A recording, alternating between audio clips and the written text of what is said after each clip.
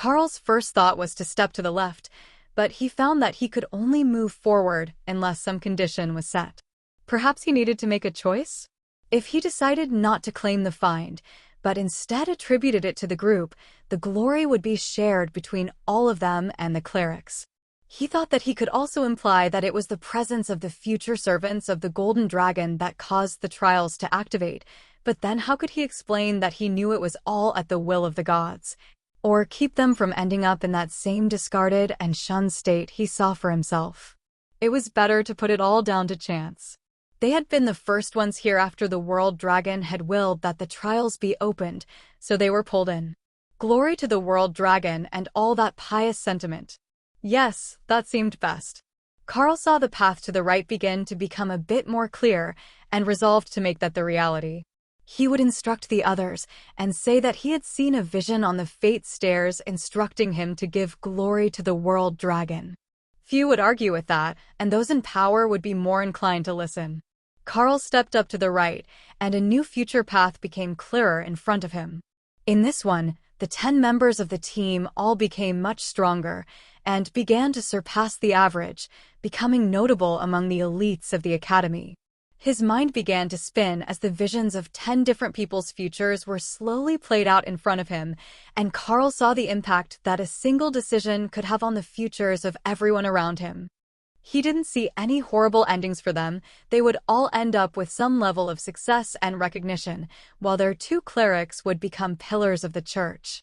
The pillars were those in favor of the gods, who could use holy magic at royal rank or higher. Each of them would gain a boon from their chosen deity, a special spell that only they could use. From what Carl remembered, the current head of the church naturally followed the World Dragon and was granted the boon of rebirth. He could bring the dead back to life, with some limitations.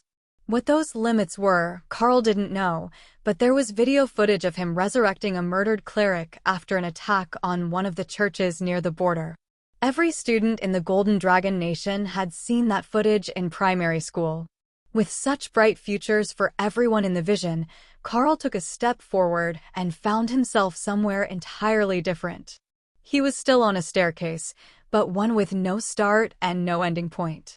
It simply floated in a sea of stars, and a sense of power and timelessness surrounded him. The first trial must have been to choose a path for your immediate future. Once you found a decision that you were content with, or intended to follow through, the vision ended. But this place didn't have any instructions. He could go up or down endlessly. It didn't seem to matter which he chose, though upward was generally seen as the correct way. You should strive to work hard and move beyond, up the social ranks, increasing in reputation. Up was used to signify all things beneficial. But down seemed so much easier. If he were going to travel indefinitely, he could certainly make it further going down than up. His strength and willpower would last longer, and he would see so much more if it were going to give him visions or rewards. Then an absolutely insane notion came to mind. This was just a staircase floating in the nothingness. The mental spaces where he kept Hawk and the others began as an empty void as well. If he simply stepped off the side, what would happen?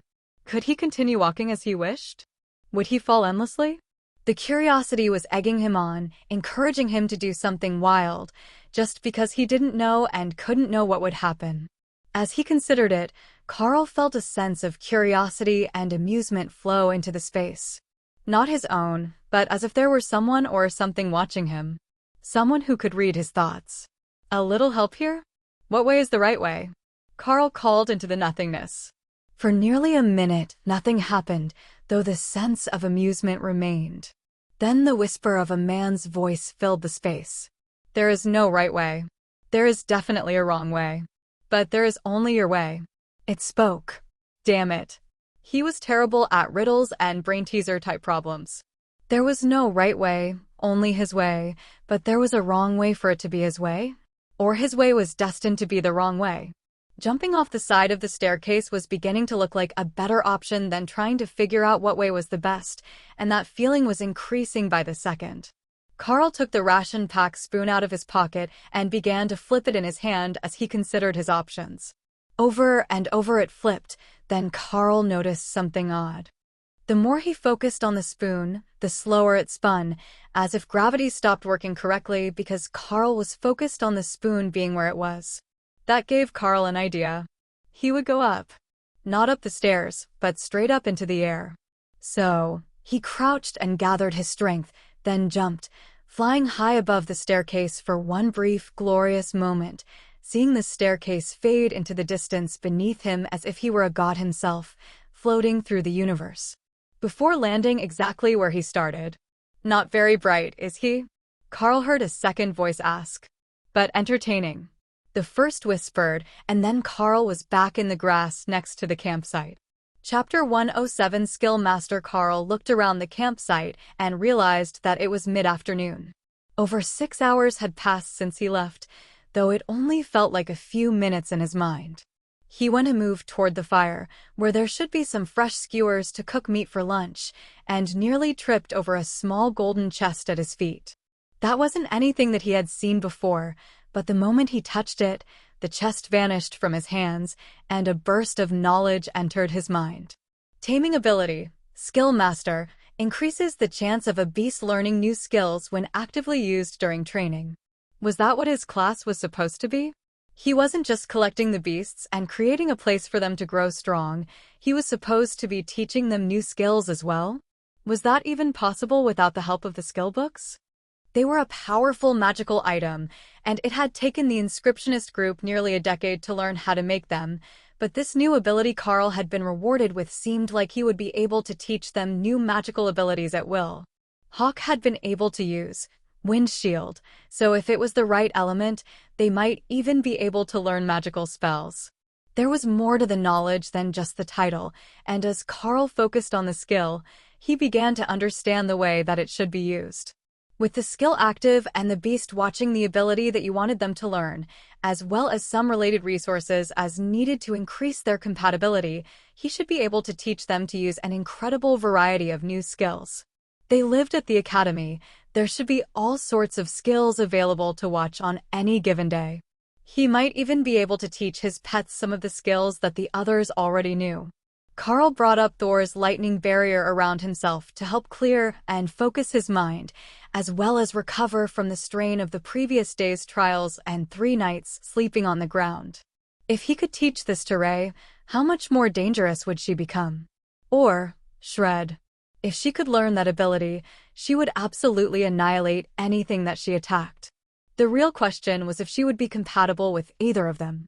Carl couldn't see Thor being capable of using offensive adaptation or rend without some major attunement, or Hawk using refreshing lightning as he needed the delicate adjustments of airflow over his wings to fly. But Ray might be able to use some new attack abilities, or possibly even fog, or a stealth skill, as her body coloration would naturally adapt to her surroundings. Just thinking about the possibilities was getting Carl excited, and the beasts weren't even finished their daily training for him to try anything. So, he passed some time meditating and improving the beast spaces while he wasn't on the stairs, giving himself a chance to compare the 2 training environments. The difference was depressingly obvious. Though he had learned the technique to improve both the size and quality of the space while he was in the trial, his actual effectiveness at it when he was not partaking in the trial was less than 1/10 as high. It would take him a month to get as much gain as he did in 2 days on the mana training stairs. But compared to before he had learned and refined the techniques here, it was still much faster. That 1 month, which would feel so long after being on the stairs, was still equal to an entire semester or longer before they had gotten this opportunity.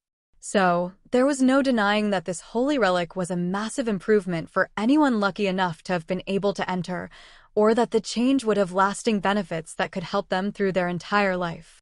As the sun got closer to the horizon, the other students began to tire of their training and prepare to head back for the night. They had gotten an incredible amount from the holy relic so far, and most of them were only staying until the day ended out of general principle. So, when the first one to come back early arrived, he wasn't expecting to see Carl sitting by the fire, and he certainly wasn't expecting the small silver box that appeared in his hands. "What is this?" He asked nobody in particular. "Try opening it. I got a gift for mine," Carl replied, eager to find out what the others would be rewarded with. The warrior pressed the latch, and the lid popped open, then the small chest vanished, and a large flaming sword appeared in his hands. This is, wow. Carl nodded in agreement. That is pretty astonishing. I don't know what you're going to do about the safety measures needed to carry a giant flaming sword everywhere, though. The boy smiled, and the sword vanished.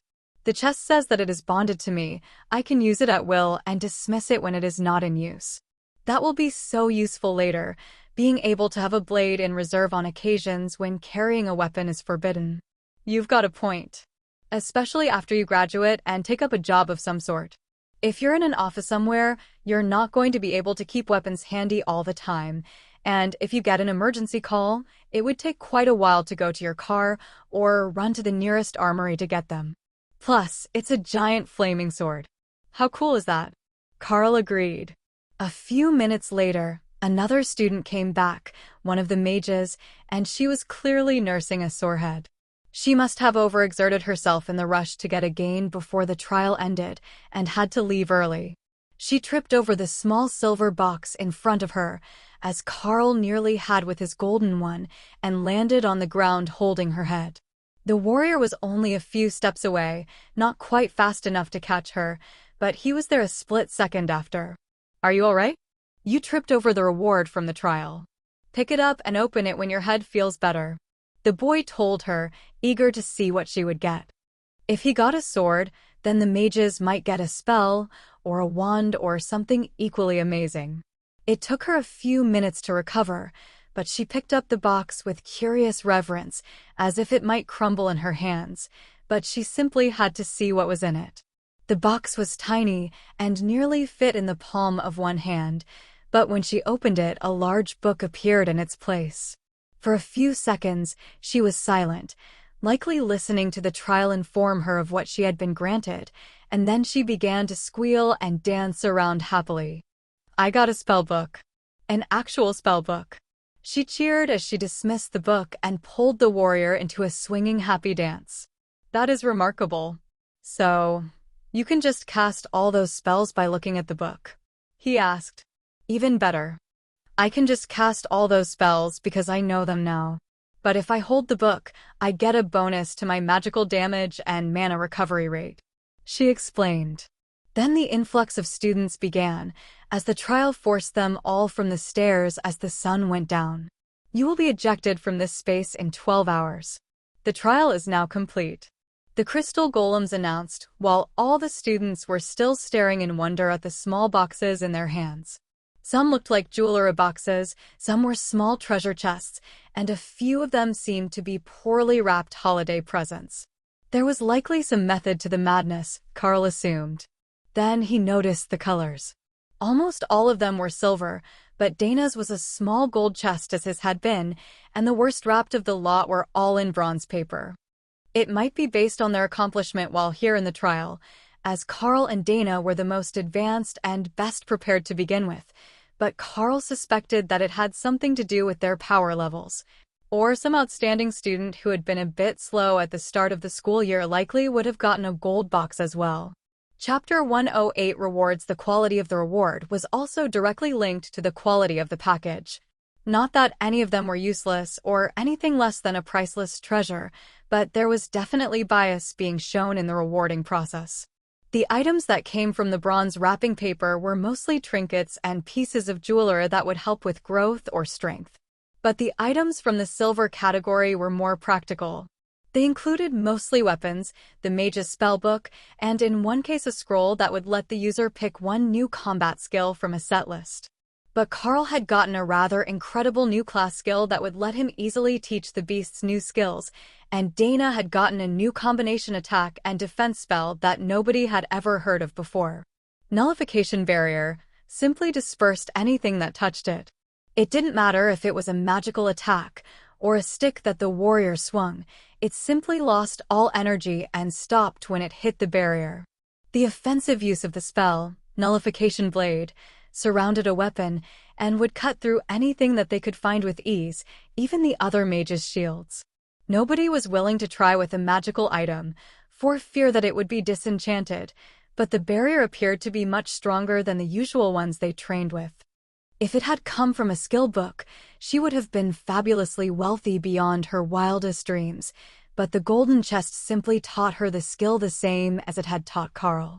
Both were what the Academy would call Tier 3 skills. Not the basics or the advanced versions of the basics, but something that was entirely new and on another power level. They were incredibly rare and often unique in the world, with only one elite having ever learned them. But more than that, they had a growth rate that scaled proportionately to their advantage. If they were twice as deadly as normal skills at Awakened rank, they would be twice as deadly as other spells when you were at Ascended and Commander rank as well. They were simply superior in all ways. Carl's was mostly only relevant to himself, but it didn't specify that the animals had to be bonded to him, and that was something that he wanted to test. Druid, sorry I forgot your name. Do you have a bonded animal? Carl asked. Not yet. Most druids get the ability, but I'm still at level 3, according to the way that druids see their progression, and I don't have that ability yet. My healing got much better while I was here, though, and I learned to use an area heal spell while training on the stairs. The druid replied, What did you get from the box? Carl asked. A staff. It vanishes when I want it to, and it applies its additional magic damage even when I am wild-shaped. He explained. Oh, you're a transformation-type druid. Never mind. I was thinking about trying to teach a druid's spirit animal a new trick when we get back to test out the reward I got. Carl explained. That made the others curious. Carl had returned first, so none of them had seen what he had gotten, and so far, he hadn't spoken of it. But if it was a transferable power, a skill that he could teach others, wouldn't that just be too powerful? If he left to join the army, he could teach his whole unit that power, which the team assumed should be at the Ascended rank, since the item type rewards everyone got were generally a rank above themselves. The thought that it might be a Tier 3 skill that would scale with his growth, and not simply a more powerful normal skill, never crossed their minds. We have some time before we are ejected, so get some sleep after you eat. We will get up early to pack our gear before we are pushed out, and then we can finish the mission and find the other plants that we came here for. Carl decided. Wait, we're still doing the mission? Even after we found a holy relic and got all these rewards, we are still going to get the plants. One of the warriors asked. Do you not need them anymore? Will they not be effective on you now that you've gained some power? Carl asked. The warrior looked sheepish, and his friends consoled him. Technically, it looked more like mockery, but what were friends for? See, we will finish the mission, and then make sure that our new friends from the church make it safely to the train with us. Now that we've found the holy relic, it is not just about getting them back safely, but they need to properly relay to their superiors the information that we have gathered about this place so that it is protected and not disturbed before the next time that it decides to let a group in. Carl explained. The cleric students nodded rapidly. They will likely want this to be kept all hush-hush. You know how it is with holy relics. If we talk about finding it, then any elite could look up our mission information and find the general area that it is in, to come here and try to exploit or destroy it. That was something that Carl hadn't considered. The church did good things for the poor, and they had the best healing magic, but not everyone was a big fan of theirs, partially because of the power that they had. Carl didn't watch the news often, but there was always someone mad about something that someone else did. It was an undeniable fact, and the church inevitably got caught up in arguments when their programs conflicted with someone else's. The students all seemed to be in agreement, and as Carl brought out a bit more of the Awakened rank boar meat for their final dinner here, the talk turned to what they might find at the other herb sites. So far, they had found 2 spots that weren't on the map, an Ascended beetle, a holy relic, and 2 refugee clerics. If they kept up at this rate, they might find the lost city of knowledge, one of the students suggested. The thought of that was hilarious. The city of knowledge was just a legend from mythology, and it was supposed to be where the young world dragon learned the power to travel between worlds to find a new home to protect. But the world dragon and its offspring were immortal, and given the nature of the legend, the city of knowledge probably wasn't even on this planet. Not that it had stopped generations of treasure hunters from going looking for it. The final meal was a larger one than usual, as everyone who had gathered food donated a bit extra for the celebration, and they made a massive pitcher of punch out of all the energy drink pouches that they hadn't been using. The plans to sleep early had gone right out of everyone's mind, and when the ever-vigilant golems warned them that they had 1 hour left before being ejected, they were all still sound asleep. Everyone up and get packed. We don't want to end up leaving half our gear here, unless you all fancy sharing tents for the rest of the journey. Carl warned them all. That got them up and moving. The boys all knew that the girls wouldn't want to share with them, and Carl was right about them not wanting to cuddle with each other in a tiny tent with a single sleeping bag.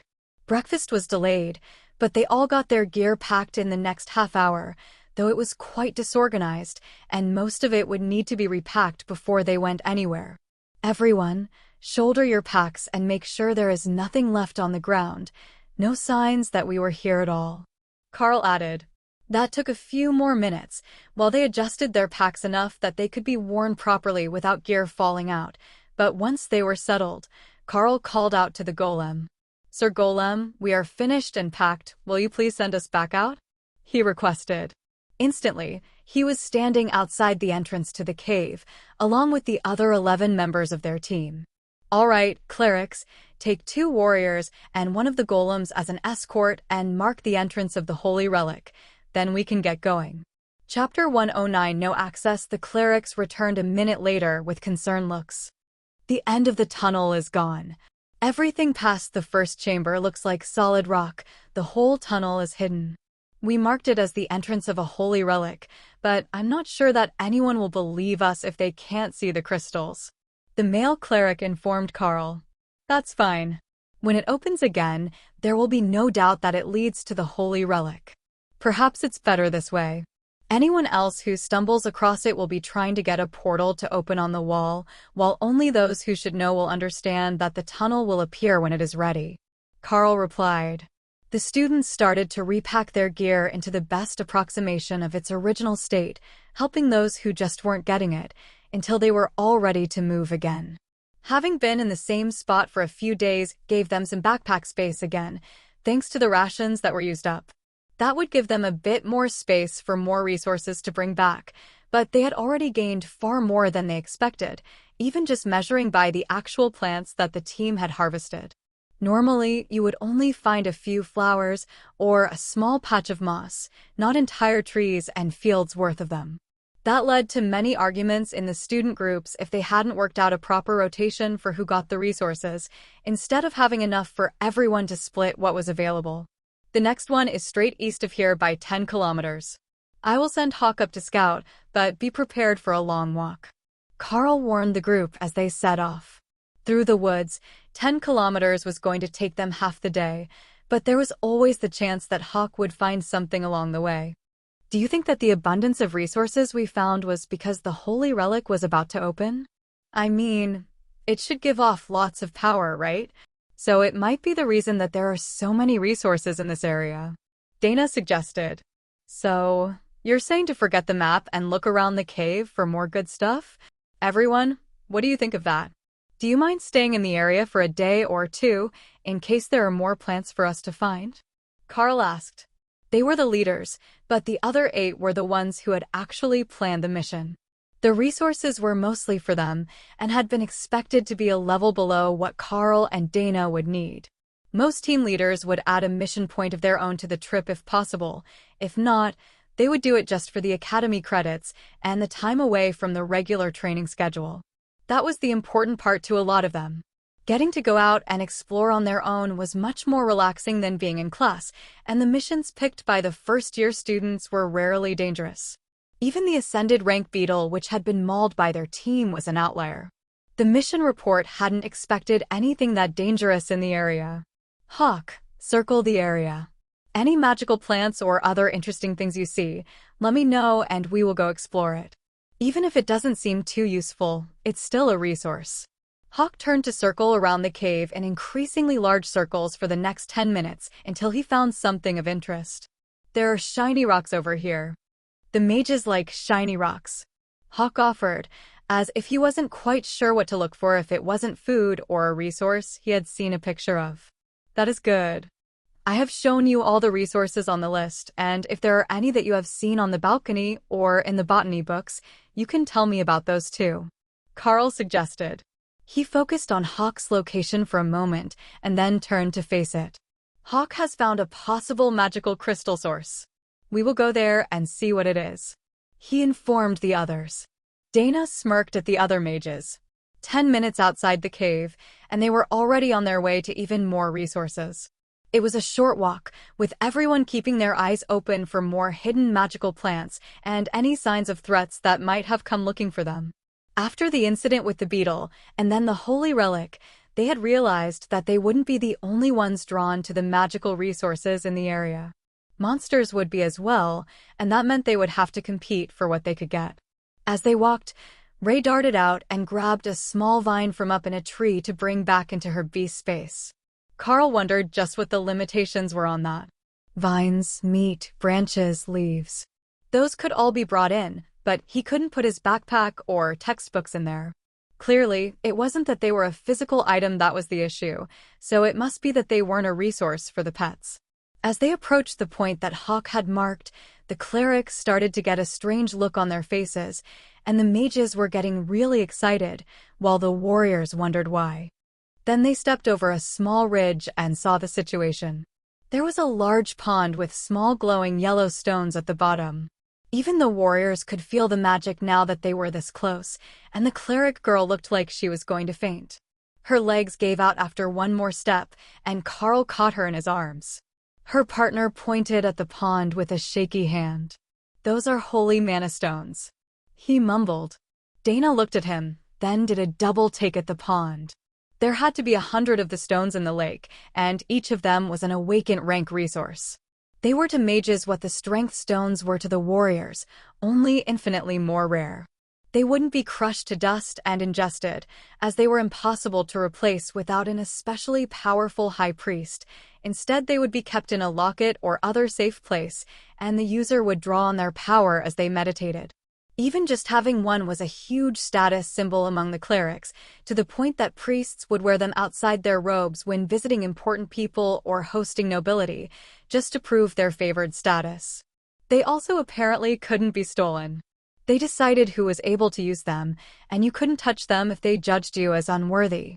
Everyone, if those are holy stones, they won't approve of a greedy heart. Put aside any thoughts of taking them all and pick one that you like. Go for that one in particular, and if it lets you pick it up, put it somewhere safe. Carl informed them a moment before they were set to run toward the pond. The cleric nodded fervently. You must not entertain greed or violence in your heart, or they will reject you. Carl jerked to the side, startled when Dana poked him on the arm. You can set the priestess down. She's awake again. Chapter 110 Shiny Rocks and Big Ferns. Thor looked out of his space and popped into reality to run across the field and splash in the pond. Well, we can say that the water is safe. Go ahead, everyone, and try not to let Thor splash you too much if you're not going to strip down to swimwear. Carl laughed. After splashing around for a moment, Thor settled into the pond with a sigh, letting just his snout show over the surface as he relaxed in the cool water. It feels so good on the scales, he informed Carl happily. Carl walked down to the pond, following the others, who were searching for a spot that felt right to them so they could pick a lucky rock. Hawk thought that it was hilarious, as he had no interest in the rocks. Nor did Ray, as they glowed and would mess up the vibe in her space. How could she be a mysterious predator in the dark and use a nightlight? You could make a walkway with them down the sides, Carl suggested. So bright. How would I ever sleep? Ray objected. Carl looked over at Thor, who was now snoring as he relaxed in the lake, and the spider began to laugh. Point taken. Carl decided he would pick a stone after everyone else had theirs.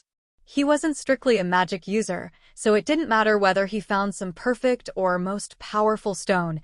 He would just pick a nice-looking one and call it a day. So, while the others put great effort into their choice, Carl focused on making a relaxation pond for Thor in his mental space. If the lightning Sarah liked the water that much, it only made sense to give him a pond of his own.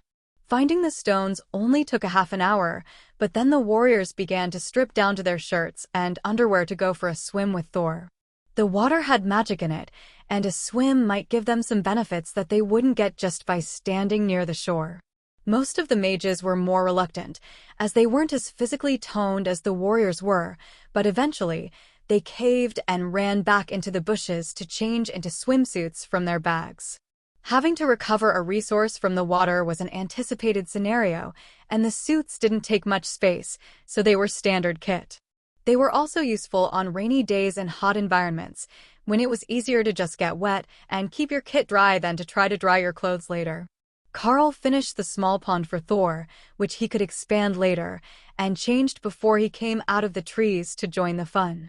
The combination of the lightning Sero, whose refreshing lightning made the water mildly charged and refreshing as he slept, and the natural magic of the pond combined to make an outdoor spa. They likely wouldn't get much more done today unless they left soon, but Karl let everyone soak for an hour and play in the pond before Hawk reported that he had seen some strange ferns that were definitely magic. Hawk has found another resource. Has everyone found what they need here? Karl asked. Yeah, give us a bit to change clothes, and we will be ready to go. Dana replied, giving the water a longing look. They couldn't take it with them, but there were still plenty of magical stones in it, so they could come back on another mission to the area and play in the water again. The holy stones that they had gathered wouldn't wear out if they just used them as a meditation focus to improve their growth, so they wouldn't need to take any more of them, just relax in the water. Once everyone was changed and shouldered their packs again, Karl called Ray and Thor back into the space. Thor was still half asleep, but Ray had only been splashing at the edge of the water, unwilling to go into water deeper than her lower torso. Like a cat, she cleaned herself. There was no need for her to bathe in a pool of water, and she didn't see the appeal. It was only when they were halfway to the next resource when Karl realized that the bottom of the pond in Thor's mental space was now lined with very real gravel and a large number of holy stones. He had taken them with him when he transferred back in, and it seemed that the holy stones didn't prevent their transfer. How does he do that anyhow? Ray asked, meaning how he let his head float with his nostrils out of the water as he slept. His nose and mouth are fully separate. He fills his mouth with air and closes it, then it makes his head naturally float while he breathes through his nose. Karl informed the confused spider. Make him stop, it's freaky. Thor snorted in amusement and moved a little, so his head was on the shore and not floating in the water. Better. The ferns that Hawk had found were a primary ingredient for healing potions, a thick stem filled with numbing gel that could be used alone as a painkiller ointment, but when combined into the potions by witches or other healing classes with alchemy skills, they would be able to heal major injuries almost as well as the expensive medicines that the doctor in the frontier town had provided to Karl. These aren't easy to store. Does anyone have extra glass jars for the gel? One of the witches asked, hopefully. Each of the warriors dug in their bag and took out one of the specimen jars, then realized just how inadequate they were for the task. The jar held half a liter, which seemed like a lot, until they realized that the stem of the fern branch she wanted to drain was taller than they were, and as thick as their leg. Karl thought about the issue for a moment, then unpacked one of his jars and went to a smaller fern branch. A slice of rend cut it off past the first branches, where it should likely regrow, and then he stuffed the bottom of the thin stem into the jar, holding all the gel inside. There. Problem solved, he announced. I never thought of that. We will look silly with fern branch flagpoles on our backs, but it will give us so much. I mean, so much. The witch cheered. Karl passed the jar of fern to Thor, who looked at it for a second before realizing it was medicine and not food. That was interesting. He couldn't put the jar in the space empty, but with medicine in it, he could. The witch was staring at him now, so Karl shrugged. I can store food and medicine in the same mental space where the pets rest. Just food and medicine so far, but that's where I put the fern. The witch made a pleading look, then looked down at the pile of jars. It would be a nightmare to try to carry 10 of the meter-tall smaller fern plants, but sitting in Thor's space it wasn't an issue. All right, I will give them back when we're done the mission. Karl agreed. They stuffed ferns into the jars that had been donated to the witch, and then cut down one extra fern and portioned the gel between everyone, including the clerics, who had leather pouches instead of jars. They didn't seal as well, but they folded flat and didn't take up as much space when empty. Now, we've all got medicine rubs, so let's look for more resources before we go home. Not too much more, though. We're all out of space. The students laughed. There was no better problem to have during a resource-gathering mission than finding so much that you couldn't carry it all. Chapter 111 Go around the group headed out toward the next likely spot that Hawk had discovered, which turned out to be on the far side of a swampy riverbed. The river itself was shallow and slow-moving, but the marsh didn't look like a pleasant place to cross, and it would be the home to at least a few monsters. Hawk, how far is it to go around to a better spot to cross? Carl asked as Hawk detailed the route. Far, but there is another good thing over there. It is further, but you can get it then come to this one. Hawk suggested. All right, lead the way. Good and bad news, everyone. That marsh doesn't look fun to cross, but Hawk found another spot. It will be a fairly long detour, and then we will come back for what he found here. Were there any other resources on your list that you absolutely need? We can make them a priority. Carl announced to the group. The warriors shook their head. The moss was the essential one for us. Dana smiled and touched the holy stone that she had tucked in an amulet on a chain around her neck. The mages found something much better than they came here for. The holy stone can replace the original resources. Excellent. I noticed that this next stop is near the train tracks, so we can pick it and then return to the academy. There's no need to go overboard when we can just apply to go out again. If the results are good, they should approve our second trip to the same area, and this is remote enough that not many will travel through here before we can get approval. Carl suggested. But next time, we bring large sacks for all the extra loot. I'm already considering using my coat or the rain cover for my backpack to get more storage. One of the warriors agreed. The mages were a bit more reserved. They didn't have supernatural strength. Even if they wanted to carry more, their packs were heavy. The prospect of applying for another trip as soon as they returned, as a group which included proper leaders, was appealing, though. With Carl and Dana on the list, they might get approved to head out in the next few weeks for a second mission to get what they couldn't this trip. And that would give them an enormous advantage over students who were still waiting to find a chance to head out on a field excursion. That was the hardest part of arranging a mission as a common rank elite. You needed an escort, and the escorts all had better things to do. Most of the Awakened rank students would be looking for Ascended rank students to lead them on more dangerous missions, while the Ascended rank students would be petitioning to go out with teachers on their own training exercises. Even if that failed, entire missions of Awakened rank and higher students were an option, so the chances for the common rank students to get a leader were far lower than the number of students looking to go on an excursion. The most common reason one would agree was because they wanted something in the area and didn't want the competition of a stronger group. Not out of altruism or a fondness for the new students. It left all the junior students scrambling to find a senior in a good mood or who needed something near the things that they needed. Sometimes there was an overlap, as some resources would be useful to nearly anyone, but that was fairly uncommon when viewed across the entire population of the academy.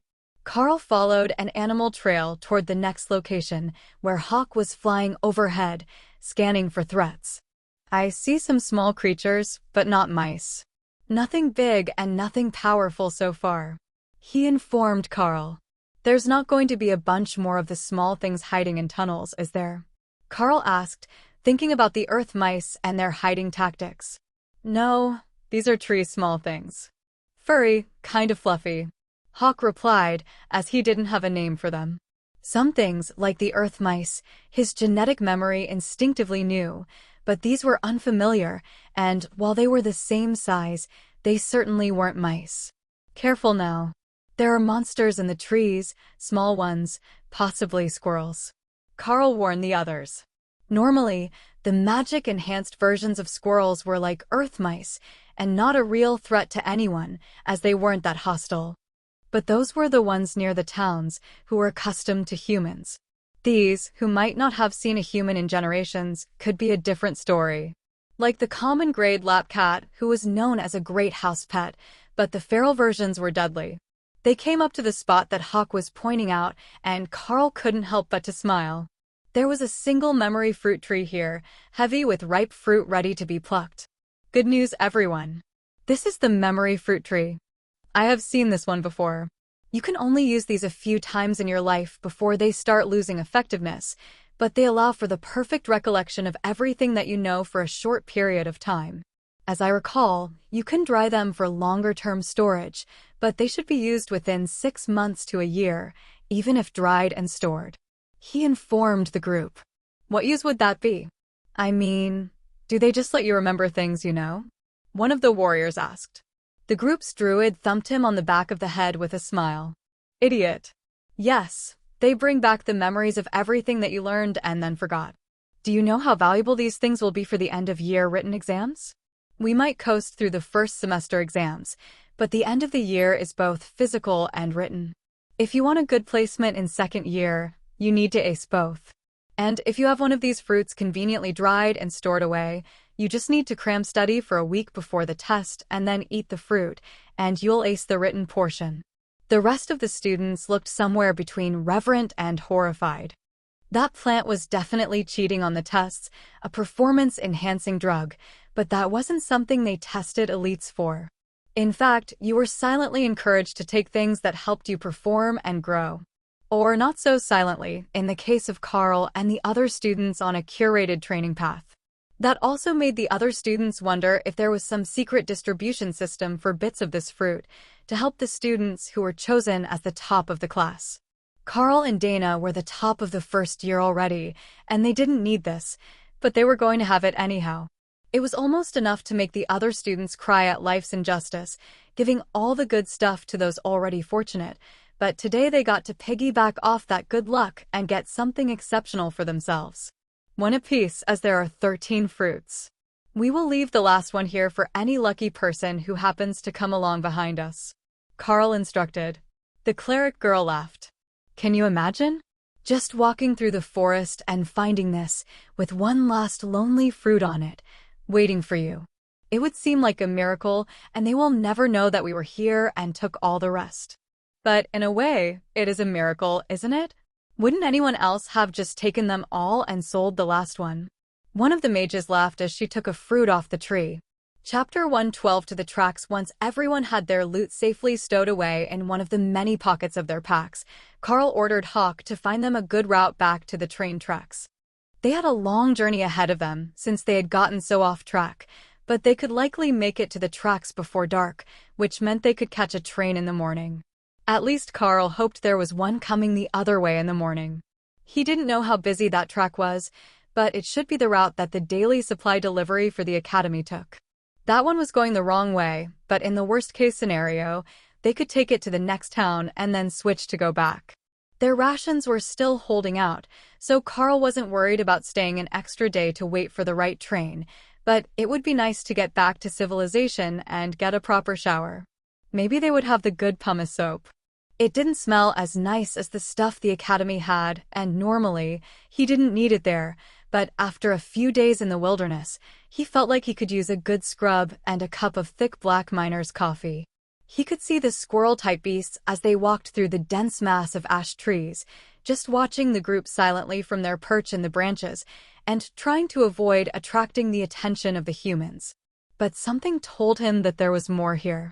Something that Hawk couldn't see from the sky. The woods just had a feeling like that, as if he was being watched, and Ray agreed, though she hadn't found the source either. The others seemed unaware, so it might be a creature with its attention directly on Carl, but it could just be his heightened senses giving him an advance warning of danger. The beasts couldn't always explain how they knew that there was a threat. They just sensed it, and now Carl did too. Then, a kilometer from the memory fruit tree, he found the first signs that there was something large enough to threaten them. There were claw marks on a tree trunk, over a meter above his head. Anything that could leave claw marks up there was bad news, even if it was something that could fly. Carl would have said, especially if it was something that could fly, but they had Hawk with them to help with flying predators. He didn't need to warn the others about the chance to be attacked, The claw marks were enough of a warning, and their progress slowed even further as the group did their best to move in a defensive formation, so they weren't ambushed.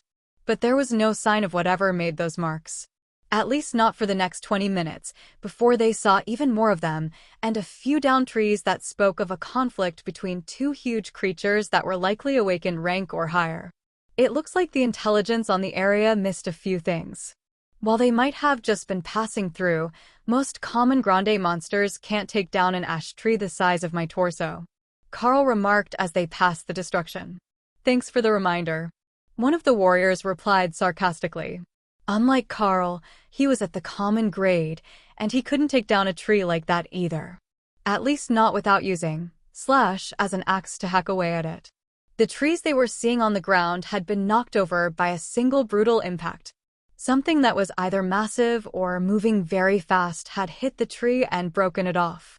Then there were torn up chunks of ground and more signs of combat, including burn marks that had to be from an ability, and some random slice marks on the branches overhead. What in the world happened here? Dana muttered as she looked around, instinctively pulling her golems closer to her. Web audio announcements. If you want to listen to hundreds more books like this, please visit our Discord channel. Simply create a ticket or go to the guide section, or simply just ask in the chat. We have plenty of active members that are more than happy to help. I have personally built something that would give people very stable and easy access to these type of audiobooks. Hope to see you there. Link in description below. Thank you. One of the other mages moved up to scan the area, touching the broken stumps and making gestures toward the slashes as she moved about. My guess is that this was an elite battle. It's not fresh. See that bit of moss growing in the broken tree stump? It's at least a week or two old. The slashes on the tree suggest that it was a warrior-type class, and the broken trees say that whatever they were fighting was significantly larger than human-sized. So, they might have cleared this area of the real threats before they reported it to the Academy as a lower-risk gathering area for resources, she suggested. One of the warriors rolled his eyes at her determination. And you determined all that by what? Dancing around the area a little. She shook her head. Come over here and bring out your sword. We don't really have anyone big enough to be the opponent that was fighting here, who could leave claw marks 3 meters in the air, but follow my lead. She placed him where she wanted, then began to reenact the first few moves of a fight scene, stopping to point at marks on the trees as she went. Then he was forced back, and there are those slices in the branches. My guess is that he was knocked over and attacked upward at the beast. It matches with the torn-up earth right there. Then, a few more attacks, and he sent the beast flying into that tree. She explained. Never underestimate a detective drama nerd when they say that they can recreate a crime scene. One of the other mages laughed. Carl smiled and nodded. I believe she's right. It matches, and if Thor was bigger, I think that we could see just how close it would be. The creature was likely fighting in a bipedal manner though, a bear or something similar. Yeah, I was happier not knowing that. The warrior who did the reenactment commented. Well, at least now you know what to look for. We're halfway to the railroad tracks, so just keep moving and stay alert. Once we're there, we can rest and wait for the train to come. Carl reminded him. The sooner, the better. The warrior agreed as he got back in line and everyone prepared to move again. Now they were barely making any progress as everyone was so nervous, but Carl and Dana kept pushing them forward, preventing them from stopping for every noise in the forest. If there was something the size of whatever broke the trees, Hawk would have seen it, and he was only reporting fun facts about the tree monkeys and other small random creatures he was seeing. But as they got closer to the tracks, the strange sense of being watched continued to grow, making Carl increasingly nervous, despite the forest seeming otherwise peaceful. The reason for that eerie feeling became obvious when Hawk finally expanded his search far enough to reach the railroad. There are people here. Lots of people in white. They look very angry about something, and they're just standing around the metal road. That didn't sound good, but they might be the rescue party that had come for the high priest. Stay out of their range, but return to the beast space if they've seen you. They might be looking for the beetle, or any other monster in the area. I will call Thor back in as well. Carl replied. I am on my way back. They definitely see me up here, they just can't reach me. Chapter 113, They Weren't Alone. Chapter 113, They Weren't Alone. Carl tried to focus on Hawk's memories of the people at the railroad tracks, but he couldn't get a clear image.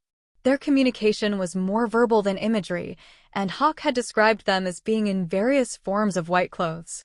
That sounded like clergy, but he couldn't be certain. All right, everyone, the clergy group up ahead may or may not actually be clergy, and they might be here with ill intentions. Hawk got a weird vibe from them, so we should be cautious approaching. They are at the railroad, though, so unless we make a large detour and stay back in the trees, they will see us waiting. Carl informed the group. They shouldn't have any reason to be hostile to us. The cleric boy reminded them. One of the warrior boys frowned. You mean other than the missing high priest? I know it's not your fault, and so does everyone else here, but the question is if they're going to listen to a bunch of trainee elites when one of their own is missing in the area. One of the high priests had his carriage robbed while he was in my town, and the church was not happy with anyone. Put like that, it would be best to be careful how they phrased the first interactions with the group up ahead. Everyone turned to Carl, and Dana smiled at him. Well, good luck, team leader. We're counting on you to make a good first impression, she announced. Fine, I will go talk to them. Everyone else, wait here for me to return. Carl sighed. Carl walked the last few hundred meters to the tree line and then out into the open, covering the last half-kilometer to the railroad tracks, where roughly 50 men in clergy uniforms were gathered. There were 2 high priests that Carl could see, and 4 young boys, about the age of the 2 students that they had rescued, along with the 50 clergy guards. Hopefully, this was the group from the seminary academy that had been out gathering resources. The closest of the guards raised his fist in a silent greeting, which Carl returned as he walked. If he recalled right, that was done by guards and soldiers so that their voice didn't attract monsters or the enemy. Once he got close, the guard began to speak. Who might you be? All alone out here in the woods? The middle-aged guard asked. Not all alone, just cautious. I take it you're with the seminary academy, out to gather herbs. Carl replied. The guard nodded, and his gaze turned curious. You met with the missing team, or you wouldn't know that. Are they all right? Where did you see them last? Their escort has been killed by an ascended rank giant beetle, but I brought the students with me on our mission for safety. We happened to discover a holy relic, and when one of our team touched the crystals, we were pulled into a world dragon trial instance, as the guardians of that place called it. Carl explained, skipping most of the details to get the important part out. A trial instance? What did it look like? The closer of the 2 clerics asked eagerly. A forested space with a gigantic golden pyramid temple in the middle. There were stairs up the 4 sides, testing your strength, magic, willpower, and fate. We remained there for 4 days, until it kicked us out, but I got the guardian golem to tell me that it opens at the will of the world dragon, so it's not broken or anything, just waiting. Carl explained. Before you 2 go on a tangent, where are the students? The guard asked. And did you find the body of the high priest? The other cleric asked. I found the body, partially eaten by the beetle. I have it with me so it could be given a proper burial. The students are with the rest of my group. I can go get them. Carl replied. Why so cautious? The second cleric asked. Not to sound rude, but we are trained to be cautious of everything out here in the wilderness, and we couldn't be sure that you were really from the church just going by the fact you wear white. I didn't want to put my team at risk. Carl replied quietly. Understandable.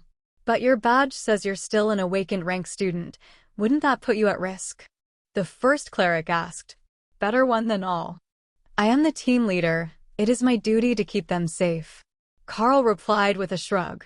The guards nodded in appreciation for a good leader, though their attitude seemed a bit insulted that he appeared to think that he could take them all at once, even if it was just long enough to escape. Even if as an awakened elite, he was one, and they were 50 with holy magic from the clerics. Really, Carl was just trusting in his physique and lightning shield to make a break for it if things went wrong. If you would please go get the rest of your team, there should be a train here in the next 2 hours. We were going to return and call a search team, but if you have them with you, we can all return home. The closer of the two old clerics suggested. Of course. I will go get them and I will be right back. Carl turned to walk away and sensed both Thor and Hawk in their spaces, watching the group as he disappeared back into the trees. They're not following you, but they're watching closely. Hawk informed him. All right, that's normal. They're expecting me to come back with their students. Carl walked back to the group and gestured them forward. There are 2 more clerics, I think they're high priests, as well as 4 boys about your age. They have 50 guards with them, and they're waiting on the train to go back to the school. The 2 young cleric trainees gave each other a high five. Did you explain about the holy relic? Because they're going to be able to sense the holy magic as we approach. The girl asked. I did. I didn't go into much detail, but I told them that it existed and that you 2 were safe. Carl explained. That should be enough. Are we going now? Carl nodded and turned back to the treks. Everyone, follow us. Same formation as usual. Keep the mages and clerics in the center of the triple file. We're heading toward a group of career soldiers, so try not to make yourselves look like the brand new students that you are. The team laughed at the notion they might look like anything but a bunch of first-year students out on their first mission. Sure, they had grown in power a lot since they arrived at the Holy Relic, but that didn't make them any more experienced about being out in the world. They exited the trees with Carl in the lead, and he could see that the clerics were actively looking for the 2 students. Then, as they got closer, the 2 priests got a strange look and began to search around in every direction. Is there something wrong? Carl called and motioned for the team to stop. I sensed holy magic. There is someone else here. One of the clerics called back. He was clearly nervous that someone was following them, so perhaps they had come across something good as well and didn't want another claiming the credit for their discovery.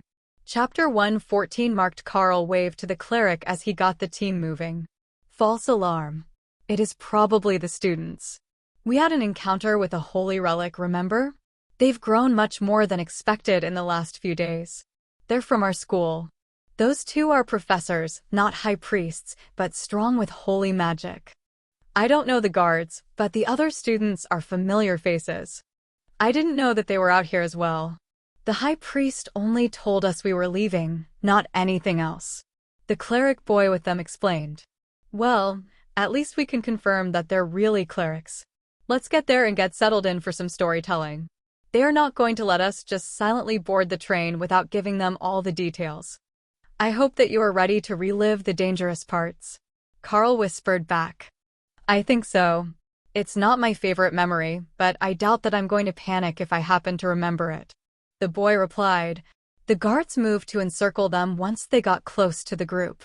They were all facing out, alert for some sort of danger, and definitely not threatened by the students. But Carl still had that creepy feeling, like something was wrong. Only now that he was close, he could tell that it wasn't coming from this group of people, just from this area in general. So, he didn't relax, and he prepared to bring the refreshing lightning barrier up as soon as he sensed a threat. Calling the beasts out would be a last resort, as he would have to explain to all the soldiers beforehand, but keeping the barrier up shouldn't be too much of an issue. Everyone expected the elites to have some sort of supernatural powers. The 2 clerics came over to the group and began examining the students they had rescued, while the other 4 students looked on in envy. Even they could sense the power from the 2 newly arrived students, and it was obvious that they had been gifted with magic by the trial. This does pose a bit of a dilemma. It is holy magic, but so much of it might make the government believe that they are serum awakened, and not just common clergy. The older of the 2 sighed. Is there a distinction within the church? Carl asked, hoping it wasn't rude. There is.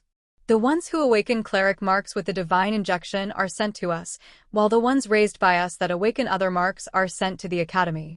There weren't any last year, only one got a mark, and it was a cleric, but our group does not have many students to begin with. The priest explained. The other 4 boys nodded in unison. There are only 8 of us in our year for the whole region. One of them offered. That made sense. The seminary academy was normally raising selected orphans as priests and nuns to help keep the church running, not to become elite magic users. The main orphanages were in the big cities, where there was the most need. The fact that some of their intended helpers did gain exceptional levels of holy magic either from the serum or from their faith was just an added benefit. If I didn't know better, I would say that you were awakened by the serum. Have either of you gotten a mark on your body after the trial? The cleric asked. Both of them carefully took off their gloves, revealing the mark of a bishop's scepter with a dragon wrapped around it. That wasn't the mark that the cleric in front of them had, Carl noticed. His was a simple ankh, a cross with a looped top on the back of his right hand, but these two were much more ornate and detailed. They were also larger. Much like Carl's claw marks, they took up an entire forearm. But the cleric knew what they were right away. You, team leader, do you have an emergency phone? He asked. Of course. Do you need to make a call? Carl replied. Dial 777, and when they pick up, put us on speakerphone. The cleric instructed. Carl did as he requested, and the phone only rang once before being picked up. Speak. The person on the other end replied. Cleric class Professor 867-5309. The priest replied as soon as Carl hit the speaker button. Verified. What is your emergency? The bored voice asked, sounding nothing like it was an emergency. 2 dragon priests found. Awakened at a holy relic before the serum injection. The priest replied. 8 minutes. The voice informed them, then hung up. Carl looked at the group, who mostly seemed as confused as he was. They're not really talkative, are they? Carl asked. It's better if they're not. Remember that number in the future, it is the direct line to the Holy Inquisition. They're the church's version of special forces, and a number of especially devout elites work with them to prevent damage to sacred sites or attacks on traveling clergy. The priest informed him. Well, it looks like we will be separated very soon, so let me be the first to congratulate you both on your awakening. From the response, I would say that your class is a good and well-known one, so your futures should be secure. Carl congratulated the 2 students who had kept their awakening to themselves this whole time, though everyone had known that their magic was growing more powerful even before their eyes first glowed with golden light. Do you know what dragon? The priest asked the students, who shook their heads. Dana raised her hand. I think that we do. Their eyes glow golden in the dark. The guards looked reverent at those words and shifted their defensive postures, as if they were ready to guard the 2 students even against the other clergy. Then thank the gods we called the Inquisition. I was not looking forward to facing the Academy matron, or worse, the Grand Priestess, to report that by myself. The second priest muttered. Carl and a few of the guards couldn't help but laugh. Some things were truly universal, and one of them was the aversion to being called out by your superiors. Even if you hadn't done anything in particular wrong. They were beginning to relax and count down the minutes until the reinforcements arrived, when the creepy feeling that Carl had been getting intensified, and now even the clerics and mages were feeling it. There really is something else out here. Everyone on guard, I feel a disturbance in the mana flow. The leader of the guard troop announced.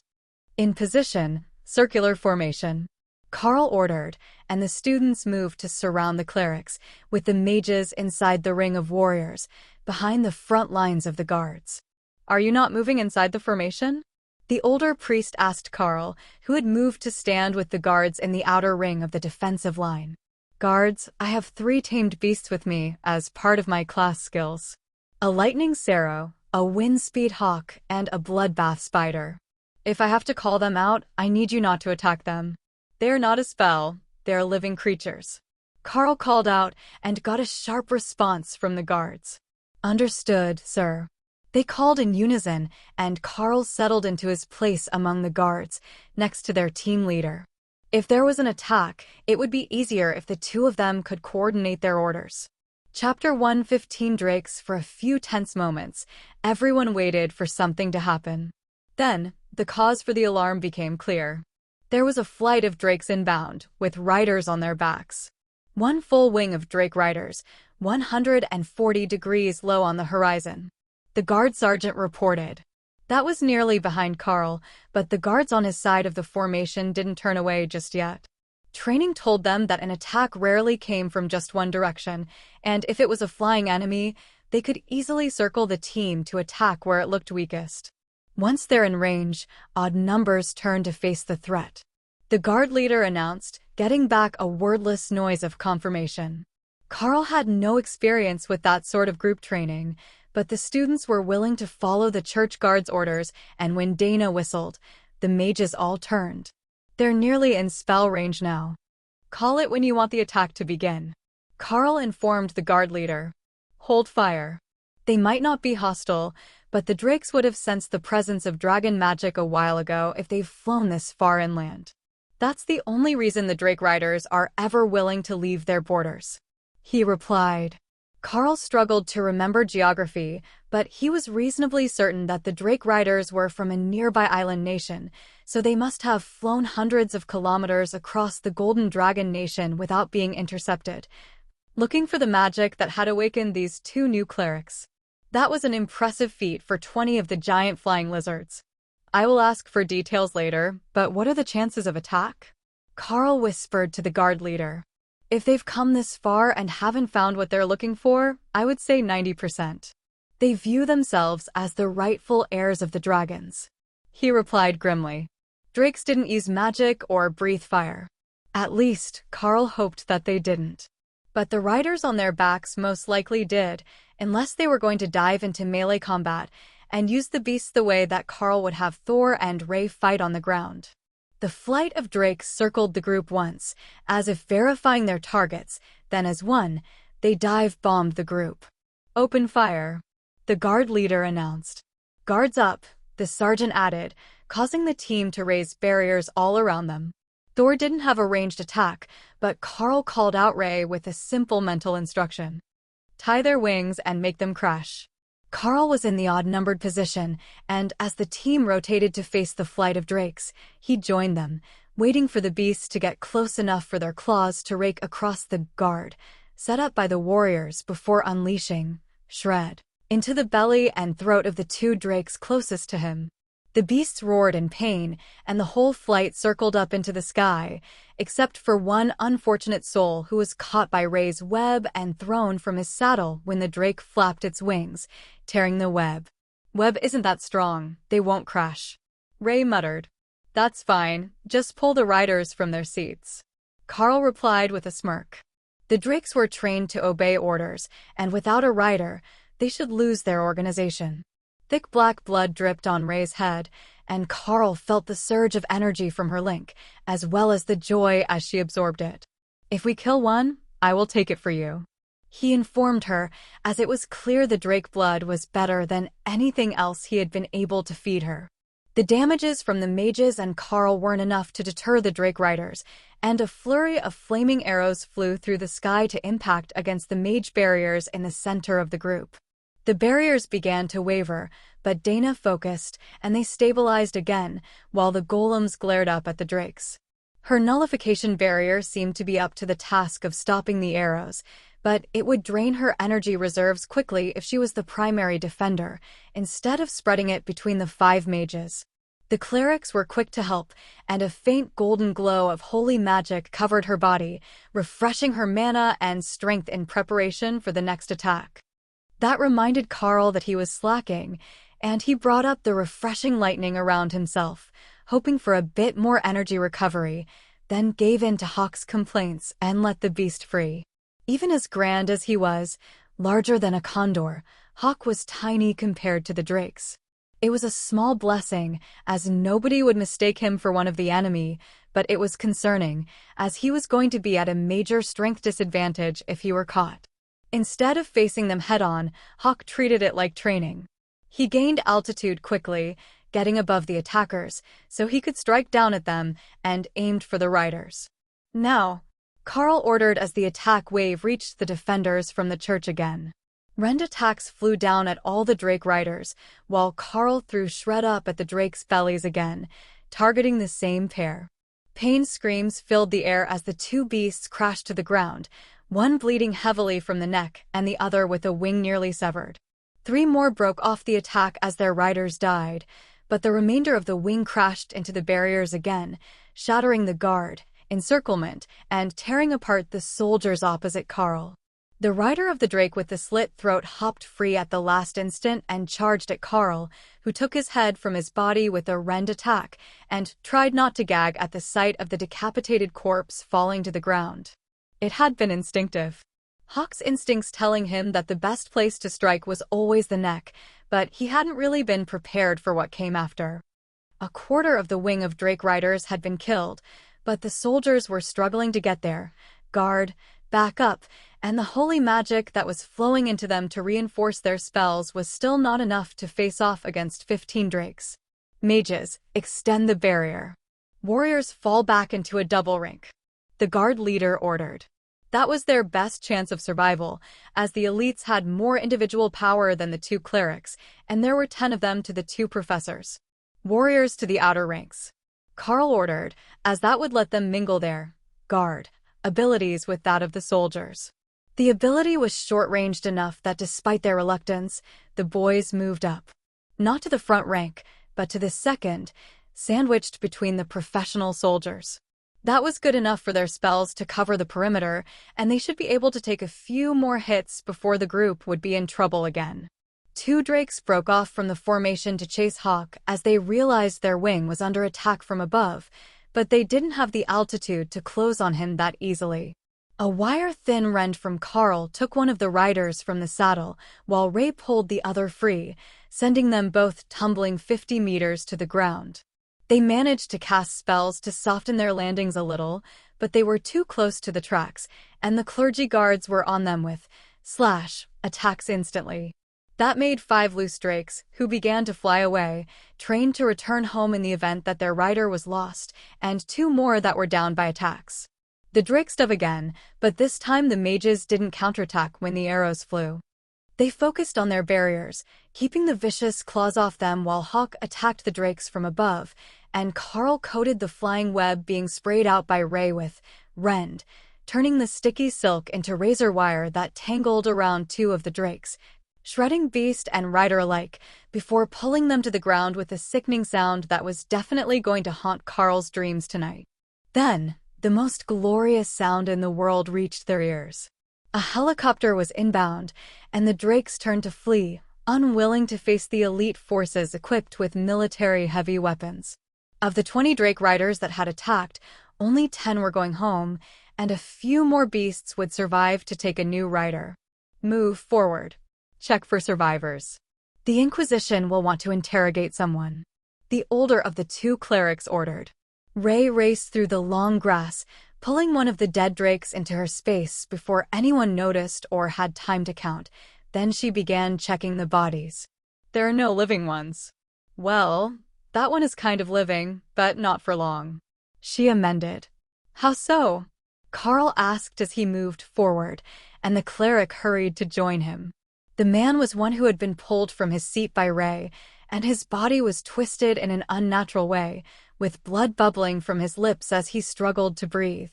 The cleric got right to work, casting a healing spell on him, and then forcing a potion into his mouth to stabilize his condition. Carl hadn't realized that the clergy could do that. Bringing a man back from that close to the edge of death was worthy of being called a miracle, and it was happening all over as the other cleric and the students were working to save the clergy guards who had been mauled by the Drakes or who had taken a magical arrow. Chapter 116 recovered the Drakes were faster than the helicopters, and both were rapidly fading into the distance as the clergy did their work, saving 1 attacker and most of their guards. Then they waited. And waited some more until the Special Forces team gave up the chase and returned a half-hour later. From the look on their faces as they stepped out of the helicopter, it was not a triumphant return, and the Drake riders had escaped their pursuit, but it was still good to see them. Priests, students, and who might these be? The large man leading the Inquisition team asked. A gathering team from the Divine Golden Academy, led by the awakened students Carl and Dana, here to gather herbs, sir. Carl replied, as he was the closest of their team members. 2 awakened team leaders for a resource-gathering mission? The Inquisitor asked. Yes, sir. We're all in our first year, so they send an extra awakened member on this common grade mission to make up for our inexperience. Carl explained. That seemed to be enough to mollify the Inquisitor, who just nodded in satisfaction as he looked over the team. It looks like you're all the leaders of this year's class. Congratulations on your acceptance by the Divine Serum. The Inquisitor replied. The World Dragon smiles upon us. Carl agreed. The two cleric students who had been with him nodded enthusiastically, and even the Inquisition smirked at that reverent response. The group had discovered two dragon priests, more correctly, a priest and a priestess, as the Inquisitors began to realize. If that wasn't proof of the World Dragon's favor, then he wasn't sure what qualified. We will need to extract the entire team at this time. Notification has been sent to the Divine Golden Academy, and they will come to recover their students once we have had an opportunity to speak. The Inquisition team leader announced with a gesture toward the helicopter. The clerics looked nervous, which made everyone else nervous as well. What if they know that nobody else did? The team hadn't done anything wrong, so surely there was no need to be frightened, Carl thought as he called Hawk and Ray back into their space for the trip. Both had stolen Drake bodies for later, which someone would certainly notice, as the scales were incredibly valuable, but that could be discussed once they got back to the academy, as they could also be counted as a strengthening resource. Many scaled beasts used potions with the scales of dragon-type beasts to help their growth, and Carl had Thor, who might be able to get something from the exchange. Can you show me the marks? The leader of the rescue team asked, looking at the two newly awakened clerics directly. They both pulled up their sleeves and the man smiled, then gestured toward the helicopter. Everyone in. We've waited here long enough. As soon as everyone was in the large, twin-bladed helicopter, it began to move, not even waiting for them to get buckled into their seats.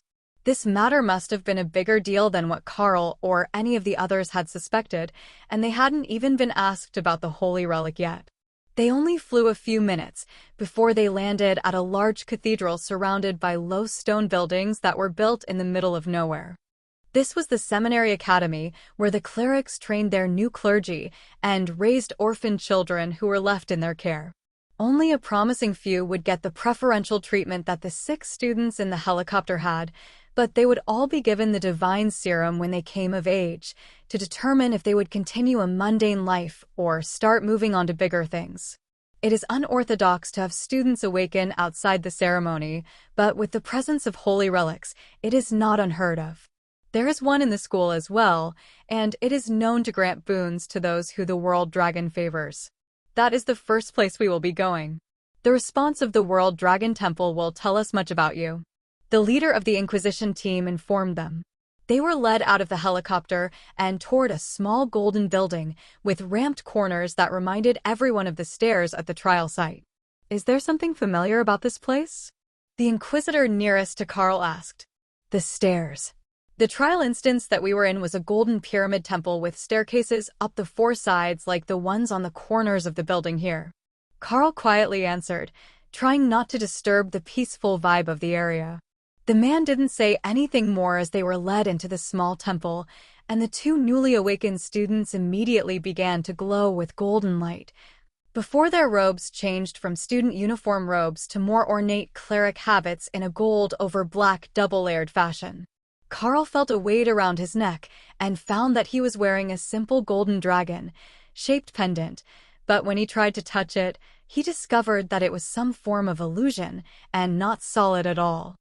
The Inquisitors moved through the group, looking them all over for some sign of the World Dragon's favor, and then quietly escorted the other 4 students out of the room. They weren't taken anywhere, just left by the door, which was closed in front of them without a word. Only when the doors were sealed and the priests who had been in the temple had moved to guard them did the Inquisitor speak. It appears true that you all did undergo a trial in a holy relic. Those pendants are a mark of lingering favor, and the design tells us how you did in the trial. Congratulations to you all, and we do hope that you enjoy the rewards granted for your hard work. Now, we will be bringing you individually to speak of your experiences so that we can get a clear picture of what the holy relic is and how it functions, or possibly when it might open again. A team has already gone to secure the location, and they will verify your stories. The Inquisition team leader informed them. That explained why the others were sent out. They weren't with the team, and they didn't have the rank of the priests to stay in the room and hear such sensitive information. Who would like to go first? The Inquisitor asked. Carl raised his hand. I will go first, if there are no objections. The students looked nervous as Carl was led into the other room, where two large men, shirtless in black leather pants, were standing on either side of a metal chair with arm rests. Carl wasn't an idiot. He knew that this was an interrogation room, not a friendly meeting with new friends room, but as long as he explained clearly, he didn't see any reason for there to be a problem. Most of the intimidation of the room came from the knowledge that you had something to hide, and Carl really didn't have many secrets. At least, he assumed that was why it was supposed to be horrifying, as the room was immaculately clean with no signs of prior use, other than the scuff marks on the floor by the chair. The man who escorted him and gave Carl a friendly smile as he settled into a folding chair facing the metal one Carl was led to. All right, let's start at the beginning. I mean the very beginning. Who are you? Where are you from? And what was your life like before you found out that you were compatible with the divine serum? The Inquisitor began. Well, my name is Carl. The working people of the mines don't customarily give family names. I am in the first year at the academy now, from the most recent batch of serum candidates. I was going to school on the standard 4-day schedule and working 6-quarter shifts in the mine a week, as the rules allow for students. I can't say things were all that bad. My mother was a good cook, and my parents hadn't run up any debts that I know of. Carl began, then paused, unsure what else the man might want. The Inquisitor nodded. You don't hold any resentment against the mine owner? Carl shook his head. I've never even met the man. Or perhaps it's a woman. The foreman is a good guy, though. His daughter was in my class, but she didn't have the compatibility. How has your time at the Golden Divine Academy been? Are you making friends? Carl smiled. Very much so. I've been advancing faster than most, so I keep getting moved between training programs, and everywhere I go I meet more good people. Why do you think that is? The Inquisitor asked, taking notes on a paper pad. I have a theory that everyone who gains the favor of the World Dragon has something in common. Have you noticed that there are suspiciously few douchebags in the first-year classes? Maybe not. I don't know if you were a student, but the truly cruel and the bullies don't seem to have made the cut. Carl explained. The Inquisitor looked like he was about to laugh at Carl's seemingly naive response, but as he thought about it, it was true of the first years. They came in decent and only really devolved as the year went on and the power differences began to appear, which caused resentment, bitterness, and envy. By the second year, the cliques had fully formed, but at the start of the first year, as Carl was experiencing, his classmates would all still be somewhat starstruck and hopeful. Now, I need every single detail of your mission. The wording, everyone involved in its assignment, and anything else you can think of. The Inquisitor demanded, turning serious, but softening his voice enough that it didn't sound like a threat. Chapter 117 question. Carl thought about the question. Who all had been involved? I proposed to my personal tutor, Sergeant Rita, that it would be better for my development if I could get out for some practical training. There is only so much I can do in the limited environment of the academy, and she discussed it with the agents from the Bureau of Elite Development, who agreed to the mission and picked the one I was assigned to. The Inquisitor looked confused. What was a Bureau agent doing there? Carl shrugged. There are 2 of them assigned to me. One is there all the time, either a mage or a warrior. They took me on the trip to find my second and third beasts, then approved this as my first student mission. The Inquisitor looked like he was getting a headache. Back up a step. When did the Bureau first start showing an interest in you? Carl shrugged. A few weeks ago?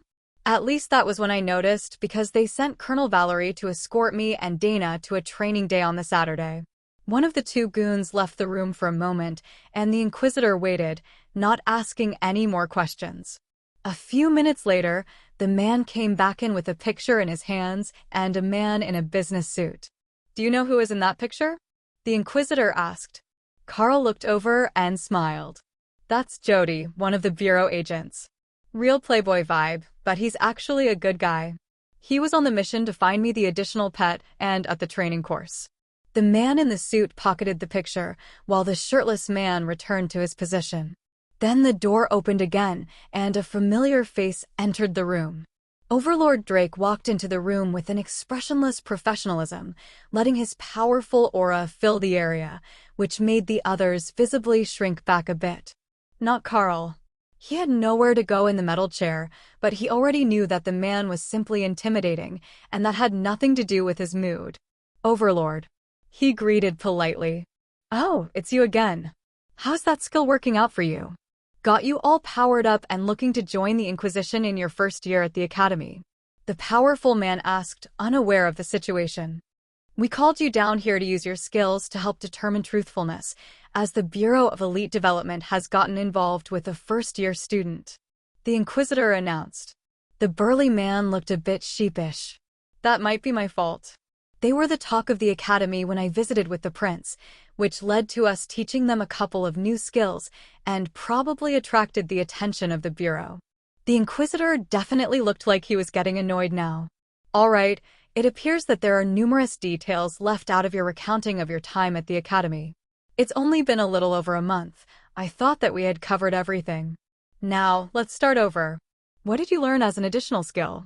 Where did they take you looking for pets, and what did you pick? The Inquisitor asked. Overlord Drake perked up a little at that. Carl could see the curiosity in his expression. I learned Shred as an additional skill from a skill book provided by Overlord Drake. The team from the Bureau took me south to get pets, and I picked a lightning sarrow and a bloodbath spider. There is an official report made, Carl explained. The shirtless man went and got a laptop computer out of the cabinet at the back of the room, and the Inquisitor tapped away as he logged in and opened the report. You had quite the adventure. All right, that should be enough of the background. What happened on this mission? Where's the High Priest's body, and how did you find the holy relic? I have the body stored. Do you have something? I had to put it in a bag to store it with my beast, and it's a bit undignified. The Inquisitor looked mildly horrified, but gestured to the floor. Is it intact and whole? Place it there. It isn't. The giant beetle that killed him ate part of the body. Carl replied, then placed the blood-soaked bag on the floor. Overlord Drake cussed, and made the symbol of the dragon, with his thumbs crossed, and his fingers spread to imitate the wings of the world dragon. The Inquisitor seemed unfazed, and didn't bother to open the bag. So, it wasn't the thought of blood that had horrified him, but more likely the idea of being eaten alive by a giant beetle. Thank you for recovering the body. Now, details. Carl recounted everything from getting off the train to meeting the clerics, and then stopped when they got to the part when they were pulled into the trial instance. Astounding. Now, the rest of the details. Carl spent over an hour answering questions about the trials, his experiences, and what he thought they meant. And the reward that you got was a class skill? You're certain that it said class skill? The Inquisitor asked. It called it a tamer skill, which I assume is the trial's name for my abilities. It wasn't just a regular skill, or named like an offensive or defensive skill. Carl explained. Interesting. But not my department. Possibly Overlord Drake's. The Inquisitor replied. Then they asked what he knew about the other students' rewards, before a group of 6 men showed up with an ornate metal casket. You'll want to clean him first. I didn't want to mess with anything, Carl explained. A flood of golden magic flowed from the men with the casket, and the blood vanished from the bag, which stretched out to human proportions before lifting off the ground and vanishing into the casket, which was closed and then sealed shut with some sort of solder and a torch. All right, I think that we're done here, the Inquisitor announced. Overlord Drake raised a hand to stop him as he went to stand. Carl realized that he had no idea how the Overlord was supposed to have verified his truthfulness, but not all skills could be seen, so maybe he was like a lie detector. First, I want to see how the pets are doing. You said a lightning sarrow and a bloodbath spider, as well as Hawk, right? Carl nodded. Yes, sir. He called the 3 out, with Hawk appearing on the back of the chair and Ray in his lap, covering far more than the available space, so her front 4 legs were standing on the ground, which put her face perilously close to the other chair. Thor stood between Carl and Drake, giving the man a pleading look that Carl recognized as a desire to have his head rubbed, completely oblivious to the normally serious mood of such an interview. Drake smiled and scratched at the ridge between his upper horns, which brought a soft bugling noise of pleasure from the lightning's arrow. "Well, aren't you just the most lovely big boy? But Hawk has gotten huge. The newer two have some growing left to do, but for what it matters, I approve of your choices. They look loyal, and they're well balanced to each other's strengths. I would ask more about the matter, but the colonel would cause a fuss if she thought that we were interfering with your training. Now I will go see that mage." "Excuse me, gentlemen," Drake announced, walking out of the room and leaving Thor looking to the Inquisitor to replace his source of attention. "I believe that we have enough here. Thank you, Carl. I will escort you back to the waiting room." Chapter 118 Satisfactory Answers. The waiting room was full of terrified students, huddled together for some sense of safety. They looked up when Carl returned, then got confused when he didn't seem to be bothered by the situation, and that he had Thor next to him, who was headbutting the Inquisitor, looking for affection. The man gave Carl a look of annoyance, and Carl patted Thor on the side before sending him to the beast's space. The little show of escorting him back was probably intended to either intimidate or pressure the other students, but Thor had messed up the impression that the Inquisitor was going for with his innate sense of who was actually a threat. That is everyone, except student Dana, who is still speaking with the Overlord and will be back momentarily. Once she arrives, we will settle you into rooms for the evening. It might not be at the plush standards of the Golden Divine Academy, as the church takes vows of poverty, but I can assure you that they will be warm and there will be dinner served soon," the Inquisitor announced as Carl moved to join the others. Dana was only seconds behind them with a smile on her face and an Inquisitor beside her. "That's everyone then. Let's get a move on, I have things to do," the leader of the Inquisition team announced. The Inquisitor led them out the door, and then a group of clerics in simple gray robes, marking them as acolytes, the common workers of the churches, led them to a large dorm room. "This is for the males, other than the one called Carl," the acolyte leading them announced. The boys filed in, with another of the acolytes stepping in to explain everything to them. Then the remainder of the group turned down a corridor where the trim on the wall turned from blue to orange.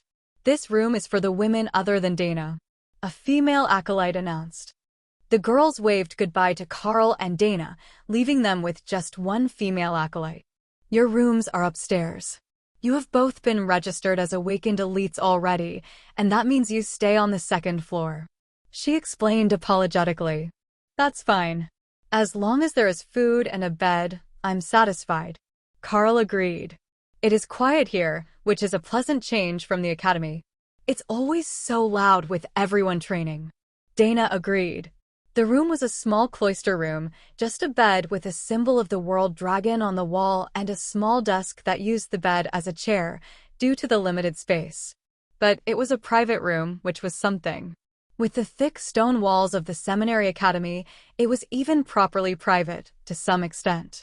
The window in the wall had no shutter, so if there was someone outside looking in, it wasn't all that private, but the natural light was a blessing in what would otherwise be a stuffy stone cell. Carl relaxed on the bed for a while, until a knock at his door informed him of a guest. "Awakened, Carl. Your presence has been requested," the man informed him simply. "Lead the way," Carl replied, unsure what this was all about. He had a sneaking suspicion that this was going to be some sort of turf war between the church and the Bureau, or possibly the military, that he was getting dragged into. But when he reached the destination and the acolyte stopped and gestured for him to go through a large door arch, there was nobody inside what looked like the Seminary Academy's library. It might be some sort of prank common with the clergy, a form of hazing, but Carl doubted it. Even if they ditched him here, he knew his way back, and there was no actual door in the archway to lock him in the library. After a few seconds, Carl heard voices up ahead, so he moved forward to see who had called for him. It was clearly an argument, but the content of the argument was quite interesting to Carl, causing him to pause for a moment before entering. "It's not possible that there would be two reigning dragon priests at the same time. I am telling you that the Oracle wasn't wrong. One of them is not going to take over the church. The other has another fate, serving the world dragon's interests. One soft female voice was insisting. An angry male voice replied, "Do you think that we can just let someone of that potential wander around outside the church's supervision? No, they must both be raised as the heir to their patron. That is the fate of all dragon priests." Carl sensed that one of them had noticed him, so he knocked on the bookshelf closest to him and stepped around the corner. "Apologies for intruding. I was informed that I was summoned." Carl informed the two people sitting in the padded chairs at the back of the library. "You were. Please come sit. I have questions for you that only you might be able to answer." The woman in fancy layered robes replied with a smile. Carl took a seat to the side between the two, settling into the soft leather with a sigh of pleasure. The woman paused to gather her thoughts, then turned a brilliant smile at Carl that had both Hawk and Thor hissing in displeasure, while Ray took it as a personal challenge and nearly charged out before Carl could stop her. "Calm down, she's not going to attack us here," Carl informed them. The smile seemed friendly enough, but the beasts had all taken it as a threat from a predator, and that put Carl on guard, though he did his best to keep a neutral smile. "I am told that you gained a golden chest from the trial instance, that you were the only one who gained that level of recognition," she began. She seemed sincere, and Carl wondered whether he had mentioned that Dana had as well. It didn't seem to have come up in conversation, so perhaps nobody knew. "I got a golden chest, yes," Carl agreed. 2 dragon priests were awakened there, and yet, the trial instance didn't give them a level of recognition as great as yours. "Why do you think that was?" she asked, while the man sat silently, still brooding about their previous argument. "I believe it was because the rewards were based on power. If there was someone of commander rank or higher in the group, we likely would have seen a 4th type of box generated," Carl replied. That seemed like the most probable cause to him, anyhow. 3 ranks would suggest that you were at the ascended rank and not the awakened rank. The man spoke slowly. Carl shrugged. "I am on the high side of awakened. I don't presume to know how the Holy Relic sorts or rewards its visitors. I was just guessing based on who got which types of box." A very political answer. "It appears that the Bureau has been training you well." "Let me rephrase that. The skill that it gave you, you described it as a way to teach beasts. If I brought a beast here, could you teach it a skill?" she asked. "If it was compatible with one that I know, it should be possible." That is what the skill said. "I haven't had a chance to test it," Carl agreed. The man whistled, and an Akomata, a 2-tailed magical cat, came over and stood in front of Carl. It must have been listening to their conversation to have gotten there that quickly, and it looked intrigued by the topic. "I want you to teach her a skill. Any skill you know. As you may be aware, their innate skill is stealth, so it won't interfere with your options." The priestess demanded, and her eyes turned as gray as her hair. "How about rend? You have lovely claws. Do you think that you could learn to rend?" Carl asked, addressing the cat directly. It looked confused, so Carl focused on his new skill. Magical runes appeared in his vision, and a few seconds later, Carl began to understand what he had to do. The ability was cast on the animal, then you had to show it the skill you wanted it to learn, and have it practice for a period of time, unless you knew the skill well enough that the teaching ability would let you transfer the knowledge directly. But the only way to know if you had that level of expertise was to try, so when the cat made an affirmative noise, Carl tried his best to activate the skill with rend attached. It worked, in a way. The magic seeped into the cat, who looked perplexed about what was going on around it and stared off into space for 5 solid minutes, while nobody said anything. Then, suddenly, it raised a paw, and a faint light surrounded the 4 short claws. "That is the saddest excuse for rend that I have ever seen. Even the first day that I taught it to you, you did better." Hawk laughed in Carl's mind. "That is rend. I am certain of it," Carl offered, while the 2 clergy members stared at the proud Nakomata. They were silent for a few more seconds as the cat swung its paw about, testing the ability. It was an awakened rank beast, but the skill was definitely not. It was barely there, a common grade skill that would need much more practice or instruction to be truly useful. "So, it is not instant? That is a shame," the man finally replied with a sigh. That seemed like a lot to expect of a single skill from an awakened rank elite. Maybe they thought it was like a reusable skill book, and Carl could just stand there and teach hundreds of beasts a new skill in an hour? Chapter 119 Good Intentions and Bad Ideas. The look that the Nikomata was giving the two high priests promised violence. It was very proud of the fact that it had learned a new skill, and the fact that it could activate it after one day was extremely impressive in the demon cat's mind. The new clerics took years to start using a new skill, and it had done so in a single hour. But these two still had the nerve to look down on its learning rate. If they weren't the ones who fed it, the cat was seriously considering clawing their eyes out to show them just how impressive its new skill could be. Carl cleared his throat and nodded politely to the Nikomata. It's a brand new skill. The beasts that I teach will know the skill itself, but it's not an innate ability. Just like with students, even if they know it, it takes time to do it properly. It's a bit of a shame that I can't grant them that experience instantly like a skill book, but it's still pretty impressive, I think, and with practice you will have the first-of-a-kind Nikomata with rending claws. He might have actually made things worse, as now that the cat realized that someone was on its side, its glare at the two clergy members was even more intense, but the man just dismissed it with a wave. You can go now, Furball. Yes, it is actually quite impressive, but not what we were hoping for. Thank you for your time, you can return to your room. Carl took that as a dismissal and turned to walk out of the library, where he found Overlord Drake standing outside the archway. The Overlord quietly gestured for Carl to accompany him, making it quite obvious that he wanted to talk, but not where they would so easily be overheard by the pair that were sitting in the library's back room. Whether those two would be able to actually hear them was a mystery to Carl.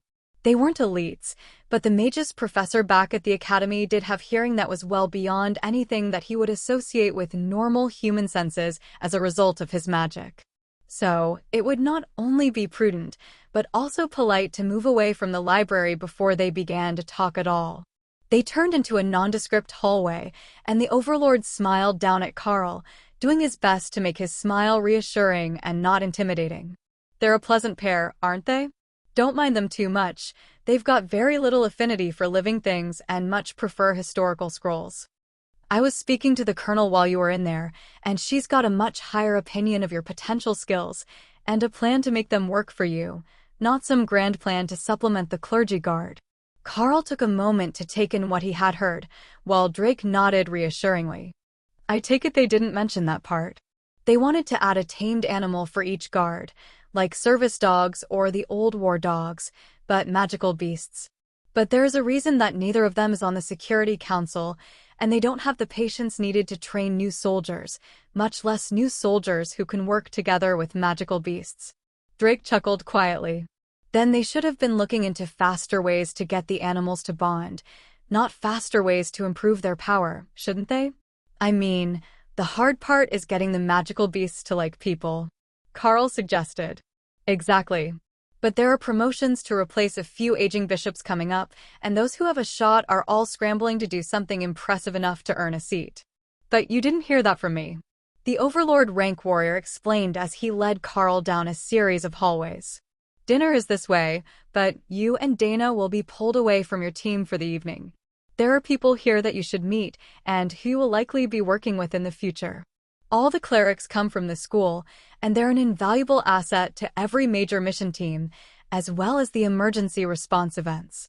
Since the two of you are both awakened rank, with a solid chance of reaching Ascended by the end of the year with the good fortune that you've had, I thought it best that you meet some potential party members. Drake explained. I appreciate it, sir. But might I ask, what brought you here? I thought that you were attached to the prince in a way. Carl replied. You brought me here. Or rather, your team did. I was called to the emergency response to secure the holy relic as soon as it was reported, and we were on site before the team even made it back here with you. We searched the area while you were being questioned, and the bishop that we brought with us confirmed the intense concentration of holy magic right where you later said it would be. The cavern is now under constant security and will remain that way until we determine when it will open again. The find has been attributed to a combined effort of the seminary and elite academies, but you all will probably get another award when you get back. just so that nobody gets ideas about making the matter public or trying to claim individual glory. He informed Carl with a knowing smile. There was always someone who was more eager for fame, and it might have been Carl if he hadn't seen the outcome of that choice on the fate stairs. I didn't expect the church school to have so many levels of politics going on, Carl whispered as they walked, and the big overlord burst into laughter. Oh, your academy is just as bad. They just put on a better front. The clergy are terrible at poker, and they can't hide their intentions from anyone with eyes. At the Golden Divine Academy, the real heavyweights of politics do their scheming. I thought that you would know that by now. Carl smiled and shook his head. I knew that. I just didn't expect it here. You know, white robes and virtue, all of that. Drake kept laughing and patted him on the back. It's mostly harmless. You see, if they go off the rails, they lose their powers. Which brings us to the next thing you should know. When they begin a formal dinner with other ranked clerics, they will all glow for a second. They're checking each other for corruption or an inability to activate holy powers. It's like a failsafe, the way that we check our weapons at the door. That was an amusing thought. Even without a weapon, they were weapons. But it was the thought that counted, Carl supposed. They stepped through the door into a mostly filled dining room, and a gray-robed acolyte announced their presence. Overlord Drake and awakened Carl. He spoke simply, causing a few heads to turn and nod politely before they all registered that the man had said Overlord. Being so far up the rankings, above even the royal and monarch rank elites that came after the commanders who made up the professors of the academy, Drake was owed a lot of respect. To the clergy, he was on par with one of their bishops walking into the room, but the way he behaved was without all the expectation of formality that normally accompanied his position. He was so informal about his power that even Carl had nearly forgotten that the man could physically level this entire academy in under a minute if he so wished. You're over there, with the other awakened. I'll be up on the stage with the headmaster. Good luck and make good friends. Just like you, they need parties to go out on missions, but they're not the fighting sort, so if they can call on elites, it's better for everyone. Drake whispered, then gave Carl a gentle shove toward his table. Dana was already here, at a different table, and Carl hid a smile at the way that the clerics had arranged themselves. Her table was almost all boys, with only one other girl, while Carl's table was entirely girls. There were far more female clerics in the room than male, Carl noticed. Nearly 4-to-1, in fact. Some of them would have been raised here and then shown an aptitude for holy magic, but not the serum, but the vast majority would have awakened to cleric-type classes in the ceremony.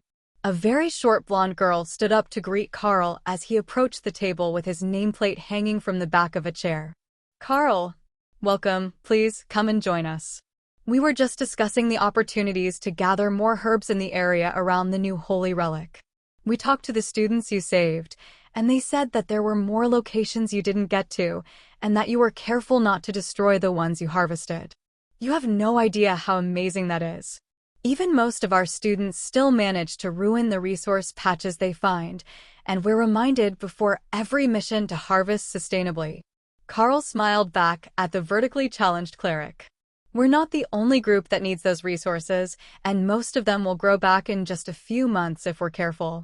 It's better not to ruin them so that we can return. Chapter 120 Formal dinner. Carl didn't miss the disapproving look that Dana gave him as he took his seat, with the bubbly blonde sitting next to him and discussing the difficulties of arranging a mission for clergy students.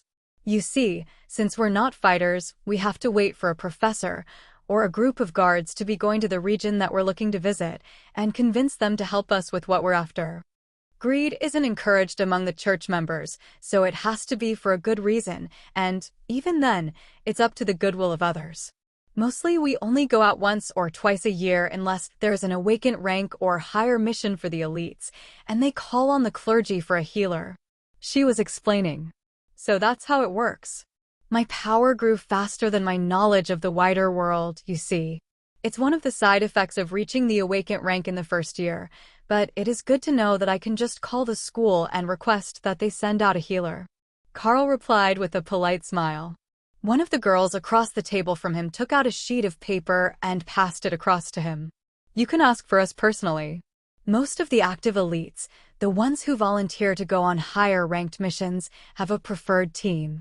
Obviously, we're still students, and we're not on one yet, but other than the end-of-semester social events, we don't get many chances to meet people from the other academy. It's not easy to make that sort of connection in a crowded hall with loud music and half the students drunk on some illicit punch. She explained, rolling her eyes so far that they were almost entirely white. While that does sound like it might be interesting, and like it might lead to a number of adventures, it doesn't sound like the sort of event to pick a quality party member. Carl replied, making one of the girls choke on her water, and the others struggled to keep their laughter from interrupting everyone's dinner. Carl flipped the paper over and found that it was a diagram of the table with everyone's names on it. That would be useful later when he was trying to remember who was who. The names were on the back of the chairs, so he couldn't see any of them while he was sitting, but with the sheet in front of him, he could cheat. Aren't you afraid of monsters? I heard that there are some terrifying ones out in the wilderness. The little blonde asked in a coy voice that had all her classmates wondering if she had forgotten that the professors could hear them. Oh, my specialty involves beasts. I have the most adorable pet named Ray. Carl suggested. Do it. Let me out. The spider demanded, eager to tease these strange new humans for a moment. Her thoughts were filled with the shock and horror that would surely ensue if someone as magnificent as her appeared in their world. It was rather dark in the dining hall, with a single overhead chandelier, but that was perfect for the dinner ambience. Unfortunately for the students, it was also perfect for Ray. Can we meet them? I heard that you have pets, but I didn't realize that they were monsters. They won't attack, will they? The blonde asked, and Carl noticed Dana smirking at him from her table. Of course not. Ray is a very gentle and shy girl. She wouldn't harm a soul. Hawk is more solitary, but Thor, he likes to cuddle a bit too much, and his enthusiasm can overwhelm people. I'm not going out if I can't fly around the room. Hawk warned Carl before he could be involved in this game. Please let us see. It's not a common thing to see magical beasts here, other than the Nicomata that prowls the grounds, looking for students out of bed after hours. The blonde pleaded. Carl called Ray out behind him, forgetting just how large the bloodbath spider had gotten. There was no way that she was going to hide behind the chair without falling flat to the ground and changing her coloration, but she didn't intend to do that. Instead, she moved right to the girl's chair and stared at her, wondering if the girl had the nerve to stroke her head the way everyone did to Thor. There had to be something to it, or the big softy wouldn't keep demanding it. But she had never tried it herself. Eek! The girl's squeal of horror drew the attention of everyone in the room, and a number of clerics shot out of their chairs, preparing magic. It's not a threat. Ray is a pet, and they asked to meet her.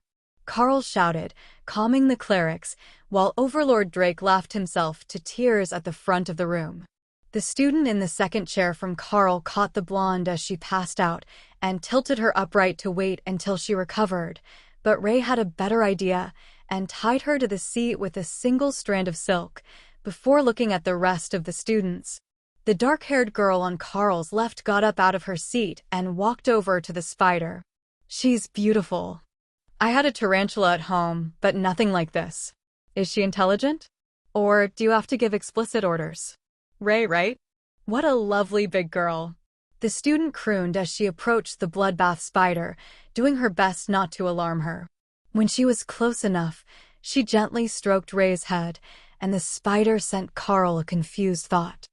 I don't see the appeal, she commented, confused about why Thor loved it so much. Then Ray studied the cleric, tapping her with her legs as she circled the girl, and most of the room watched on, unsure if they should be horrified or amused. She won't be injured, right? One of the other students asked cautiously as the spider circled her classmate as if staring at her next meal. Of course not. Ray is just curious, as she doesn't get to interact with people much.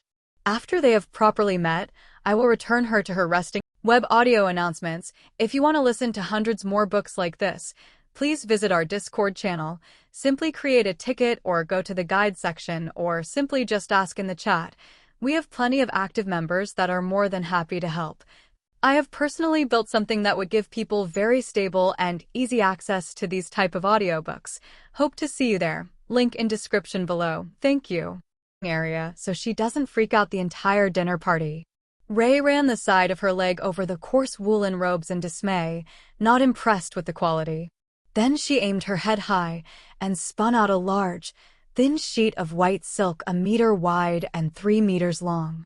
The girl caught it as it fell to the ground, unsure what to do in this situation.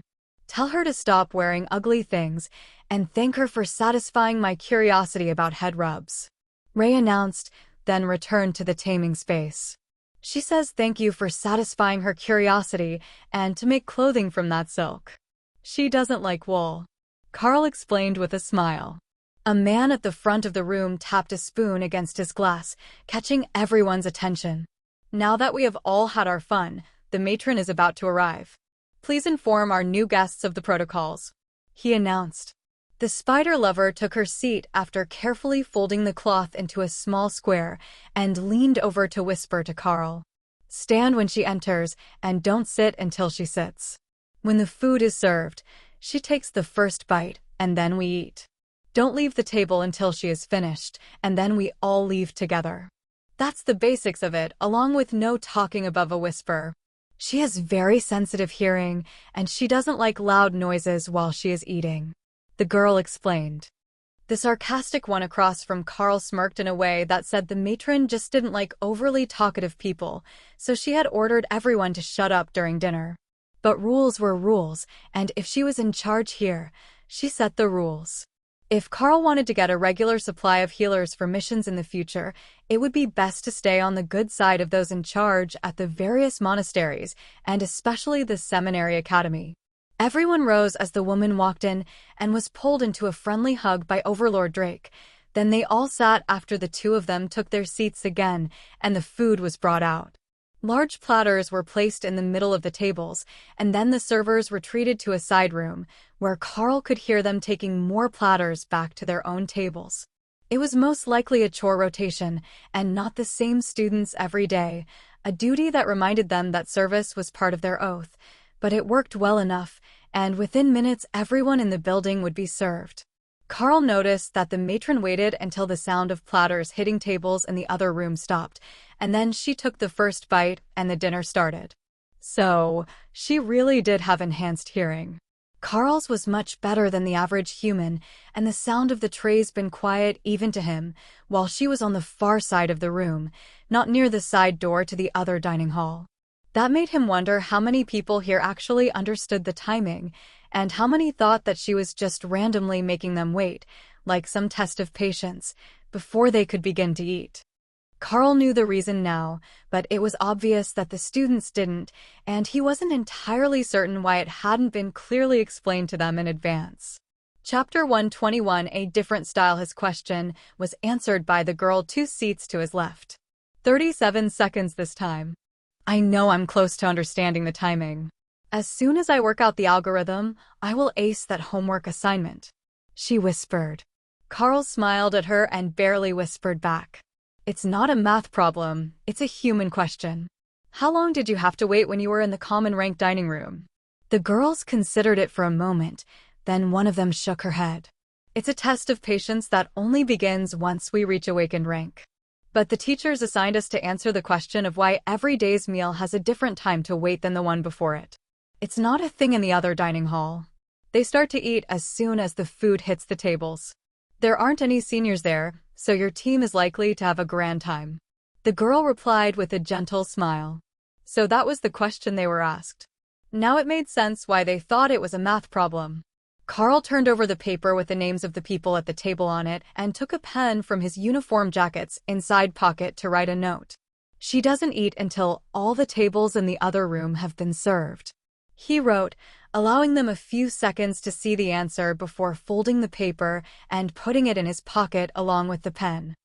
I'm sure you will all understand the timing soon, he whispered, knowing that she would be able to hear their conversation, though she couldn't see him from where she was sitting. They ate in silence for a few moments, and though the food was simple, Carl noticed that the quality wasn't any worse than what was served in the Golden Divine Academy. The meat was monster meat, and the plants magically infused, but the seasonings were simple, and there were no signs of fancy pastries or complex desserts in the building. What they did have was a rather tasty stew and a seemingly unlimited mound of rice and beans. The same rice and beans that they served to the poor when they came to visit the small towns.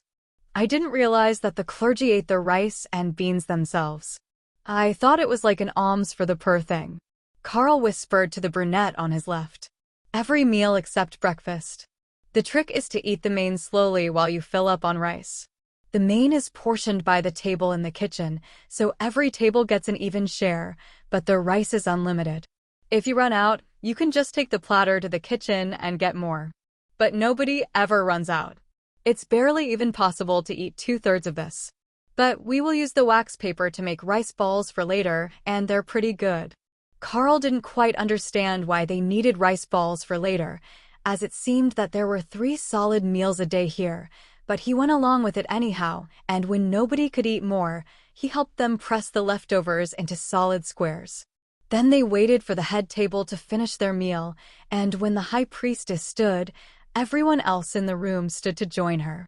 The students quickly wrapped the rice balls in the wax paper, and the short blonde offered him her hand. "Would you like to come with us?" she asked. "Sure, why not?" Carl agreed after seeing that the table full of boys and Dana were already joining them with another pile of rice balls. The 2 elites followed the young clergy out the back doors of the building and found himself in the stables, where a large number of horses were eagerly waiting for them to arrive. That was right. Carl had completely forgotten that the church liked to use horses for transportation when they weren't going too far. Horses didn't need fuel or manufacturing facilities that the church didn't have, and they could make their own saddles the same as they made their own outfits. That was where the flood of students was going. Right after the meal, they went to groom the horses, with pairs breaking off to go meet a specific animal. We all get assigned a horse, 2 of us per horse, but those on stable duty take care of them all in the morning. This is more of an informal bonding exercise, the blonde explained. Most of the animals were eagerly anticipating their treats, which wouldn't make even half a meal for an animal that large. Carl was concerned that rice and beans might not be good for the digestion, but if they did it every day, it couldn't be too bad. The horses seemed to love the long brown grains, and Carl was about to go make new friends when he heard an angry whinny and the stomping of steel-shod feet on the ground. One of the horses was not impressed with its assigned pair, and everyone was looking nervously in that direction as it reared up and kicked at them the moment that they approached. Carl wasn't bad with horses. As a small child, he used to go visit the retired ones that the mines no longer used to pull carts, but those were so tame that nothing bothered them. This was a very different animal. Carl walked over to the stable stall, where the 2 students had fled in fear, leaving their package behind. He picked it up, thinking to try to calm the animal with food, but something felt off about the bundle of wax paper. The balls hadn't been well pressed, as if the students didn't know what they were doing, and there were chunks of leftover stew in the pile. Carl tossed it aside and held out his hand to the student at the next stall, while the angry horse slammed at the gate. "Can I get a couple rice balls?" The new kids messed theirs up with leftover stew. "I think this guy doesn't like the smell of meat," he asked. They tried to feed him meat? Horses don't eat meat. They don't even like the smell of our dinner cooking. The older boy chuckled. He handed Carl 2 rice balls, and Carl activated Skill Master to test a theory. It never said it had to be a magical skill, so maybe he could teach the horse a simple trick. "Hey buddy, I have a proper snack. Calm down. That's a good boy," he muttered in what he hoped was a soothing tone as he pushed the latch open on the gate and stepped into the stall. The surrounding students began to panic, but when Carl put his empty hand on the horse, it began to calm down and stop bucking. "Good boy. Open up for a treat," Carl suggested, opening his mouth in demonstration. The horse followed along, and Carl put a rice ball in his mouth, only narrowly saving his fingers as the horse's jaw snapped shut around it. Then he held out his open hand with the other one on it, as he saw the majority of students doing, and the horse more delicately grabbed the other before bumping into Carl for a pat-down. There were brushes lined up along the stall wall, so he grabbed one and got to work, giving the horse a brushing that was making Ray jealous. "You're totally brushing my fur later. Keep one of those brushes," she demanded when she saw how much the horse liked it. "I will buy one from them. I'm not stealing their tools," Carl replied with a laugh. He stepped out and latched the gate when he was finished, only to find the pair of older clergy from the library waiting outside the stall with Dana and 2 of the rescue team members. Everyone else had cleared the area, and most of the nearby stalls were now empty, as the students had taken the animals with them. "I hope I didn't hold up any plans." The new student spooked him, so I calmed him down, Carl explained. "We saw that. But he's never let them touch him before. We assumed that they were doing a terrible job breaking and training him, but now he looks ready to be saddled." "Tell me, have you ever ridden a horse?" the old woman asked. Carl shook his head. "Never had the need or the opportunity." "Well, let's see how he responds. It's part of the student assessment. Do you know why he reacted so badly to them?" she asked with a curious smile wrinkling her features even further. "Check the rice pile." They mixed leftovers in with their rice balls. Carl laughed. Chapter 122. Good with animals. The high priest walked over, looked at the pile, and sighed in disgust. There is always one pair that doesn't listen, no matter how much you tell them. "You see, those 2 don't like carrots, so they won't eat the stew." I wondered where it was going if they weren't eating it. Carl was surprised at the revelation. You know, they all think nobody is watching them at dinner. All the clergy present began to laugh at that, and one of the rescue team members from the Inquisition winked at Carl. "There are cameras in the room. We watch from the security station. It's the same in your academy. All the public areas in both academies have cameras, in case of accidents or incidents," he explained. Carl nodded. That was something that he already knew, and the elite academy didn't bother to hide. Of course, the seminary academy probably didn't hide it either. They just didn't go out of their way to tell anyone. "Carl, was it? Can you ask this fine gentleman to kneel so you can put a bridle on him and then climb on his back for a short walk?" the elderly high priestess asked with a head tilt toward the horse. "Sure, I guess." Carl picked up the mass of leather straps from the hook on the stall and tried to determine how it was used, while he was certain that the horse was laughing at him. "Don't be like that. What way does it go on?" Carl asked as he activated the training skill, with the question directed at the horse, who stuck his nose into the contraption and grabbed the bit between his teeth. "You will want him to let 2 of the bit so you can tighten it properly, but that's the right way," the old woman explained, sounding shocked as Carl finished the work. The horse didn't give him any trouble, and when Carl tapped his side and willed him to kneel so he could get on, the animal complied easily. He hopped on top, and the horse stood back up, much to the surprise of everyone gathered. "All right, you said for a walk, right?" "Everyone else went out that door. Should I follow?" Carl asked. The horse was about to simply go, but the Inquisition team member held up a hand to stop them. "How did you do that?" the man asked. "Do what?" "I have an awakened physique. I could have hopped on his back without him kneeling, but this way was more gentle." Carl's confused answer brought smiles to the faces of the 2 elderly clergy. "I get it now. I get how the skill works. You use it and they learn what you want them to know, but it's all up to their understanding. But the level of compliance is remarkable.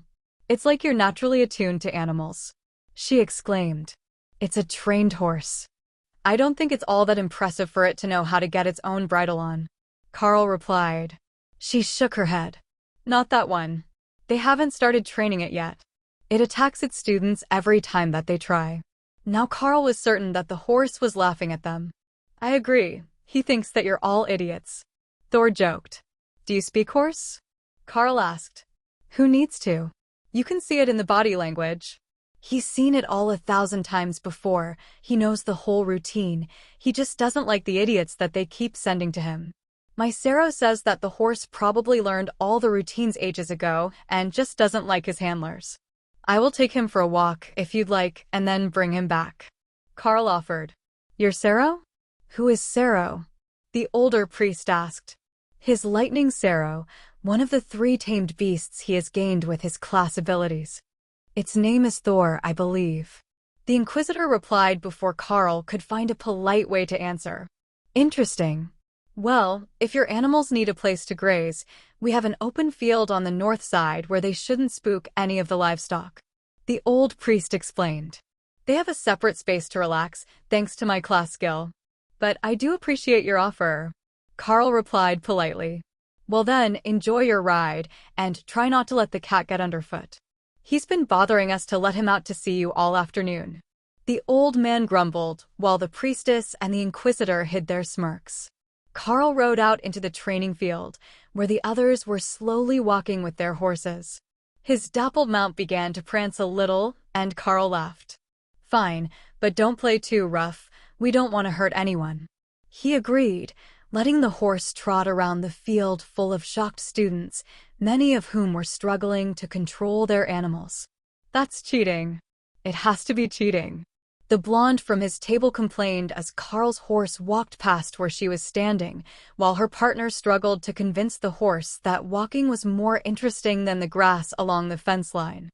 I'm not giving any advice, I have no idea what I'm doing. Carl warned them, making the girls laugh as he kept moving around the field. His mount didn't want to be outside for long, and soon it was looking back toward the stable, where Carl could see that the stable hands had put out fresh bedding and cleaned the stalls while the animals were out. All right, let's go back. Carl agreed, riding back into the barn and hopping down at the gate. He opened it, and the horse stepped inside, then pulled the door shut for Carl to latch. He's smart. For the record, I didn't teach him any of that last bit, he already knew. We guessed that. But if you would like to come with us, the church has a reward for the both of you, in recognition of your help finding the holy relic. The rest of your team is already there. The elderly high priestess explained. Of course, sorry to have kept you all. The woman just shook her head. It was good to see that one get out. We will have the animal handling teachers put the troublesome students in remedial classes. With so many students lately, it has been challenging to keep up with everything. Back when I was a young priestess, there were only 30 students in total here. 30. Now there are better than 300, with all the ones from the serum. 10 years ago, she would already have been counted as an old woman, moving toward retirement from active duties outside the compound. The development of the serum must have come as a huge culture shock for someone her age, who had lived a lifetime without it. They walked through the building toward an isolated building furthest from the student dorms and the mess hall while the priestess told stories of her peaceful youth here, training scribes and healers, then stopped when they saw all the other students waiting for them to arrive. Good.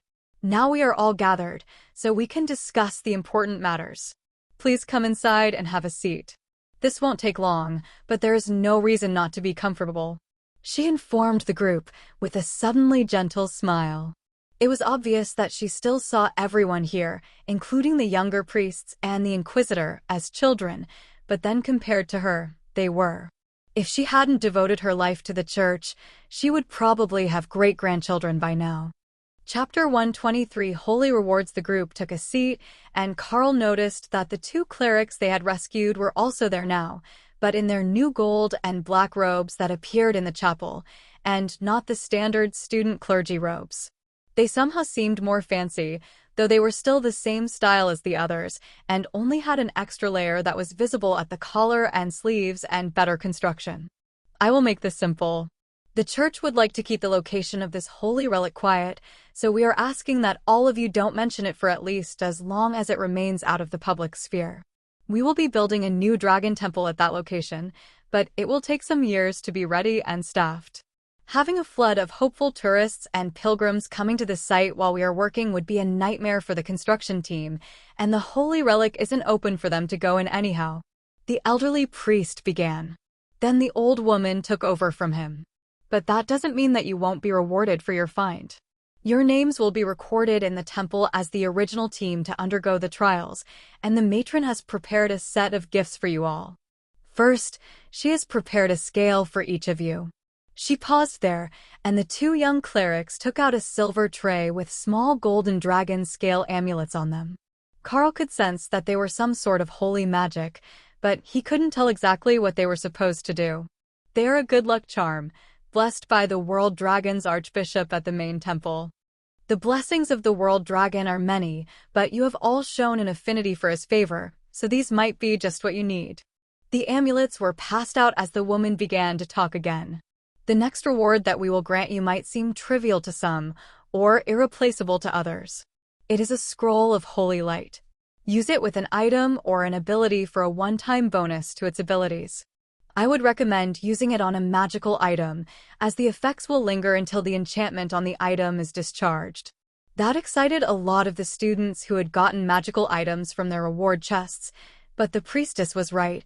To others it was just a trivial thing. Carl hung the dragon scale good luck charm around his neck and tucked it under his uniform. You never knew when you were going to need good luck, and trying to get the charm out after things had already gone wrong was just about pointless. None of these things was a major reward so far, Carl noticed. If they were going to be privately rewarded for finding a holy relic and expected to keep their mouths shut, there was going to have to be something big, something that would equal up to the rewards that they would get for announcing it publicly. Carl had no intentions of doing that, as he had seen on the fate stairs how that would end, but there was no guarantee that others wouldn't try to do the same. They had agreed, but once they were back at the academy and their progress returned to something closer to normal, they might change their minds. But even with that in mind, Carl was shocked to see what the two smiling young dragon clerics brought out next. They rolled out an entire cart full of books, skill books handmade by the transcriptionists of the church, but bound without titles. There's a reason we passed out the luck charms first, and I do hope that you're all wearing yours now, or at least before you choose. As you all know, skill books are rare, and a single one can change your growth path. So, we have prepared 8 of them today, one for each of you. The elderly priestess announced. 8? But there are 10 of us. One of the students asked, confused. 2 of you received powerful skills as rewards from the trial, and it was deemed unwise to simply add another new skill when they haven't adapted to the first one yet. However, we have instead prepared a holy relic for them instead. The old woman's smile set Carl's heart at ease. She was right, with 2 new skills already this month, a third would have seemed a bit anticlimactic. But a holy item would be something that he could keep with him for years to come. First, choose your skills. The luck charm should guide your hand to the one meant for you. No need to second-guess yourselves. The priestess instructed. There were far more than 8 books on the carts, but most likely it was 8 different skills, out of the 10, or so that the inscriptionists could make, according to Overlord Drake. The students rushed forward, and a few began pacing in front of the carts, getting a feeling for the books, to see what might feel lucky.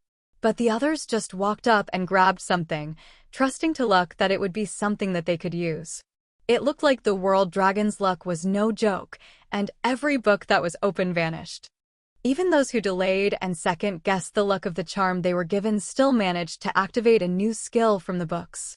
Carl knew that these would all be basic skills, the equivalent of slash, rend, fireball, and such. But that didn't matter to the students. It was a new skill that they could use, and that they didn't have to go through the painstaking process of learning normally. The more versatile they could be, the easier their lives would become in the future, as an elite's reputation depended a lot on their personal skills, even more so in some cases than it did on their personality. Then the carts were taken away, and the elderly priest left for a moment to collect the 2 holy items. These were made by our matron just this afternoon. Or rather, they were enchanted this afternoon with the pair of you in mind. Please, do accept our reward. The priestess informed them with a gentle smile. Carl and Dana both took the boxes, mostly to relieve the elderly man of the strain of holding them, and Dana rushed to open her reward. A simple golden scepter sat inside the box in her hands, but when she touched it, the weapon lit up with soft white light. That will add a touch of holy magic to every spell that you cast. A bit more attack, a lot more defense. The elderly priest explained. Then Carl opened the chest in front of him and looked at the content with a confused smile. It was just a simple bracelet, gold, but without a visible mark on it. Carl put it on, and in his mental spaces, all 3 pets glowed with the same soft white light that the scepter did. The bracelet is a support item. It will increase the skill power of you and your allies whenever you are wearing it. The other students gave Carl a jealous look. More skill power for his pets? He was already basically 4 elites in one, and now they all got a cheat code buff. This will be wonderful. The others and I thank the church for its generosity. Carl informed him with his best imitation of the formal church salute, with the thumbs hooked together, and his fingers spread in front of his chest to imitate dragon wings. The bracelet would likely improve his ability to train skills as well. The more that he could teach these 3, the better. They all had a unique role to play, but the real advantage that they could show in the future would be in their ability to use skills that no wild beast would be able to. You seem more enthusiastic about a support role than I would have expected. The elderly priest noted as he saw Carl's reaction was true and not just him being polite. My beasts are also allies, you see. This reward will do them a lot of good and allow them to make the best use of their abilities in the future. Even if it seems simple, an increase to all of their skill power will stack up to a much larger bonus than just enhancing myself. Carl explained. The priestess nodded in satisfaction. In that case, enjoy your evening everyone, and we hope to see you all again soon. Please don't forget about our students when it is time for your next missions. Chapter 124 Bad Navigators. With the meeting finished, the group was escorted back to the main building by one of the younger students, who had a bit of wisdom to share with them. Breakfast is a half hour before full dawn. So, as soon as it starts to get light outside, the bells will ring, and everyone will be up and beginning their day. I don't know when you will be picked up to return to your academy, but if they're sending you on the train, it's about an hour after dawn, as it arrives just after breakfast. The boy informed them. So what you're saying is don't stay up too late? Carl asked. Exactly. Many of us have considered sleeping in when we don't have morning chores, but those bells make it impossible. A few of you might manage, but we're all so well conditioned now that it is impossible. The boy explained. One of the warriors smiled at the younger boy. Were they afraid that we wouldn't be able to find our way back? The building is right there. That made the student laugh. Oh, it's not for this part.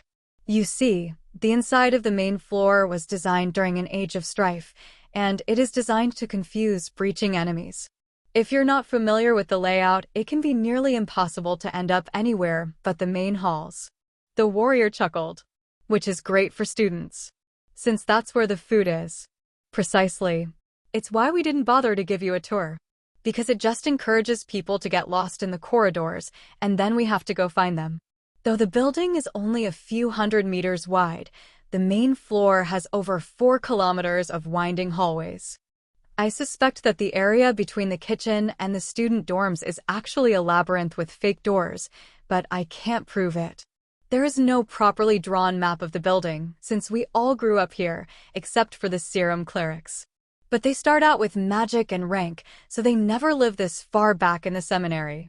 Plus, they automatically know the whole set of holy books for their patron, like memorized word for word, which is completely unfair. Carl could only imagine the hours that a student expected to be an expert on theology when there were 6 major gods, plus the chromatic divine dragons and the beast gods, and who knew how many others that nobody followed anymore. Carl barely remembered the basics of the World Dragon's teachings, since they followed it here in the Golden Dragon Nation. But the clerics knew them all. As the boy had said, the corridor was definitely suspicious, and Carl realized quickly that it was not straight, nor was it level. It seemed that way at first, but by the time that they had walked for a full minute, Carl was certain that they were no longer on the same level as they had been. Ray had an excellent sense of spatial awareness to help her locate anything that had disturbed her web, and some of that had passed to Carl. They took a series of twisting turns until even their guide seemed slightly uncertain of the next one to take. But there were windows now, and they were on the 2nd floor, facing the inner courtyard, so they were very close to his room. My room is to the right, Carl whispered, startling their guide into stumbling into the gray stone wall. Are you certain? He asked. Once we're around that corner, we will be able to see it. I remember it from earlier. Carl explained. This is the guest area, and I don't get here often. At least not from that side. I swear that one day I will have this entire place memorized. The boy muttered under his breath. But he led them around the corner, and the first thing they saw was Overlord Drake, sipping coffee and looking out the window. With suppressed laughter in his voice, the muscular warrior greeted them as if welcoming them to his own home. Good evening. I was wondering when you would be along. If you'd just come around to the front instead, you would have been here 5 minutes ago. It's like we went on a small adventure instead. Good evening, Overlord. Carl greeted him in return. There will be a bus here to pick you all up tomorrow after breakfast, bright and early in the morning. I suggested the helicopter, but they said it's needed for actual work and that it isn't a shuttle service to bring healthy students back from missions. The friendly tone of his words made the young elites much more comfortable around the incredibly powerful warrior, but the young cleric wasn't used to such a fraternal camaraderie. If someone here smiled at you like that, they were trying to comfort you before they gave you bad news, like extra chore rotations. If they were giving you good news, they would keep a straight face and try to downplay it. That was just how the clergy culture was, stoic to keep up their image, but secretly celebrating on the inside.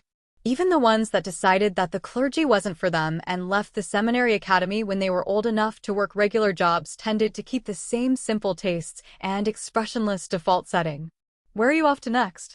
Somewhere more exciting than a hidden holy relic in its dormant mode. Carl asked. Drake shook his head. I am headed back to the capital. I just happened to be in the area when the call went out. But I wish you all luck with your studies and a good result on the end of semester promotion exams. Though, if you're doing well enough, you might convince your professor to give you a chance to do the promotion during the midterms next month. Then he walked away with a smile on his face as all the common rank students began to panic at the thought of trying to pass the Awakened exams in just over a month. Carl was honestly impressed. The Overlord had an impeccable sense of timing, and that smooth exit before the students could ask any more questions was flawless. Even if it had been phrased as a casual remark, it was perhaps the best prank he had seen played on the students yet. Chapter 125. Early mornings. Carl and Dana returned to their rooms, while the guide led the others back to the dorms that they were sharing.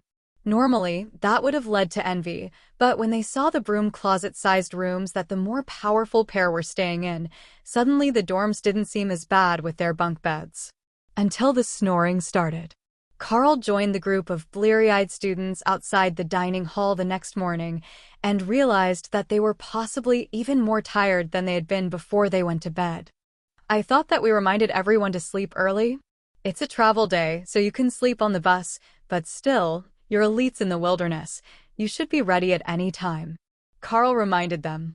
I know you said that, but once we got to those nice, comfortable cots, we learned a valuable lesson. Thor is not the member of this team that snores the loudest. Gerald is. How it wasn't a problem in the woods, I have no idea, but we should get him checked or something before we leave. One of the mages joked half-heartedly, still mostly asleep. The girls all nodded in agreement. We were across the hall and I thought that he was going to shake the pictures off the walls. One of them agreed with an annoyed glare at Gerald. As they were arguing, one of the local clergy came over with the gentle smile that Carl was beginning to learn meant that someone was in trouble. They may have forgotten to mention that we were forced to intervene when these young ladies very inappropriately stormed the boys' dormitory and began to pummel their teammates. The young man calmly informed them. It wasn't that bad, really. We were just trying to make him stop snoring. One of the girls offered. Carl nodded. While making him stop breathing will make him stop snoring, it is not the best option. We will discuss this on the very long ride back to the academy. Thank you, Friar. I will take care of the situation. The cleric smiled at the proper use of his rank within the church. These days, it wasn't used as much as their strength ranking, but the friars were clergy who didn't have the gift for holy magic. Some might be warriors, but mostly they were the common preachers, the ones that those in small towns and villages went to for matters of faith and not matters of healing. With one last warning look at the others, Carl headed for the second dining room and found that while he was at the same table as before, it was a different spot, and all the people seated around him had changed. He took his seat, and the girl beside him, taller than him by a head and with arms roughly the size of his legs, smiled down at him. We put the names out at random. Or at least we're supposed to. It appears that someone made the order not so random yesterday. You can call me Sister Betty, and I will be accompanying you back to the academy today. She greeted him. Good morning, Sister Betty. What brings you to the Divine Golden Academy? Carl asked. A group of final year students wanted to take on a level 5 mission to push for the commander rank. They have found some evidence of commander rank resources that they think will allow them to advance, but they needed an appropriate healer. Betty actually seemed excited to be going on a mission that dangerous, but Carl was thinking of the locust swarm that he had encountered in the south. Well, I hope that it's nothing you can't handle. I went to the south to look for suitable partners, and we came across a monster attack on an outpost. Even with the team I was assigned to assisting the town's defense, it was a bit dicey. He explained. Betty nodded. I am a priestess of the Red Dragon, the dragon god of war. Healing is secondary among my abilities, as my goddess grants me various abilities relating to combat buffs and holy light attacks. It makes me uniquely suited to this sort of mission. A young man, shorter than Carl despite being 10 years older, and with a balding hairline that didn't match his youthful features, walked up behind her and patted her on the shoulder. What she's saying is that she's probably a better fighter than their warriors, and she's always happy to get away from the sound of children crying. He laughed. You work with children? Carl asked in confusion. Betty smiled fondly at some memory as she replied. War creates orphans, so the dragon god of war charges her priestesses with the care of them. When I'm here, I am the physical education teacher for the orphaned children under age 12 when they get sorted by the serum and their aptitude for magic. Carl's gym teacher in primary school was a paunchy and balding middle-aged man who couldn't even keep up with the kids. He just stood in the middle of the field and yelled orders. You seem like you would be an excellent teacher. I can see that you have a fondness for children. She nodded happily. All dragons do. Carl froze in shock. Back up. Did you just say dragon? He stammered. Oh, it's so cute when they don't know. Yes, all the chromatic dragon priestesses have at least some dragon features, either by birth or as a result of the divine serum. I am technically a dragonkin now, as I have no tail or wings and can't transform, but I did gain some dragon instincts and senses. It is a result of the serum awakening, and lets me use magic much more easily than most humans, and gives me an affinity for my goddess. You can think of us as something like the berserker class of the cleric world. The boy beside her shifted his voice to a whisper in anticipation of the matron entering for breakfast. All clergy in the Golden Dragon Nation work together. It's the same set of holy books, after all, and with the serum, many clerics now awaken to the powers of other gods and goddesses within the pantheon. I am a priest of the god of magic, and the one who just sat on your other side is a priestess of the god of nature. It's not really necessary to separate us most of the time, but like the mages and warriors of your academy, we have slightly different powers. And that is why we all use brother and sister as titles, because it doesn't really matter unless you have some personal business with our god. Sister Betty whispered. Carl had only known a little bit of that, and the details of how the inner relations of the church, and the way that the serum enforced loyalty to the different gods and goddesses of the pantheon, was an intriguing topic. They were all part of the same group, so maybe he could consider it more like a researcher's specialties. Like how the mining town had 4 geologists, but they all specialized in different things. Chapter 126, How to Choose. Carl realized that he hadn't even noticed that someone had sat down next to him and gave the young woman who had been introduced as a priestess of the nature god a tentative smile. She smiled back, a truly happy expression, but Carl noticed that under the smell of soap and flowers, there was a coppery note of blood lingering around her. He must have made some expression as the woman gave a soft laugh and patted him on the shoulder. Betty is the same way. She can smell the blood as well.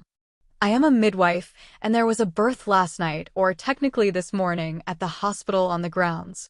To everyone else, I should just smell like hospital soap, but for those like the dragon priestesses and some really sensitive rangers and druids, I tend to smell like blood and babies. She explained quietly. My apologies, I didn't mean to offend.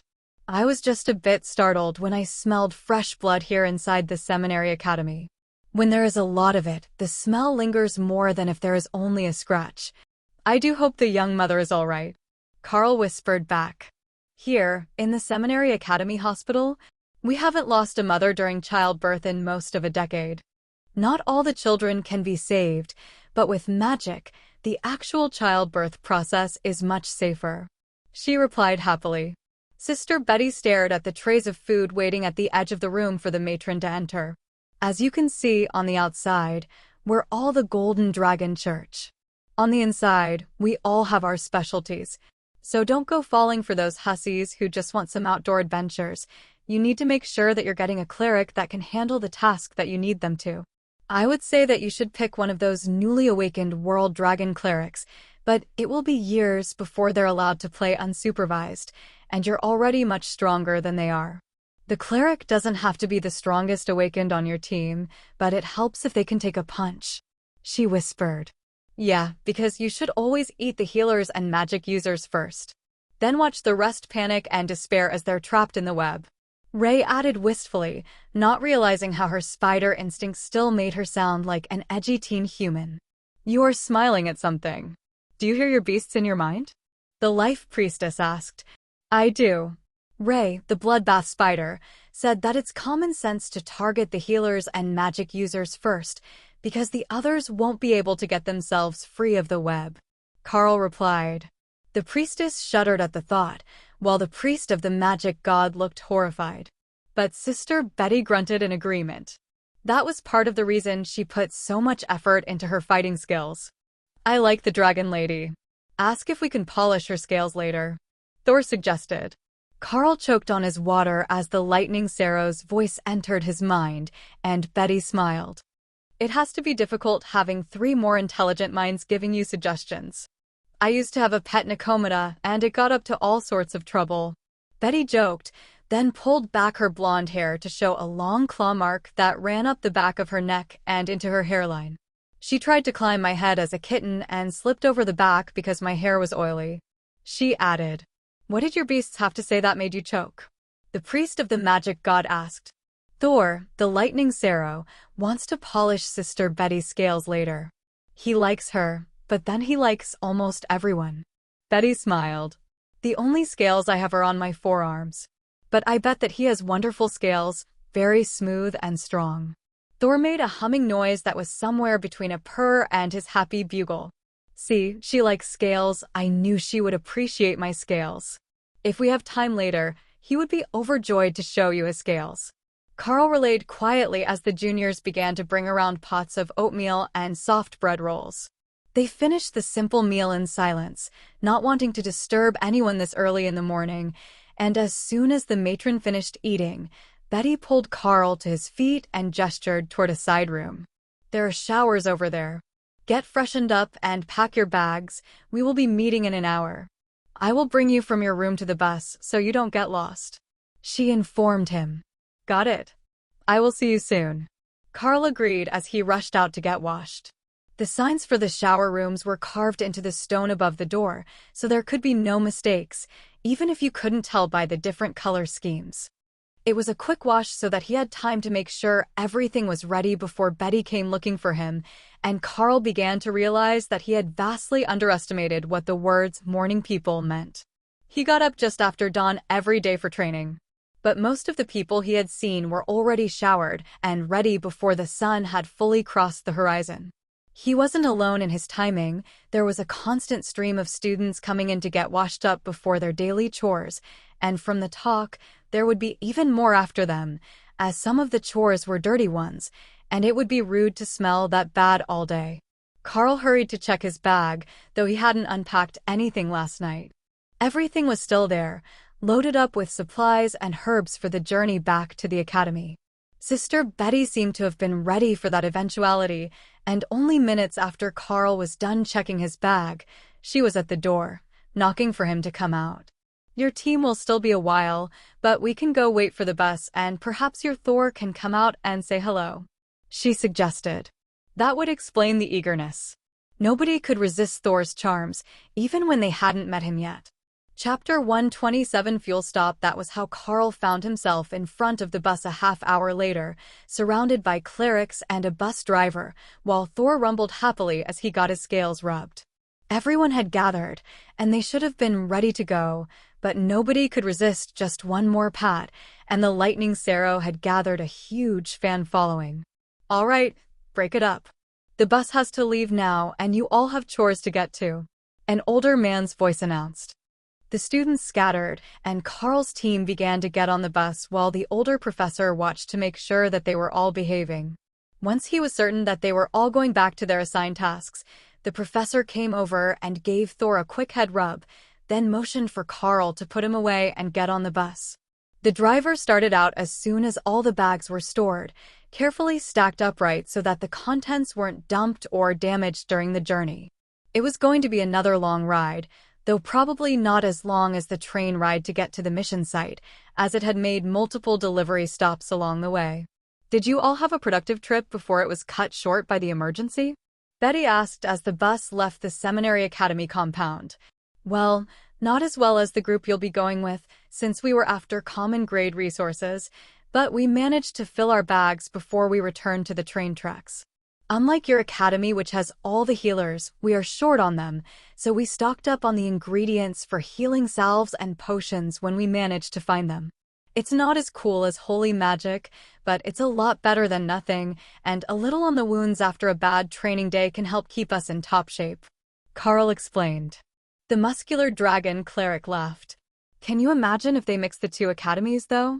A bunch of frail and delicate little innocent clerics thrown to the wolves with the warrior trainees. The mages laughed at her implication. They were the frail and delicate ones, but they had offensive magic. However, from what they had seen, delicate and innocent was a pretty small portion of the students at the Seminary Academy, as they were mostly sent there after the Serum Awakening. A compatibility with holy magic didn't soften them that much, as Betty herself was a testament to. The bus bounced along the gravel road, then the ride smoothed as they got to proper pavement and passed through the edge of a few small towns. The small farm towns were even more rural than the mines were, and Carl noticed how the locals would turn to look at the bus as it passed, wondering if it would be stopping. The bus had government plates, and it was clearly for official purposes.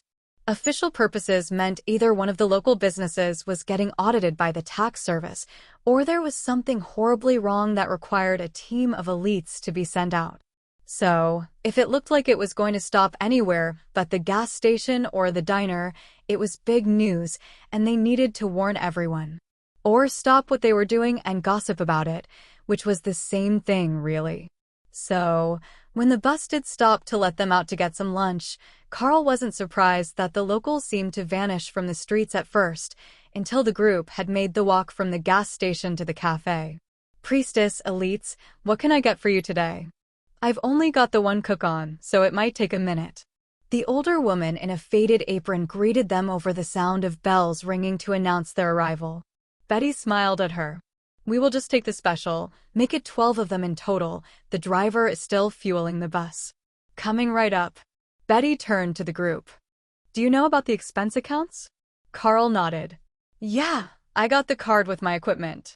Direct bill, no need for a reimbursement form. I'm told that is the much more popular option when the amount isn't so extreme that it exceeds the petty cash we are allotted for the mission. The direct billing makes life easier. The elites just pay with the card, but the clergy carry a bit of cash and mostly rely on goodwill. She explained. In a way, that was the same case today, as it would all be going on the expense account card that Carl had been given for the mission. He would have to account for the spending, but he couldn't see anyone arguing about them ordering the special at a small-town diner. It was likely cheaper than the replacement of the uniform pieces that they had damaged during the trip. The waitress brought out large bowls of stew with entire loaves of bread and fresh butter, a luxury at the mines, as they were too far from the suitable cattle grazing areas to get butter for cheap. The nutrition of it wouldn't do much for the elites, but it would fill their stomachs for the day, and that was the important part. There you go, dears.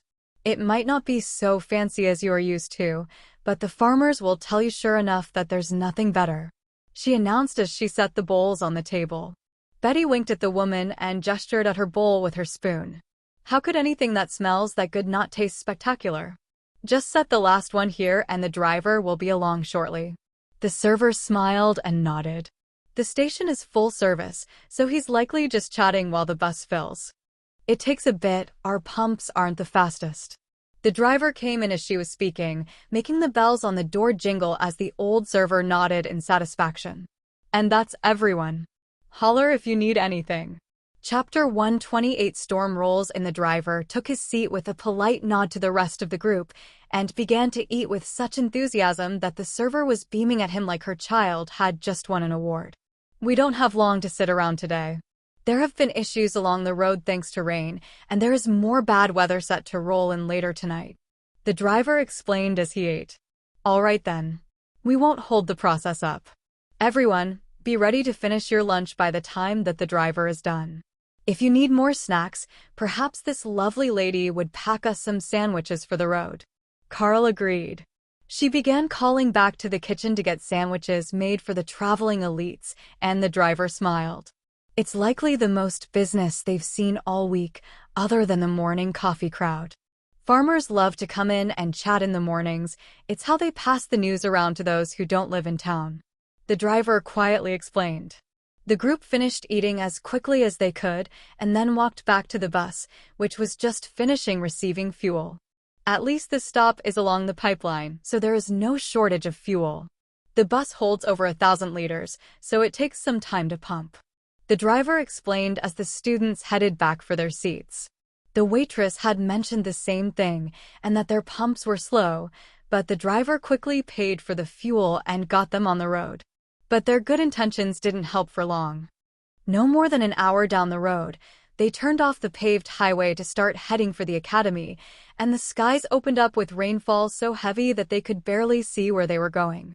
The driver slowed down to under 50 kilometers an hour as the rain got worse, pounding on the bus roof in a pattern that was starting to sound more like marbles on a tin roof. Can the mages keep a barrier up over the bus? It's starting to hail, and the windows aren't armored. If we don't have something, we will have to find cover and stop until it passes. The driver asked. Yeah, that shouldn't be a problem. We can shield the bus while you drive. Dana agreed. They worked out a plan to each take a turn so that nobody got too exhausted, with Dana going first, as the hope was that the hailstorm would not last long.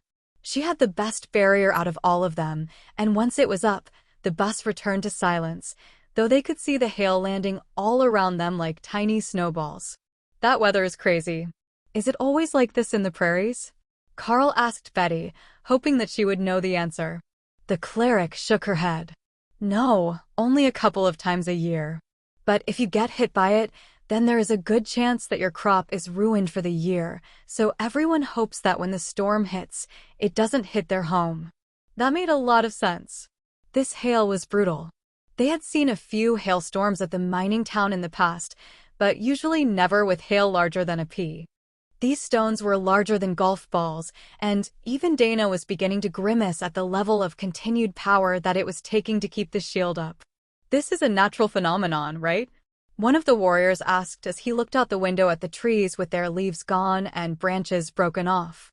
Some were lying in the road, but the driver wasn't about to get out and try to move them. He just carried on, driving over them and hoping for the best. After a few minutes, the hail turned back to a driving rain, and the driver breathed a sigh of relief. You can let the barrier go for now. If the hail picks back up, just bring it back. A bit of water won't hurt the bus any, he instructed. But when they got another few kilometers down the road, they realized that the bus wasn't the only thing that was in danger from the weather. Large chunks of the road had washed out, forcing him to slowly weave his way through the remains of the road until they reached the river, which was running much higher than normal and about to reach the deck of the bridge. Think light thoughts, folks. If this bridge dips into the river, we're all in trouble. The pillars will hold, but if the water hits the bridge deck itself, it will get washed away before you know it. He warned them. The options were going now or never, as the rain wasn't getting any lighter, so the bridge was almost certainly going to be gone in an hour, but the students' nerves were frayed as they reached the far side just as the water began to splash up and onto the bridge deck. Just in time. Now, we follow the railroad for a few hours and we're home. Easy peasy. The road led up to a ridgeline, and the bus came to an abrupt stop, just sitting at the top in silence as the students wondered what was going on. Carl moved to the front, so he could use his heightened eyesight to get a better idea of the problem, but what he found was far worse than he had imagined. The river had flooded, and it had uprooted a number of trees, which had formed an improvised dam in the gully up ahead. That had diverted the river's route, and now the road, as well as the railroad, were under an unknown amount of water for at least the next 4 kilometers, before a hill rose out of the muddy rapids. Looks like this is where we sit for the evening.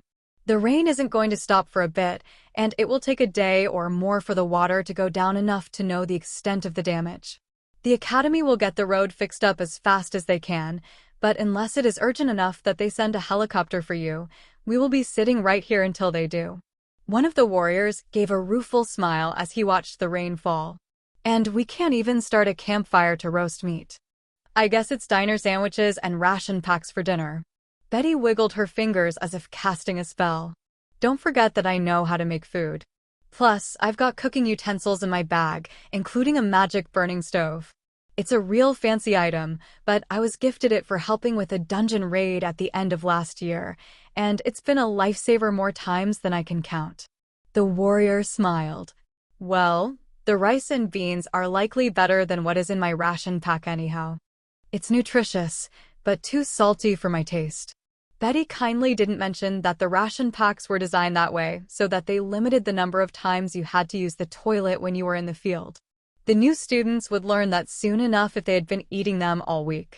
Chapter 129 Rainy Days. Betty got the cooking started, while the others sat and watched the rain fall.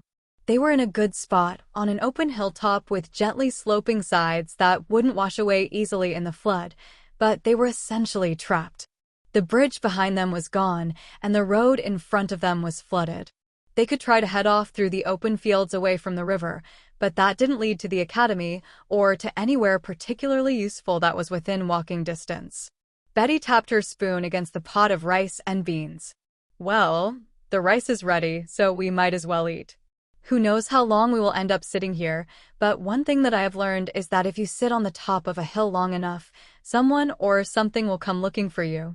Thanks for the words of encouragement. Carl laughed as he looked out into the heavy rain. Just making sure everyone is aware. There is a huge amount of the grasslands flooded, and there are thousands of small creatures that live there.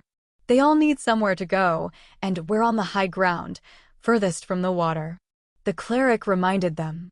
You have a point, and I'm not sure that I'm happy about it. Carl replied, making her smile. You will find that I am very frequently right, and you will very often not be happy about it. But that doesn't change the fact that we need to pay attention so that we're not caught off guard if something starts coming up that hill to get away from the floodwaters. Too many of the animals have lost their homes for the day not to need to relocate, so it's best if we just set a guard now and expect that we're going to be attacked at some point this evening while we wait to see if the rain is going to stop. If it does, there is a chance that the flash flood will go down again fairly quickly, and the railroad has been built to withstand a fair bit of flooding. But if the flow is too fast, then there isn't anything that is going to save that road, and we will end up either walking it in with our driver or waiting here for them to fix the road. Betty reminded him. See, that's the part that we didn't want to hear. I wonder if we could just let Thor outside to chase off the smaller monsters. He suggested. Thor, chase off monsters? You mean play with them, right? Thor is the least threatening monster I have ever met, and I had a pet Nicomata. Betty laughed. Good point. I would suggest Ray, but as much as she would enjoy eating the small creatures and insects, I can't see her agreeing to go out and stand in the rain. Carl joked. You're smart. But I doubt that even Thor would be happy about standing in that rain. The vibrations on his scales would drive him nuts. Heck, the vibrations of the heavy rain on his scales would drive me nuts, and I'm over here. Well, be prepared for an emergency call-out in the event that we are attacked, and it's more than a few spells can take care of. Carl could feel Ray rolling all of her eyes at him, but he didn't mind. She would go out to defend the bus if he asked her to. She just wouldn't be happy about it.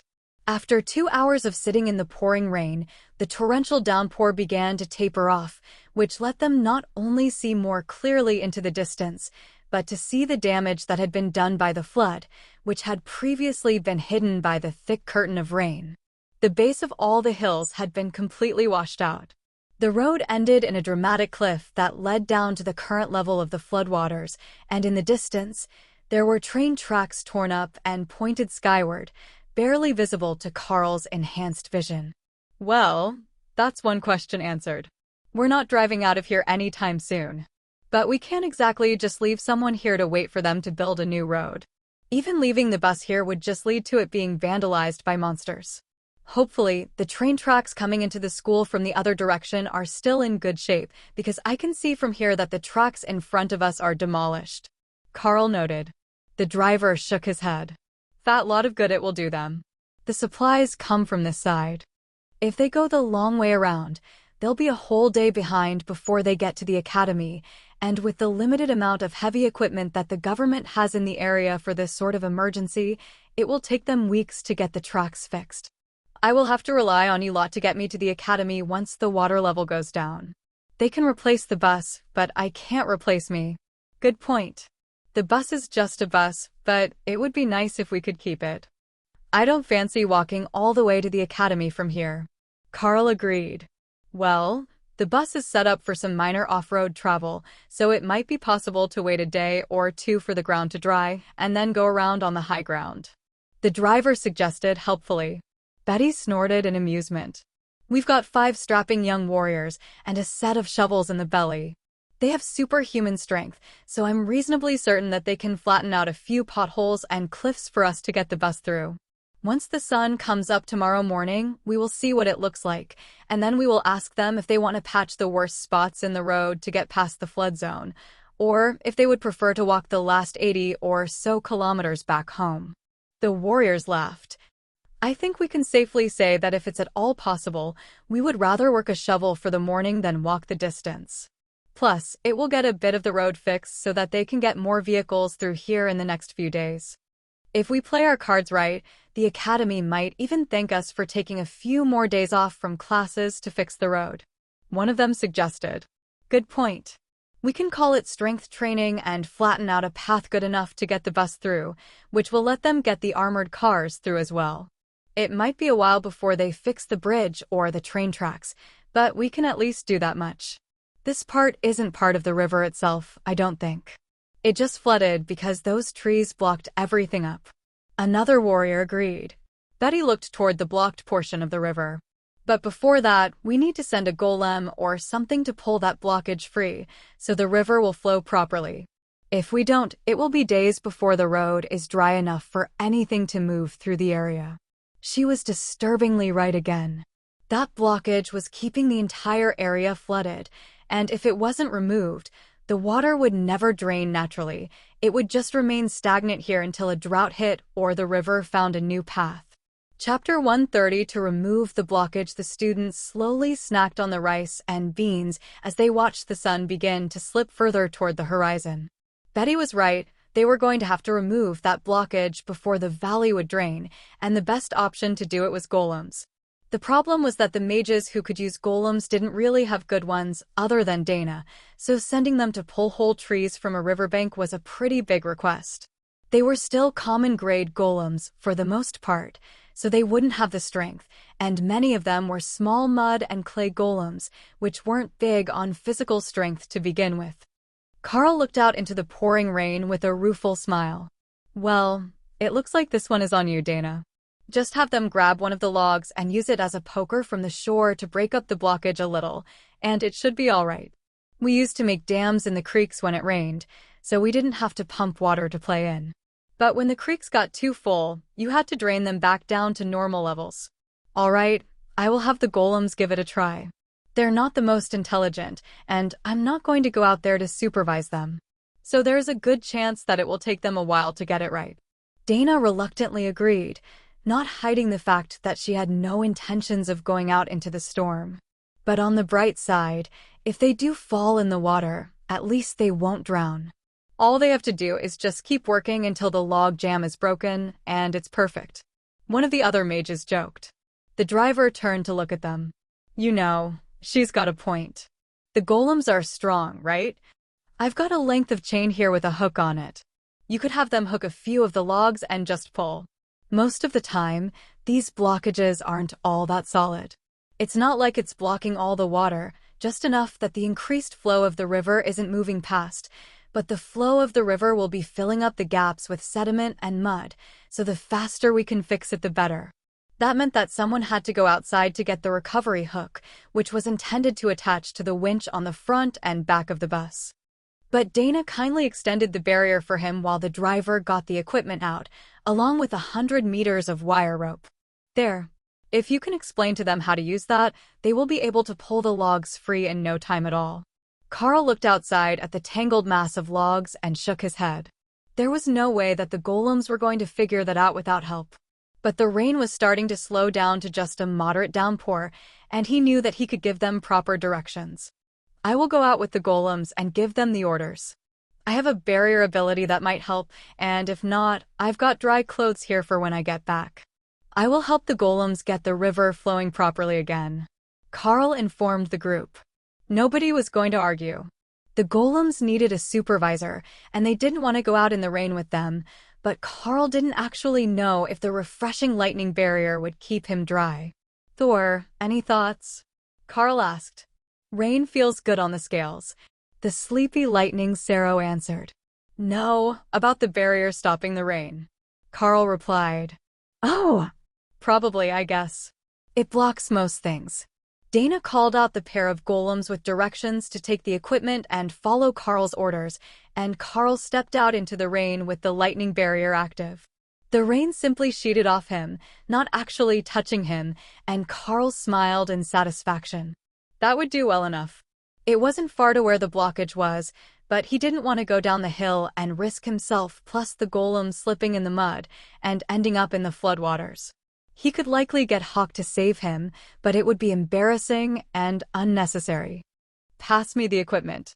Carl ordered once they were as close as he felt comfortable getting to the edge of the washed-out hill. The golem turned over the coil of wire and the large hook, and Carl did his best to remember how they did the lasso throw in cowboy movies. They had a cattle rancher with them on the bus who would know how to do this, but he didn't want to wait all night for the rain to stop and the logs to pack up with mud to the point that it would take a construction team to extricate them. Carl tossed the hook, and when it had flown past the upright log he wanted to try first, he pulled back on the wire to stop it and throw again. But to his surprise, that made the hook dive down into the log, and as Carl tried to shake it loose, he ended up wrapping the one he wanted with the wire. It looks like I intended to do that. All right, you two, get a good hold on this cable and give it a nice steady pull until I tell you to stop. He ordered. The golems grabbed the wire and began to pull, which began to tilt the log and lift it up out of the pile. It was really working. They might not get the whole pile free, but they had a good start on the first log. Then with a booming crack, the log shattered, and the golems took 2 steps backward as the top half of the log came flying toward them and landed on the hillside. Stop. That's good enough. Carl ordered. The top of the pile began to collapse, and a few dozen logs broke free to float down the river, which sent a torrent of water flowing over the top of the other logs and dislodged even more of them. Pull the rest of the rope back up here so I can free our log and try again. Carl ordered as the water level began to equalize at the top of the new dam a few minutes later. 6 failed attempts to replicate his first throw later, he had hooked another log, and the golems gave a mighty heave, digging themselves into the dirt as it began to tilt. This one wasn't coming up out of the pile, it was taking the pile with it as it lifted out of the mud, and it was unclear if they had the strength. Thor, come out and help pull. Carl ordered. Then he grabbed the wire himself, standing between the golems and Thor, who had grabbed it in his mouth, further back than his sharp beak. The 4 of them pulled, and a massive explosion of logs was thrown up in the air, creating a proper breach in the dam, and a massive flood of water began to pour through, raising the flood level on the other side by over a meter as the water raced to escape. Anyone downstream of that was not going to be happy with him. Chapter 131 Free-flowing. As the log jam began to crumble, Carl threw the hook again, pulling another log from the edge of the pile furthest from his reach.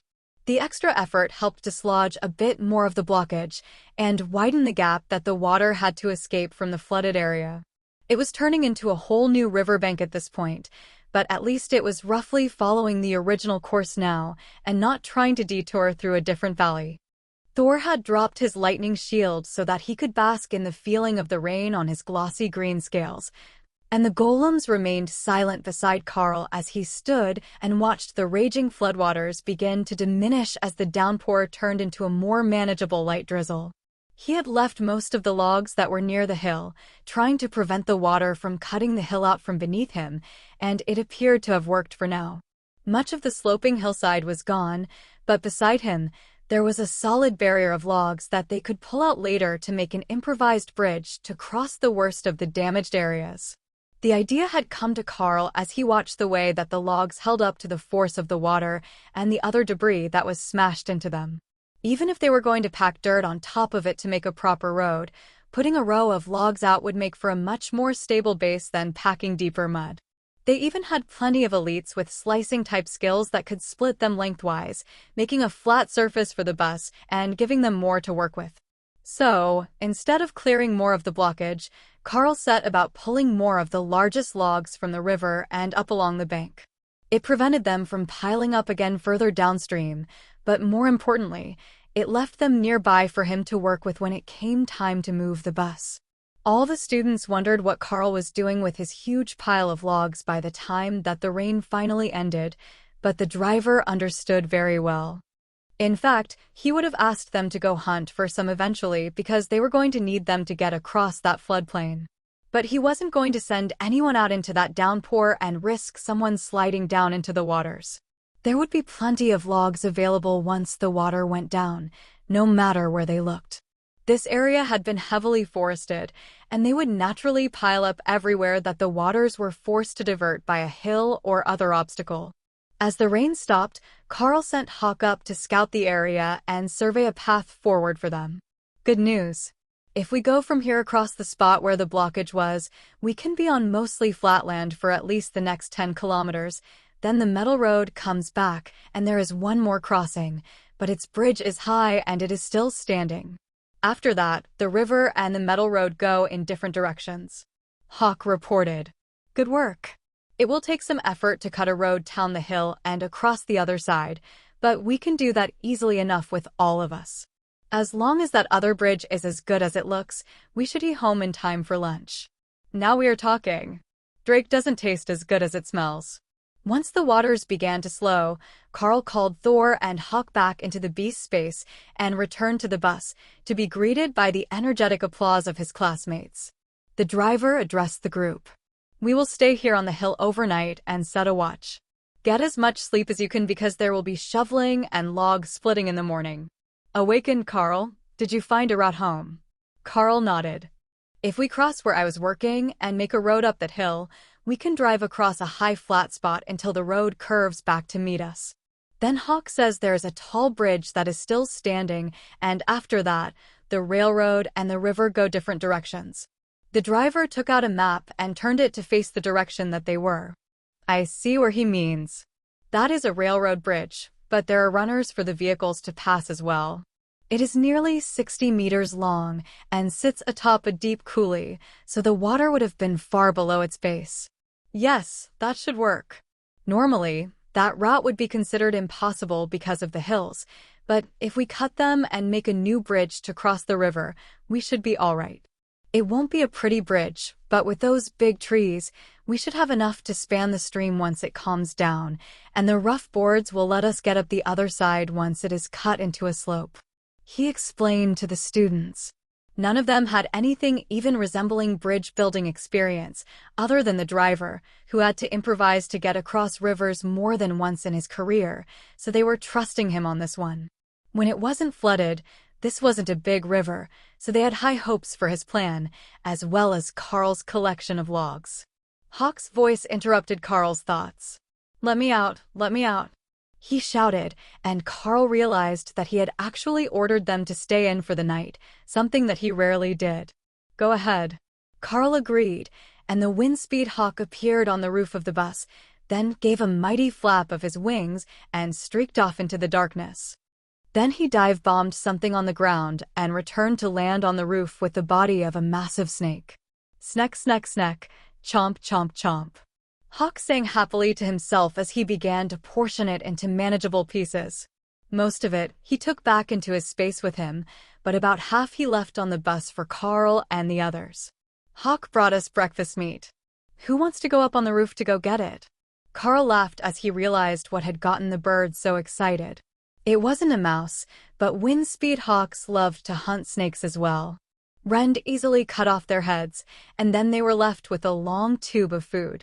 Sister Betty sighed as she looked upward at the metal roof. That was going to be a slippery trip, and the roof was sure to be bloody now with monster offal, which would draw even more monsters to them with its smell. I will. Driver, do you have a sprayer to clean the roof? Monster blood will draw more of them. She asked. Don't worry about it, there is a bit more rain on the way, and it will rinse us clean. There are so many dead minor monsters and animals in the area that chances are nothing will notice. I do have a scent-blocking spray, but I don't want to waste it with more rain coming tonight. The driver explained. All right. I will see you in a minute.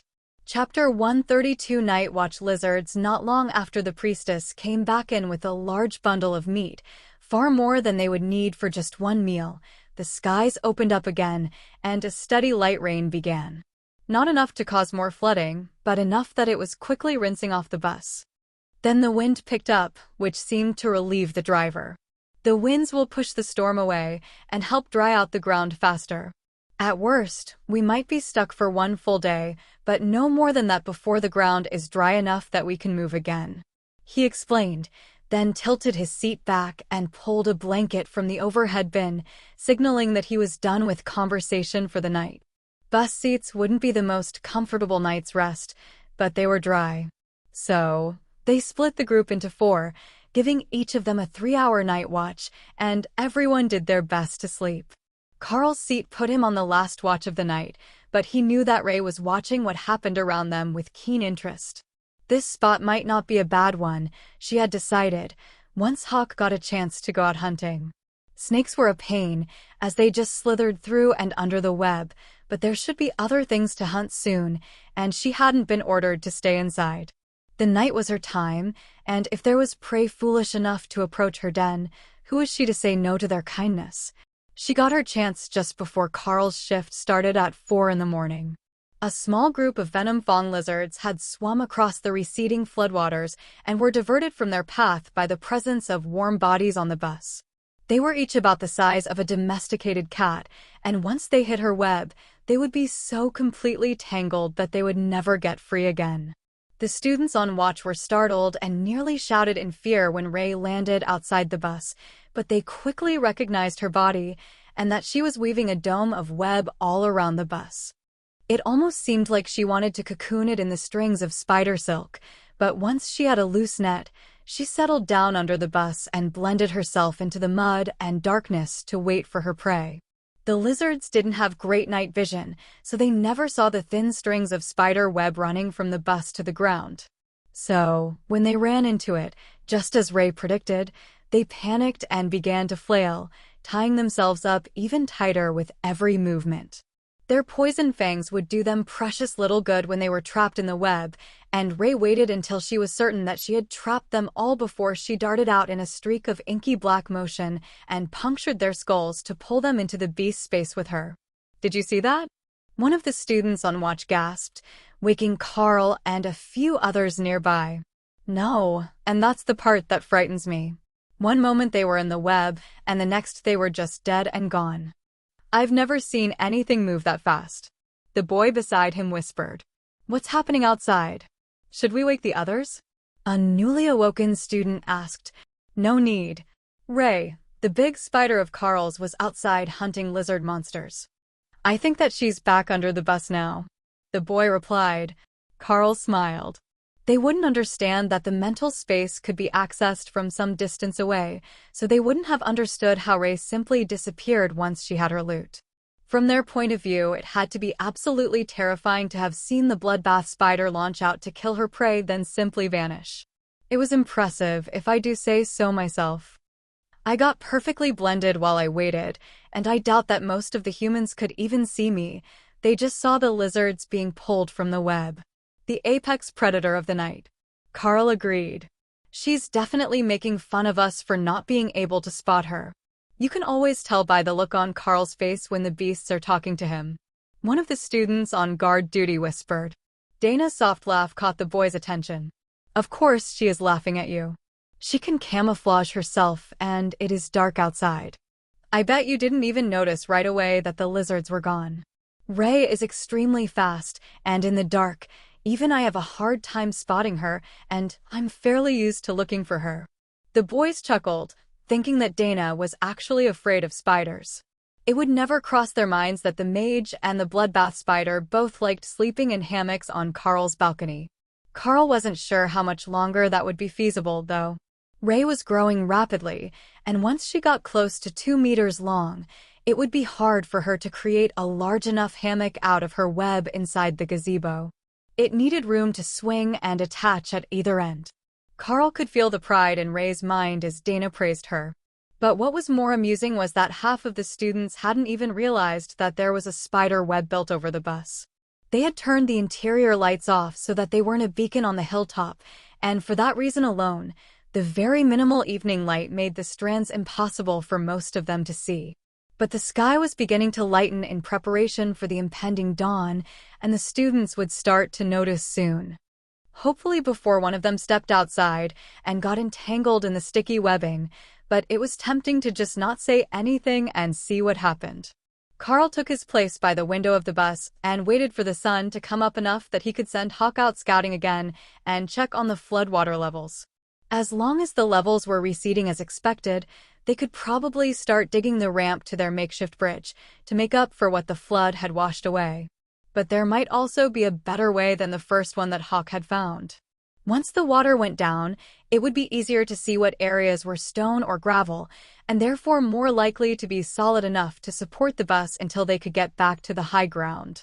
Hawk and Thor were both still asleep, and Ray was just about to doze off when the sun came up, marking the end of the night watches, and the beginning of the long wait for the sun to dry out the ground enough that it would be safe to move from the well-based roadway. The last thing anyone wanted was to spend all morning working, then get the bus stuck 5 meters from where it was now. Chapter 133 Aftermath. Once the sun did come up, the surrounding area of Hilltop began to change rapidly, seeming to come alive, and bursting with life and color. Plants rapidly grew and absorbed water for later consumption. Flowers bloomed in a matter of minutes, and the standing pools of water all but disappeared, except down in the river bottom, where it was simply too saturated and most of the plant life was destroyed by the raging waters. But even there, the change was noticeable, as the ground was mostly visible now, exposing rubble and debris that had been carried downstream last night. It was a mess down there, and the layer of silt that had built up turned large portions of the area to slowly drying mudplains, from which scattered plant life was struggling to break free. Despite the ferocity of the storm, what hadn't been destroyed was thriving, taking advantage of the situation to get ahead of the competing species. The same was true for the wildlife. Carl could see in the distance that there were numerous small scavengers and rodents out searching for their prize. Many burrows would have flooded or collapsed, and this was a prime opportunity for them to eat something that they couldn't normally hunt. Hawk was thinking the same thing, but he was still a bit sleepy, and the animals would be active all day long. He had time to go hunt when he wanted to. How long do you think that it will take before it's safe to start moving about and preparing to get back in motion? One of the warriors asked the bus driver, who was scanning the horizon with binoculars. Later this afternoon. The ground where we need to go is still saturated, so you won't be able to dig that ramp at all yet. I know you young folk are all energetic to keep moving, but sometimes you just have to sit and wait. He had a point, but while Carl did have to just sit here for a while, he didn't have to idle around and just wait. Hawk, do you want to go scout the area? If you can find us a nice dry route, even if it is a bit further around, that would save time. Also, check for monsters who have moved along our intended path and any new obstacles we might encounter. Carl suggested. That is fine. I could use some time to stretch my wings and just fly. The hawk agreed. It wasn't a sentiment that the other two beasts shared. Ray liked her web, and Thor preferred to be where everyone else was. The concept of just flying around by himself all day seemed very lonely to the Lightning Sparrow. Ray thought that he was a bit of an idiot, constantly wanting to be around others when he could be peacefully alone, but with his energy level, he needed people to play with. Carl looked around at the bored students sitting on the bus.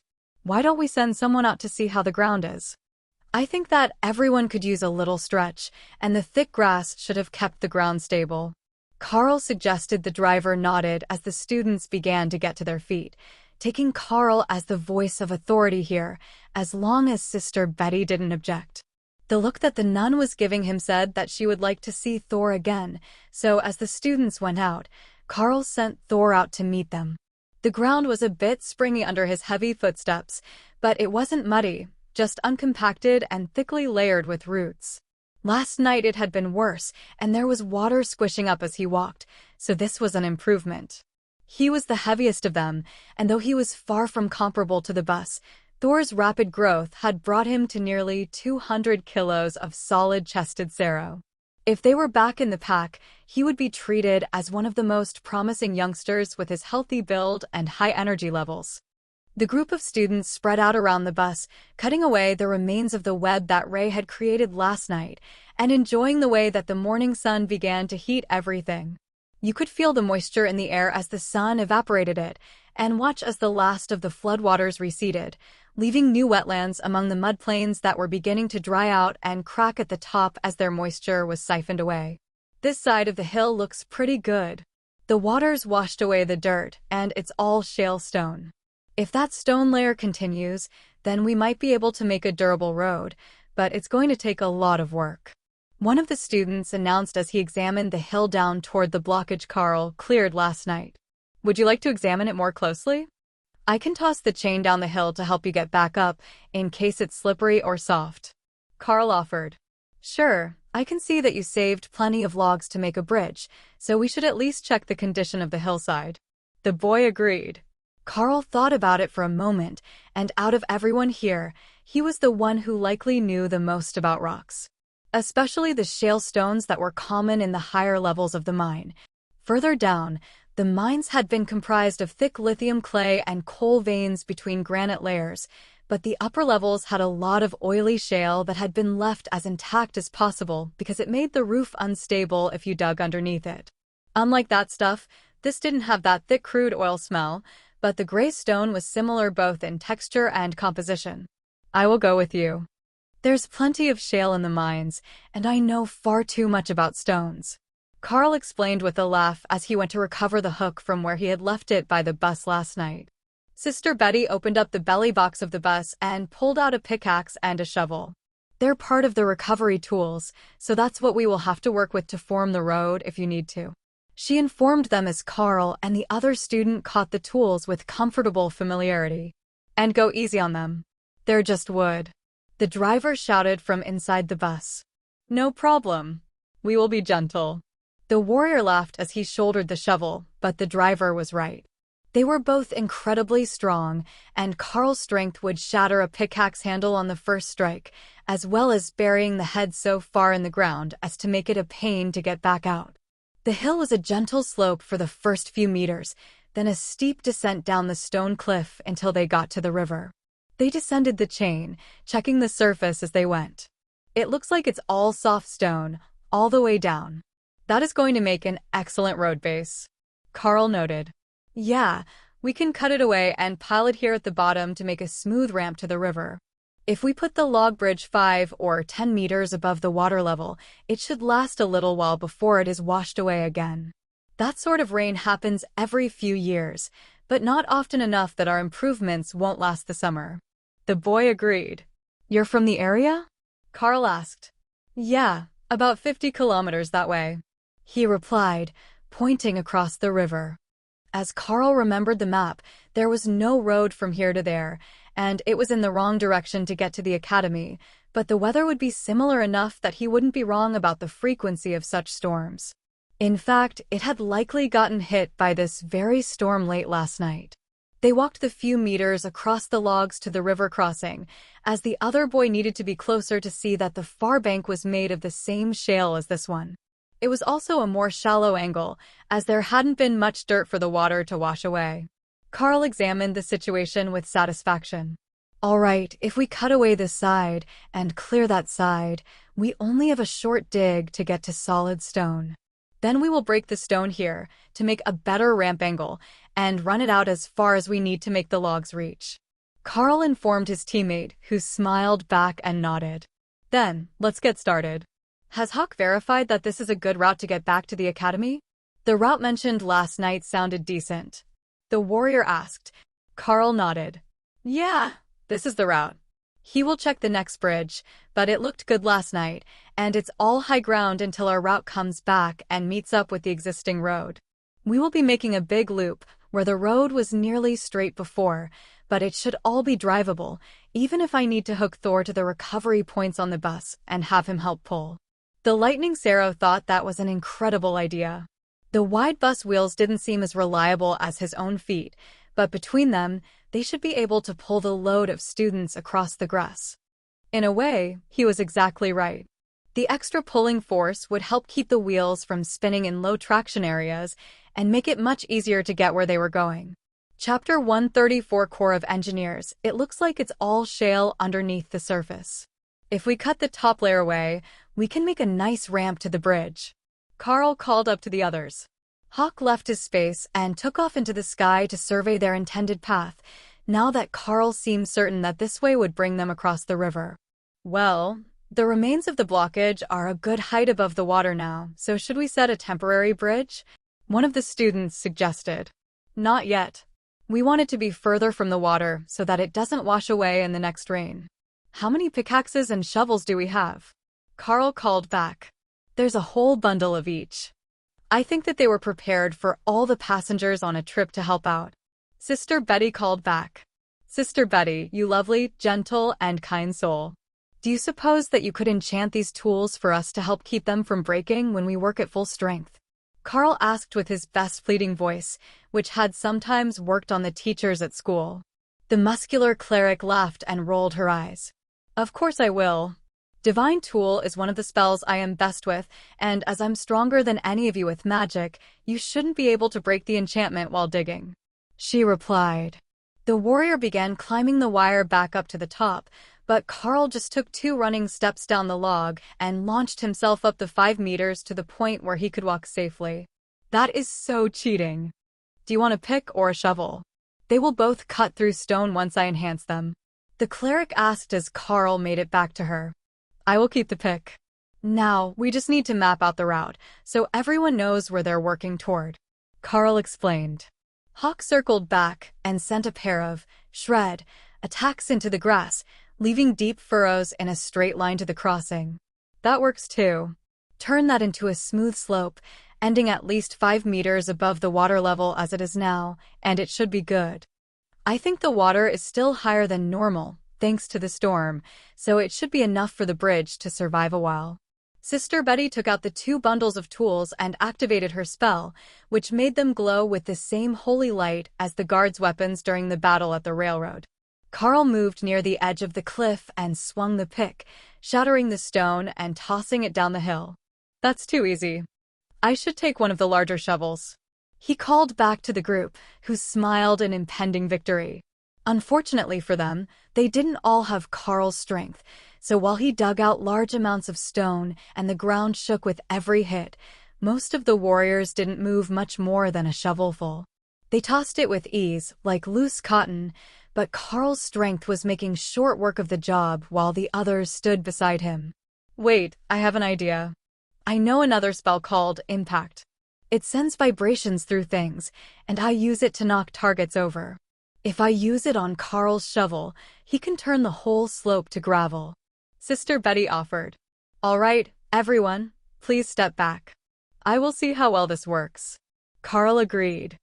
The cleric added the spell, and Carl felt the possibility in the shovel as he hefted it. The vibration was directional and proportionate to force. So, when he focused and put all his strength behind the hit, it should break up a large area at once. Carl stepped halfway through their intended path and carefully angled his strike. The shockwave carried through the stone, and the hillside slid away, turning to gravel and piling up at the foot of the cliff. In a single strike, they were half done the work of creating their route. There was just one problem. To create the slope they wanted, they would have to create far too much broken rock. The bus wasn't some extreme adventure vehicle, despite its wide and thick-treaded tires. Steep angles didn't work for it, and Carl's second strike created a large amount of gravel with nowhere to go. Well, now we just need to move this gravel to the far side of the pile and finish the ramp. It should be a decent slope when we're finished. He informed the group. Well, Carl and Betty did the worst of the work. Now it's our turn. One of the mages laughed. A large gray golem formed out of the loose stone, then scooped up an armload of rocks like it was a backhoe. Gravel golems aren't the strongest in combat, but they can change shapes, a little like the sand golems. It's limited, but flattening the arms into a bucket is no problem. Since it's all gravel, I just need to add more magic, and he can move all of this. If it were dirt or mud, it would be much harder, since it's not the golem's element. She explained. The golem scraped a path through the crushed shale rock and pushed it off the far end, giving the warriors the right idea. They moved up with shovels and piled the gravel in the middle of the 4-meter-wide path for the golem to move to the river. They finished with a steep slope that ended 4 meters above the river when the gravel was gone, but they had a smooth slope to that point. Now we just need to cross the river and build up a bridge footing on the far side. Sister Betty reminded them. Carl jogged down the slope and jumped. The flying leap put him on the far side of the river with ease from his elevated start, but the bank here was much more shallow, so they would have to build something up and not just pile loose rock. As he was considering it, Carl heard laughter from the far bank. You lot are fast workers, but not exactly the Corps of Engineers, are you? The driver asked. What do you mean? It's sturdy, we shook the rock to settle it, and it's not going anywhere. Carl shouted back. Have you ever seen the spout of a jug when you tilt it? That's what you created here.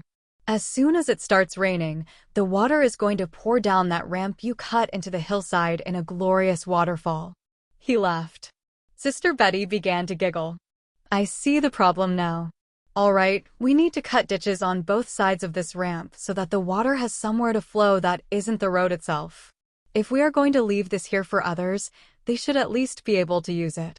She got the others back to work, digging through the stone to make deeper spots at the edge of the ramp and slope sides so that they didn't collapse on the road. While they did that, Carl looked around for his options.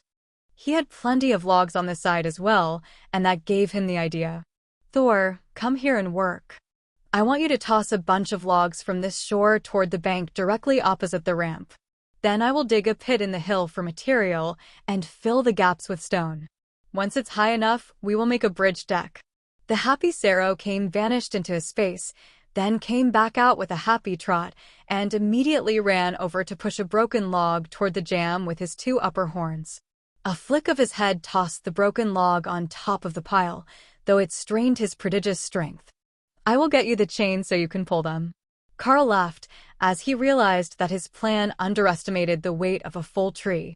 Thor shook his head and went for smaller logs that had been shattered before their arrival. They would make good filler, Carl thought, and picked out a spot to begin digging gravel to throw into the pile. The 2 of them worked well together, and after a while, even Ray came out to lend a hand, in her own way. She made a silk harness for Thor and then attached the logs to it with thick ropes of spider silk. The initial effort was exhausting for her, but once it was done, she just cut the rope and then sprayed spit on the end, which caused it to liquefy and mend around the next log. Within the reach of the bloodbath spider, its web was a versatile magical tool, not just sticky silk. That let Thor move some longer trees into position, accelerating the process, as Carl threw gravel at it from a spot upstream. It took them under an hour to have the ramp sorted out, and then it was time to work on the bridge deck. Sister Betty clapped her hands to get the attention of the others as they finished making what she thought was a sturdy enough footing for the bridge. I have picked out 4 trees, all of them long enough to cross the river. Now, you need to do the hard work, gentlemen. Plane off the top third of each log, so we can place them to create a flat driving surface, and then we have to drag them into position. Got it, sister? We're ready. The warriors called back, sweating with the exertion of digging ditches and reinforcing the gravel slope as much as possible for the last hour. Chapter 135 Bridge with the chain and hook.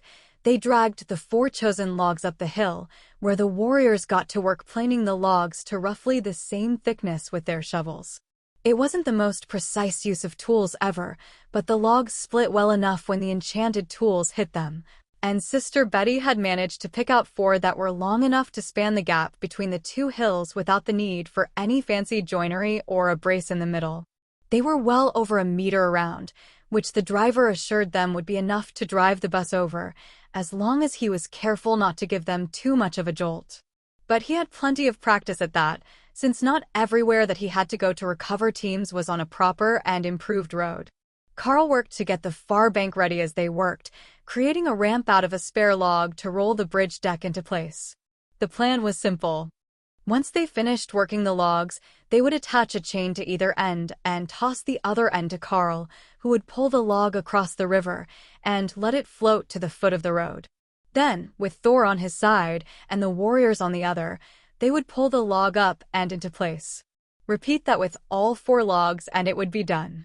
In theory, it was simple, and they could have it done in an hour or 2. Ready for the fun part? Dana called once the warriors had the first log chained up and ready to move. Toss it over, and we will see if the plan is good. Just remember, send it a bit upstream so that we don't have to drag it against the current. Carl called back. The chain came sailing over to his side of the river, and Carl pulled it tight, with the eager help of Thor. The log slid smoothly into the river, and the 2 of them moved a bit further upstream, keeping it on course until they had their end on the shore, and they were ready to pull it up their makeshift ramp. All right, shift positions, and we will pull together. We have to keep it squared up between the 2 sides, or it will fall back into the river. Carl called as he prepared to shift the log up the freshly created hill. Got it? We will adjust to match your side, just keep it nice and smooth. Dana called back. The warriors had nominated her to be the spokesperson for the team, since her golems were the strongest and would be doing the majority of the work. The 2 sides moved, and the chains pulled tight again, moving the heavy log into place, then dragging it across the footing that they had designed into the gravel ramps. The log was about 4 meters longer than necessary, but with a bit of adjustment and some digging, they had it in place, and they were ready to do the second one.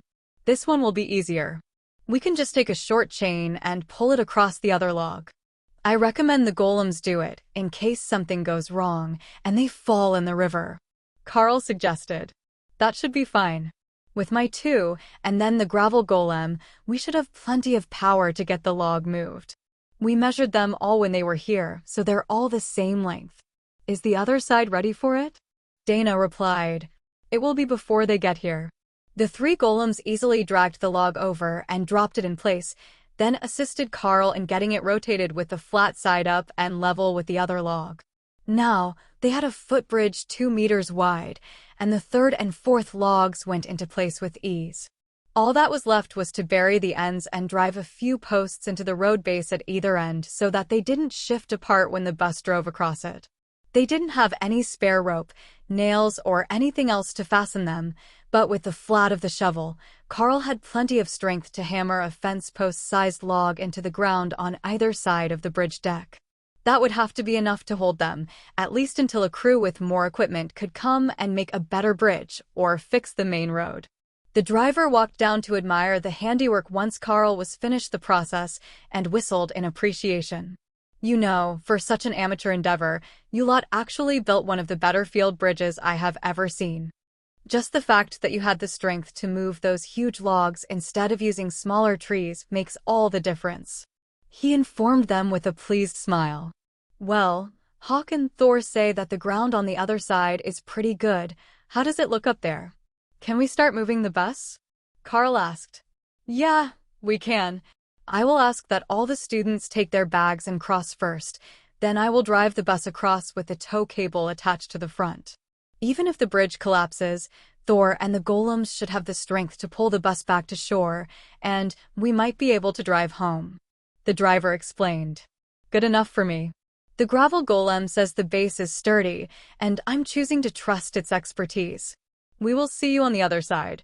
Then, we will hook Thor to the tow cable, and he will walk in front of the bus until we're back on a proper road bed.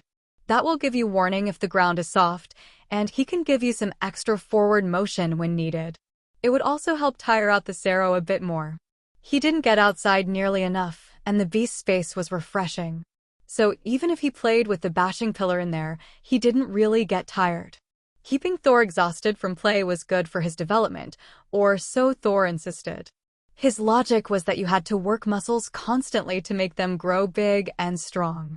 Now, that sort of logic also held true for humans, but with the serum, they were all growing big and strong without the extra help, so it likely wouldn't stop Thor from growing if he didn't put in the work. Hawk, on the other hand, believed that you just needed to stay active to avoid being lazy, and Ray maintained that just waiting in your web for prey to play with was better than wearing yourself out for no good reason.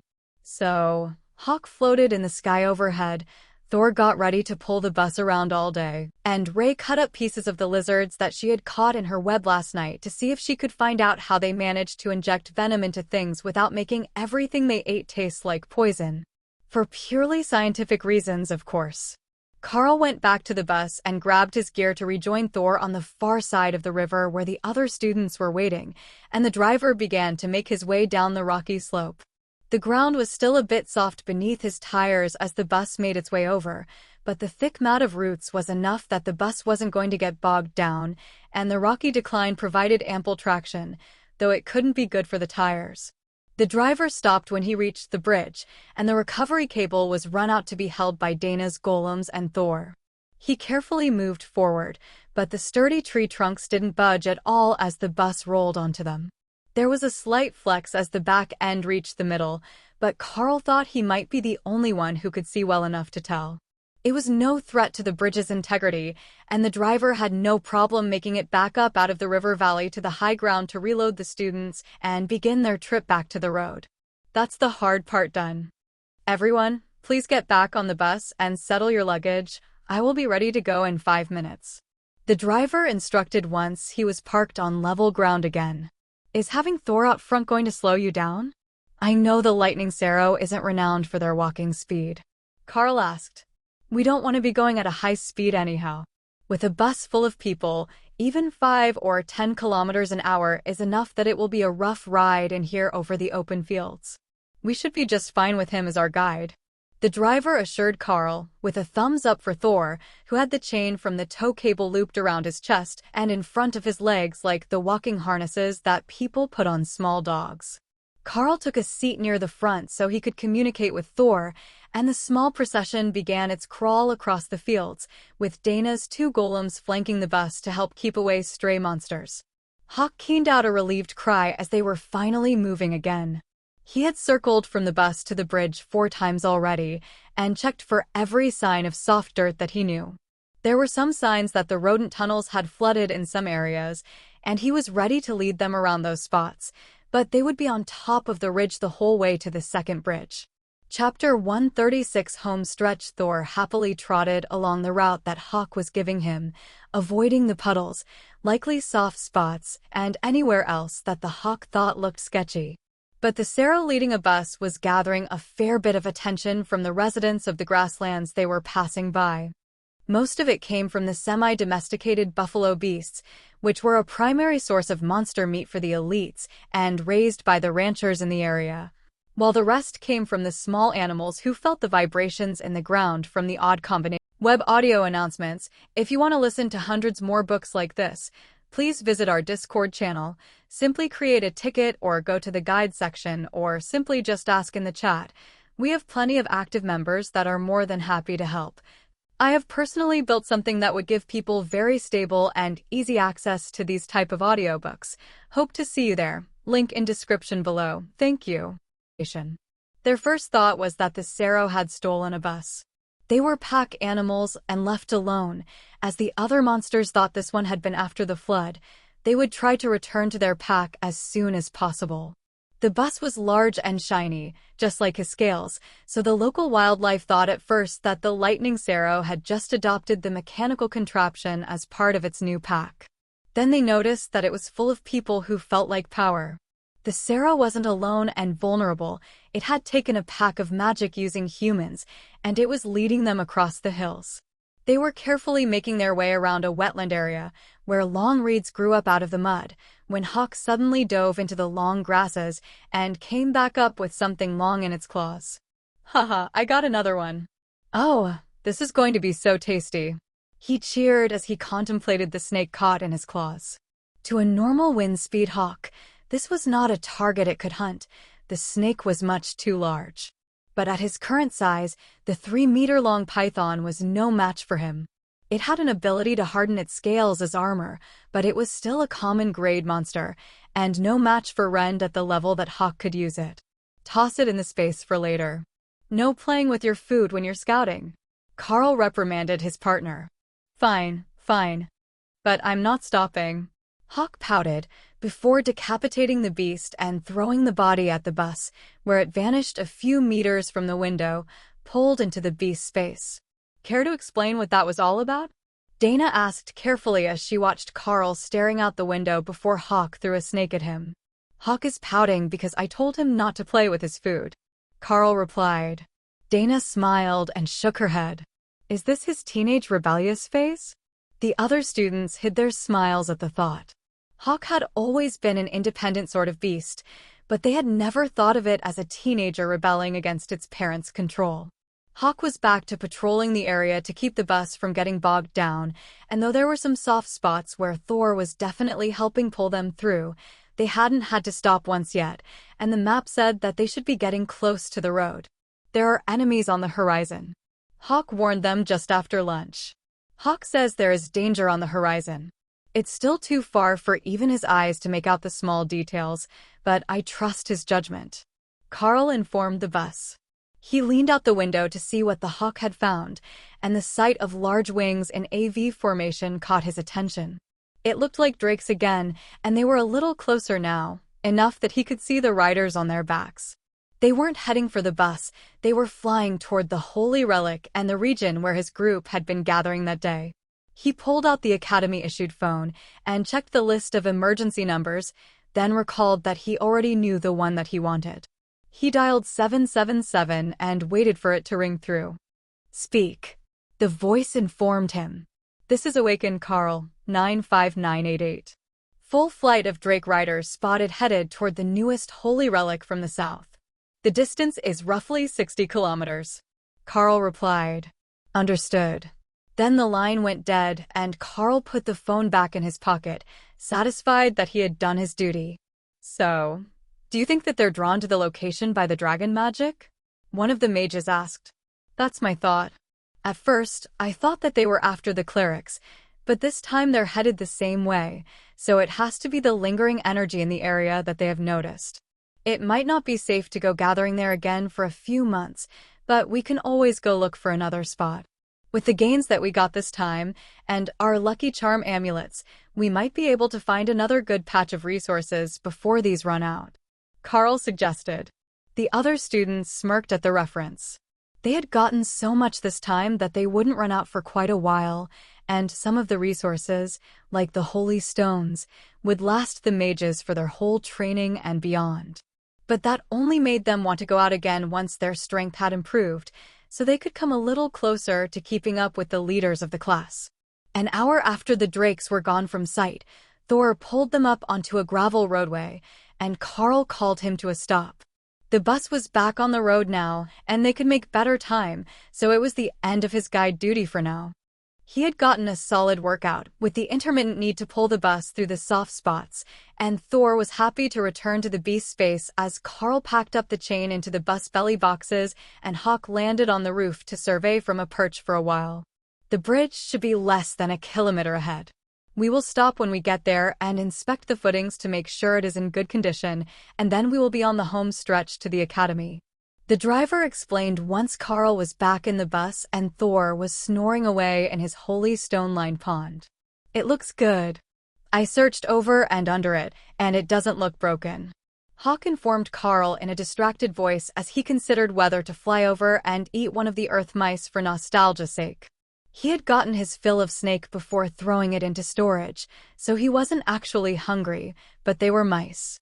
If the mice had known what he was thinking, they would have been terrified. But their eyesight wasn't good enough to notice that he was sitting on top of the bus, whose vibration was hiding any presence that the wind speed Hawk might have given off. The drive to the bridge was remarkably smooth compared to bumping over the tufts of grass in the grasslands, which had been irregularly packed by the buffalo. Ah, the good life. I will never insult the quality of the gravel roads again. One of the warriors laughed as they drove up the bridge. The driver looked up in the passenger-facing mirror over his head. It's all about life experience. The field saved us days of waiting or working, and now we're almost at the bridge. I will need to check it out quickly before we go, to make certain that there was no damage, but that's the last river crossing before the academy. The driver pulled the bus to the side of the road, but Carl didn't see any sign of other traffic anywhere, and hadn't seen any all day long. If this road was regularly traveled, the traffic wasn't out today. Most likely it was used by the farmers and trucks going to the villages in the area, but with the floods, everyone else would be stuck and waiting for road repairs. The driver's inspection only took a few minutes as he walked the length of the bridge and looked over the sides with a mirror on a stick. Hawk is right, there is no damage, and the water didn't cut away the base under the concrete. We're good to go, he announced as he returned. Hawk gave a self-satisfied noise, as if questioning why anyone doubted him to begin with, and settled down on the cargo railing he had chosen as his perch atop the bus. Once they were across, it was like the storm had never happened. The roads were bare and dry, with no signs of washed-out shoulders and an increased amount of wildlife. None that dared to approach the bus, but every few minutes Hawk would spot something and relay it to Carl. And this is the last corner before the academy. Might as well start getting your gear ready and packing up the dishes. We will be there in 10 minutes. The driver reminded them an hour after they passed the bridge. The students groaned as they realized that it was their duty to clean up after themselves again, but Sister Betty had already started packing away the leftovers and had packed the rice and beans into their usual squares, then fried them in the pan until they would hold their shape.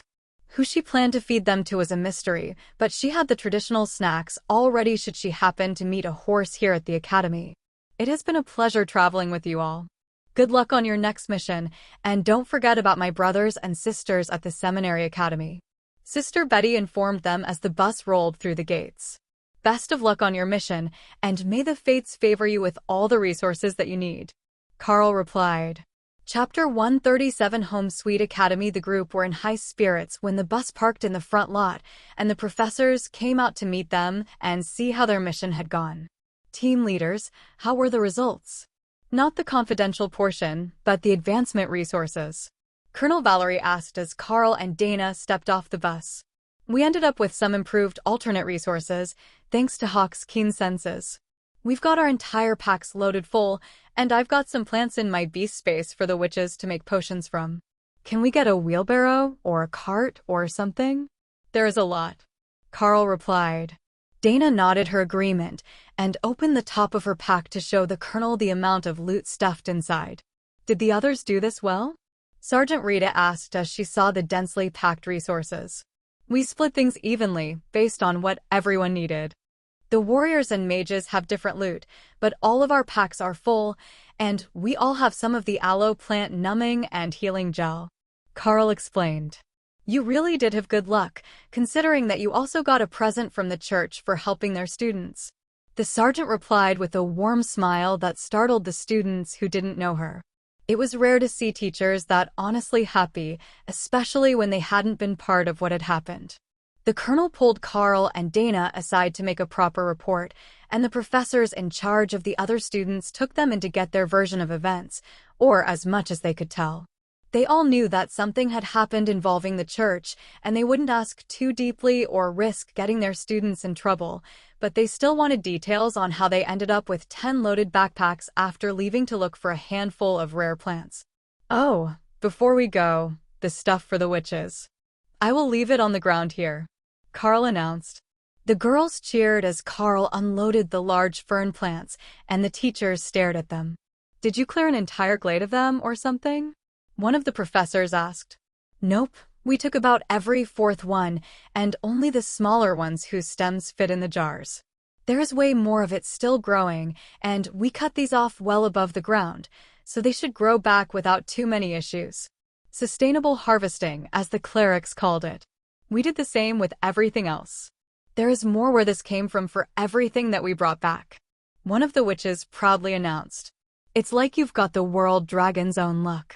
The teacher sighed, then glared around the parking lot as the students began to laugh.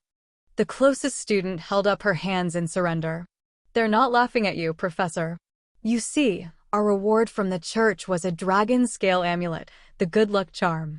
Then they gave us a skill book of our choice, but random choice, as they gave us books with no names on them. It worked out perfectly, though, and we all learned a new skill, except the team leaders, who already had a brand new skill, so they got an item. Carl shook his wrist, showing off the plain gold bracelet, and the teacher's eyes went wide in surprise. You got a holy item as a reward?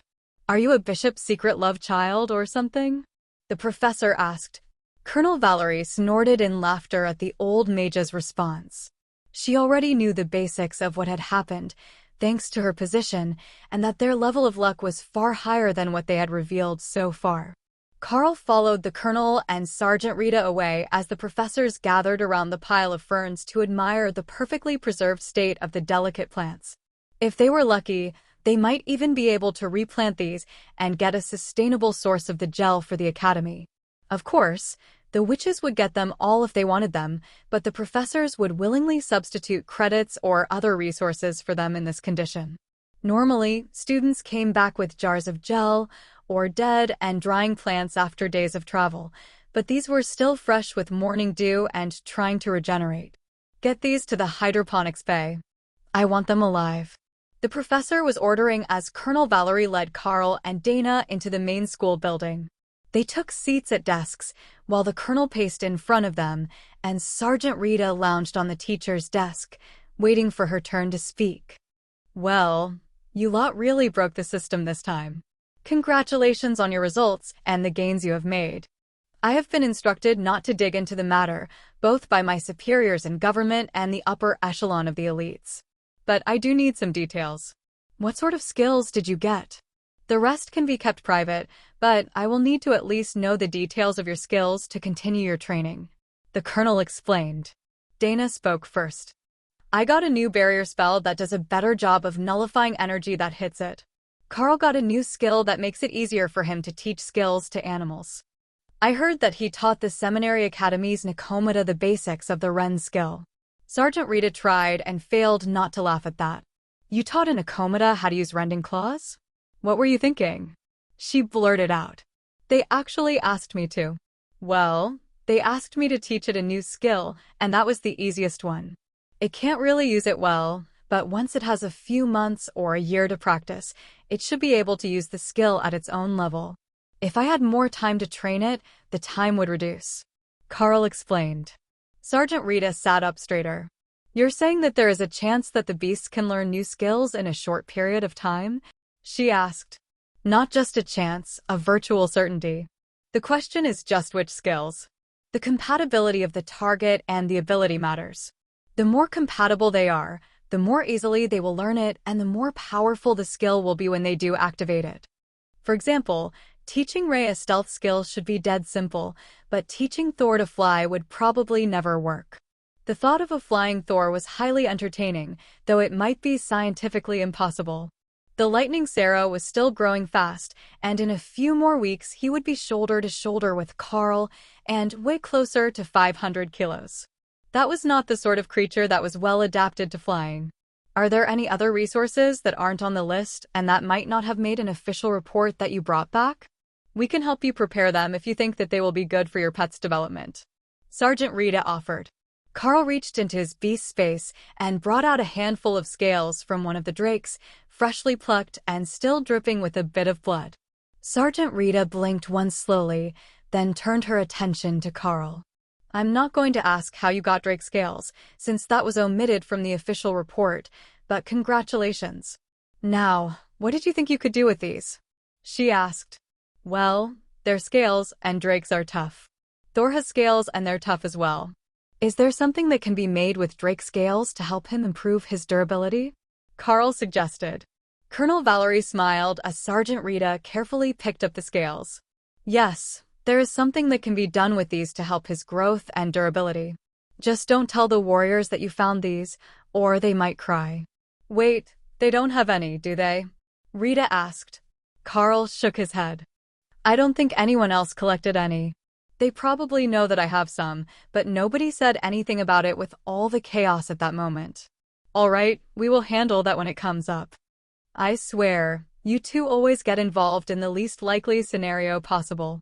Do you have any idea how rare it is for the church and the elite authority to both classify the same incident?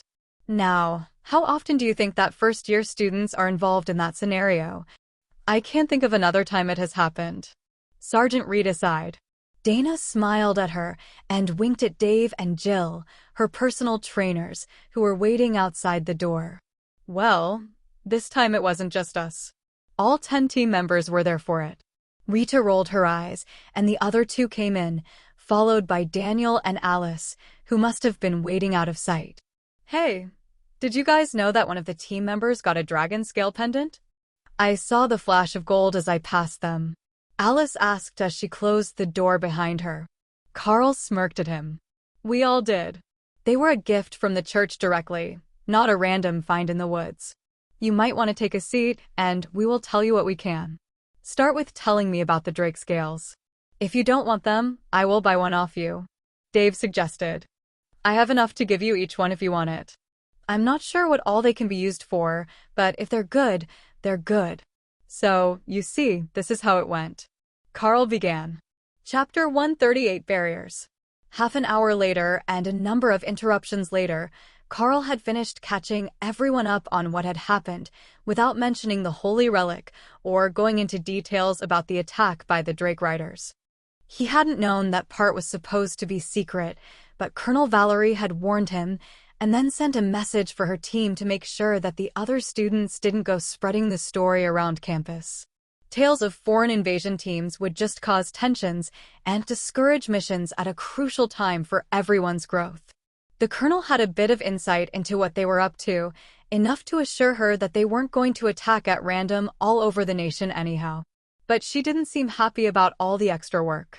Colonel Valerie finished taking notes and nodded in satisfaction. All right, with all that you two have gained, we are going to have to work on your new skills and test your growth before we do too much more. I will go with Dana's team, and Sergeant Rita can do the report for Carl's growth. I have paged Jody to come get the scales and have them processed for use. If Carl has some extras, you lot can have them processed for yourselves as well. Carl smiled and passed over another handful, as well as a small vial of Drake blood.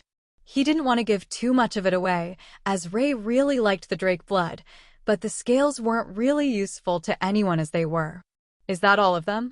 Rita asked as Carl finished piling up the loot. No, is it not enough? Carl replied. The sergeant just shook her head. Never mind. That's enough for today. We will process more of them for you later if you still need them. Dana and the others split off to go test her abilities, and Sergeant Rita gestured for Carl to follow her to the training area. I'm not quite sure how we are going to do this, but first I should ask if your pets have learned any new skills yet. She asked as they reached the field. Nothing yet. I didn't have an opportunity to help them as they observed new skills yet. But we had an opportunity to grow our strength and understanding, so we're all a bit better than we were when we left. With the resources that we gained and the extra growth time, everyone is coming along fairly well. Carl replied. That's fine. I don't think that your new skill is one that can be easily shown off, unlike the new shield spell. So, we will start with a strength test. Ray was still growing fast when you left, so why don't we start with her? Just the simple test of how long it takes to remove the shield spells is enough to give us an idea where you're at. Rita suggested. Alice set up the barriers, and Ray came out to examine them. Over the next few seconds, she went from shiny and black to a dull green that matched the grass, but her curious black eyes were fixed on the barriers. Alice nodded when she had them set up, and Ray launched herself forward, shattering the first 3 in the first second, then tearing apart the 4th and starting on the 5th. That one took some time to get down, so the spider backed away to consider how best to destroy the sixth barrier. The three elites stared in shock at the bloodbath spider. The level of absolute violence from her mandibles and armored front legs was outstanding among awakened rank beasts, but it clearly wasn't her limit. The great ability of her species was to adapt their attacks, and once she had thought of a way, she might be able to take down the sixth barrier as well. Carl activated Skill Master and let the magic flow into Ray as she worked on a way to adapt to the barrier. Curiously, she didn't seem to be trying to learn a whole new skill, she was just improving the one she already knew. But when she attacked, the sixth barrier fell in a matter of seconds, and the proud spider did a little spinning victory dance in celebration. Good job, Ray. You got that barrier down in record time. Carl congratulated her. Of course, that might only be because she went first, but he doubted that even Hawk would be able to take down the sixth barrier today, and Thor wasn't really offensive-focused. Well, we can say that given time, Ray can build up to the borderline of ascended rank attack power. Her body isn't quite there yet, but with her adaptation skills, her offensive power is far ahead of the average. Sergeant Rita noted. Thor nudged at Carl's mind, asking to be let out to play with the barriers. Who's next? Rita asked. Definitely Thor. He will drive everyone insane if we make him wait for last to play the barrier game. Carl laughed. Hawk also came out of his space to glide around the field. You know, the outside is better. There is so much more room to fly. I could go for a whole hour just flying around. Hawk sighed wistfully. Don't worry, buddy. We will be back outside soon. We just need to work on our skills and power so that we're ready for what we might find out there. Carl replied. The Hawk waited until Thor was about to hit the first barrier, then shattered it with a rend attack and laughed as he flew overhead. Stupid bird, those are my smashing barriers. Thor pouted as he charged for another. He wasn't going through them in order, but Hawk took them out in an orderly manner, shattering the first four and leaving Thor to smash into the last two until he wore himself out a little. They make quite the team. Daniel remarked with amusement clear in his tone. Thor gets a bit too excited when there are barriers involved. When he's actually in the field, he's much more serious and professional. Carl replied quietly, so he didn't distract the happy beast from his playtime. Rita smiled. It's easy to forget that they're all still very young. They're not adult monsters, they're still children, and they need to play and grow. You should have seen him pulling the bus along through the grasslands. He was right on top of things, pulling the chain tight when the ground was soft so that the bus didn't spin out. We managed to make it all morning without getting stuck thanks to Thor's help. But now that he's had a nice long nap, he's ready to play again. Carl agreed. Thor pranced around the open field, catching the attention of the students practicing nearby. Everyone had heard about the Lightning Sarrow's love of smashing into barriers, but none of the classes who were out here right now were working on that, so they just watched as he ran around and charged at the two remaining barriers Alice had set up. Hawk could easily break the weaker of the two remaining barriers, but if he did, then Thor would have no second target for his game, and they were set up a few dozen meters apart, just enough for him to get a good run at them. All right, we have the basic data for the beasts now. It's not precise, but we can set up a training plan from there. What sort of skills did you want them to learn? Stealth for Ray, but what for the others? Sergeant Rita asked. I think that if we can get Thor to learn a secondary attack spell, that might be best. Lightning would obviously be the first option, and I'm thinking of trying to teach him a lightning breath type attack. Carl suggested. Like he was a kaiju from the movies?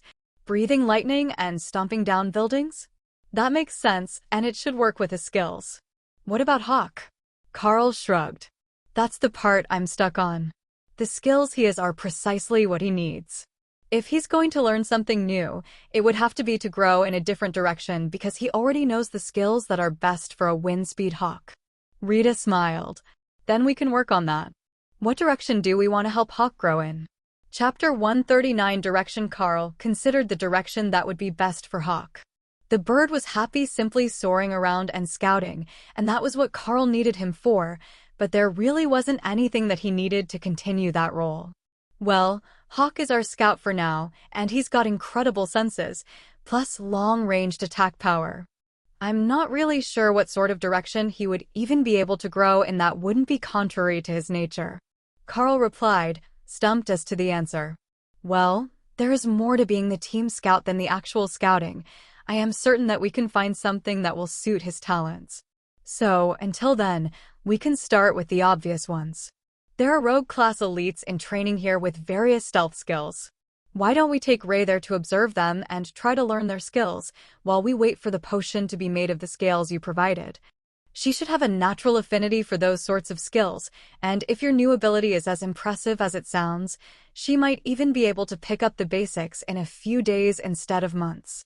Stealth skills are normally some of the hardest to master, so most of the rogues who don't start with them only learn the basics and prefer to hide in plain sight instead. Sergeant Rita suggested. Carl felt Ray's amusement in his mind. She was good at hiding in plain sight as well, so visiting these rogue people could be a very educational experience. Maybe she can learn invisibility.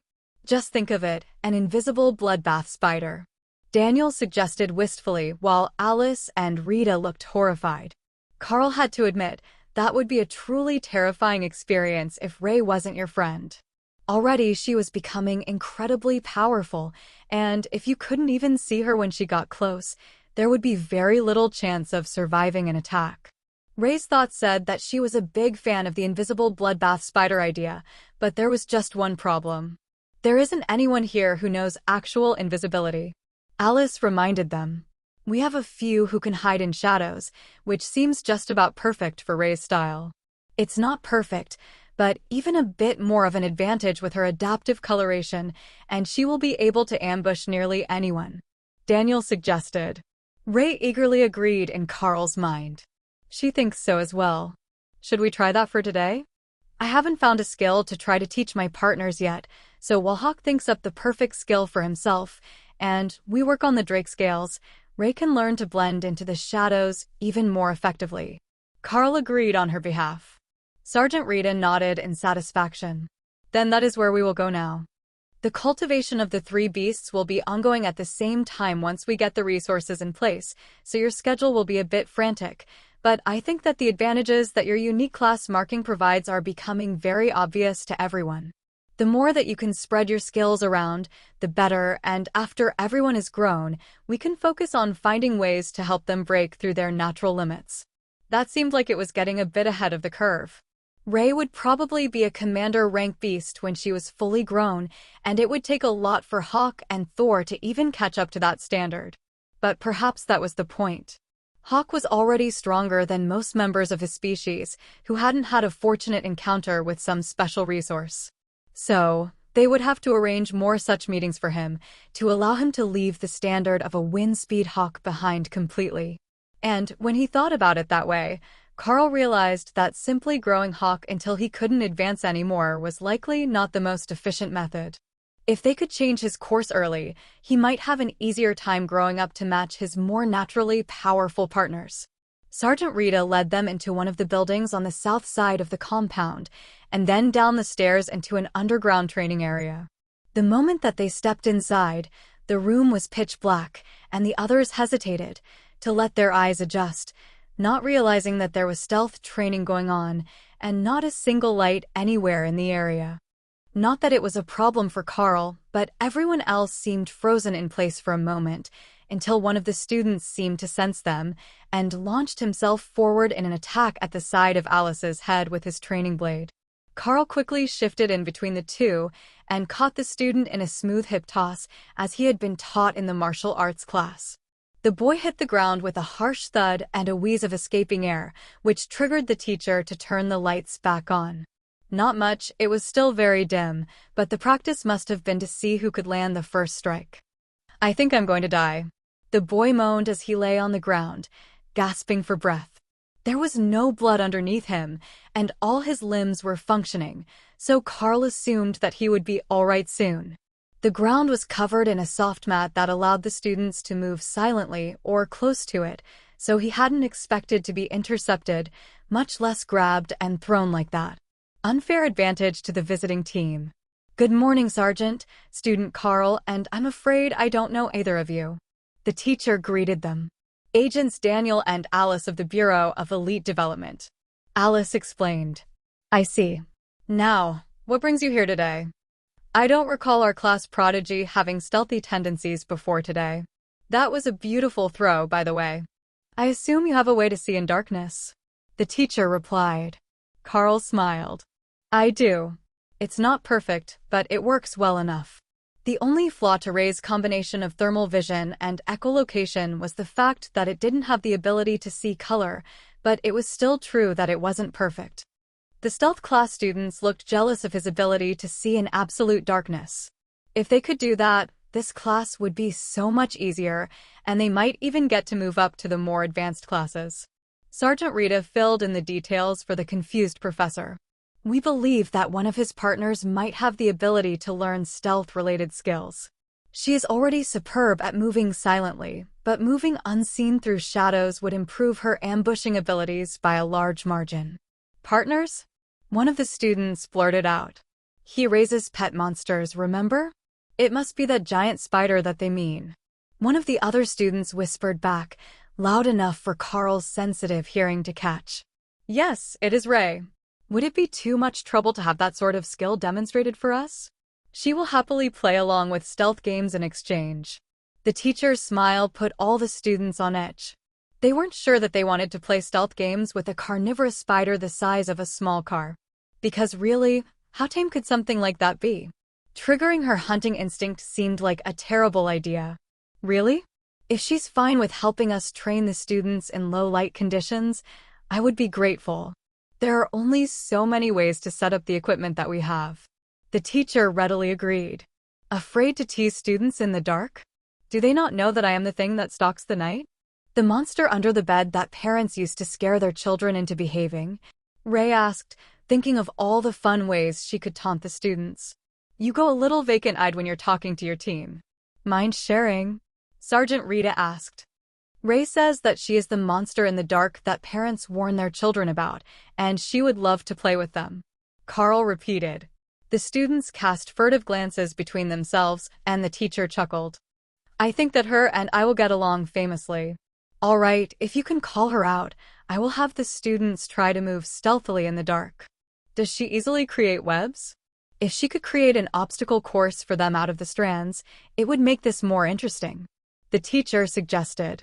Ray stepped out of the beast space and immediately faded from her natural shiny black and red to a dull soot black that perfectly matched the room. All right, she will set the obstacle course up right away. Chapter 140 Ray's Game. Chapter 140 Ray's Game. Ray sent out a maze of webs as she darted around the room, terrifying the students whose eyesight was good enough to keep track of her. That should do it.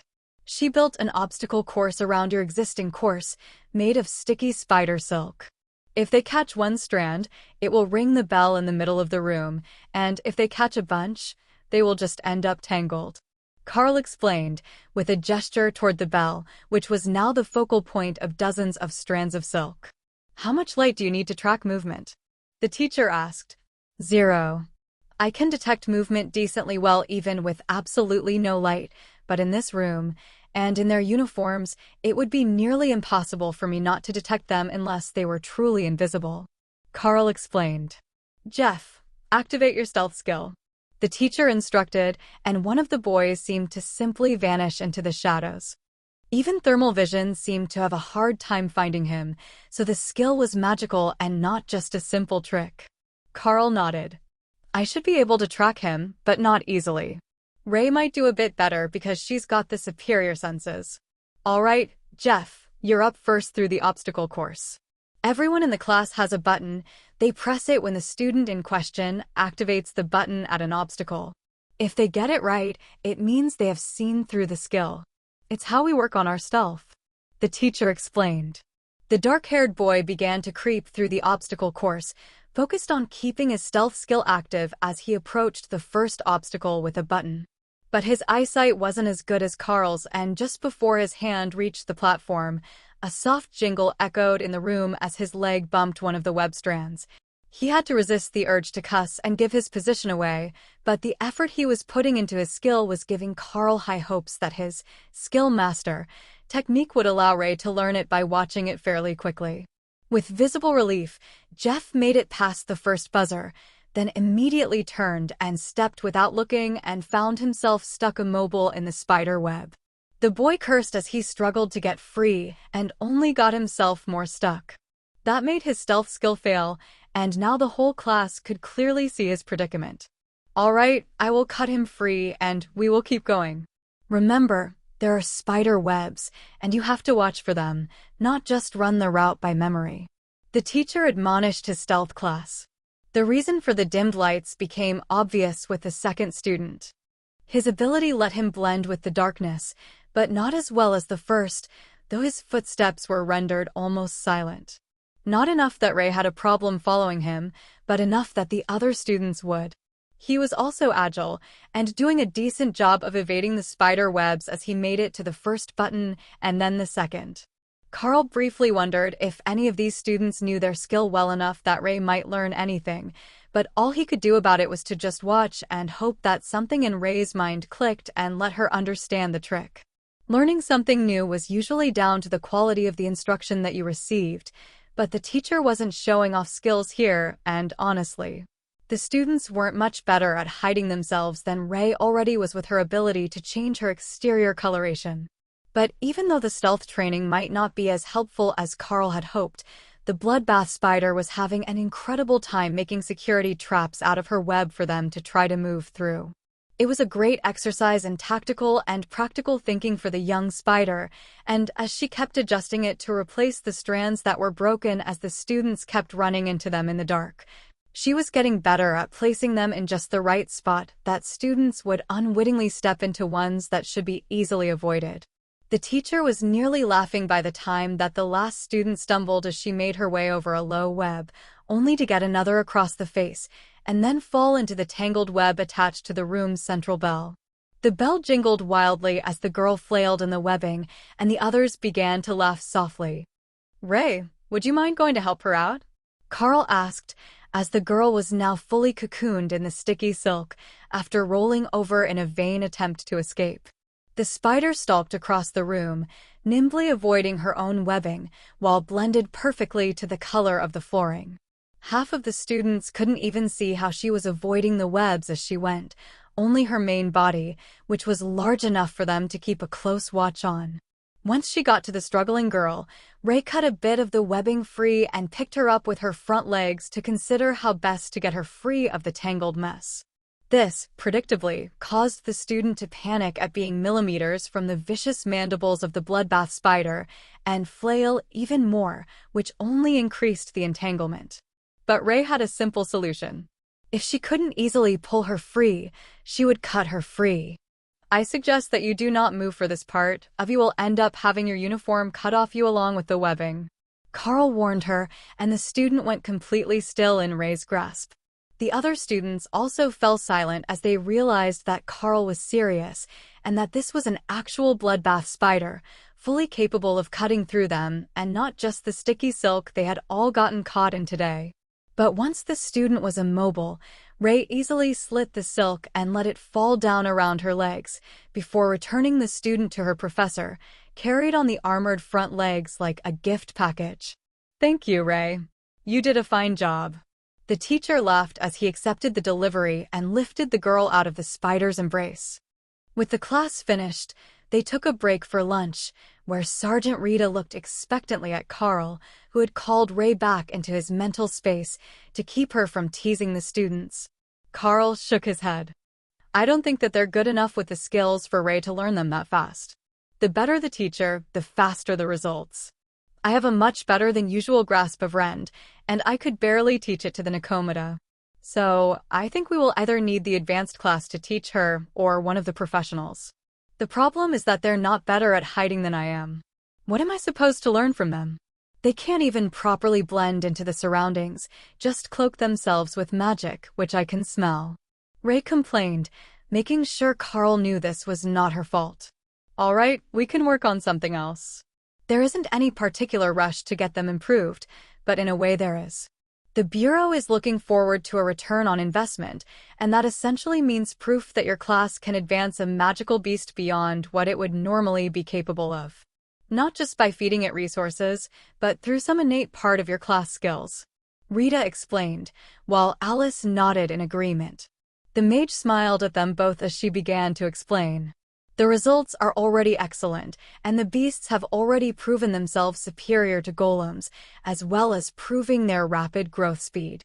But in order to reclassify your marking, they want proof that it can do the exceptional, like the handful of off-brand class markings that have led to Overlord rank elites in the past.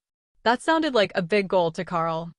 There were only a handful of elites above royal rank, and even the royal rank elites who were out to the public were celebrities. Just suggesting that they would want him to make it to that level put a lot of pressure on Carl, but for some reason, Ray and Thor didn't seem all that concerned. Hawk knew he was already well beyond what most wind-speed hawks would reach. It was just difficult to prove that wasn't the result of the resources they had gotten. But with so little available for the other two, it would soon be clear that they were going to be greater than any other of their kind. Chapter 141 Teaching Thor. Sergeant Rita drummed her fingers on the table as she thought about their next course of action. Why don't we try something different for Thor this afternoon? You suggested teaching him lightning attack skills, since he already knows lightning shield, or is it refreshing lightning? Refreshing lightning, Carl confirmed. So, while it might be tempting to develop him into a tank, I think that there's something to be said about the chances of him becoming a durable frontline attacker. If he could learn a few attack spells to give himself a bit of range, just enough to engage or stun the targets before he charged, it would make a world of difference. Rita continued. Thor considered the proposal. It made sense that he should be able to use lightning to do more than defend. It was most important to defend the herd, but you still had to chase away enemies, and there was no reason not to use more than horns for that. There are likely other ways that we can develop Thor as well. Basic things like more regeneration or an illusion spell that would make it look like there were more of him. Training new attack methods seems like the simplest option, though. Alice suggested. The thought of teaching Thor to make it appear that he had a whole herd with him seemed like it might actually be very well suited to him and a great form of camouflage. Not many people would question the fact that there was a herd of lightning Sero moving together, as that was how they normally lived. In comparison, one lone Sero was much more suspicious, especially if he was traveling with creatures of other species or humans. Illusion magic might be too far out of his abilities, but having Thor with a pack of Sero would be a great disguise when we were traveling. Maybe we can teach some of the mages an illusion spell like that, which will make the group members look like Sero to outsiders. Then we will have one real one to interact with others, and the rest of us will make it look natural, as if the herd was just passing through. Carl suggested. The tutors laughed at the idea of a whole team of elites pretending to be Sero and hiding under illusions. It should work, but it might cause a different set of problems as the creatures that considered the Sero a food product would be attracted to them in an attempt to pick off the slow and weak members. Compared to the real thing, most of the elites would be slow and weak members of the herd, and the result could be less than desirable. Why don't we start with showing him some of the magical skills or elemental warrior attacks to see what he might feel compatible with? There are a wide variety of lightning attacks between the mages and the warriors, so I think that if we show Thor all of them, he should be able to pick the best one. I know that there are some mages working on lightning bolts today, so we can try that first. Rita suggested. There were no objections, so they finished their lunch quickly and prepared to head across the grounds to Rita's chosen location for training. But halfway across the field, one of the other training groups caught Thor's attention. I want to try that one, he suggested, pulling Carl's attention to the berserkers. You want to be a berserker? Carl laughed. No, the smash. I wish to try the smash. Carl watched them getting started on their training and saw that it was the senior year class, all ascended rank students, unless there was a commander rank among the berserkers. Thor wants to smash. Carl informed the others, with a gesture toward a student who was working on her earthquake skill. Earthquake? That seems a bit odd for him, but then the Sero species all have that large spiked ball on their tail, don't they? They normally attack with their horns, but the tail could be suitable to activate shaking and stunning type skills. I will go talk to the professor. Rita agreed readily once she heard it was Thor's idea. From others, it might sound insane, but from Thor himself, it might just be viable for him to learn the skill. Nobody would know the beasts better than they knew themselves, or so she assumed. Plus, even if it didn't work, it would be fun to watch Thor thumping his tail on the ground and trying.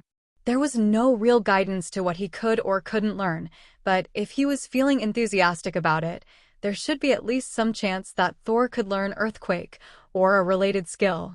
It was physically compatible with him, as the skill was normally activated with a large blunt weapon. Either his feet or the ball on his tail filled that requirement, and his strength was far above the human standard already, even compared to the berserkers at his level. His tail was thicker than any of their arms and flexible like a whip, with the solid ball at the end. They would just need to convince the teacher of the class that it wouldn't mess with their students' education to have the Sero join them in class. Many of the professors were very protective of the groups who had been assigned to them, and suggesting that you wanted to mess with their training routine was a fast way to get on the bad side of many of the academy's staff members. So, it was with a sense of nervous determination that they approached the Berserker training area, with Thor out and prancing along beside them, eager to join the training, but under orders not to mess around until he had permission to join the students. Carl gave it about 5 seconds after they actually reached the training area before Thor would have to either be forcibly restrained or allowed to learn, the way he was getting excited as he saw the students shaking the ground with their skills.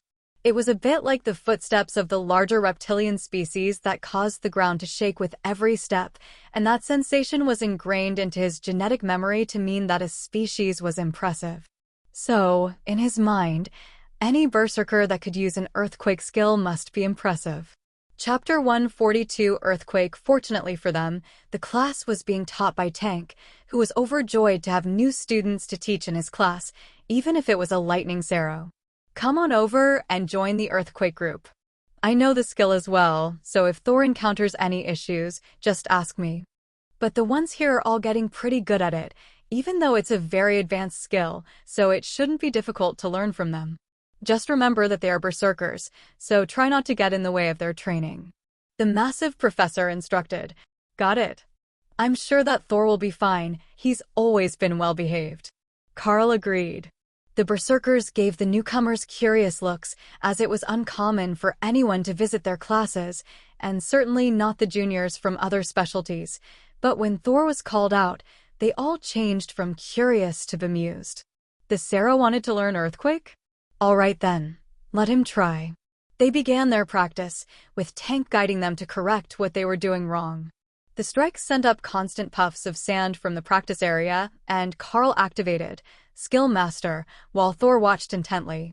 For a moment, he wasn't quite sure how to adapt that to himself, but when one of the berserkers used a spinning strike with a two-handed maul, Thor began to understand.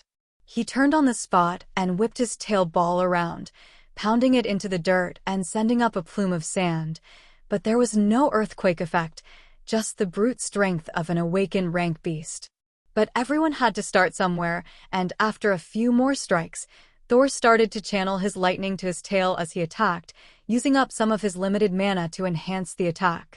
The first few times he tried that, it just made an armored tail, but near the end of the class, he struck the ground, and it trembled, while lightning spread through the sand. Now that's more like it. The strength wasn't quite there, but he's got the idea now. Tank congratulated them from his spot across the training grounds. He's a natural. One of the seniors agreed, as Thor focused and pounded the ground again, creating a bit more of an actual earthquake effect. I wish I were as natural as that. I swear he's cheating. One of the students who was training Whirlwind laughed. Carl smiled at the older boy. I am using a skill to help him comprehend new abilities, but most of that is all him. From the look of it, he didn't just learn Earthquake, this is a lightning variant. With a bit more practice, I think he will be able to use it to both stun and destabilize his opponents. Well, if your skill can let him learn new abilities in a single day, I will call it a resounding success. But not only that, it's an advanced skill. Most of the class will work on that for an entire semester before they have it mastered. Now, I won't say Thor is a master of the earthquake skill, but I will say that he did manage to activate it the first day. I trust that I will be seeing him again in the near future, Tank asked. Of course. He needs to finish mastering the skill, or at least getting it to a proficient level, with the help of your experts here. I think today proved a hypothesis for us as well. The more skilled the instructor, the faster they will be able to learn a skill. Learning from the first years was a huge flop for Ray. Carl explained. The Berserkers all seemed to understand the concept. Quality in, quality out. One of them recited, as if it were part of their core curriculum. It's a logic we use for developing our bodies, but I suppose that it works well enough for learning skills as well. You can only get results from a good regimen. One of the other students explained. Then we will have to look for the very best to teach the new skills. With Thor already learning the essentials of Earthquake, I think that we might really be onto something. Rita agreed with a smile. She ran a hand through her short black hair, a sure sign that she was thinking deeply about something. Then she nodded to herself and smiled at Carl. How about we take you through the advanced classes tomorrow morning to see what will work best for Ray and Hawk? If they find a skill that they like, they can learn it that way, she suggested. That's a brilliant idea. When they see the skills in action, it should give them a much better idea of what would suit them than having us pick for them. Thor had so much fun with Earthquake that I'm certain they'll be enthusiastic about it tomorrow. Carl agreed. Maybe. Ray agreed, hoping it would be better than today. Can't I just mess with the mages again? I haven't gotten to intercept water spells in days. Hawk asked. I will see if we can get you back to your accuracy training. They're just very excited to see how well my new power works to teach you all new skills. Carl replied. Hawk huffed in annoyance and settled into his nest for the afternoon, while Ray laughed at his boredom, and Thor settled into the pond in his space for a little nap. Surprisingly, Dana was not at dinner, nor did she show up at his room that night, despite the fact that the rooms on either side of her were going as crazy as usual with the training. Whatever training they had her doing must have been intense if it was still ongoing when he fell asleep, or perhaps they had just left the campus for the day to train in secret somewhere. There were always training spots away from the eyes of the other students when you had a dedicated tutor, but they had just gotten back from an outing, and he hadn't expected the tutors to be so eager. So, when he saw her at breakfast the next morning, looking exhausted and half asleep, Carl was both relieved and amused to see her. Long night? He asked as he sat down with his breakfast. You have no idea. I was training until after midnight, and then I was chased out of bed bright and early this morning to go for early morning mental focus training. It's supposed to help my mana development, but after breakfast seems like a much more reasonable hour for it. She sighed. Jill and Rita walked in together and spotted Dana and Carl finishing their meals. The two students had wary looks on their faces, but Jill was smiling. Relax, today won't be so bad. I'm taking Dana to meditate, and Carl gets to take the pets to choose skills they want to learn. That shouldn't be bad at all. Jill tried to assure them. Dana gave a rueful laugh. That's what you said yesterday, but that focus training was torture. Watching Hawk and the others pick out new skills doesn't sound bad, though. All the Berserkers are talking about how much fun Thor had yesterday. Dana agreed. See, a nice easy training day for everyone. The little blonde mage laughed, then motioned for them to follow as she ushered Rita out of the room. Chapter 143 Ray's Taste in Attacks. Chapter 143 Ray's Taste in Attacks. Carl followed Rita out of the cafeteria, where they met with Alice and Daniel, who were both prepared with a list of the skills that were currently being taught on the campus. We aren't sure what ones they will like, and I'm not certain they will know until they see them, but I thought that we might as well start with the Advanced Warriors. They're the most likely choice, since none of the three are straight magic users. Hawk would be the closest to it, but he seems to have a vendetta against magical attacks, not a particular affinity for them. Though he did learn a wind barrier, didn't he? Perhaps he has an affinity for more types of ranged magic. Alice noted. Daniel pointed toward one of the larger training buildings. We will start there. The Berserkers are in technique and theory training this morning, so Thor can join them in the afternoon for skills training. But we have a wide variety of other skills that Ray or Hawk might like. Also, we have the Drake Scale potions ready for you. The Drake that you gathered was an impressive one, nearly to Ascended rank, and the potions turned out very well, with both quantity and quality coming out above average when they were finished. We owe the alchemy professor a favor still, but I paid for the service with a dose of the potion, so she won't be too hard on us. We can try it out over the lunch break and see how the beasts react to the concoction. It may have no effect on Ray or Hawk, but it should be great for Thor.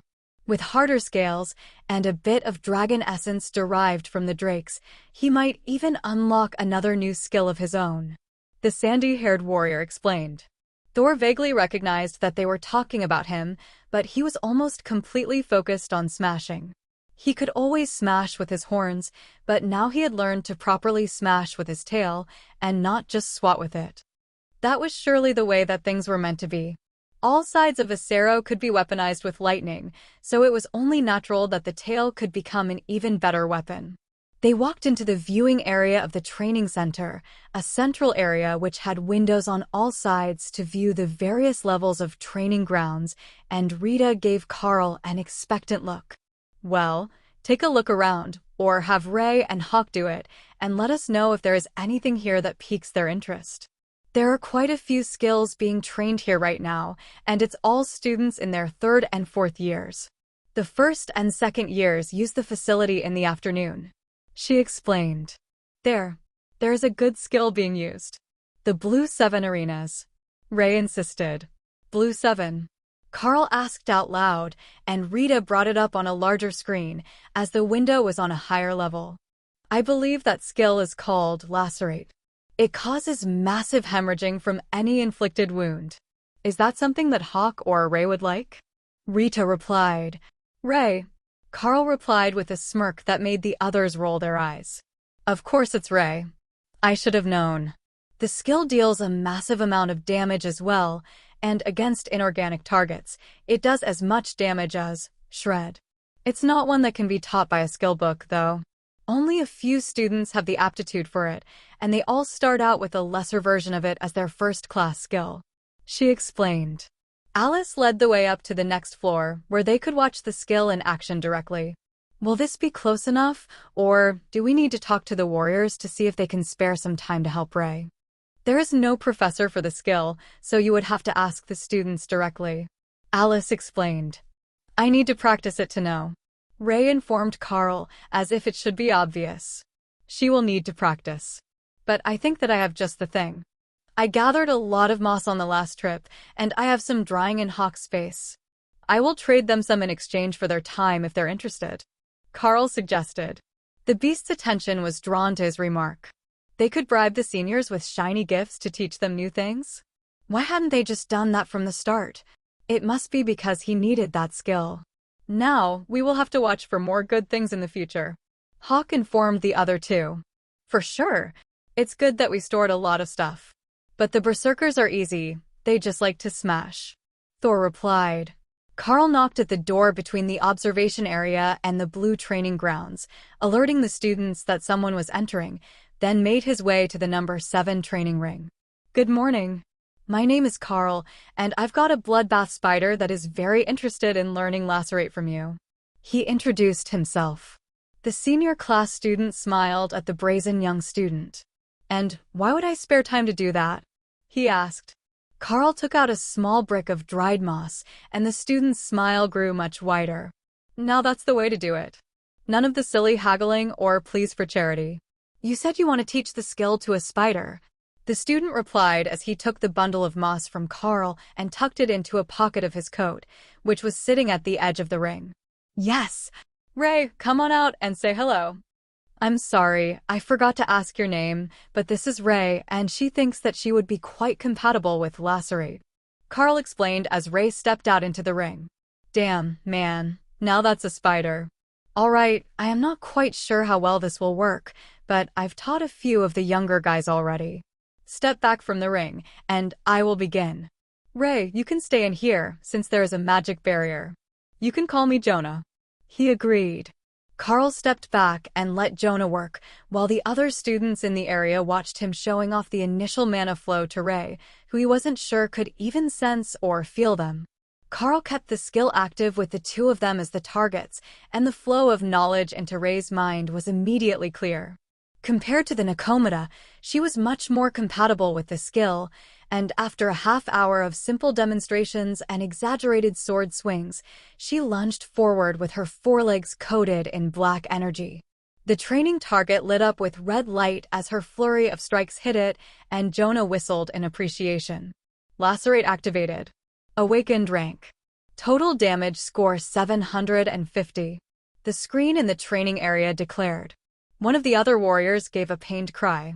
750? Dragon gods, have you forsaken me? I have been outperformed by a spider. Jonah laughed and shook his head. Do you not know about the bloodbath spiders?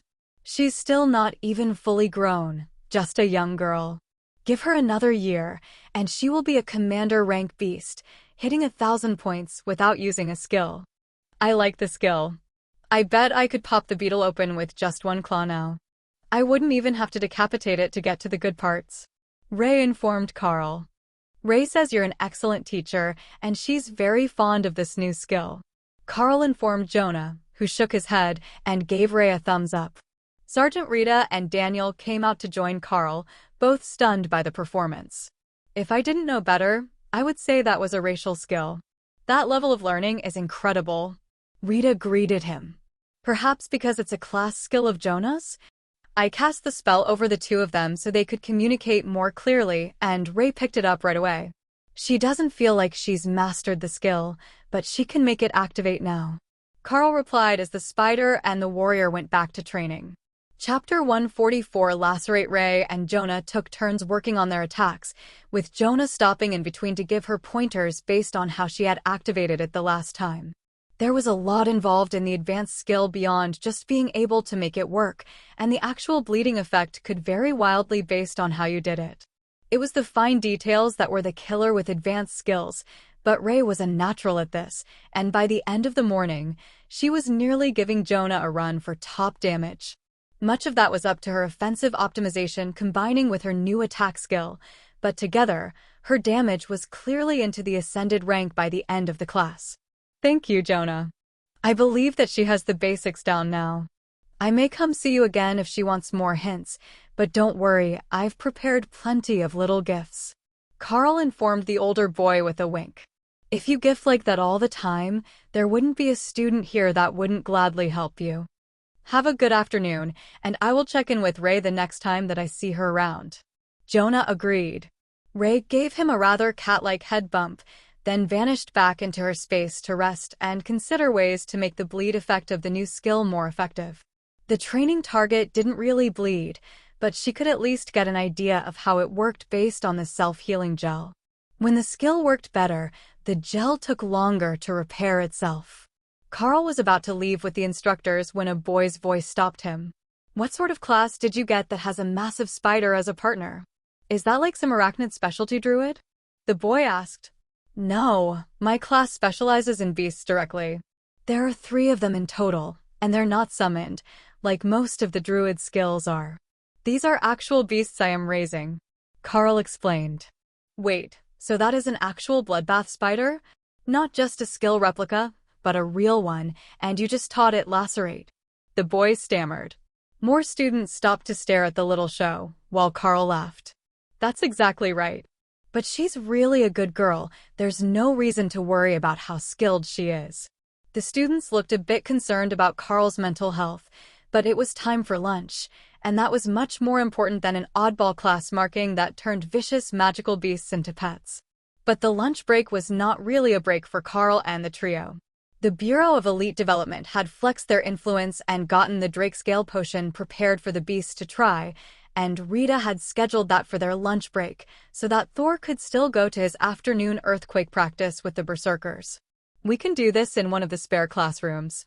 The effects shouldn't be massive changes, but more of a strengthening of Thor's scales, and if the other 2 want to try, the effects will likely be even smaller. Rita explained. Well, there is no good reason why we shouldn't at least try. The potion was supposed to be safe, right? If there are no negative side effects, then there is no reason not to give it to everyone and see what sort of benefits they can glean out of it. Carl replied with a shrug. He had never heard of any bad results from a monster eating a beneficial resource, and they would instinctively know if it was something that wouldn't agree with them. Carl fully expected that Hawk would likely turn it down, as he didn't like the taste of drake meat, though he liked the smell. But Ray and Thor would likely at least try it. But when Rita placed out the vials on the table in the training room, Carl was startled to see that all three had come out to see what the big deal was with this potion. All right, I think that Thor should go first, as this potion is most likely to enhance his scales, Carl suggested. Rita held up the vial, and Thor opened his mouth with his head tilted back. He had no intentions of tasting a potion made of drakes, but he was willing to trust that it would help him. It smelled like magic, so it should be a good thing, even if it was an unfamiliar good thing. As soon as he swallowed the potion, Thor's scales began to glow a little more brightly under the fluorescent lights, and a sense of intimidation filled the room, as though there was a large predator present. Now, obviously Thor wasn't much of a predator, but the drakes were, and their magic was infusing his scales, which were now slightly metallic in their glossy shine. The power faded, and Thor rubbed up against Sergeant Rita, begging for her to touch his scales. Well, they look shiny and smooth, but they're slightly rough to the touch, like a dragon's scales. They're also less flexible than they were, more like metal than hardened leather. We should have taken a sample before and after so we could compare them, but I would say that the process was an outstanding success, Sergeant Rita declared as she petted the happy Sero. Alice smiled and joined the short-haired sergeant in petting Thor. Well, now we should choose who goes next. Hawk or Ray? Hawk stepped out of his space, eager to get this over with so that he could go back to mentally preparing for his afternoon of harassing the mages. He hadn't done it in days, and Carl had promised him that he would get to. Hawk it is. All right, here you go, buddy. Alice laughed as Hawk took the vial in his beak and tipped it back down his throat. The effect was as rapid as it was dramatic. The feathers on Hawk's neck began to change to flaming red as the potion poured down his throat, and then the rest of his feathers changed from mottled brown and cream to a brilliant crimson and gold. For a moment, Carl was certain that he could see flames dancing around the Windspeed Hawk, and then the effect began to fade, and his appearance changed back to what it had been before drinking the potion. However, the attempt was not a failure. With a triumphant shriek, Hawk tilted his head back and fired a ball of flame up at the ceiling. That naturally set off the fire sprinklers, and they were doused in water, drenching the teachers while Carl activated the lightning barrier and Thor rumbled in joy about getting rain on his scales again. Daniel rushed to the door and pulled the emergency stop lever to cut the spray of water, while Alice and Rita cursed and wiped the water from their faces. It's a good thing that none of us were wearing makeup today, or I would be really upset at the impromptu shower. But congratulations, Hawk, on gaining a new ability. I am not convinced that the process is complete, though. For a moment, it looked like he was going to fully change appearance and become something completely new, and not just gain a new skill. Fire breath is impressive, but I think that we can do better, Rita noted as she struggled to stay professional while resisting the urge to strangle the bird for using fire skills indoors. Chapter 145 Drake Scale Potion. Carl watched as Hawk shook the water out of his feathers, and then let out another little puff of flame, testing his new skill without setting off the alarm again. Do you think that he just needed more of the potion? Like multiple doses, the way that we had to double the dose when I was taking the first round of supplements? I don't feel like any of that potion went to me, it's all him, but I think it's possible that whatever change it was trying to create needs more than just one dose, Carl suggested. Rita nodded. That is possible. We could make another batch so that there is more, and then give him as much as he wants until the process is complete. As long as you have more Drake scales, that is. Carl smiled. I think I will have enough of them. But for now, we can let Ray try her dose and see what happens. Ray stepped out of the space to stand beside Hawk and inspect him for changes, then carefully took one of the vials between her mandibles and drank it down. This is tasty, I kind of like it, she noted as she swallowed the tonic. But other than that, There was no visible reaction, and she wasn't showing any other signs of change. Well, it appears that she likes the flavor, but that's about all that she has to say about it. Thor might get a bit more benefit from a second dose, and Hawk almost certainly will, but Ray doesn't seem to be that compatible. Carl noted. That's a shame. But she's been doing well today, even without a supplement. I didn't expect her to pick up on a skill as complex as Lacerate within a single day. If she had also been compatible with the potion, it might have started to push you close to the ascended rank already, and that would cause no end of jealousy among the other students. Rita replied with a laugh. Come to think of it, Carl was feeling a bit more fit these days. It was a small and subtle change, but the beasts were still growing, and it was improving his physique. Not as much as theirs was, but certainly more than the minimal amount of training he did would account for. Well, we can save the testing for the end of the semester exams. By then, I think that Thor should be mostly grown, and Ray almost certainly will be at her full adult size. Their growth rate is phenomenal, but their bodies will reach full size before they have reached full strength for their species. If anything, I believe that we might not be training hard enough for the accelerated growth rate. Ray should be close to commander rank when she's full-grown, right? She's in the ascended rank for combat power now, but I can't say by how much. That's still a huge gap from where her adult combat power would be expected to be, but she's 3/4 grown. Carl explained, worried about their progression.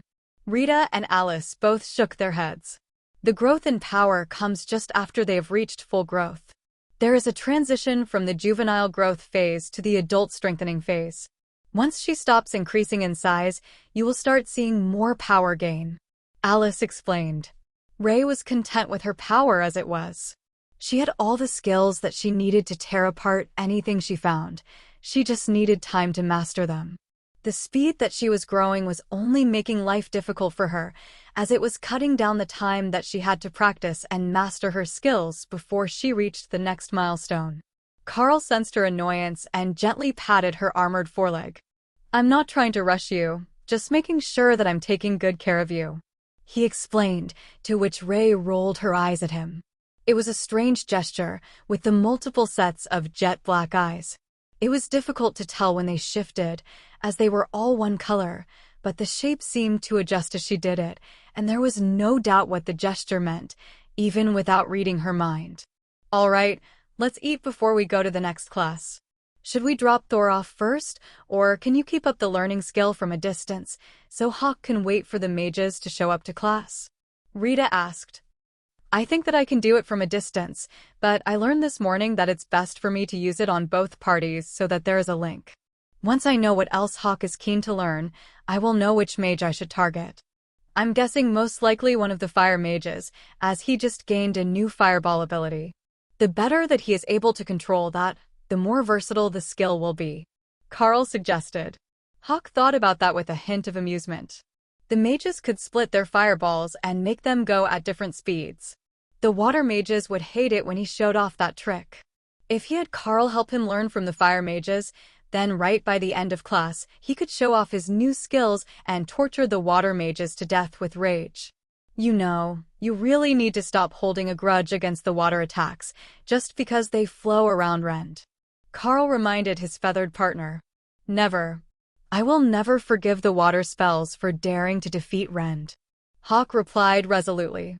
Carl's smile caught the attention of the others, but he just shook his head and tapped his temple with one finger, signaling that it was a conversation in his mind. Rita shrugged, not particularly concerned about Carl's inside jokes with the beasts. All right, we will drop off Thor first so that he can practice Earthquake, and then go over to get Hawk set up to improve his fireball skills using one of the fire mages as an unwitting conspirator. Or a willing one, whichever works for you. Should we find another training spot for Ray? Or is she content to practice where she is? Rita asked. Ray took a swipe in her spot, testing the Lacerate skill, then frowned and shook her head, unsatisfied with the way that it activated. I am fine here, unless they've got live targets for me. If they do, then I will come out to play. She informed Carl as she tried the skill again. She's fine there for now, unless you've got live targets. From what I can tell, Practical experience is the best teacher, and they can only learn so much in a controlled environment. Carl explained. That's true for everyone. No matter how good they think they are, the new students are always in for a shock when they head out into the real world. We will try to get you another mission soon, possibly one with other Awakened rank students, instead of having you chaperone the other freshmen. That should give you the enemies that you need, as the missions are usually higher risk, and they will normally have one Ascended rank student with them, which reduces the risk if you come across a stronger monster. Rita agreed. Carl smiled. They had already taken out one Ascended rank beast, the giant beetle, which he had almost forgotten was still tied up in Ray's web. They will all be happy to hear that. Working together, we should be able to take on most threats that are within the mission parameters for Awakened students. Chapter 146 Trolling is an honored profession. The Berserkers were overjoyed to see Thor back again after lunch, and greeted him with a long round of head rubs and pats that had the Lightning Zero in full happy puppy mode until the teacher came over to scold them all for not working.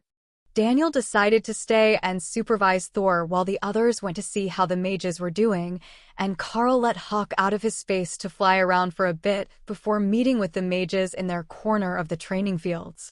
They all knew the Hawk very well and what it meant for their training, but the ones working on their shields were relieved to see that Thor had found a new spot to train and that he wasn't planning to exhaust them with his enthusiasm today. Carl could have sent out Ray to tear apart their shields, but the students would never be able to keep up with the pure violence of her attacks for long. All that he would accomplish was to terrify the students before their next mission away from the school.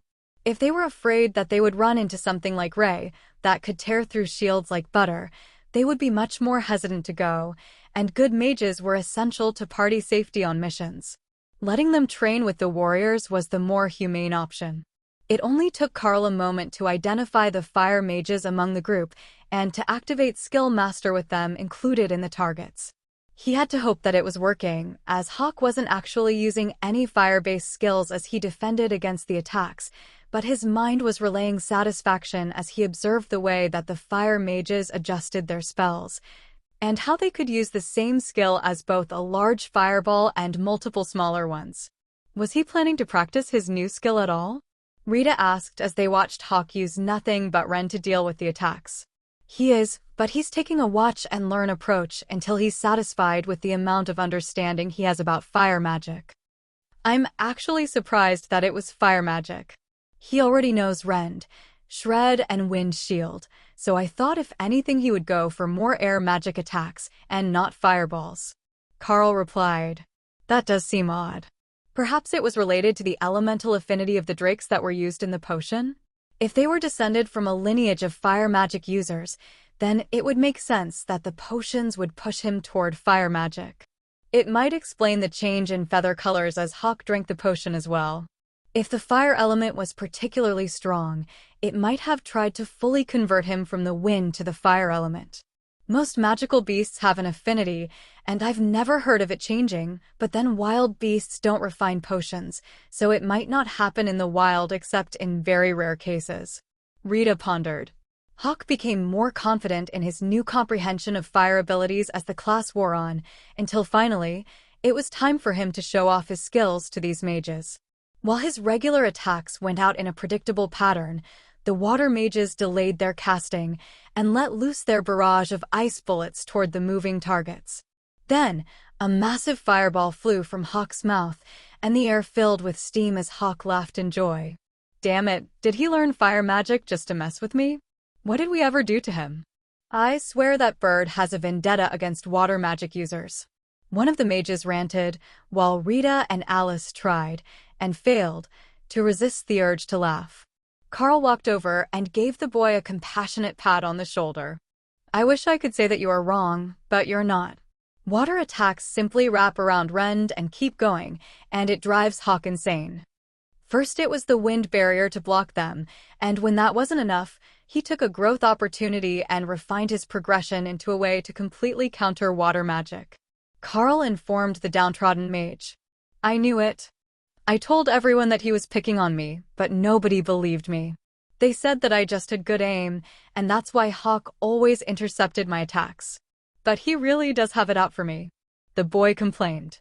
Not you in particular. Water magic. His vendetta is against the spell, Carl offered. The nearby mages laughed. That's essentially the same thing, since he's only good at one element. Hawk chirped happily, but Carl could pick up a bit of taunting in that noise, as if asking the mage why he could only use one element when Hawk himself could use two, plus rend and shred. The class professor blew his whistle, marking the end of the training session, and Hawk landed next to Carl, proud of himself for mastering his new fireball skill so well in one class. But he had also learned the trick to changing it in form, and when the mage glared at Hawk, he nonchalantly tilted his head back and spit 3 small fireballs into the air that just hung there and hovered before dissipating.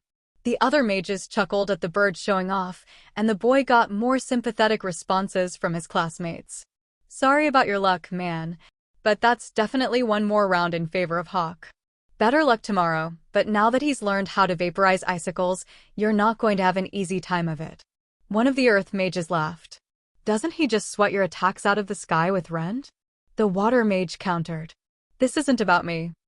I have accepted that Hawk is far too good at this training. The earth mage dismissed the talk of his own failures with a smile. Rita whistled to catch everyone's attention. All right, you've all had your fun. Hawk, say goodnight to your friends. It is time to pick up Thor before he harasses the berserkers into insanity. You left the Sarah with the berserkers? One of the girls asked. He's learning Earthquake. He caught on pretty quickly, and he's figured out how to activate it by smashing the ground with his tail instead of needing a weapon. Carl explained, while the mages quietly laughed at the thought. Rita led him away, with Hawk taking to the sky to float around and examine the school grounds, and the mages packed up their bags to go back to the dorm for the evening. Rita was exactly right about the situation, and when they arrived back at the Berserker training ground, they were playing baseball.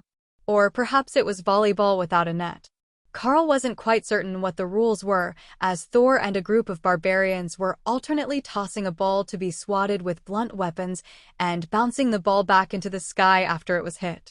The professors supervising them seemed to have given up on understanding what they were doing, but the ball appeared to be one of the 10-kilogram metal training balls from the Strength Warriors area.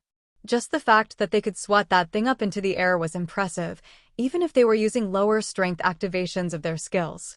Thor, it's time to go. Come back after the next point. Carl called out, and the Sero made a happy bugle in return.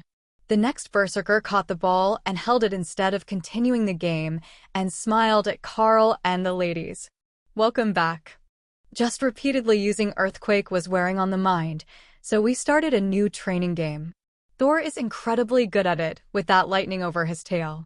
His aim is impeccable, the Berserker explained. Well, as long as you're all having fun. But it's time for dinner. That was the magic word, and the Berserkers cheered as they went to grab their bags and shirts, which had been discarded at the edge of the training grounds. Thor trotted happily back to Carl before vanishing into his space to soak in the pool, getting his new and improved scales sparkling clean again.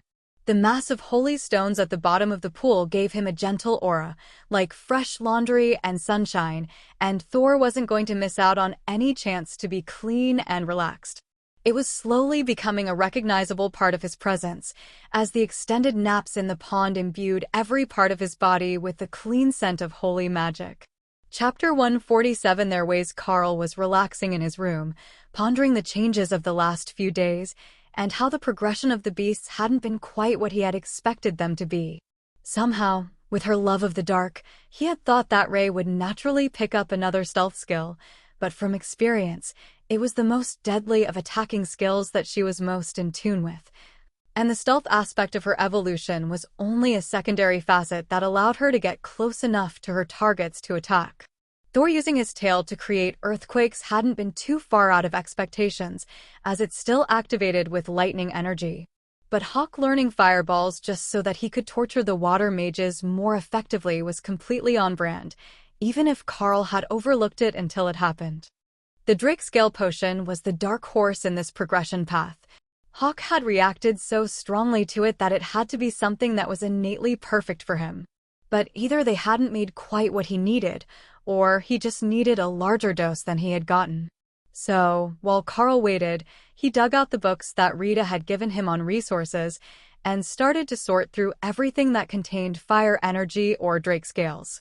The first list was incredibly long, as fire mages were a well-studied topic, but there were only a few concoctions made with Drake scales. The one that they had prepared for the beasts was one.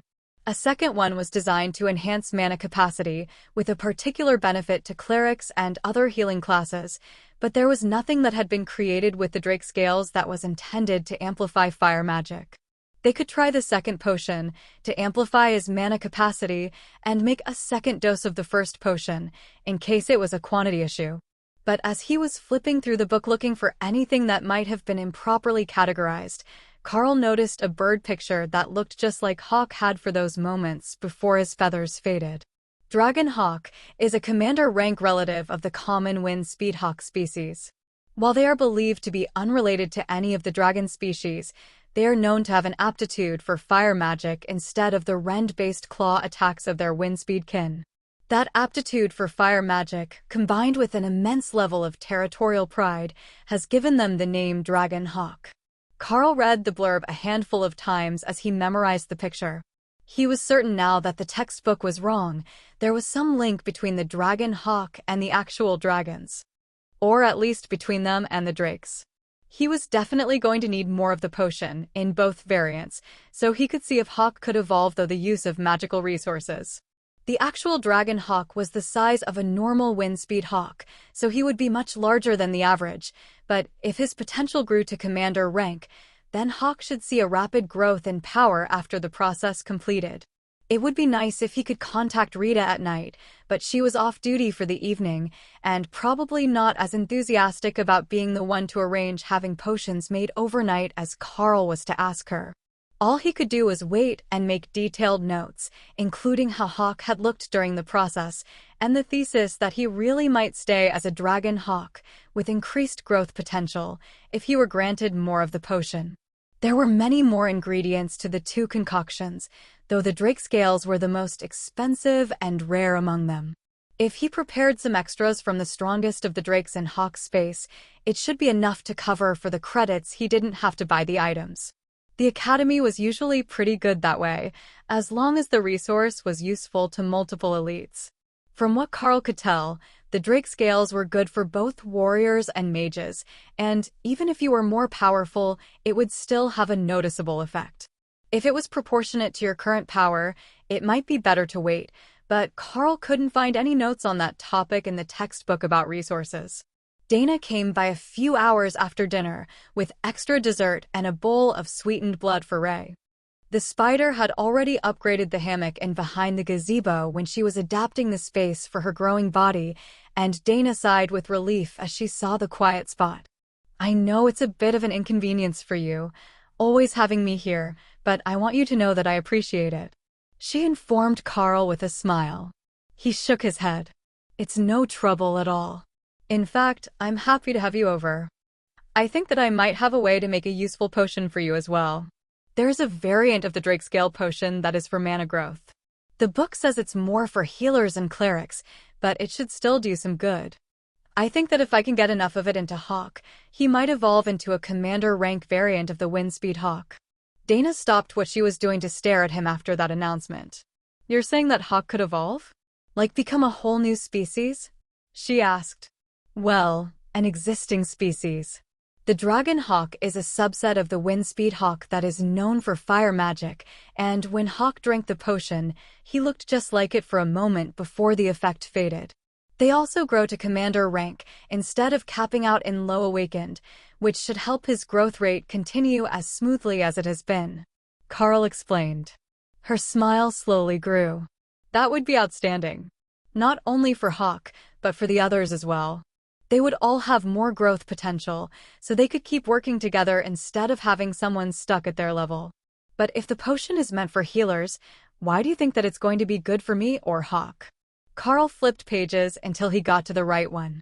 He was extra aware of Dana pressed against his back as she came to read over his shoulder, but he managed to focus and point out the ingredients. They're all similar to the one to strengthen scales, except for these two plants, which are also used in the regular mana growth potions that we've both taken. So, it's more of an expanded version of the same thing than an entirely different concoction, I think. The reason they give it to healers is that refined Drake parts contain traces of dragon magic. And holy magic is very compatible with dragon magic. He offered. All right, if you have enough scales. How many did you grab? Dana asked. A whole drake. Carl replied with a smirk. Oh my goddess. How did you grab an entire drake without anyone noticing? There has to be thousands of usable scales on a body that size. I think that everyone in the group would love to have a little cut of that action. We might have been on defense, but we were all there for the fight. Dana replied. Good point. I will give the sergeant the resources in the morning and ask her to make enough for everyone. I will have her make some for your pair from the bureau as well, or they will nag at us until we cave. He agreed. Carl woke up the next morning to laughter and the sound of his name being called. Carl, come over here and wake up Ray. Alice was calling from the balcony. The bloodbath spider was sound asleep, but the approaching mage had triggered her defense response, and she had blocked off the gazebo with silk, trapping her and Dana on the other side, where the tutor couldn't wake them up. She had obviously tried to get in at least once before, as Carl could see the cut section, which had been patched with a messy weave of web, but she was still on the outside of the gazebo. Ray really isn't a morning person. Carl chuckled as he called the spider into her space, where she curled up in her nest and went back to sleep, allowing Alice access to Dana, who had been awakened by the commotion. Just give me a minute to get ready, and I will cut my way out.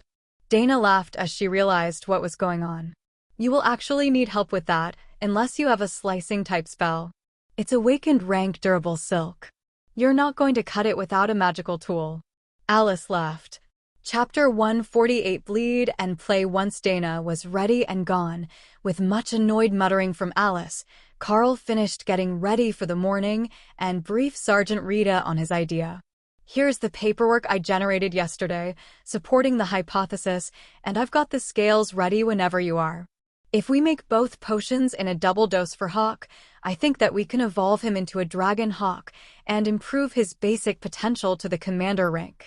With that, his growth should keep up with Ray and Thor, so we won't have an imbalance in the team. The better that they can work together, the more easily we will be able to do the things we need to improve our strength. Carl was very proud of his prepared speech, and Sergeant Rita smiled back at him. Well, I'll buy it. But the most important part is that you're willing to donate some of those extra scales for the rest of the team, as well as the bureau agents. When the materials come from the academy, they don't have to account for them in their expense reports, and that always makes them happy. Rita joked. Just head off to class and I will get all the potions made. The alchemy teacher will want to cut off the top as well if you want them right away. Rita replied. Carl sighed and took out more drake scales, at least a dozen more than needed. Here, take care of the middlemen. The faster everyone can get the potions, the better. But being an elite really is more about who you know than what you know, isn't it? He replied. Sergeant Rita patted him on the back. Welcome to the grown-up world, kid. Everything in life is easier when you know the right people. The alchemy teacher already has a good impression of you after the last batch, so they shouldn't complain about the volume this time, or push it off onto students who won't do as good of a job.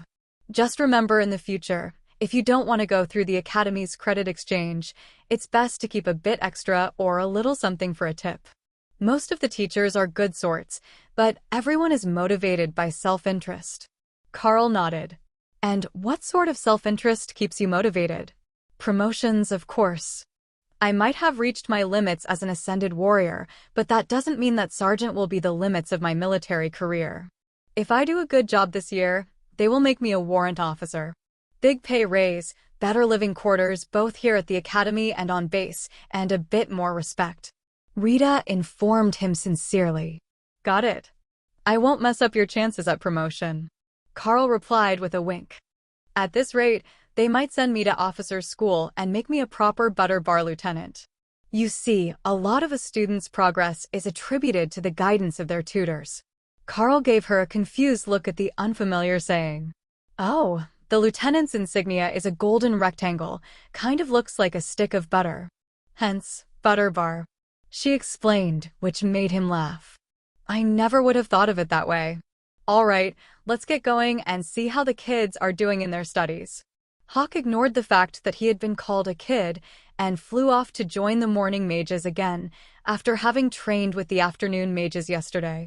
Thor was also about to bound out into the open until he realized that they had a long walk to the Berserker training area, and that was 5 more minutes he could soak in the pond. You're getting soft, just lying around in the pool all day. Carl joked. It's an honest living. Look at it this way, I'm freshly washed and ready to go at any time. Thor suggested. Then go play with the Berserkers. I am going to take Ray to find someone who is practicing Lacerate. This time, Thor did go running off across the school grounds, bugling to catch the attention of a few students from the Berserker class who were making their way to training. They waved at the charging lightning Sero, who happily plowed into them, but turned his head at the last second so he didn't spear anyone. They laughed and gave him belly rubs from the ground, then grabbed his horns to pull themselves back to their feet and continued on the way to training. Rita shook her head at their antics. I swear, they're all on the same mental level. Carl shrugged. They're enjoying life to its fullest. Well, Thor is, anyhow. I wonder if we're going to be able to find anyone for Ray to properly train with, as Lacerate is such a rare skill. Unfortunately for them, when they reached the training area, the warrior that they had first worked with to teach Ray the skill wasn't in, and there didn't seem to be anyone else training the same skill, but there were plenty of open training dummies, which were good enough for Ray to get some more practical experience on. Not that she minded working alone. If there was no chance of learning advanced skills from the people around her, she was happy to work alone all morning, with Carl's skill helping her comprehend what she had already been taught. Why don't you do some training here as well? You need to keep up your own physique and your reflexes in case you are attacked while the team is away fighting another target. We can't let you completely slack off just because your training skill doesn't require any movement on your part. Sergeant Rita suggested. All right. I know both Rend and Shred, so I will grab a training sword and get some work in. Who knows, maybe I can improve them as well as Ray and the others. Carl agreed. He could tell that Ray was laughing at him. There was no way that he was going to keep up with her skill progress, especially with his new ability helping her adapt. But he was welcome to try. After all, they couldn't have him dragging down the team's performance. She might not have found a proper teacher for the day, but there was still some hope that she could learn new techniques to refine her skills. There was a druid working on Bleed, which was a supplementary skill that stacked on top of another attack. Lacerate didn't need it, as it already caused a bleeding effect, but with Ray working near him, Carl had some hope that she might pick up a tip or two about how to improve her own attacks.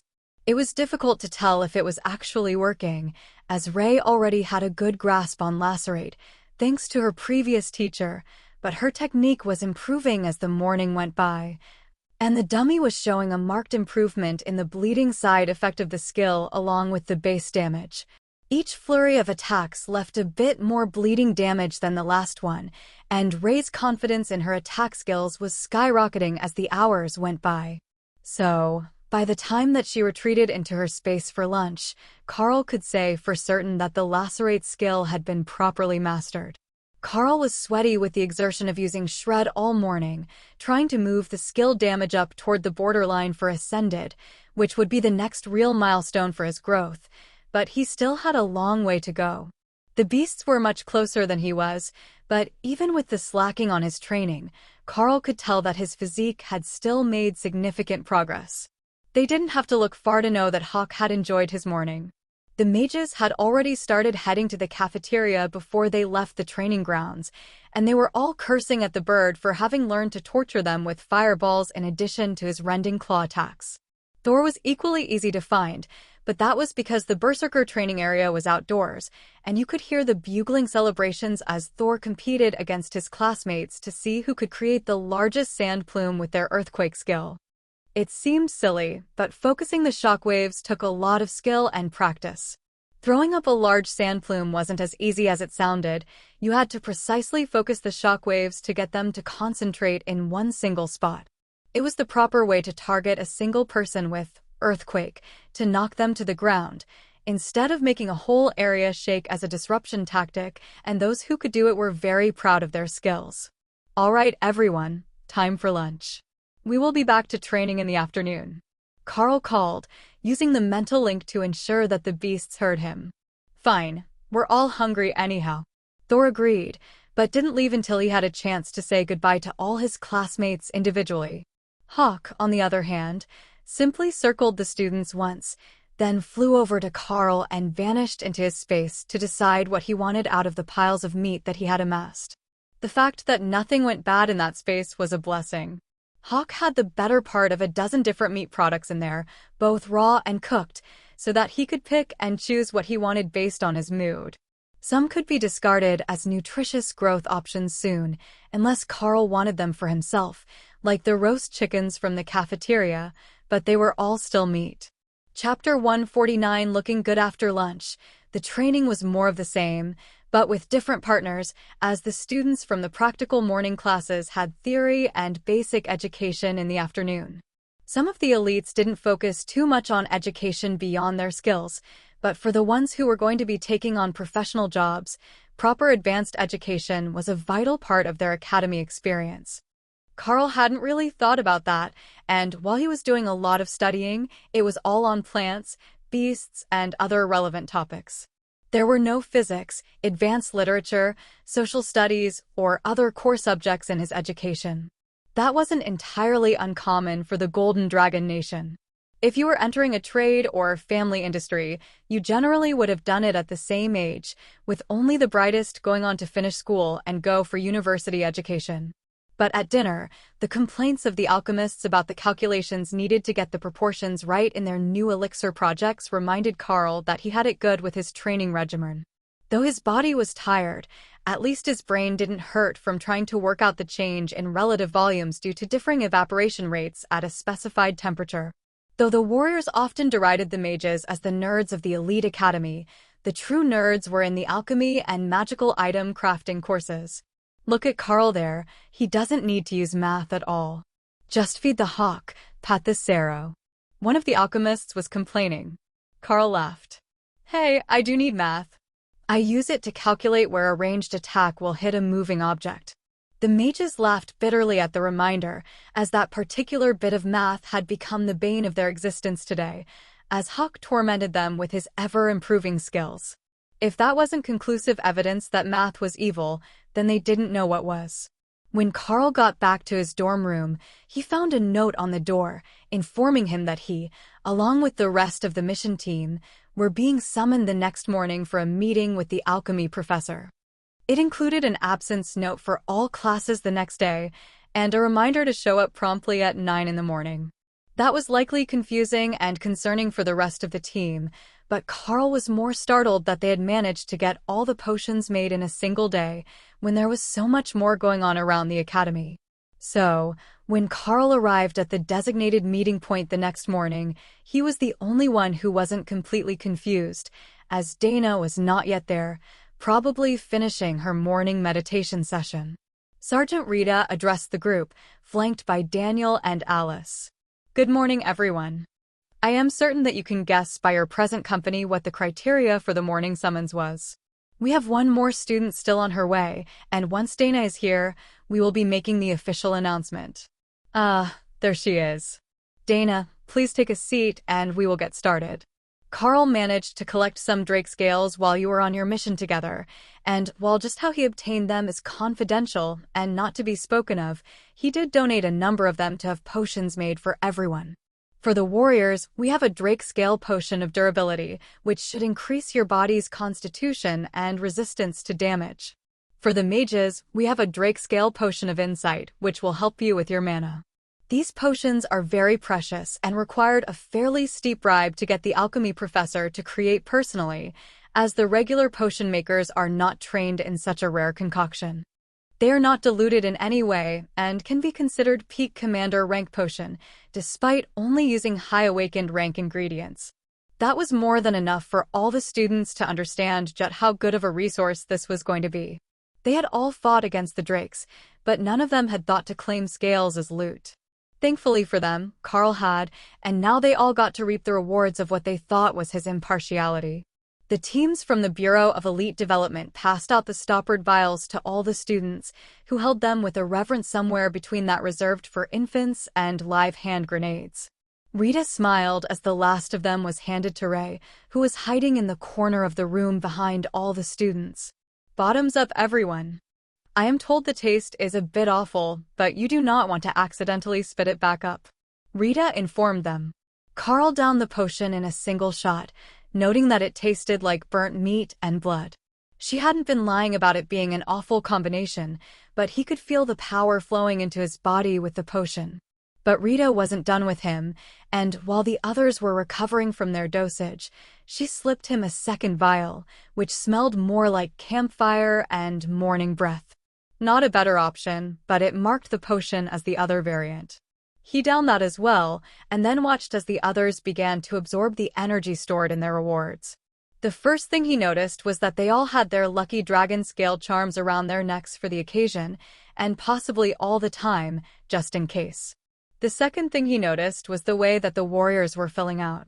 Being a bunch of 13 and 14-year-old kids, depending on when their birthday was, they hadn't arrived as particularly mature male specimens, but most of the warriors were now sporting short but full beards, while the lone female warrior in the group looked much more mature and curvaceous in an athletic way than she had a few days earlier. But the major changes weren't restricted to the warriors. Though the mage group hadn't filled out with muscles the way that the warriors had, they had changed. Their appearances seemed a bit more ageless, less definable as early teens, and more of an eternally youthful impression. One in particular had gained slotted eyes like a drake, and Carl thought that there was a chance she either gained a new spell or heightened eyesight. Carl was more interested in how his partners had done, but Hawk had gotten distracted by all the people doing strange things, and he still hadn't taken his, while Ray was hidden in the corner of the room making disgusted faces at the empty vial. Thor's scales were gleaming and had gained a bit more of a golden shimmer in the deep emerald green. If he touched them, Carl knew that they wouldn't be as smooth as they looked. They would be more like drake scales, with the surface of a fine grit sandpaper, but from a distance, they sparkled like gems. Then, Hawk remembered that he was supposed to be doing things other than people watching, and downed the increased dosage of his potion. The effect began the same as before. His feathers began to turn from mottled brown to a deep red and gold. But this time, his claws turned to a translucent onyx, and his beak turned deep bronze, while his eyes shifted shades of brown to match. But his feathers weren't changing back.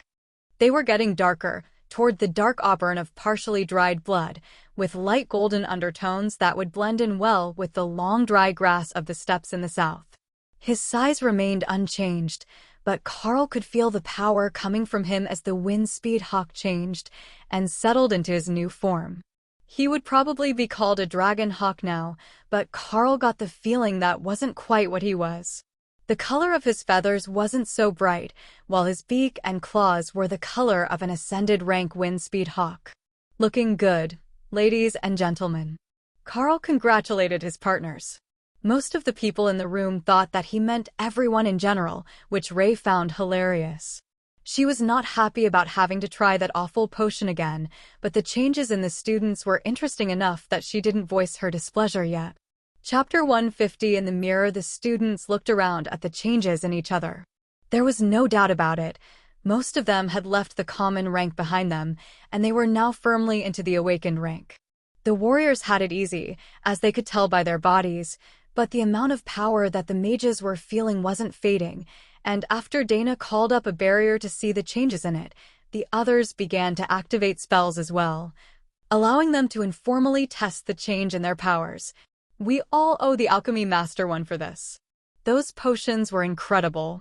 For some of us, even more than others. One of the warriors announced, while staring at Carl. "I'm glad you liked them," he agreed, feeling a bit self-conscious about the attention on himself. "Oh, he's not staring because you provided the scales." You should look at yourself in the mirror. Rita laughed. Carl did not have a mirror handy, and there were none on the walls of the classroom.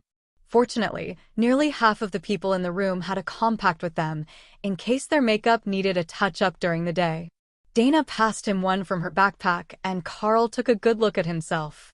Strikingly emerald eyes stared back from his familiar face, and his hair had faded from its normally dull and dark crew cut to striking blonde locks. He needed a haircut again, as it was hanging down in light waves, but the look seemed to be popular with the girls from the team. Unlike the other warriors in the team, he had not grown any sort of beard. In fact, he didn't even seem to have any stubble at all, and he hadn't bothered to shave this morning. That was a bit odd, but he had always preferred a clean look, and if the change had eliminated his facial hair, he wouldn't be particularly heartbroken. Your eyes are the color of my scales, Thor noted. And his hair is the color of the gold in my feathers. Hawk agreed. You made me drink nasty-tasting stuff again, Ray complained, finally unable to hold back her grievances. Sorry, Ray. We did hope that it might still have some benefit to you, even if it tasted awful. Hawk was perched on a desk while Rita examined the changes in his feathers, as well as making notes about the changes to his claws and beak, which were more in line with the known data on the Windspeed Hawk. There was going to be an intense discussion among the administrators about whether he was a new species, Carl was certain. But with the additional skills and now this massive change, there was no doubt that the combination of resources and Carl's abilities had allowed Hawk to completely surpass his racial limits. Or perhaps they wouldn't see it that way until he reached commander rank and really became the strongest Windspeed Hawk in history, but he should be well on his way there now. Alice rapped her knuckles on a desk to get everyone's attention. All right, you can all go to class and test out your new and improved skills. Remember, you cannot tell anyone about the origin of the Drake scales, but you can tell them that a resource your team gathered was made into a potion for you all today. The students cheered, and many pulled Carl, Thor or one of the tutors into a celebratory hug before they ran off to class, leaving just Carl and Dana, with 4 bureau agents and Sergeant Rita. I suspect that you two likely got the most benefit out of this potion. It's obvious why Carl would have, especially in his appearance. But Dana, I can sense that you gained something special as well. Jill, her mage tutor, commented. Dana smiled and took out the holy weapon that she had gotten from the church. It was now glowing with energy and not just inert. The potion helped me, of course, but it also allowed me to fully attune to my casting focus. It's intended to add a bit of holy magic to every spell that I cast, and as holy magic is from the world dragon, at least in part, the Drake Scale potion appears to have made me more compatible with it. Now, I don't need to focus to use it, it will naturally channel spells for me, and it is bonded with me in the same way that the relic weapons the others received in the trial instance were. She explained, then made the golden scepter disappear, then reappear in her hands. Alice smiled. Now that is impressive. Carl got lucky with his gift being a bracelet that he can wear all the time, but having to carry that around with you everywhere would have become inconvenient once you were outside the academy. Speaking of which, you two will be headed out again very soon. We want to see how Carl's team is doing, as there is a chance that they've reached the ascended rank in at least attack power. I know that Thor is a bit behind on offense, but his scales have gained a lot of durability, so we will have to test him for the level of his physique, if that is permissible. She can admire my scales all day if she'd like, Thor thought. I think it means to try to destroy them, or hit you with an attack and see how durable you really are. Carl reminded him. Oh! Well, I suppose that could be allowed. I would like to know how tough I am, too. I feel pretty tough, Thor replied hesitantly. Carl nodded to the team. I think that we can arrange something. The other two are not durable sorts, but their attack power is pretty well recognized. But for Thor, it would be best to know what his limits are going to be before we get into actual danger. Sergeant Rita frowned, then nodded in agreement. It needed to be done, even if she would rather not have someone attack Thor. All right, we will take care of that this morning before heading to class. I'm sure that Hawk is eager to test his new powers against the attacks of the mages, she suggested. Now she was speaking his language. Hawk couldn't think of many things that he would rather be doing. Chapter 151 Testing Thor. Their first stop was the warrior training grounds, where the Academy had a wide variety of training implements, including test weapons with impact sensors on them to more accurately gauge the force put into attacks. That was part of how they tested the defenses of the warrior classes, and that was how they would test Thor's improvements today. Rita addressed Thor directly. "All right, we will be using a training sword with a damage meter on it. I will be swinging it, and my strength is at the ascended level. The first tests will be just against your scales, without skills, to test your basic durability." Thor nodded his understanding, then puffed up his chest to show his readiness. The strange sight brought a number of the warriors over, along with the professor, who had his clipboard at the ready, so he could record the numeric results of Thor's tests. "I hope you don't have performance anxiety," Alice joked as Rita prepared to begin the testing. Thor bugled happily, and the mage laughed. Of course, he didn't. The lightning Sero had whatever the opposite of performance anxiety was. Thor focused, and Rita slammed the training sword into his side, making the warriors flinch in anticipation. But the weapon hit the scales with a grating screech, and sparks flew as the blade was dragged across the rough surface scales. 410 points of force, Rita informed the other teacher. That was near the middle of awakened rank attacking strength, and Rita prepared to attack again, as it was obvious that the first one did no harm to the heavily armored Sero. With a crack and whistle of displaced air, the blade whipped through the air again, sending up a glorious shower of sparks as blunted steel met rough scales. This time the attack rocked Thor to the side, and he almost stumbled before catching his balance, but he didn't give any sign of pain past a low grunt. 698 points. "I didn't think you had it in you, Sergeant," the other professor noted as he read the display from the training weapon. 600 was the cutoff for ascended rank physical power without a skill attached, but it would take 1200 to break a low ascended rank barrier in one shot. "All right, I'm ready. Thor, bring your barrier up, and I will attack with Slash," Rita informed him. The students looked much more nervous now. The training sword was dull, so unless it broke bones, it would only leave a bruise. But Slash could cut through steel even if you attached the attack to a stick. Thor brought up his lightning, and Rita prepared her attack before the other professor stopped her. "Wait, I need to set up the measuring devices. That sword won't measure the impact of your skill properly. Give me a second," the other teacher complained.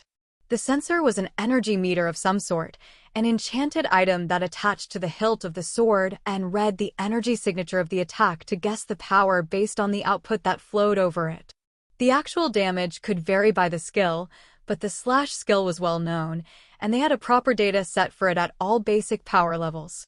"All right, go when you're ready," he announced once the tools were set up. The blade arced down at the lightning-covered Sero, while the students watched in horror.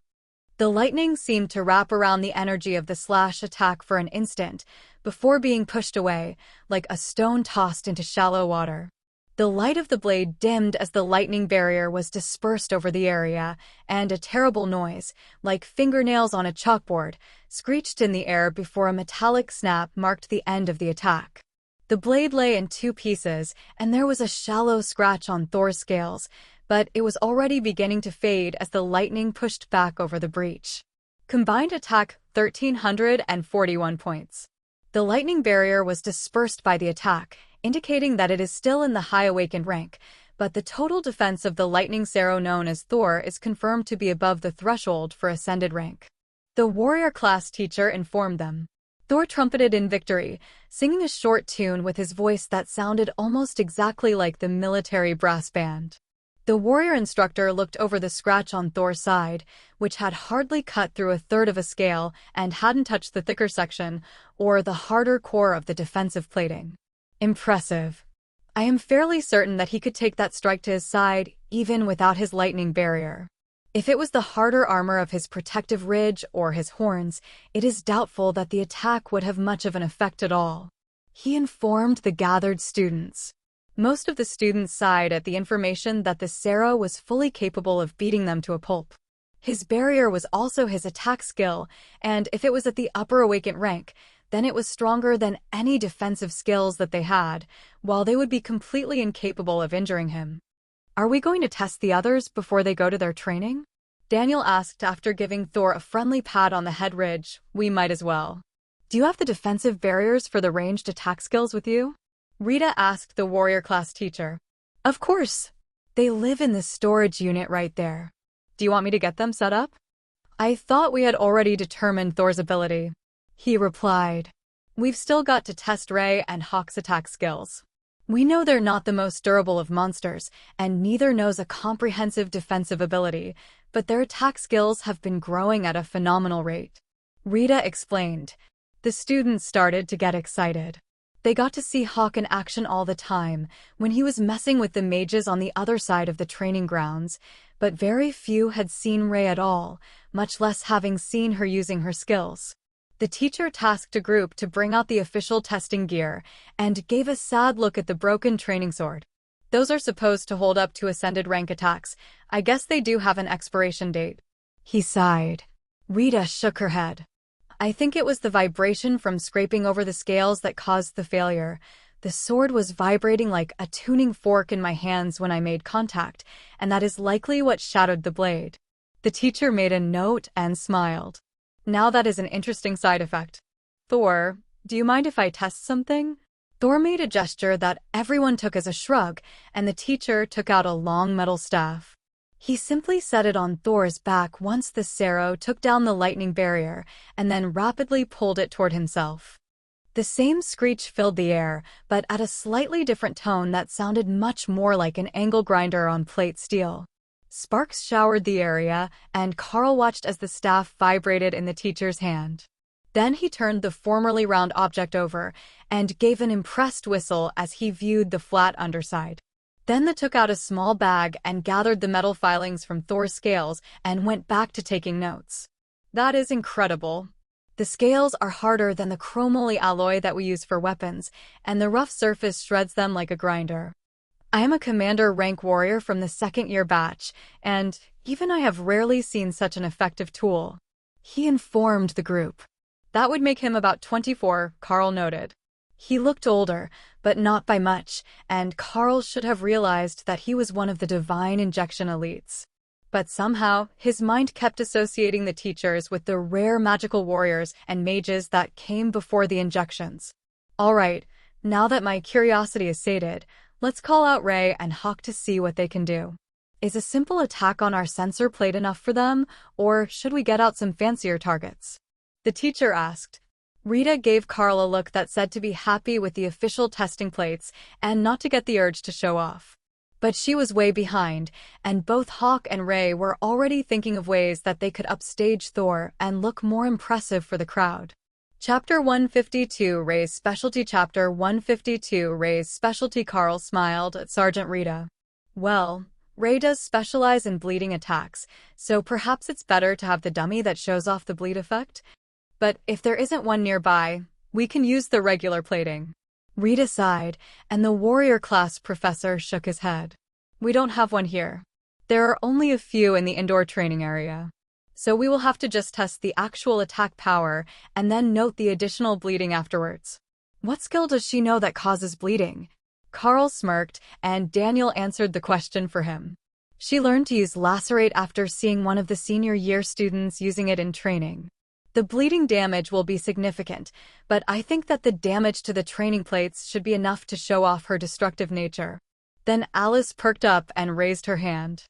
I have an idea. Do we still have one of those dummy training vehicles for the artillery mages? We can let her shred an armored car. Just put different plates on each zone and see how long she takes to get through.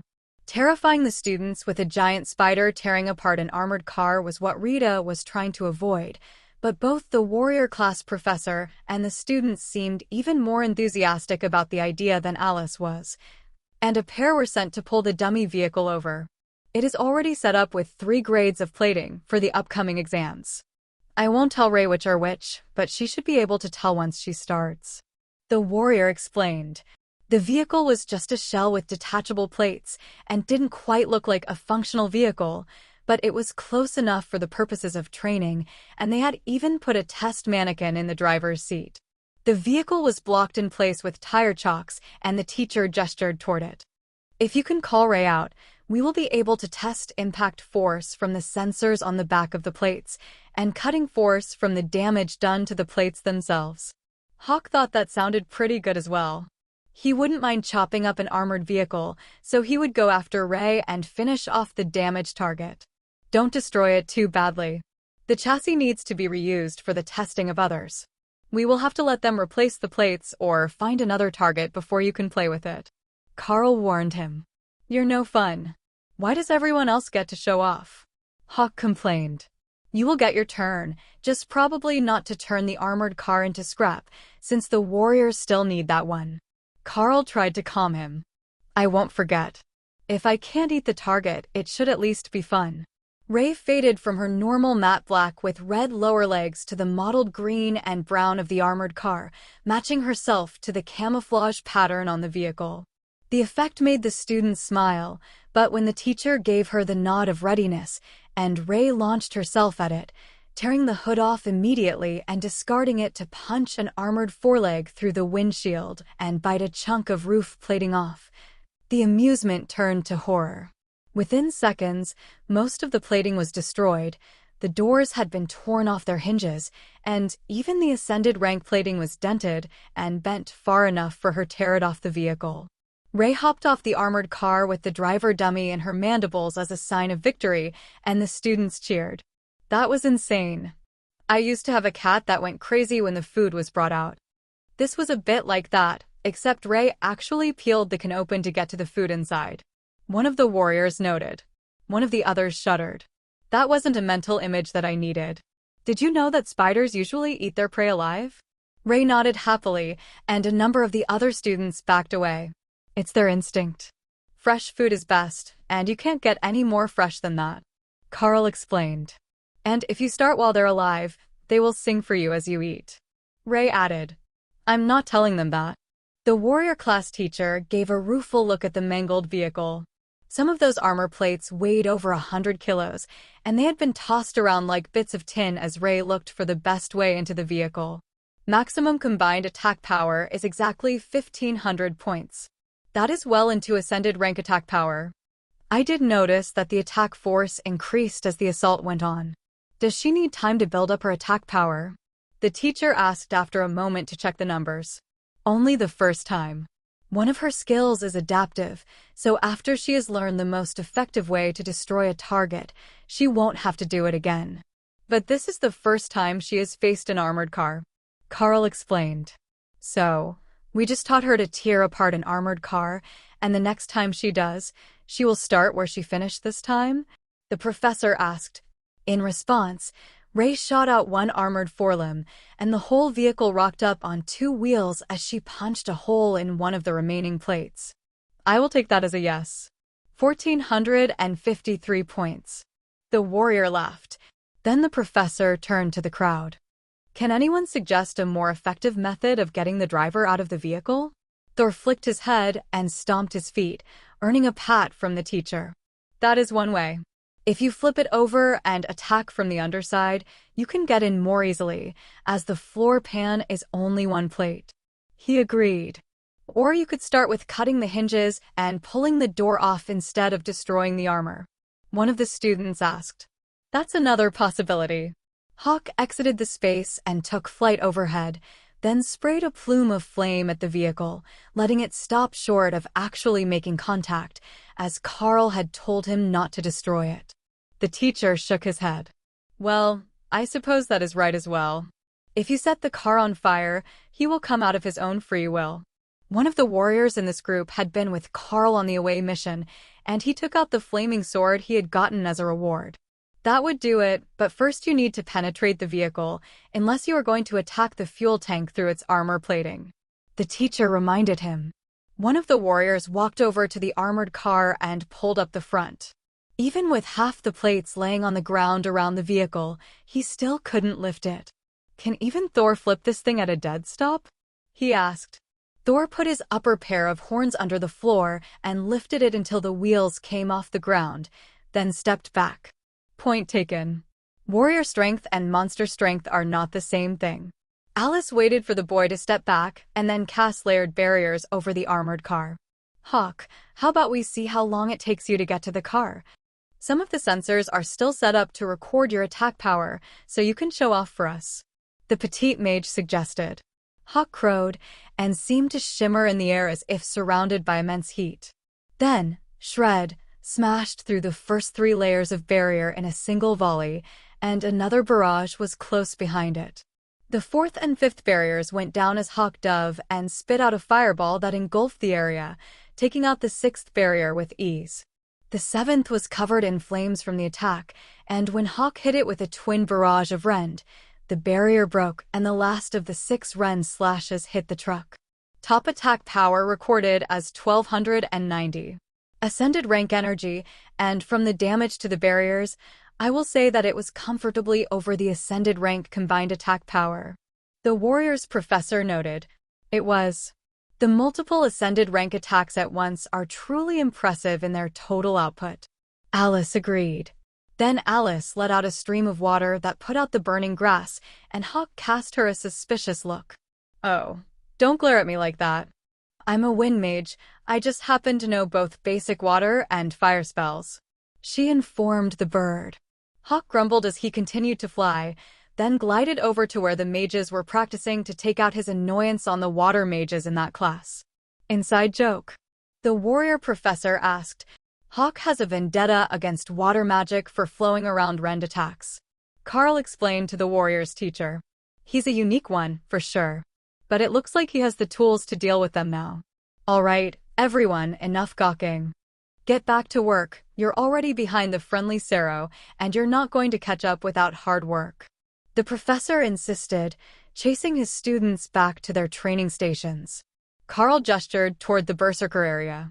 Thor, you can go practice Earthquake as well. We will work on a plan to build up your lightning soon. Don't worry about it and just keep working on your skills. One of the students frowned at them as Carl sent the other 2 pets away. If you say that Ray will be testing our guard skills, I am going to suffer a sudden illness that requires me to recover in my room for the day. He insisted. Chapter 153 Lottery Assignment. Carl laughed at the horror of the warriors, thinking that they would have to face Ray in combat. These were all first-year students. There wasn't even a faint possibility that they would be able to deal with that sort of attack. Even if offensive optimization wasn't a passive effect, they wouldn't stand a chance against her strength, and Ray wasn't one of the more physically overwhelming monsters. Rita shook her head. No, we won't do that to you. Ray is going to practice her bleed effect optimization, and then we have to prepare Carl for an away trip. Only one of the students here knew that Carl had just gotten back from a trip, and he was more than a little jealous. But as strong as the pets were now, he would probably be heading out with an ascended rank group to try to solidify his gains and get himself recognized as an ascended elite during the end of the semester exams. The speed of his growth was far beyond what anyone would call reasonable, and even the speed of his pet's growth was crazy. The Windspeed Hawk wasn't full-grown for over a year, and the Lightning Sero shouldn't be full-grown until 3 years old, but Thor was most of the way there already. He actually had far less than Ray to improve until he reached his expected maximum power, now that his body had received such a significant gain from the Drake Scale potions, and he was well over half-grown already. Ray was closer to her adult size, but fortunately for the armored car, not so close to her maximum strength.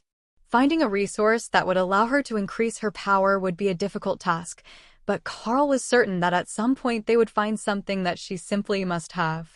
It had been that way with the others. When they found the best resources for their growth, they knew it. So, he just had to keep looking, and they would find a way to help Ray break through her limits once she reached them. Rita led the group away from the warrior training, and Ray returned to her web to have a little nap and dream of tearing apart armored vehicles. The 2 Bureau agents were a bit too relaxed right now, and they couldn't have known about the actual attack power of the pets, so Carl assumed that it was a front for the eagerness to tell him something. They were all excellent at hiding their emotions, but the fact that they were doing it when there was no obvious reason for them to be doing it was also a tell, in that it let Carl know that there was something that he was missing. Rita led them to a classroom where the remainder of the Bureau of Elite Development team was already waiting, along with Dana and two older soldiers that Carl didn't know. Colonel Valerie addressed the group. Good, the last of our people are here. I have been made aware that there was a need for some practical experience, so I have arranged another mission for you too. There are constant monster problems in the Golden Dragon Nation. That's no secret to anyone. But now that you are both on the stronger side of Awakened as elites, the defense against those monster attacks are part of your responsibilities. Normally, the students only get to apply for a lottery to deal with issues in this immediate region, but we have noticed a larger issue further from the major population centers. It is our suspicion that there is an overloaded dungeon or an active portal somewhere in the region, and we haven't found it yet. So, someone needs to deal with the overflow of monsters that are appearing every day, and the regular duty soldiers would greatly appreciate a short leave. With that in mind, we have volunteered you two, as well as a combined team of professional exterminators and a team from the church, to fill in for them. Carl was speechless. There were monsters just appearing every single day? What sort of insane scenario is that? But when he thought about it for a while, the elites had been constantly killing monsters for a decade, and the army had been killing them even longer than that, while their numbers never really went down.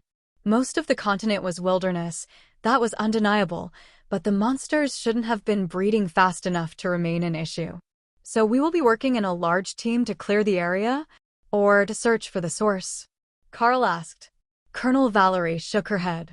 No, you will be working in small groups to control the monster population while you hunt for the source. The primary goal is to be population control. The military has been unsuccessfully searching the area for months, so our thought is that the source is underground or otherwise hidden from us. So, the priority is keeping the population from growing enough that it will be a threat to the nearby towns, she explained. Carl looked at the two soldiers, who smiled back. We are the helicopter pilots. We will be taking you to the rest of the team this afternoon. Now, I believe that someone said you have beasts on your team. How much space do they need? And do they need containment while flying? Carl shook his head. I am able to hold them in a separate space, and they are no threat while flying. If there are no other students going, then you only need seats for the two of us. Colonel Valerie cleared her throat. There will be others going with you. For senior teams are looking for resources in that general vicinity. They will be dropped first, and then you will be deposited with your teams, and the flight will return to base awaiting the call to recover successful mission teams. Dana took out a notepad and a pen. At least there won't be any wasted space. What do we know about the monsters in the area? Carl hurried to do the same, pulling a pen and notepad from his wasted space. What do we know about the monsters in the area? Geared just as Colonel Valerie began her explanation. There have been at least 3 goblin tribes spotted in the area. We have reports of roaming ogres and trolls, and an unconfirmed report that there might be an Etten mage in the vicinity. Strengths have varied, with most of the goblins being on the low common grade range, but the ogres and trolls are all awakened rank. If there is an Etten mage, it will most likely be ascended rank. However, there is a possibility that there will be an entirely different set of monsters when you arrive. 2 weeks ago, the area was nearly overrun with minotaur and tremor hideworms. Carl knew what a minotaur was, but the worms were a new one to him. He didn't recall seeing them in any of his books. Tremor hideworms are 10 meters long and large enough to swallow a grown man whole. However, they are slow-moving and restricted to sandy areas. They can't move through rock and are especially obvious and ineffective in wooded areas. The colonel explained. Then she continued with her mission priorities. If the makeup of the monsters in the area doesn't change, then we would ask that you bring back the heads of the Etten mage, if you should happen to find it. They are a hot topic of study these days, as so few ogre-type species can use magic well. They're not particularly bright, and the government is curious about the brain makeup of the mages. The rest is up for grabs, and you can keep what you want. It should be noted that the monsters in this sort of self-spawning region often have treasures with them that are far beyond what they should normally have. It has been known for them to have valuable potions, magical weapons, and even enchanted gems in their possession, so check everything that you kill.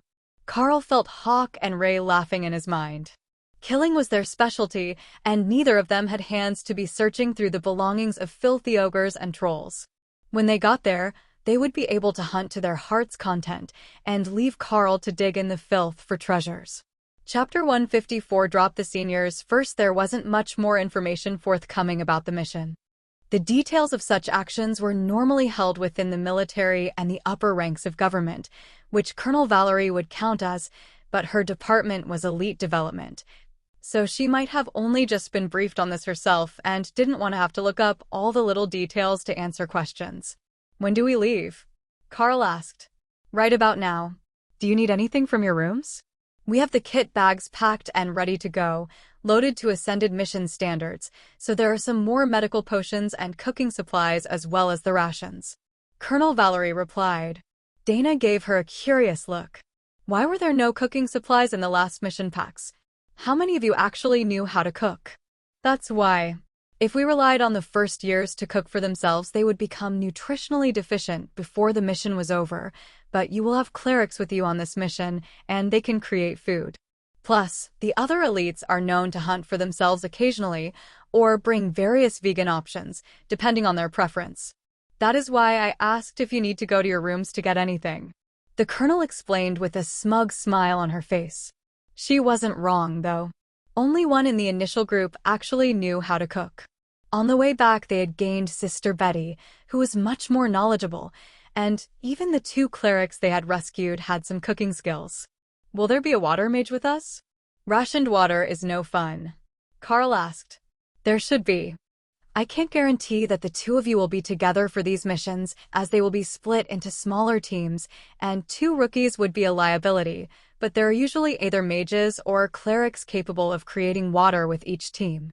Carl will presumably take the role of one of the warriors, while Dana will be their secondary mage. Most government-issued missions call for groups that are a minimum of 3 people for awakened rank or lower incidents, 5 for ascended rank threats. That is the safety tolerance. I believe I mentioned once before that it would look terrible to the public if they found out that we had lost a student or a promising young elite. Not that any of the elites are particularly old. The program has only been running for 10 years, but you get my point. The team members all chuckled at her reference. She was one of the early testers of the divine serum, so she was older than the mainstream elites, but still not far into her 30s. "All right, we will take the packs and head out as soon as we have checked them." Carl agreed. "They're in the helicopter.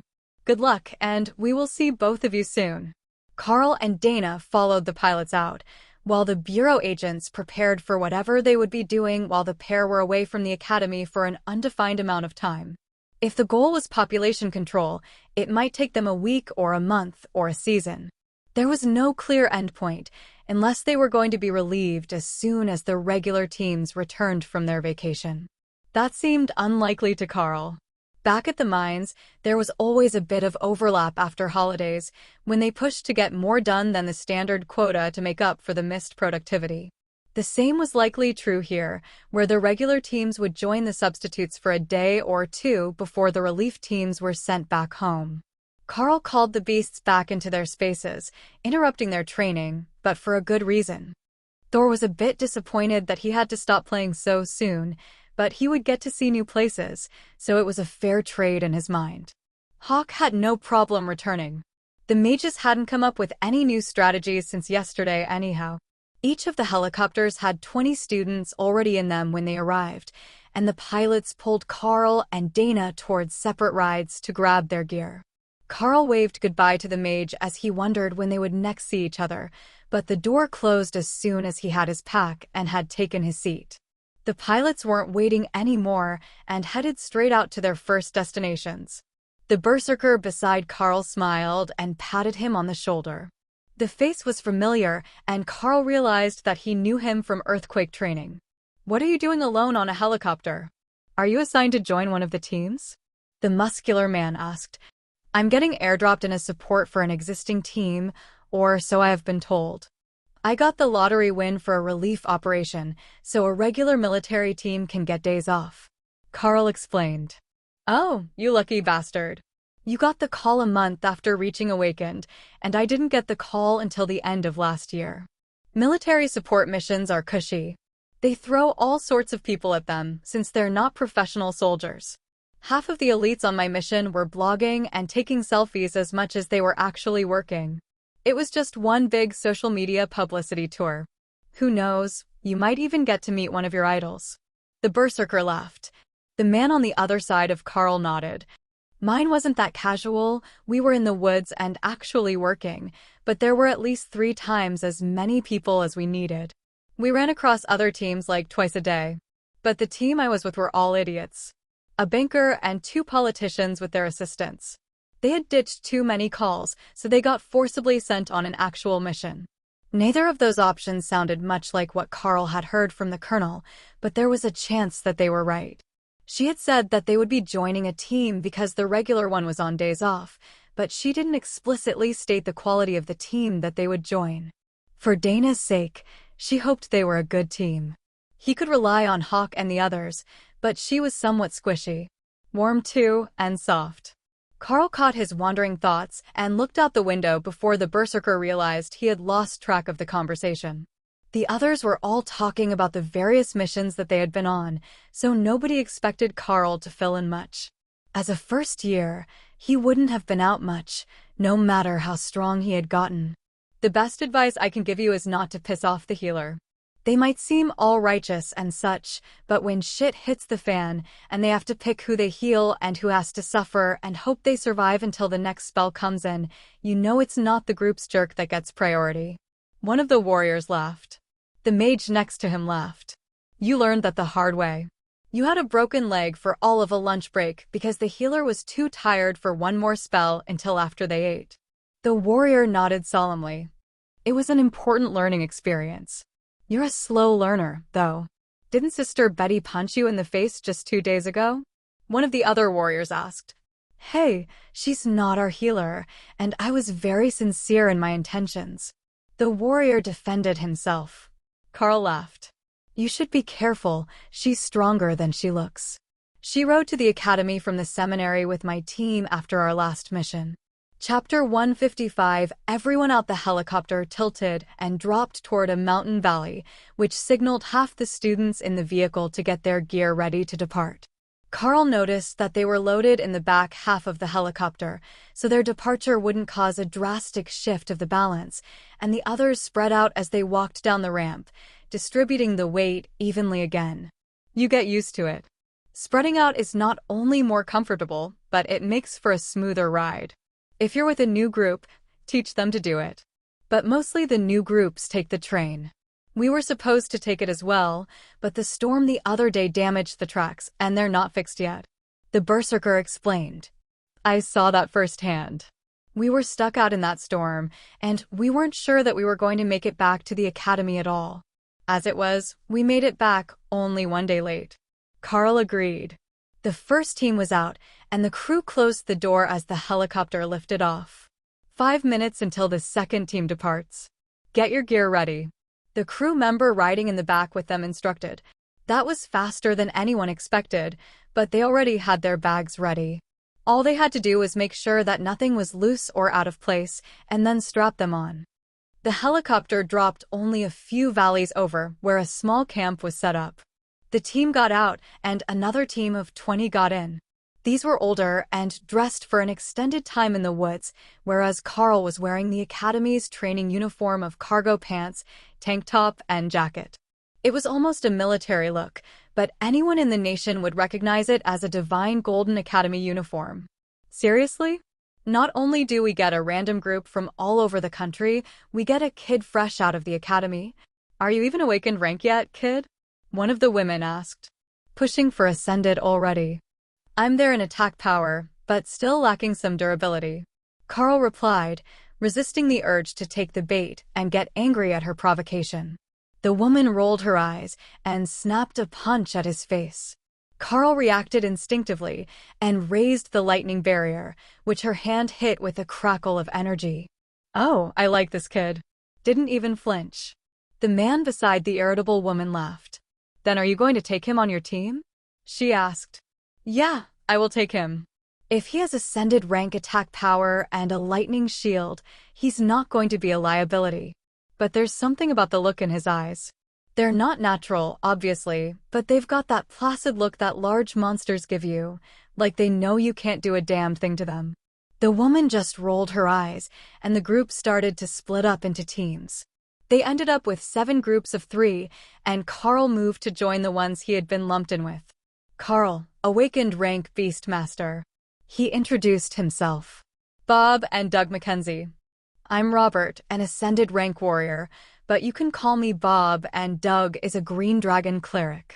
The man who had spoken up for him announced. Despite sharing a family name, they didn't look anything alike, but Carl wasn't going to cause strife within with a good team by questioning their parentage. He had gotten a healer, but it would have been nice if they had a mage in the group. The green dragon was the dragon god of nature, and their cleric's role was similar to that of the druids and the world dragon, to keep nature running smoothly. So it made sense that they had been sent to help control the influx of monsters that was upsetting the balance. He should have solid healing skills, and he probably wouldn't be biased against the beasts.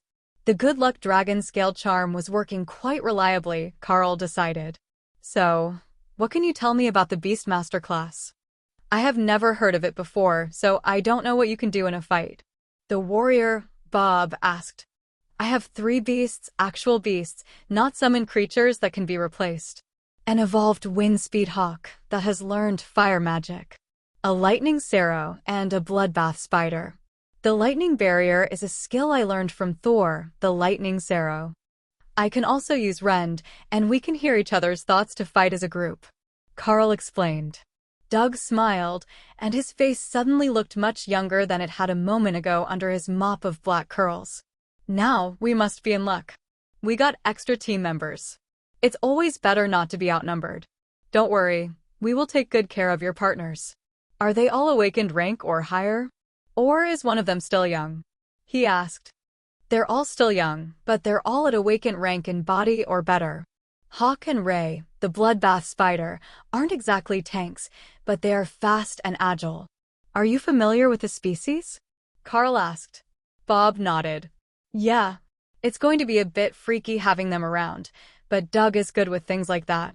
The flight was silent for a few minutes, and then the crew alerted them that they were going to be landing again.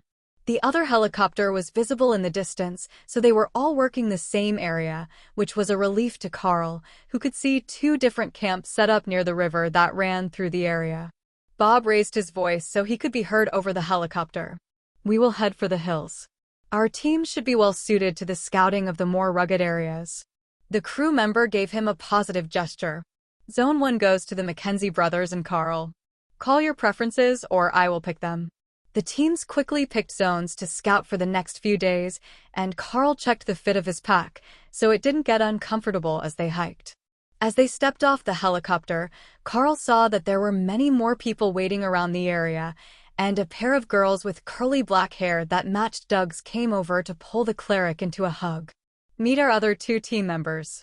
Meet Donnie and Danny. Doug introduced the 2 smiling women. Don't tell me, Mackenzie. Carl replied. Right in one. We all volunteered to come when they announced the mission. The whole area has been upgraded to possible ascended rank threat, as we have gotten a confirmation of at least 1 Eton mage in the area.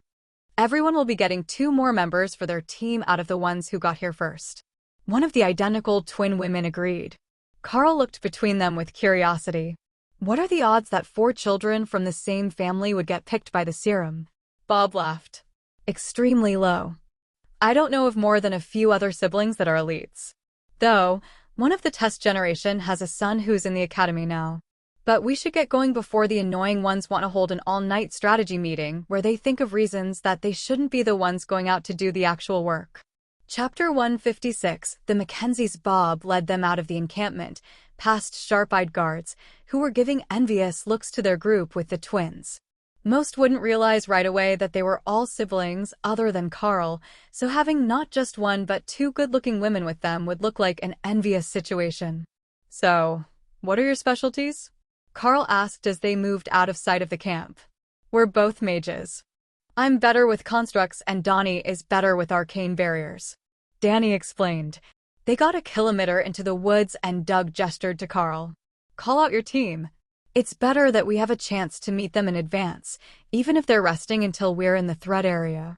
Carl called the three out, and Bob froze in place, staring at Ray. Donnie laughed. Oh, this should be fun. Bob is terrified of spiders. Even little ones. Is she friendly? Carl nodded. Web audio announcements. If you want to listen to hundreds more books like this, please visit our Discord channel. Simply create a ticket or go to the guide section or simply just ask in the chat. We have plenty of active members that are more than happy to help. I have personally built something that would give people very stable and easy access to these type of audiobooks. Hope to see you there. Link in description below. Thank you. Generally, she's not always a people person. But Thor is friendly enough for two people, so it works out well. Ray laughed at that as Thor made his way to the cleric looking for attention. Hawk flapped up above them and sighed in relief at the chance to stretch his wings. What am I even looking for? He asked. Groups of monsters. There should be goblins, big goblins, ogres with two heads that use magic, trolls, and maybe something else. Carl explained, knowing that Hawk hadn't paid any attention to the briefing. Carl sensed Hawk's dismay at the announcement, but he knew that Hawk wasn't afraid of goblins, and probably wasn't afraid of ogres either, considering how much fun he had harassing random bears, which were neither smaller nor weaker than the ogres were. Goblins smell terrible, but at least they will be easy to find. Hawk finally explained. That would explain his reluctance, but he was already off and scouting the area for threats. Hey, this mission is stupidly simple. They're right here. Just turn right a little and you will find them. Hawk informed Carl a few seconds later. Hawk says there are goblins just ahead to the right. I wasn't expecting them to be this close, but he says they're here. Carl explained quietly to the others. The mages looked startled and turned in the indicated direction. Seriously? We're barely out of sight of the camp. What are goblins doing this close to civilization? Our intelligence suggested that they first appear further into the mountains, and that is why we were going there to hunt for them. I only know what Hawk tells me. Should we go? Carl asked. Bob nodded. I will take point with the casters in the middle. You take the rear, with the beasts protecting our flanks. You can have them move further from us, so the goblins don't realize we're all together. I can smell them already. They're coming this way. Ray informed Carl. Split off and hide. Ambush when the time is right. Thor, move forward to fight beside Bob and protect the flank. The goblins are coming our way. Carl warned. The shouts of a goblin hunting squad became audible seconds later, and Carl took out his sword. He stepped off to the side, preparing to defend any attacks that might come from the left while Thor was on the right, but Doug shook his head, and Danny summoned 4 wood golems to encircle the casters. The cleric cast a spell on them, and the wooden bodies turned more sturdy, strengthened by magic. The two of them had a system and worked well together. Then Donnie cast a barrier over everyone, and they settled in for the goblin charge. A flurry of rend attacks came down from the sky as Hawk started his offensive, and then there was a shadow moving through the hunting squad like a whirlwind, throwing dismembered limbs in the air as the goblins screamed and tried in vain to run. What in the goddess' name was that? One of the mages asked as Ray finished her work and retreated into the trees to wipe herself clean again. That would be Hawk attacking from above and Ray ambushing from the trees. They're just common rank monsters, so it wasn't a big deal for them to clear them out, I guess. Carl replied. The whole clearing was covered in dismembered goblins, and Carl hesitated. He had been reminded that they might have uncommonly good items on them, but Hawk was right. Goblins smelled terrible, especially the insides of them. The others seemed to be thinking the same thing, as they all hesitated to get any closer. Time to do your part. Don't miss any good stuff. Ray taunted him as Carl prepared to go loot the goblins. You could have at least left them intact, so I wouldn't have to check so many pieces. Carl complained. They're too squishy, they just blew apart when I hit them. I didn't want to use my mandibles in case something got in my mouth. You already made me drink that potion, I'm not eating goblin. Hawk chimed into the conversation. I see shiny things. Metal shiny and gems shiny. I don't know if they're good things. Carl sighed and stepped forward, earning himself a curious look from the others. Hawk and Ray say that there are shiny things, both metal and gems, on the bodies. We should see if it's valuable or useful. The Bureau of Elite Development said that these are escaped from a spell, and they might have loot that they wouldn't normally own. The other side then spread out in a line so they could clear out the bodies in one pass with as little contact as possible. I recommend that you grab a long stick. Poke the bodies to open bags and search them. It might not find everything, but it's better than actually touching them. Doug, the Green Dragon Cleric, suggested. Carl quickly grabbed a stick and got to work checking the bodies. He wasn't sure what was actually worth keeping, but his equipment had a fair bit of storage, and the first thing he found was a decent-sized leather pouch that could hold anything that he gathered. Then there were a few gold rings on one goblin, a quality steel dagger on another, a few scattered gemstones, and finally a golden necklace. Lay your loot out on the ground and I will purify it. Doug offered helpfully once they were all on the other side of the clearing, where Thor and Ray had joined them. Carl dumped everything out and then laid the bag on the ground with the rest of the loot. Well, that's interesting. The majority of this is just shiny metal and simple gems, but one of those rings is magical, and the bag is also enchanted. Doug noted as he finished cleaning. Do you know what enchantment? Carl asked. I know that it's not a curse, but that's not my area of expertise. We will have to have it identified by the spellcrafters when we return. They will know what it does. The cleric explained. Carl shrugged and dumped the loot back into the bag, which he hung by its straps from his belt. If they were going to keep gathering from goblin bodies, he would keep it there, instead of stuffing it in his pack next to his food and spare clothes. The bag wasn't particularly large, but it would hold a half-dozen hulls like this, as long as he didn't keep picking up more weapons.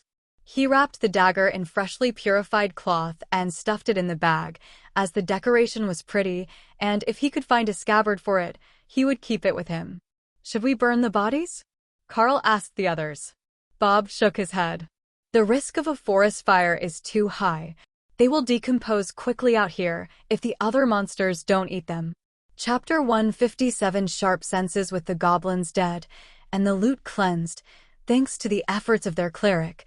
The group started moving toward their destination again, but in a much larger formation. Ray stayed in the trees nearby, and Thor joined Bob at the front of the group, while the wood golems took up positions on the flanks and Carl brought up the rear of the convoy. Nobody was saying anything, but it didn't feel unfriendly, more like it just wasn't necessary to say anything, since everyone understood their roles.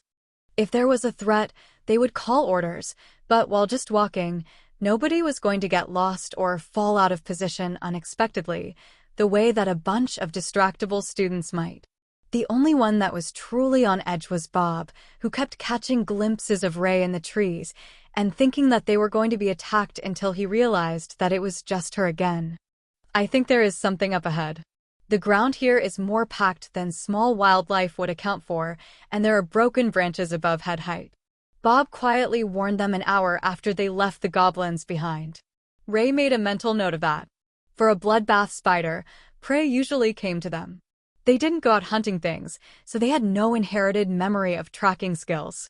Hawk hunted by direct sensory input, and he had been guiding them down the trail, but he hadn't seen anything concerning yet. So, it was Carl's use of Hawk's eyesight that finally gave them the clue they needed. Everyone stop. Face right. I have enhanced eyesight into the ranges that a wind-speed hawk can see. That includes ultraviolet, and it makes urine and other bodily fluid traces glow in the light. There's a handprint in the ultraviolet spectrum on a tree in that direction, too large to be one of us. It's even larger than Professor Tank's hands, and that man is well over 2 meters tall. Carl whispered. I will go look, Hawk replied. He couldn't see the handprint from above, as it was hidden under the canopy of the trees, but Hawk did his best to search for anything in the area anyhow.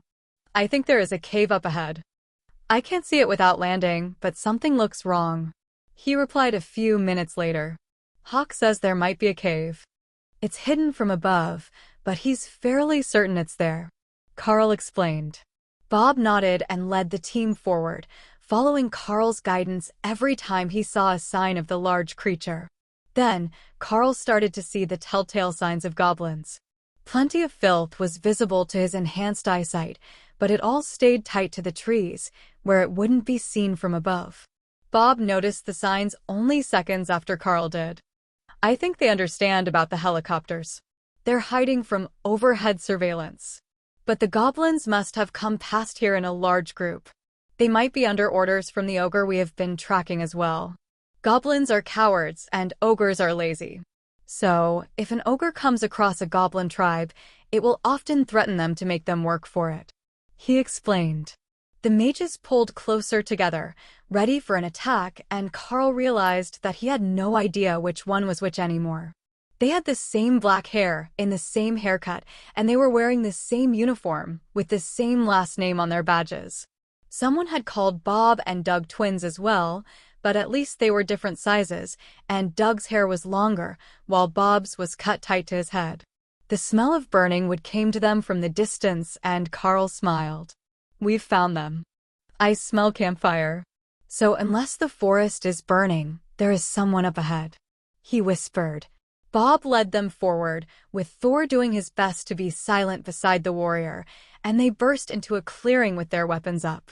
You vanished, Hawk complained, then dove under the tree line to join them and protect Carl. But there was nothing to protect them from.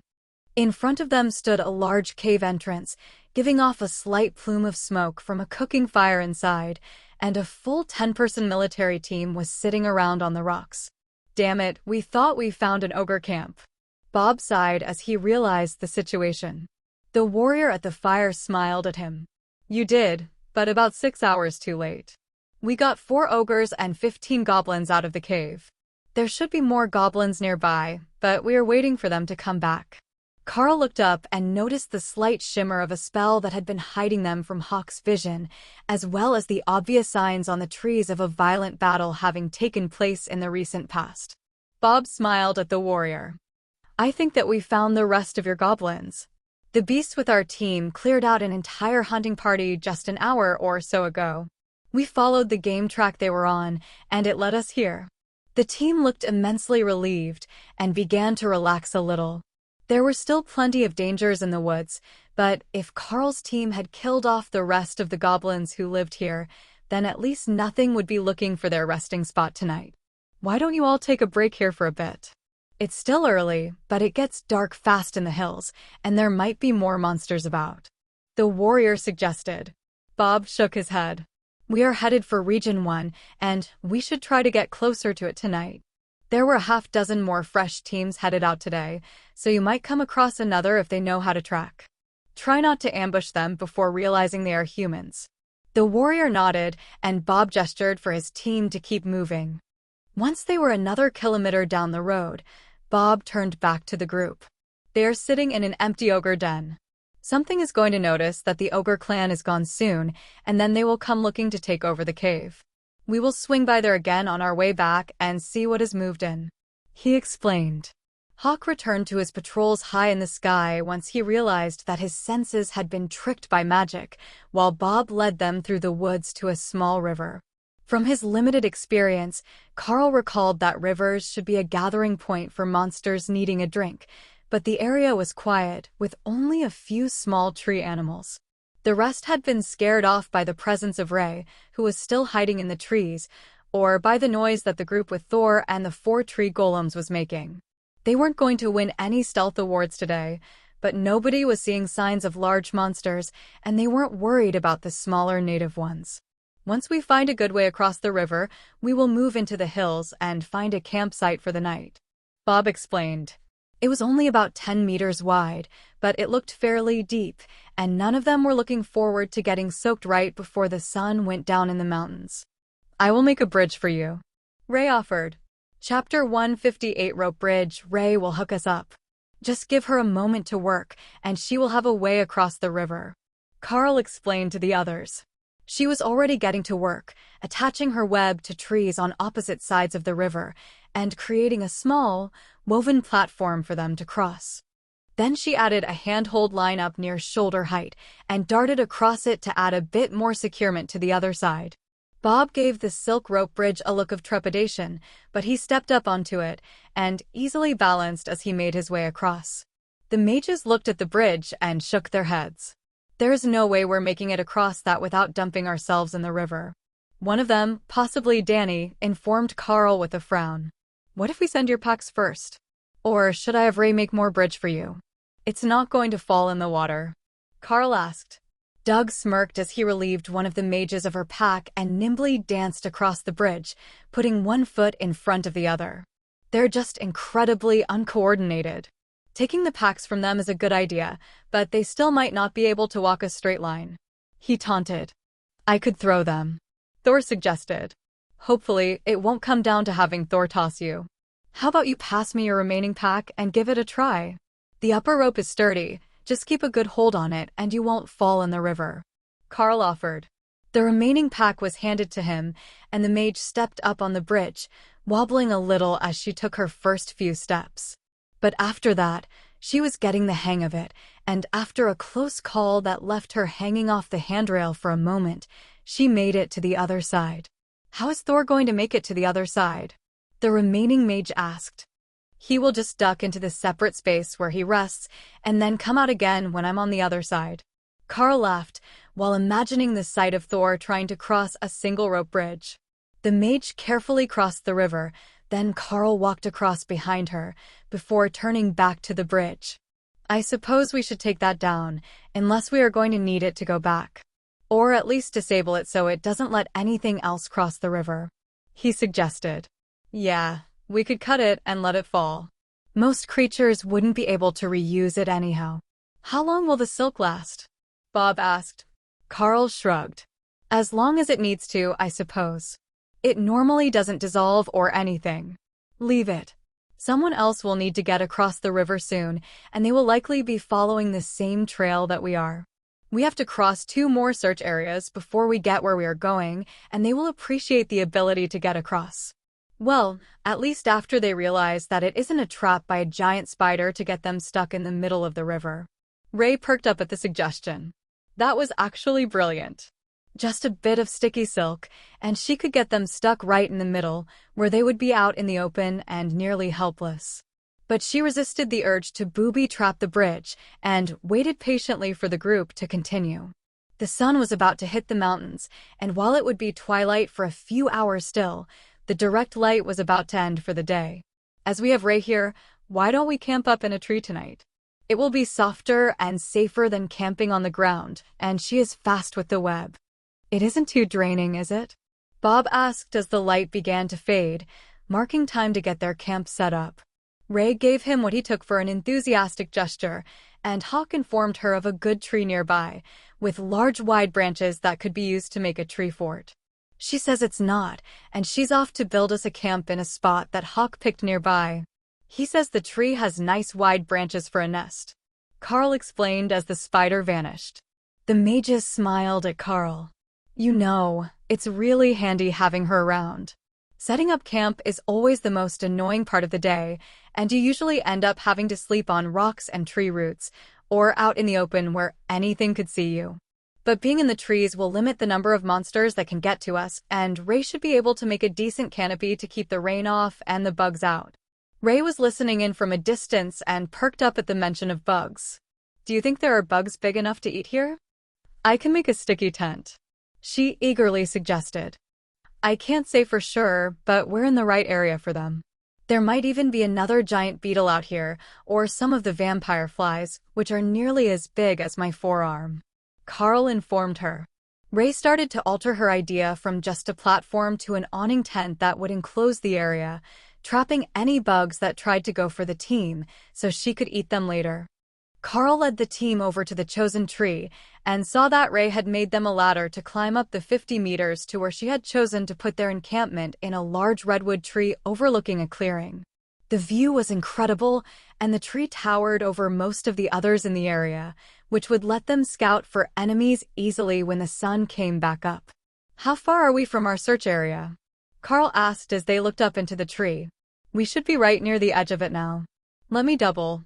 Check the map, but I believe that our area started just behind us. Bob replied. The mages smiled. That means we can keep this as our base camp until we've finished with the area. It takes ages to do a full search, and there are fresh monsters appearing every day, so even if we clean them out one day, we will have to start over the next. But with a good base camp, we can just keep scouting and returning to the same spot without letting the monsters build up. Carl nodded in understanding. You hear that, Ray? This will be a regular spot, so feel free to make more webs in the area if you want to catch snacks. Bob sighed as he saw Ray start to spin more webs in the area, filling the treetops and linking them together into one large web. Did you have to tell her that? He asked. Of course. She's going to get hungry, and we need to get rid of the excess monsters, so the more that she catches in her web, the fewer that we have to hunt. I will ask her to leave some at ground level as well, since we're not just after monsters that climb trees. Carl explained with a smile. Chapter 159 Tree Fort. Carl led the group up the ladder and into the large tree fort that Ray had created for them, complete with a nest for Hawk that he was filling with leaves and small branches for comfort. There seemed to be a number of magical resources in that pile. Carl could sense the energy coming from the pile, but he didn't recognize any of the plants, so Hawk's comfort was worth more than an unknown leaf. Not every magical resource had a known usage. Some were just plants that held a bit of mana in them and were either a bit more durable than usual or longer-lived. It had only taken a few minutes to make the web fort, which was smooth on the inside, but open like any other net, while there was a sticky and much more tightly woven layer underneath. That would keep the pests out, but it would also let the breeze in. That might be undesirable from a temperature standpoint, but for the sense of smell, it was vital. The awning overhead was proper silk cloth, keeping the rain off, and the sides were loosely woven, but Carl didn't see any issues with the design, other than the lack of a solid surface to cook on. They should be able to come up with something, though, even if it was just a split log to set the cooking stove on. The mages were panting and cursing by the time that they made it up the ladder, and Ray was doing her best not to laugh at their lack of physical fitness.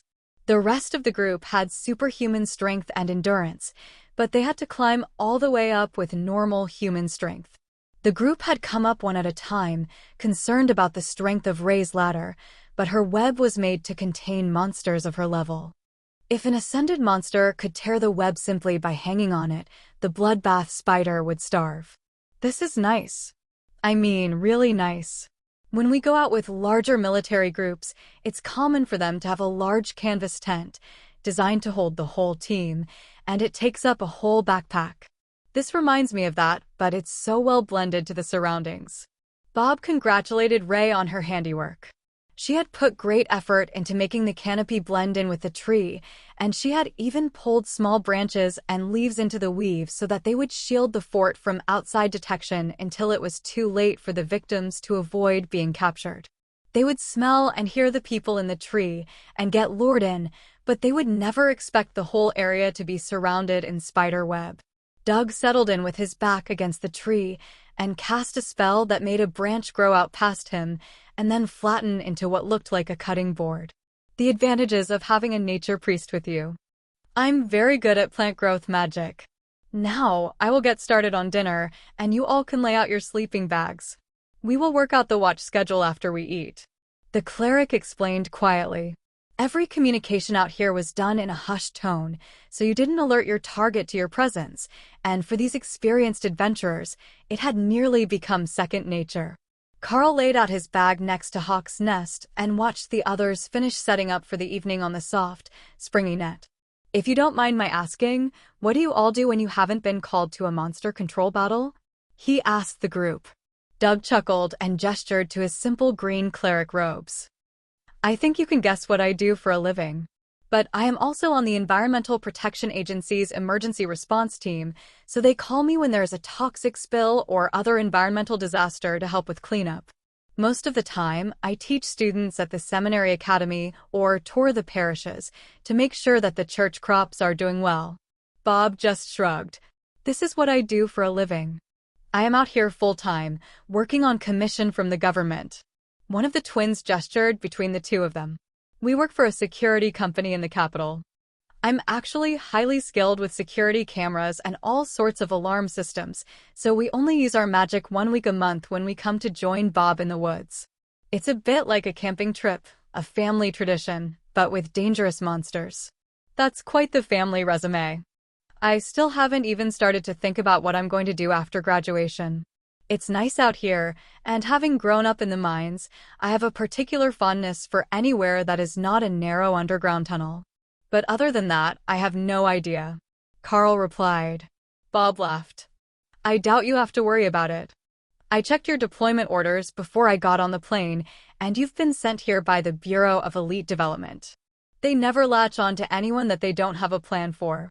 If my guess is right, they think that you will keep progressing, and then end up in one of those fancy government jobs as Grand High Muckety Muck. That made Doug laugh so hard he almost dropped the potatoes he was cutting. Well, that's one way to phrase it. The Bureau tends to focus on people who will become either powerful or famous in the future. You don't look like the sort that wants to be on television, so I think they will likely push for you to take on a job like Bob's or to go into the Defense Department. If you make it past Commander and into the Royal and Monarch ranks, it is almost guaranteed to be government. But any further than that, and things get murky. They don't have so many overlords that they can just afford to have them wandering around doing what they please. That much power is what they call a strategic asset. The sort of person that can be used as a threat to make the aggressive beast clans and other nations back down. Aggressive beast clans? Carl asked. Doug shrugged. You know, like the Drakes, the Phoenix clans, the Wild Dragons, and the Griffin Nests. The sort of beasts that have human or higher intelligence and very little patience for stupidity. Hawk squawked with laughter at that. It was a wonderful description of the most powerful of magical beasts. Bob smiled at his brother as he added his opinion. It's not like they're at war with us, but every time someone does something that irritates them, we need to convince them not to go on a rampage to prevent it from happening again. Especially the Drakes. They're incredibly irritable, and then there are the Drake Riders, who are a bunch of nut bars on a good day. Carl chuckled. So I've heard. Well, at least here we get to just look over our zone and find the prey. We don't need to worry about all those little details.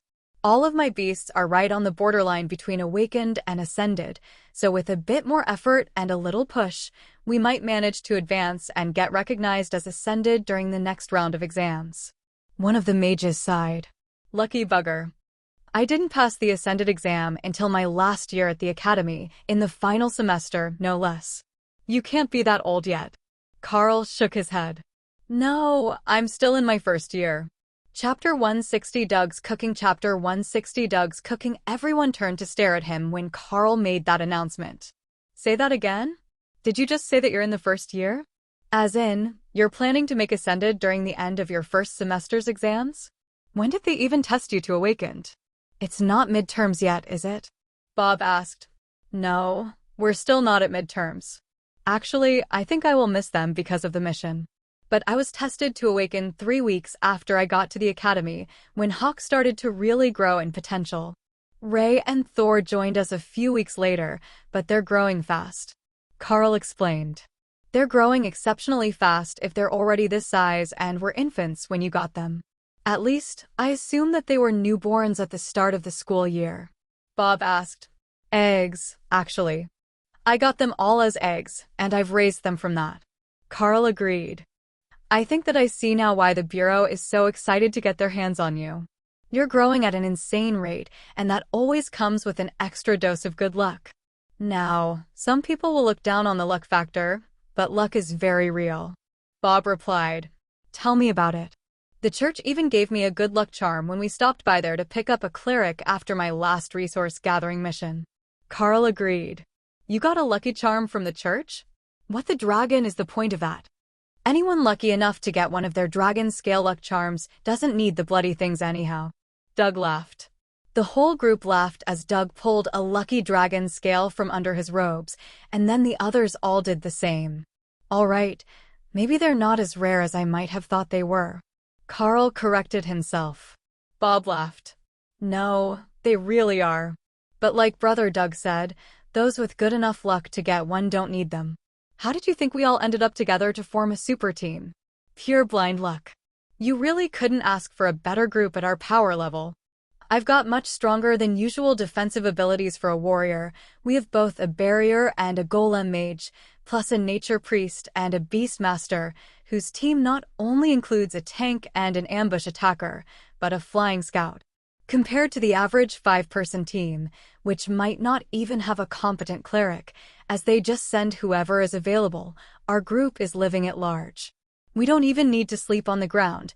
Ray made us this lovely treehouse, and Doug will have a hot meal ready in just a few minutes, since priests of the Green Dragon are capable of creating all sorts of food, and not just the simple rice and beans. Doug tapped his cook pot with a wooden spoon. Speaking of which, there is food ready now.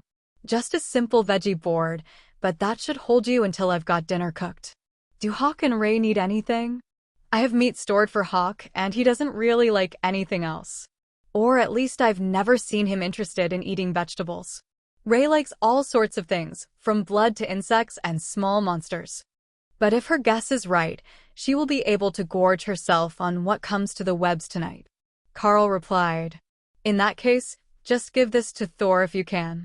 Doug agreed, and handed Carl an armload of what looked like herbs.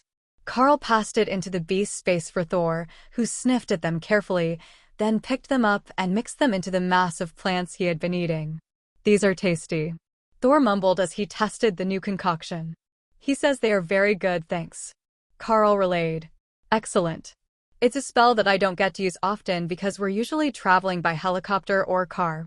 It is intended for a mount, but it should be good for Thor as well. The cleric explained.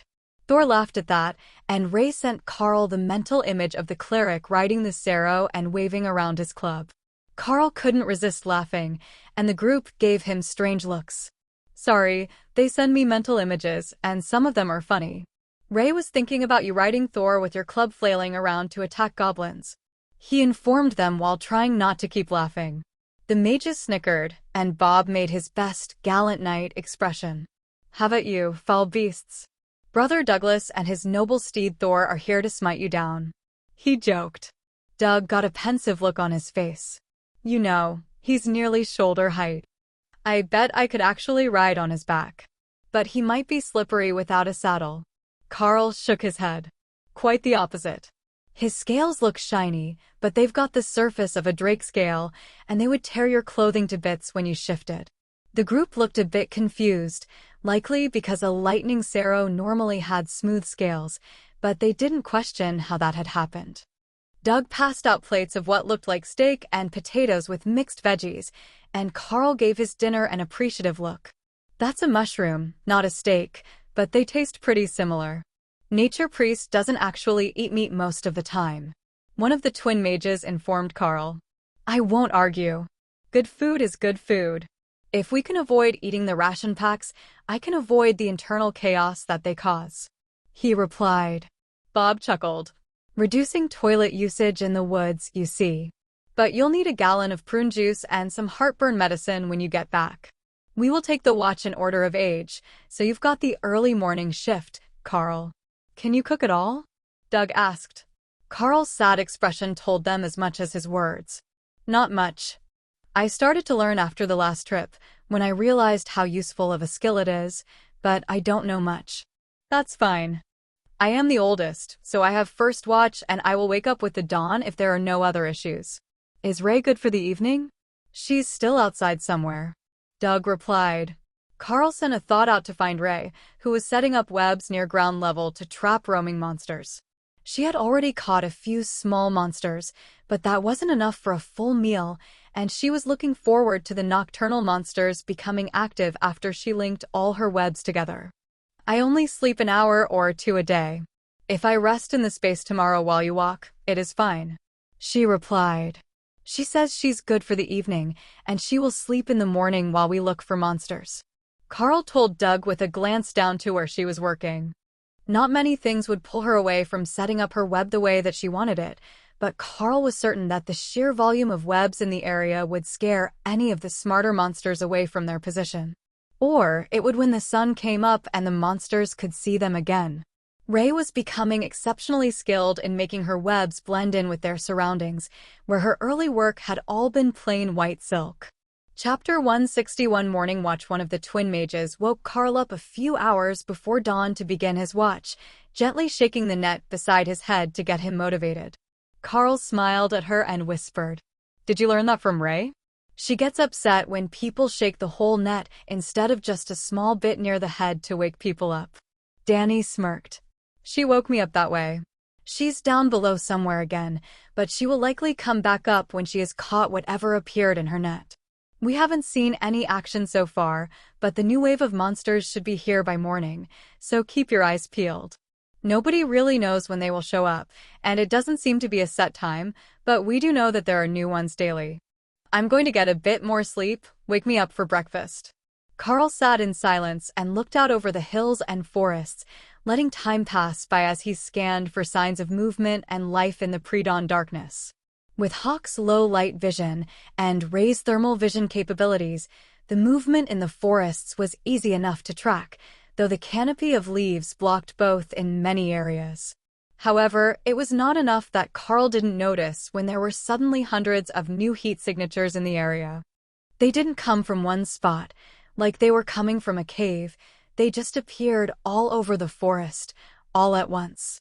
Some even appeared right next to Ray's webs and walked right into them before they realized they were in danger. Her sense of victory as the prey flailed and shouted for someone to come save them filled Carl's mind, but the noise also woke everyone else up. The monsters just appeared everywhere. They're not coming from a cave or a set location. I saw them just appear all over the forest.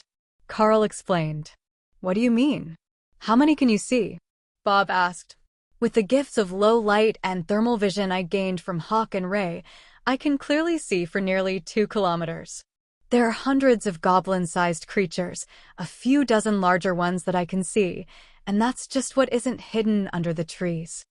I can't see through solid objects, so I know I'm missing most of them, but Ray is going wild killing the ones that are in her webs down below." "That would be the noise that woke you up," Carl explained. Doug sighed. "And that means that we are about to have a lot of unwanted company, drawn here by the noise. Fortunately, it is still dark, and their eyesight isn't any better than mine, so they're not going to find us in the trees, but we need to make sure that Ray doesn't get ambushed." Carl nodded. "It's still dark, but it should start getting light soon, when we can go down and start cleaning up the ones trapped in the webs. Do you want me and Hawk to go start silencing them now? 3 of us in the dark will be faster than just Ray, and we can all see what we're doing." Doug and Bob both shook their heads. "No, either we all go or we all stay. Safety protocol says don't send group members alone. Attack what you can without going so far from the group that we can't see you." Carl thought for a second, then nodded. "All right, I will head down a few branches using the ladder, as I can't attack through the fort without damaging it. But once I'm there, I can hit a lot of the nearby webs, and you'll be able to see me. Hawk, you go help Ray. Make sure she gets rid of the loud ones first and doesn't make them sing for her. We will hunt them all day long. There is no more need to bait and pray. I got a good thing. There is a tasty scaly biped here with snappy jaws and a shiny poking stick," Ray informed Carl. That made very little sense, but Carl congratulated her on her find and asked her to bring back the shiny poking stick when she had a chance. What he got in return was a thread of silk sprayed his way from where she was hunting, which he had to assume was attached to the prize. With a practiced motion, the same as coiling up a power cable in the mines, Carl began to pull the item up and found that she had recovered an obsidian-headed spear, attached to a bamboo handle with excellent workmanship. It wasn't magical, but to his eyes, the translucent spearhead sparkled, reflecting the minimal light from both sides. Then, she put the body in her space, and Carl finally understood what she was talking about. It was a lizard man of some sort, currently missing a head, but larger than anyone in their group, with a powerful-looking tail and a few crude bone ornaments. Carl whistled to get the others' attention. There was a lizard man in the web. It might not be all goblins in the group today. That got the group talking, making a plan for their hunting and defense based on the knowledge they had of how Lizard Man behaved. They were a common monster in the swampy areas, on the high side of common to the low awakened rank, but often gathering in large groups that would challenge the smaller teams who went to hunt that level of threat. "Are there still goblins and ogres?" Bob asked quietly. Carl looked around, verifying the few monsters in the region that he could spot from his vantage point now that they had mostly moved under cover of the forest. "Yeah, I still see goblin-sized creatures, and humanoids too big to be lizard men. I will point them out on the map for you when I get back up." Carl agreed. There were other beasts caught in Ray's web, and he was using Ren to dispatch them quickly before they could make too much noise and bring a force that the 5 of them couldn't deal with. Ren's range was limited, and they were well up into the tree, but with Ray and Hawk moving lower through the forest, it only took a half-hour before they had everything in the immediate vicinity dead, butchered, and collected. They had gathered what they thought might be loot, but there were probably some things that didn't catch their attention. Nothing magical, though. Beasts could sense the magic on the items, and they would have brought it back if they had found anything. The pair returned to the fort, and Carl climbed back up to join the group as soon as he smelled Doug start cooking breakfast. "The loot is at the bottom of the tree. We can collect it later. But first, I will show you where I saw the ogres appear, and any other groups I remember." "The ogres are still our primary target, right?" Carl asked. "They are. We need to keep the population of everything down, but the ogres are the strongest beings that we have been informed of in the area." Bob agreed. "All right. Then we should check here, here and here. Plus near the ridgeline there." Those areas all had multiple large creatures, and some of them went behind the ridge. Then we had large groups of goblin-sized monsters here and here, with scattered monsters everywhere else. Carl explained, tapping the map as he went. Bob nodded. "All right, that's good. I will come up with an efficient route for us to cover today, and we will start hunting after we eat." The meal was similar to the one that Doug had made the night before, heavy on the potatoes, but this time Carl donated some of the awakened rank boar meat that Hawk had been ignoring. "Now we're talking. Pork belly and potatoes is the real breakfast of champions." Bob chuckled. Doug rolled his eyes as he cast a spell that created some sort of white sauce in a pot on his camp stove, and began to rummage in his pack until he found a tube that cracked open to reveal rolls of dough. Biscuit dough takes less room uncooked. The sauce is a form of coconut gravy, but with the pork grease, it should be pretty good. The cleric explained. It sounded a bit sketchy to Carl, but who was he to argue with the cook? There were chopped mushrooms in the mix with the potatoes, and he already knew they tasted like steak, so there was a good chance that the white sauce didn't taste like raw coconut. Chapter 162 Clearance Sale. The meal was, again, surprisingly good, though the coconut pork flavor of the gravy was certainly unexpected. Once they were finished, Bob led the group down the ladder with their packs, in case something happened, and they couldn't easily return to their fort tonight. It was always better to be safe, but with the amount of fighting that they were going to have to do very soon, Carl was questioning if they were even going to lose sight of the huge tree today. The mages seemed to be having the same thoughts, as they didn't have the superhuman strength to make the packs a negligible burden, but nobody openly questioned the leader's decisions. That was a recipe for disaster out here, and any questions could wait until they were finished, or at least on their lunch break. The pile at the bottom of the tree contained various metallic coins, shiny obsidian tools, and a few unknown ointments in leather pouches that Hawk and Ray had assumed must have some purpose. Ray had returned to her den in the beast space for the morning, while Hawk continued to scout. Thor was waiting in reserve, ready to fight at a moment's notice, but not wanting to be loud and distracting before it was time to fight. Likewise, the golems were not yet summoned, so the flanks were unprotected. Well, as much as they could be when they had a mage who specialized in barriers in the middle of the group.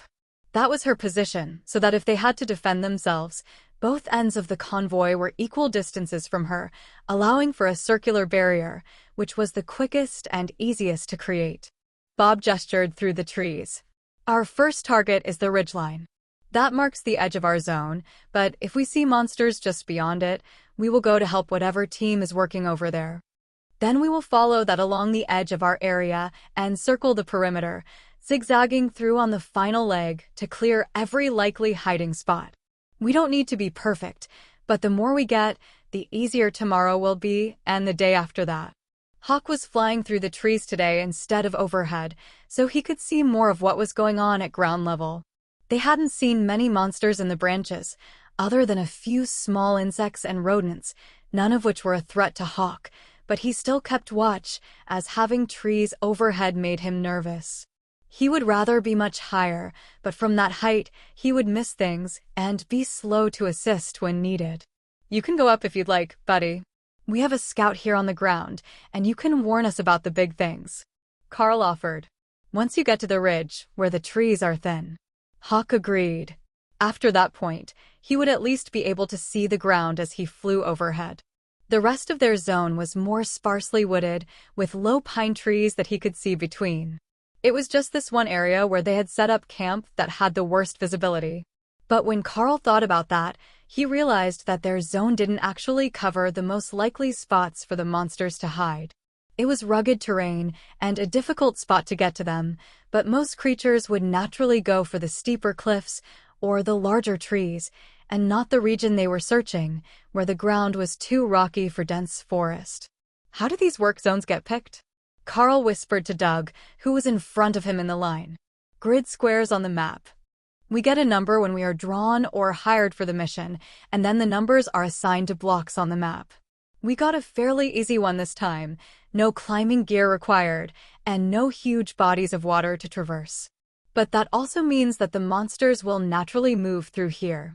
They don't usually hide, they go looking for food, fights, or whatever it is that motivates them."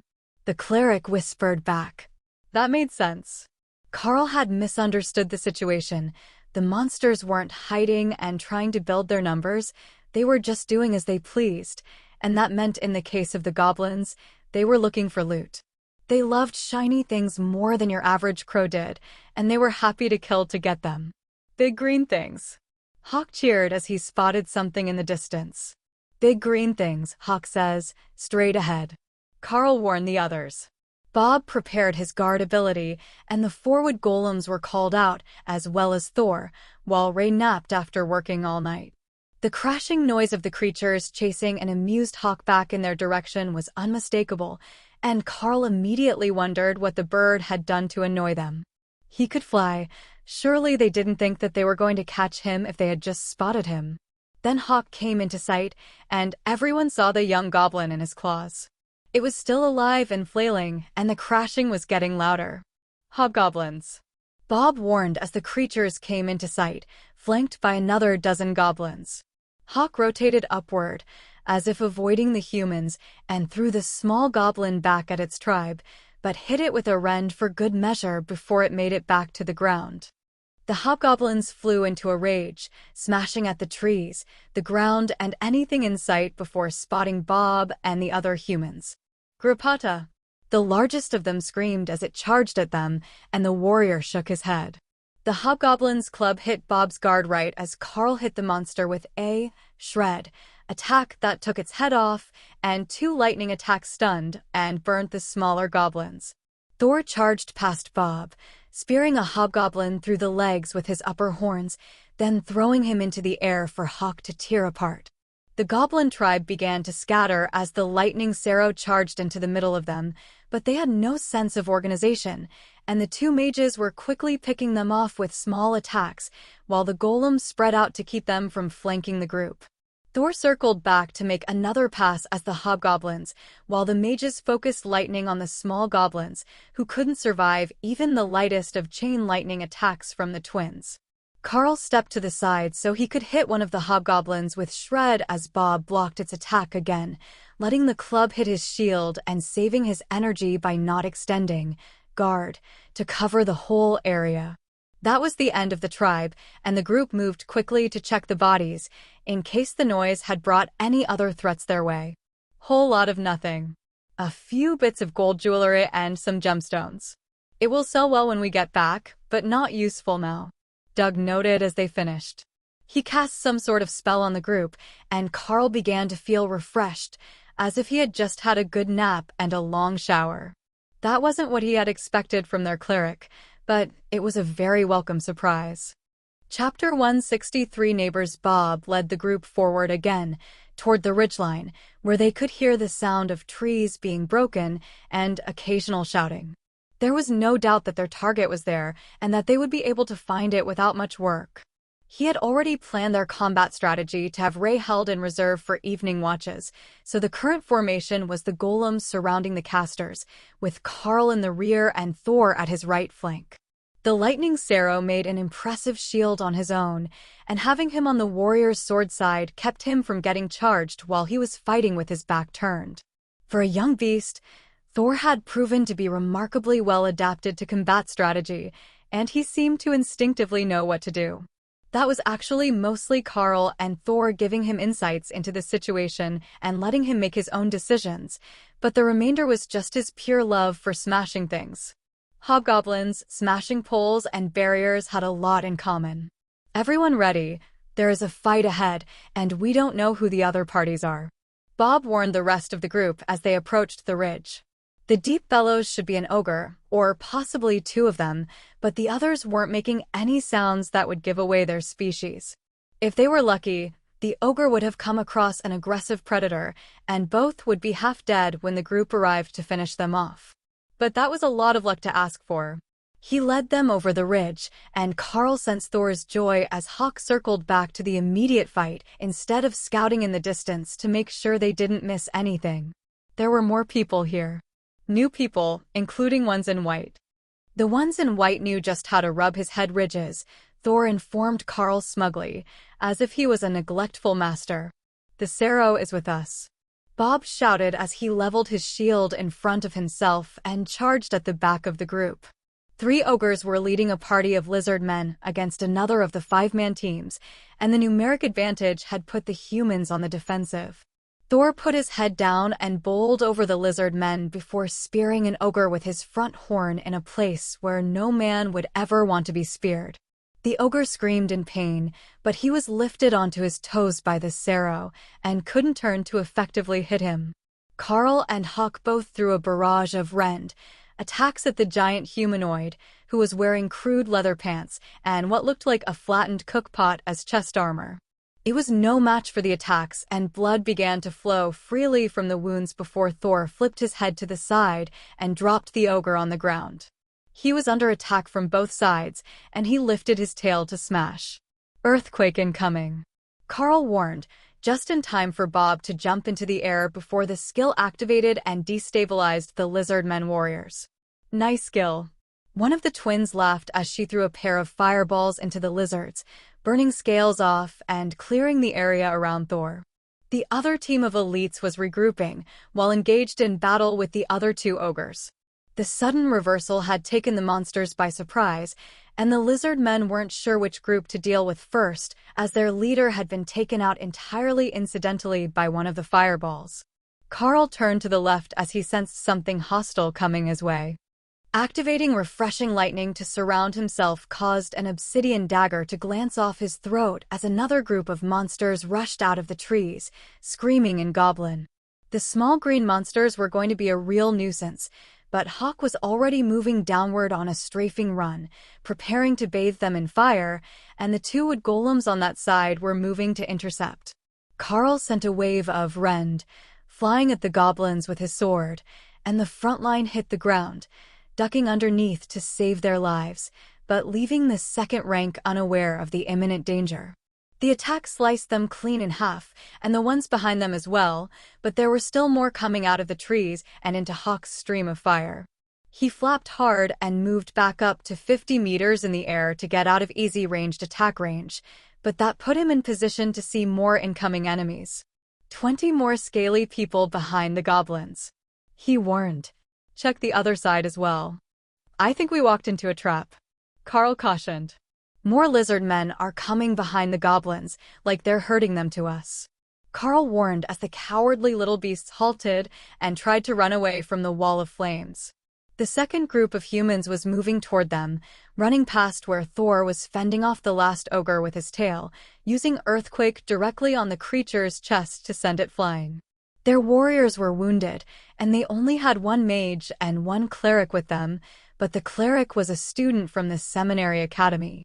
He looked utterly terrified to be out here, but he had to be at least awakened rank to have been sent on this mission, and once he saw Doug, he began to gather his wits and remember his training. The two of them were enough to heal the minor wounds that the warriors had, but the mage was looking exhausted from keeping up defensive spells. The goblins and lizard men fell back, regrouping just like the humans were, while their reinforcements arrived. For a moment, it looked like the ogre that Thor hit with Earthquake was going to get up, but as soon as it moved, it began coughing up blood and collapsed again, unwilling to try moving until its natural healing had more time to work. Bob assessed the situation. I count 20 lizard men in total, some wounded. Under 30 goblins left, all terrified and no more ogres. Mages, keep up the pressure with the fire spells, but don't burn too much mana. Thor, come to me and defend against frontal attacks. Carl and Hawk can deal with the attack side. Hawk was good with that. The lizard men couldn't throw those spears high enough to hit him. Ray woke up while they were catching their breath and looked out at the battlefield. You guys went wild while I was asleep. Which spot is mine? She asked. You can take the left flank of the lizard men. Hawk will attack from the right, and I will back you up. But most of our attacks will be going toward the middle, where their numbers are denser. Ray appeared behind a tree on Carl's left and adapted her short fur to match the tree bark. Ray is on the left. Carl warned the others. The mages relayed the meaning to the others in a whisper that the monsters wouldn't hear, and both sides prepared to attack. They're going to charge. Thor warned, just as the lizard men shouted something and the goblins did exactly that. They were met with a barrage of spells from the mages, while Carl and Thor aimed for the taller lizard men. They were the ones giving the orders and the best fighters of the group. Then Ray attacked, piercing two with her forelegs while biting the head off another, and the new arrivals screamed in terror. The warriors visibly steeled their resolve for a hard fight, not quite grasping that Ray was on their side, but Carl's attacks were precisely where they needed to be, keeping the other lizard men from being able to get close enough to properly attack Ray while she fought 3-on-1. One was already dead, but he had been replaced with another, and the two who had taken her forelimb spikes through the chest were fading fast as Lacerate prevented them from stopping the bleeding. A limb flashed out, leaving a long but shallow wound on the fresh target, and it began to gush blood, leaving the creature suddenly weakened to the point of dropping its spear. Carl finished the 3 with Rend, and Hawk worked on the other side with Shred and Fireballs. The monsters were effectively surrounded, but they were determined, and the remaining lizard men charged through the burning grass into the line of warriors and Thor, who threw one high in the sky before thinking about his target. Incoming! Doug warned as a flying lizard man crashed into the group of casters. It wheezed as it tried to get to its feet, but Doug was faster, clubbing it on the head and knocking it out, so the mages could finish it off with magic arrows. Chapter 164 Odd Alliances. The fight wound down as the last of the lizard men was killed by the concerted efforts of the warriors, and the second team collapsed onto the ground in relief. You have no idea how thankful we are you showed up when you did. The attack seemed to go on forever, they just kept coming. The team leader thanked Bob with a tired smile. No problem. It's right at the edge of our territory for the search, and we heard the fight. There are more, unless you killed some ogres before we arrived. Our scouts spotted at least 10 ogres this morning around our zone, and there are only 3 here. He replied. This battle still left them with plenty of questions, like if Hawk's description of big green things were all lizard men, or a mix of them and hobgoblins. The fact that the lizard men had pressured the goblins into working for them wasn't too surprising, but allying with the ogres was. The two were both powerful in their own right, and they were notorious for not sharing well. Seeing them in the same spot was unusual, but if they had all arrived last night, then they hadn't had time to stake their territories yet, and there would be some level of power struggle between the species as they worked to establish themselves. Doug brought over a water skin for the others and motioned for them to stay seated. Catch your breath, maybe get a bite to eat before you move out again. We've got to keep going and search our zone, but we will wait here until you've recovered a bit. The cleric assured them. We will call in the incident. If things got that bad for us, then the other groups need to be warned as well. With 2 groups working together it was easy enough, but solo, They could be in trouble, and I heard that we're not the only ones who have a student with us. The other team leader informed them. Doug nodded and gestured toward Carl. We have one with us as well. The Beastmaster, whose Sarah thinks that lizard men are lawn darts. Carl chuckled and Thor looked embarrassed. The warriors weren't too worried about it, and they patted him on the side in assurance that they weren't upset. But when Ray returned to stand behind Carl, the others were visibly concerned. This is Ray. She's the ambush attacker of the team. Effective, isn't it? Carl asked. Beyond effective. One scratch and that lizard man warrior nearly bled out. Is that Lacerate?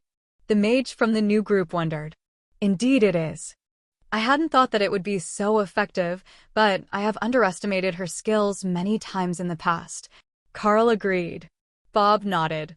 We all do. The bloodbath spiders are a force to be reckoned with, and Ray is talented well beyond the average. She even made us a safe fort last night so that nothing could sneak up on us. The student cleric looked like he might cry at that bit of news. Safe places to sleep? That's unfair. We were attacked 5 times last night.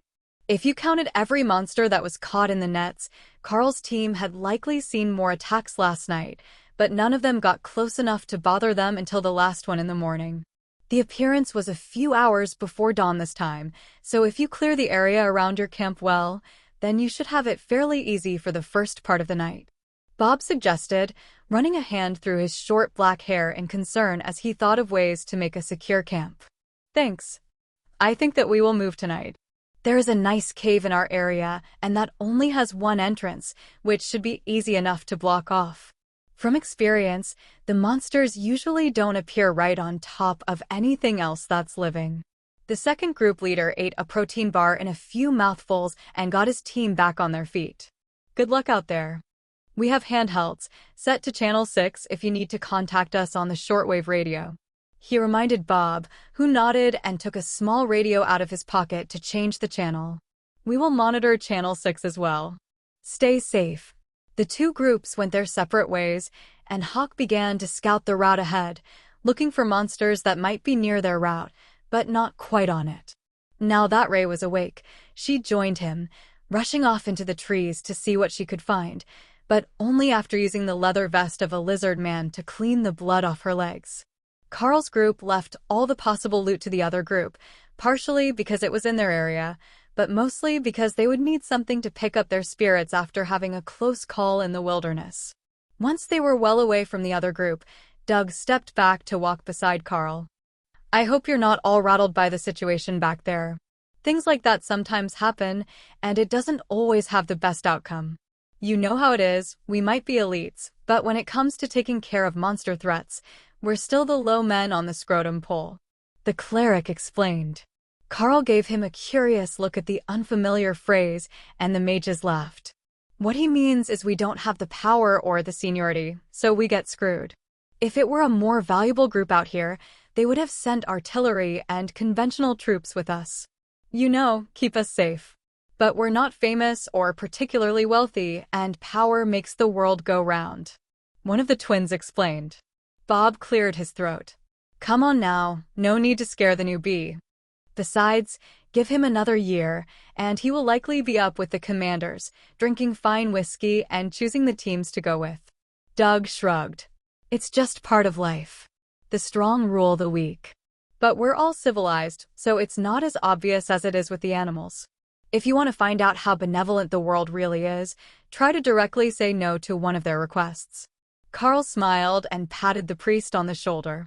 I seem to recall playing a similar game with the foreman at the mines.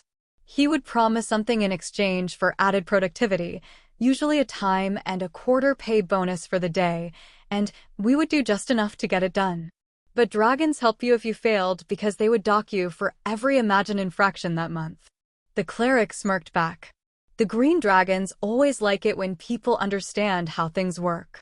Perhaps you're more in tune with nature because of your class? Or perhaps your class is because you understand how things work a bit better than the average. I have a theory that the markings are actually perfectly suited to everyone who gets them, and that some people just can't accept that aspect of themselves. That's an interesting way of looking at it. But you might be right. I think the hard part is telling the ones who aren't all that good at their class that they likely wouldn't be better at another. You're all ascended rank, I believe, so you're not at the very bottom, but there are seniors at the academy who have barely broken into awakened rank. They wouldn't take it well. The mages smiled at him. That's why we're hoping to push for commander after this mission. If we can get a decent resource or two, maybe something that helps with growth, we should be able to make it past the test. There aren't nearly as many commanders as there are ascended elites, and they get a lot more respect. They also get the better resources. There's a whole collection of commander rank resources that are nearly impossible to get for anyone else. Carl nodded in understanding. Well then, hope that we come across something beneficial. It's always good to have friends in high places. Their joking was interrupted by Ray returning silently and spinning a web across the trees in the direction that she arrived from. There are more ogres coming. They will be here in a few seconds. She warned. They saw you. Carl asked. No, Hawk threw a tree monkey at them. Chapter 165 Hawk being Hawk, there are ogres incoming. Everyone in position to defend from the direction of the web. Carl warned the group. Already? I wasn't expecting to find another group of monsters for hours. They have a habit of wandering out of your path as you search for them. Doug muttered. Thor gave a soft laugh, well aware of what was going on, and the cleric immediately became suspicious. They lured them to us, didn't they? It won't be Thor, he would have just made noise. So, is it Ray or Hawk that got bored and wanted to fight more? The cleric wondered. Carl gave him a startled look, which made the others laugh. You will find that he's pretty good with all things nature, including both plants and animals. Bob informed him. The stomping sound of ogres was accompanied by the shrieking of monkeys and the sound of Hawk's screech as he taunted the giant monsters. What in the world is the bird doing? Did I just see him throw a tree monkey at an ogre? Danny asked, pointing at Hawk as he flew overhead. They were in a sparsely treed area where Hawk could easily attack from overhead, and the group could defend themselves without anything getting in the way, but with enough growth around for the wood golems to easily grab weapons. Most likely. It's one of his favorite tricks to taunt monsters. He actually learned it from the tree monkeys, but he uses them as projectiles instead of throwing nuts and sticks at people. Carl explained as the ogres stormed into sight and Hawk settled into the branches of a tree behind them. The enraged monsters almost looked grateful for a moment, like they were thinking that the Hawk had lured them here to kill the humans, but then it turned to hatred for the humans, and they pulled out their weapons to attack. None of the blades looked all that special, but there was a ring on one of their fingers that Ray and Hawk both recognized as magic.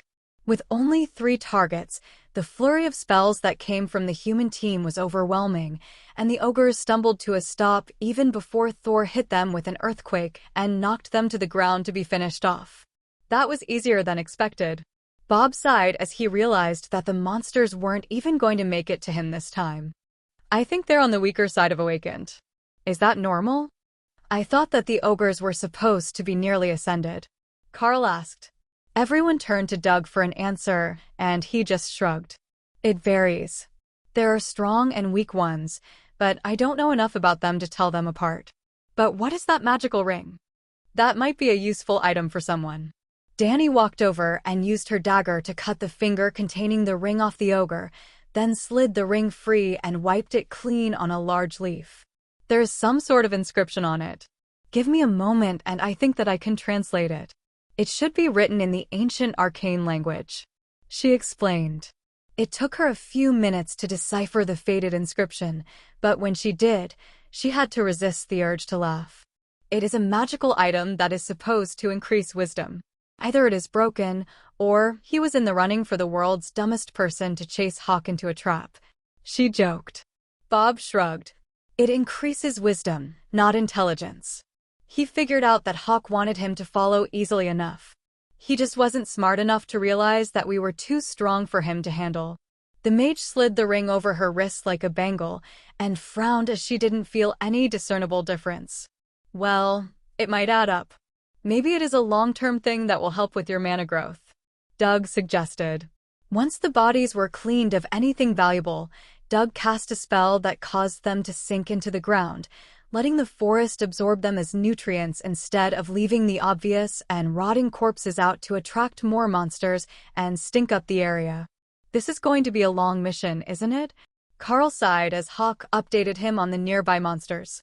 There were more than a few, and at least 3 groups of goblins, one of which Hawk was taking care of now. Doug gave him a soft smile. They always are. But once we have cleared the area, tomorrow shouldn't be as heavy, and then it will just be maintenance. Some days we will barely get anything in an entire zone, and some days will be like this, where we will get dozens of them. Bob led them toward a group of goblins, while Ray joined Hawk in searching out the final group that he had identified.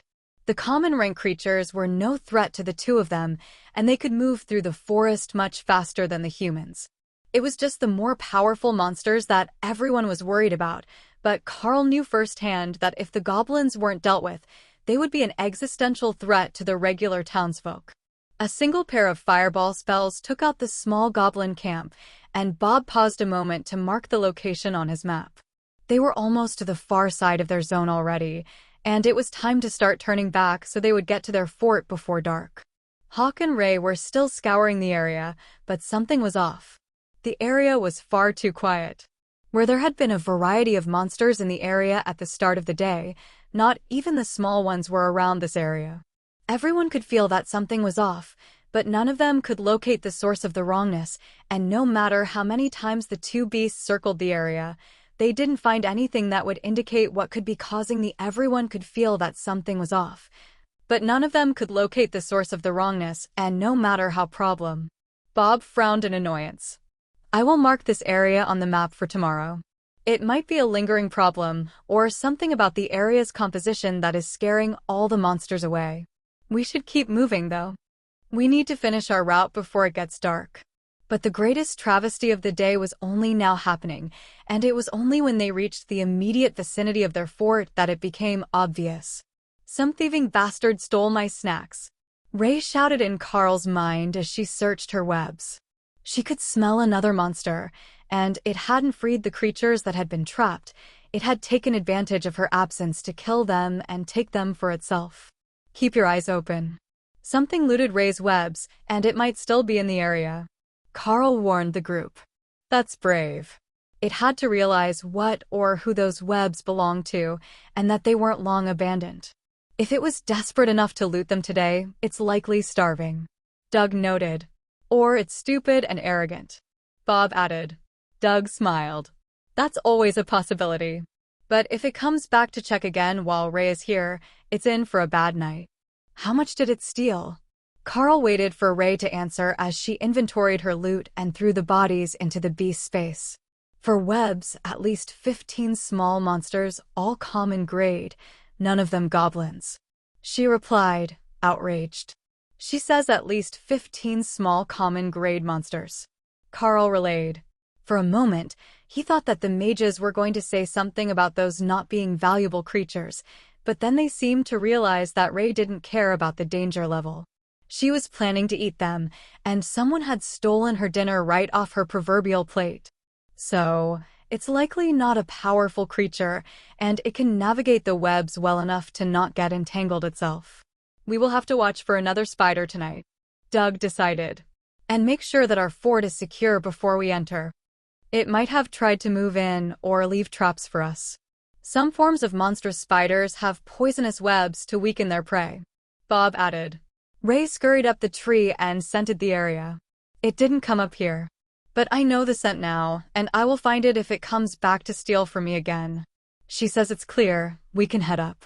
Chapter 166 Late start. Before they headed up to the fort, an irate Ray had finished checking her catch and returned to her space to have a nap before evening descended, and she went on guard to make sure that nobody else was going to steal from her. She had been active all day, so Carl didn't begrudge her the rest.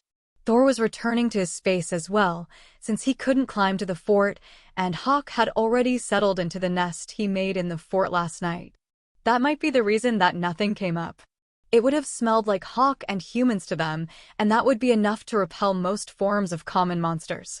Even in her sleep, Carl could sense Ray's annoyance. The thief was most likely just some common grade monster who saw an opportunity and took it, but she took it very personally.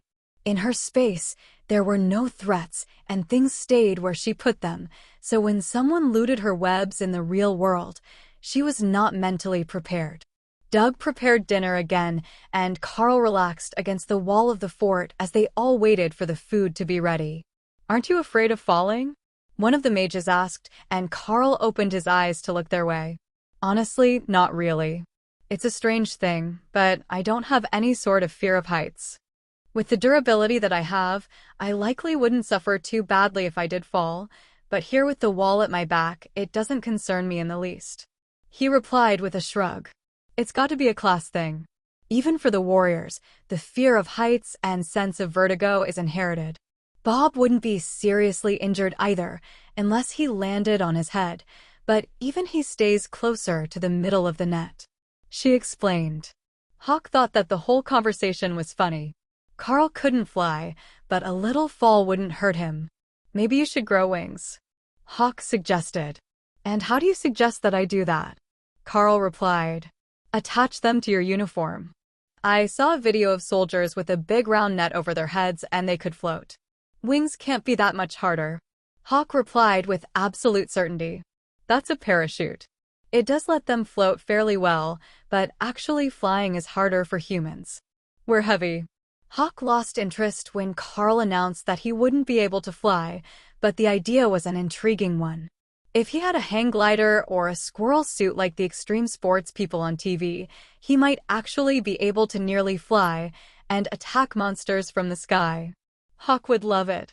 They settled in for their usual watches after dinner, and at some point during the night, Ray woke up to patrol her webs because she was awake and in a much better mood when Carl was gently shaken awake for his watch.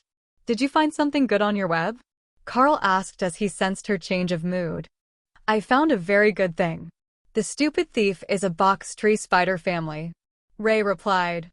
Carl wasn't sure why that was a particularly good answer, so he thought about what he knew of the species. They were scavengers that blended in perfectly with tree bark and could flatten their bodies to avoid detection. That was fairly benign. They were also a common grade spider and barely considered a magical creature, as their only supernatural ability was their ability to disguise themselves so perfectly. Fortunately, Ray felt like explaining. "I talked to them, and they're very sorry for stealing from me. But we have an agreement. I will leave webs here for them to use, and exchange, they will keep anything from climbing up our tree while we are away. Then when we have to go for a long time, they can take over our den until we return." That would likely end poorly for the box tree spiders when another group came here and saw the fort, but for some time, they would be able to live in peace, and the stronger webs that Ray made would trap prey much more effectively than the ones they could make themselves. They weren't actually web-building spiders, they were burrowing and hiding spiders, and they would either ambush the weak or scavenge other monsters' kills. "I will warn the others when they wake up," Carl informed her.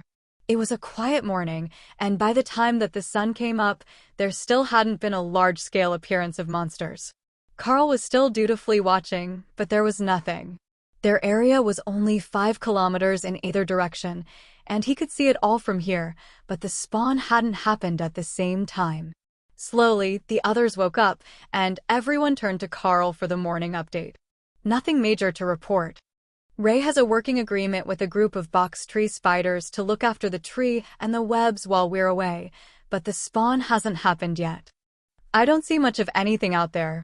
There were a few small signatures we didn't get to yesterday, but I haven't seen any influx of monsters yet," he explained. "That's fine. It's not a precise thing. They will show up at some point today. We just need to keep watch on our area and keep the numbers down. If that means we leave later in the morning, we will take advantage of that to get a bit more rest. Can you send Hawk out to scout the edge of the surrounding regions as well? Just in case everything spawned outside our area. If he sees anything, we can radio it to the other teams, so they're not caught by surprise," Bob suggested. "I think so. From 1,000 meters in the air, Hawk can see quite a distance, and he should be able to tell if there are any large monster groups moving through the surrounding zones. 5 kilometers isn't all that far for his eyesight, though he might not be able to track mice from that far away." That made Hawk laugh a little. Indeed, 5 kilometers was too far to find mice from. But it was close enough, he would have no problem finding goblins and wolves. Ogres couldn't hide from him even from 20 kilometers away unless they could hide under the canopy of the trees, and on one side, that wasn't even an option. Hawk headed up to get a proper view of what was going on in the area, while Carl heard helicopters in the distance. The others didn't seem to notice, but it was more than one, and they were coming from multiple directions. Hey, how often does an area like this get supplies and reinforcements? Do they cycle through a portion of the people every few days? He asked. No, why? Normally, there wouldn't be any more activity in the area until we leave. Doug replied. There are multiple helicopters headed in this direction. Some from there, and more from here and here. Carl explained, gesturing toward the noises. Can Hawk see them well enough to tell us what they look like? Doug replied. He can't see them at all. I can hear them, though. If the seniors from the academy had either a really good or bad time, they might account for one or two of them, but they're coming from multiple directions. Carl informed the others. That is strange. Perhaps there was a delay with some of the teams. Can Carl see anyone else in the area? Humans, that is. Bob asked. 3 groups of humans are active in the distance. The ones we met yesterday, one between us and the camp, and one more on the far side of those, further down the river. I can see their campfire from here. Carl relayed that and Bob nodded before answering. There should be another group beside us, but there isn't. It might be groups showing up a day behind. They might have just reused the same helicopters, so not everyone got picked up on the same day. To keep this level of control on the area needs a lot of people, and there are only so many elites. Once they feel that it is under control, they will move us further apart with larger areas to cover. Chapter 167 Helpful Hawk. The surrounding teams were essentially hunting blind, as they had no reliable way to find the monsters within their zones, and they wouldn't trust Hawk directly, but Bob had the answer for that. He relayed the scouted directions that Hawk had given them in relation to the other groups, and they adjusted their search patterns to find the monsters that had eluded them. None of the zones had nearly as many monsters as yesterday, and with Hawk scouting, they could keep a constant eye on their zone for the moment when the spawn appeared.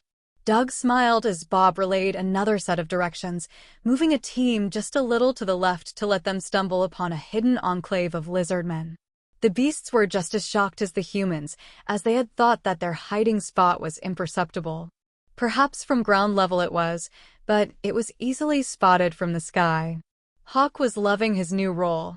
He got to send people to go fight with whatever he wanted them to, and then watch the outcome while he looked for more targets for him.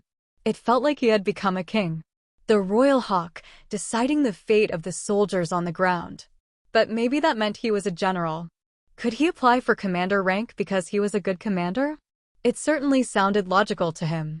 Carl just did his best to keep the bird on task, and not let him forget to keep scanning their own zone along with the occupied surrounding areas.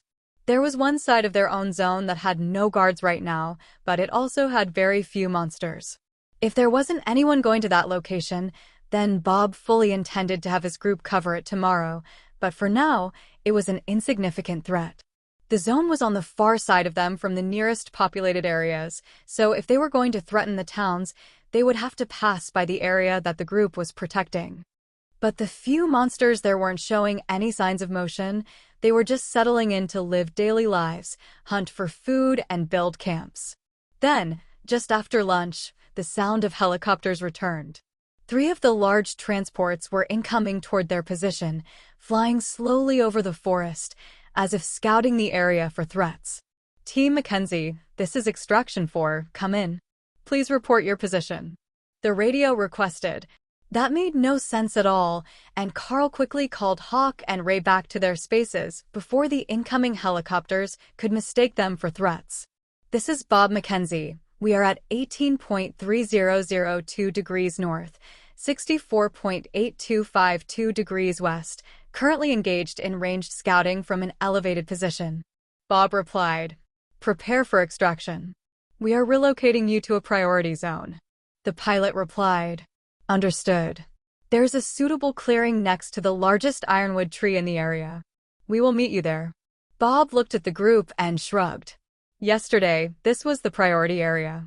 They know how heavy the attack was and that we almost lost a team, but today they're relocating us. I don't know what's going on, but I get the feeling that it's time to pay back a bit of our debts. Carl frowned. Pay back our debts? Doug smiled at him. Inside joke. The politicians and billionaires all act like we owe them for funding the academy, so every time they send us on a mission to nowhere, we refer to it as repaying our debts. The twin mages nodded. Non-optional missions, they're officially called. Most elites get sent on one every 2 or 3 years. This will be our 4th, but we've just got that sort of luck. Aren't we already on an emergency call-out? Carl asked, trying to make sense of this dispatching system. We are, and it makes no sense that we're being moved. That's not standard procedure, so either we were specifically requested, or something so extreme happened that this location no longer counts as an emergency. It could be that today's spawn appeared in a different location, possibly closer to a town, or that the danger level of certain areas is much higher than yesterday, and they need more hands. They should tell us when we're on the chopper, but they won't say it over the radio, in case they panic the other teams or leak information to foreign spies. Doug explained as he packed up his kit to head down the ladder. In seconds, they were ready and headed down the ladder, just as the helicopter came into sight. It was nearly impossible to miss their location, in the tallest tree for half a kilometer, next to a clearing, and the pilot brought it down for a smooth landing with the rear cargo door already open. If they had needed a sign that this was a rush operation, that was it, and the moment they were all on the ramp, it began to close, and the pilot brought them back up into the sky. It was a good thing that the beasts could all return to Carl's space from a distance, as trying to round them up would have taken more time than this pilot was willing to wait, but the pilot wasn't the real concern here. The Overlord ranked general standing in front of them was, "Welcome aboard, elites. I am certain that you have questions that can wait until after I have finished briefing you." He began. "We have reviewed your combat logs and have determined that your group was misclassified. Our records show that despite still having a member at the official awakened rank and no commander rank leader, your group has displayed combat prowess that is in line with a combined low commander rank scenario. Such a threat has evolved in the region, and you are being tasked to take it over, with other teams being sent to fill your zone, as well as the empty zones near you. Here's what we know so far. We have confirmation of the priority target at Mage, but it is not at the ascended rank as first believed. It is a commander rank monster. The regular military units have been positioned to contain it, which has left holes in the defense, which web audio announcements. If you want to listen to hundreds more books like this, please visit our Discord channel, simply create a ticket or go to the guide section or simply just ask in the chat. We have plenty of active members that are more than happy to help. I have personally built something that would give people very stable and easy access to these type of audiobooks. Hope to see you there. Link in description below. Thank you. Still contain a number of commander rank threats, including ogres and hill giants. Your team has both a Beastmaster and a Golem Mage, who our data suggests should be capable of handling ascended rank threats unaided. So, with that in mind, we upgraded your team status. Is any of this unclear? Carl shook his head in dismay, while the others answered verbally. No, General. Excellent. You will be under the leadership of the Bureau of Public Safety once you reach your target. We are only the transport and bearers of good news today. Now, expect heavy combat from the moment that you arrive. The spawn today was heavier than usual, and the teams were already relocated. The General announced. The whole thing sounded like a bad joke to Carl, but there was still a chance that this could work out for them. High-grade food was vital to the rapid growth of the beasts, and commander rank meat wasn't easy to get. A few giants and ogres would keep Ray and Hawk stocked for months, and they would just need to find something suitable for Thor. If everything went as anticipated, Carl believed that they could make it fully into the ascended rank before the mission was over, and then he would be considered on par with the rest of the team. Not a charity case or a burden the next time that there was a mission. As they approached the area, Carl realized that the General hadn't been joking about being under heavy attack from the moment that they landed. His sharp eyes could see that there was a group of giants tracking the helicopter, running through the woods after them as the pilot announced 30 seconds to the landing zone. "We've got giants incoming from the south. Bob, do you want Thor with you?" Carl asked as the door began to open. "Do it. Don't send Hawk outside until the helicopter leaves, though. Let the monsters chase just one flying target." The warrior agreed, determination flashing in his gray eyes. The general looked shocked when Carl called Thor out onto the platform beside their lead warrior, and even more shocked when Ray came out to stand beside him at the back of the column. "Go, go, go," Bob announced, jumping from the helicopter 5 meters from the ground. Chapter 168 Bestial Strength. Carl grabbed the mages, one under each arm, while Doug jumped on Thor's back as they leapt from the vehicle, right into a grassy clearing where they could see the giants approaching. Doug hopped off Thor's back, and the Saros spun around to smash an earthquake with his tail, causing the giants to stumble, while the mages called out the golems and erected barriers over the group, Thor and Ray included. Ray darted into the trees, moving to flank the attackers, while Carl threw a flurry of rend attacks at the slowed giants, and Bob created a circle of light around them that caused the giant's skin to bubble as if burned when they entered. He took the brunt of the first attack with his shield, nearly knocked to his knees, while Thor was slid backward as he parried with his upper horns. But then Ray was on the giant attacking Bob, clinging to his back and tearing out his throat with Lacerate, before fleeing from any retaliation by the other monsters. The giant dropped his club to hold his throat, trying to keep the blood inside until he could heal, but that left his stomach open to Bob's counterattack, which tore apart his lower belly. The wood golems moved up to join the fight, and Carl watched as the helicopter faded out of sight. That should be far enough that anything wanting to chase it was already gone, so he called on Hawk and used Shred to deflect and slow the attacks of the giants. It was more effective than trying to cut through their thick hide, as his personal attack power was a bit lacking, but with Hawk on the scene, that was about to change. Fireballs flew from the enraged bird into the small group of hill giants, blinding them and burning their faces, so they were defenseless as Shred and Ray's Lacerate came for their necks and knees. Cutting the tendons in the leg joints caused the giants to crumble down to a manageable height and would prevent them from fleeing, while the exposed throats were a perennial favorite target of Hawk's. There was more crashing in the trees coming from behind them, and Carl turned to see a two-headed ogre coming their way. "Shit, I think that we found the Etten mage," he called. Doug looked back for an instant and frowned. "Take care of it. That's not the one they warned us about. It's not even full-grown yet." It was 4 meters tall. What did the cleric mean it wasn't full-grown? But Carl turned to face it, using Ren to deflect its first attack over his head, and then the attacks from the second hand cut deeply into its side. Doug was right, this was an awakened rank beast. The skill had left it bleeding and gasping for breath through a collapsed lung until Ray made her way over and claimed the heads as a trophy. Colonel Lady wanted heads. She reminded Carl with a smug sense of victory in her mind. "Good job. Now, help Thor before someone breaks his scales." That was unlikely to happen. The giants hadn't broken the barrier over him yet, but the twins were looking tired from the mana they were using to keep the barriers and golems active as the giants smashed them apart. Bob had taken another down, and Doug had cast a spell over Thor that made him glow with golden light. The warrior's next attack shattered the knee of a giant, and then the ball of Thor's tail flattened the creature's face as it tumbled to the ground. That left only 2 of the creatures, which were surrounded by the golems, and desperately trying to keep Hawk and Ray away with wide sweeps of their clubs. It was a losing battle, and with a solid kick from a golem, the 2 giants collided, and their timing was thrown off enough to allow the beasts to finish them off.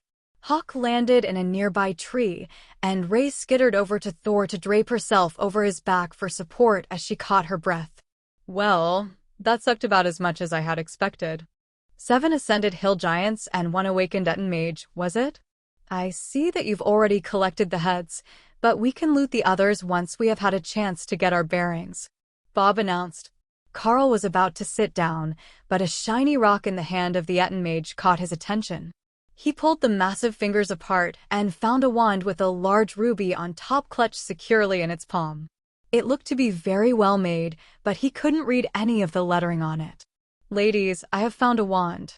Take a look and see if it's any good for you," he offered as he finally managed to remove it from the death grip of the Etten.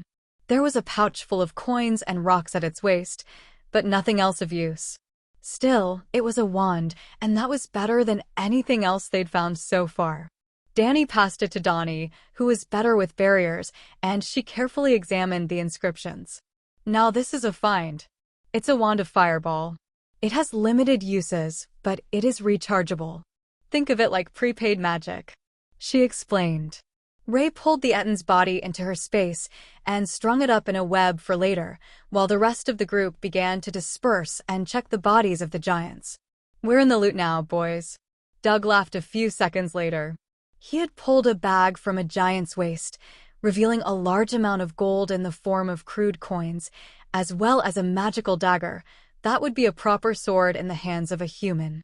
Meanwhile, Bob had removed 2 magical rings from the giants and a pair of gauntlets that no human could wear.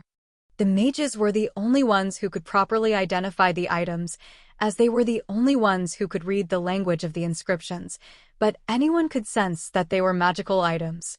Thor was uninterested in the majority of the loot, but there was a spiked helmet on one of the hill giants' heads that he was staring at with longing. "Is the helmet magical?" Carl asked. "It is, but it's huge.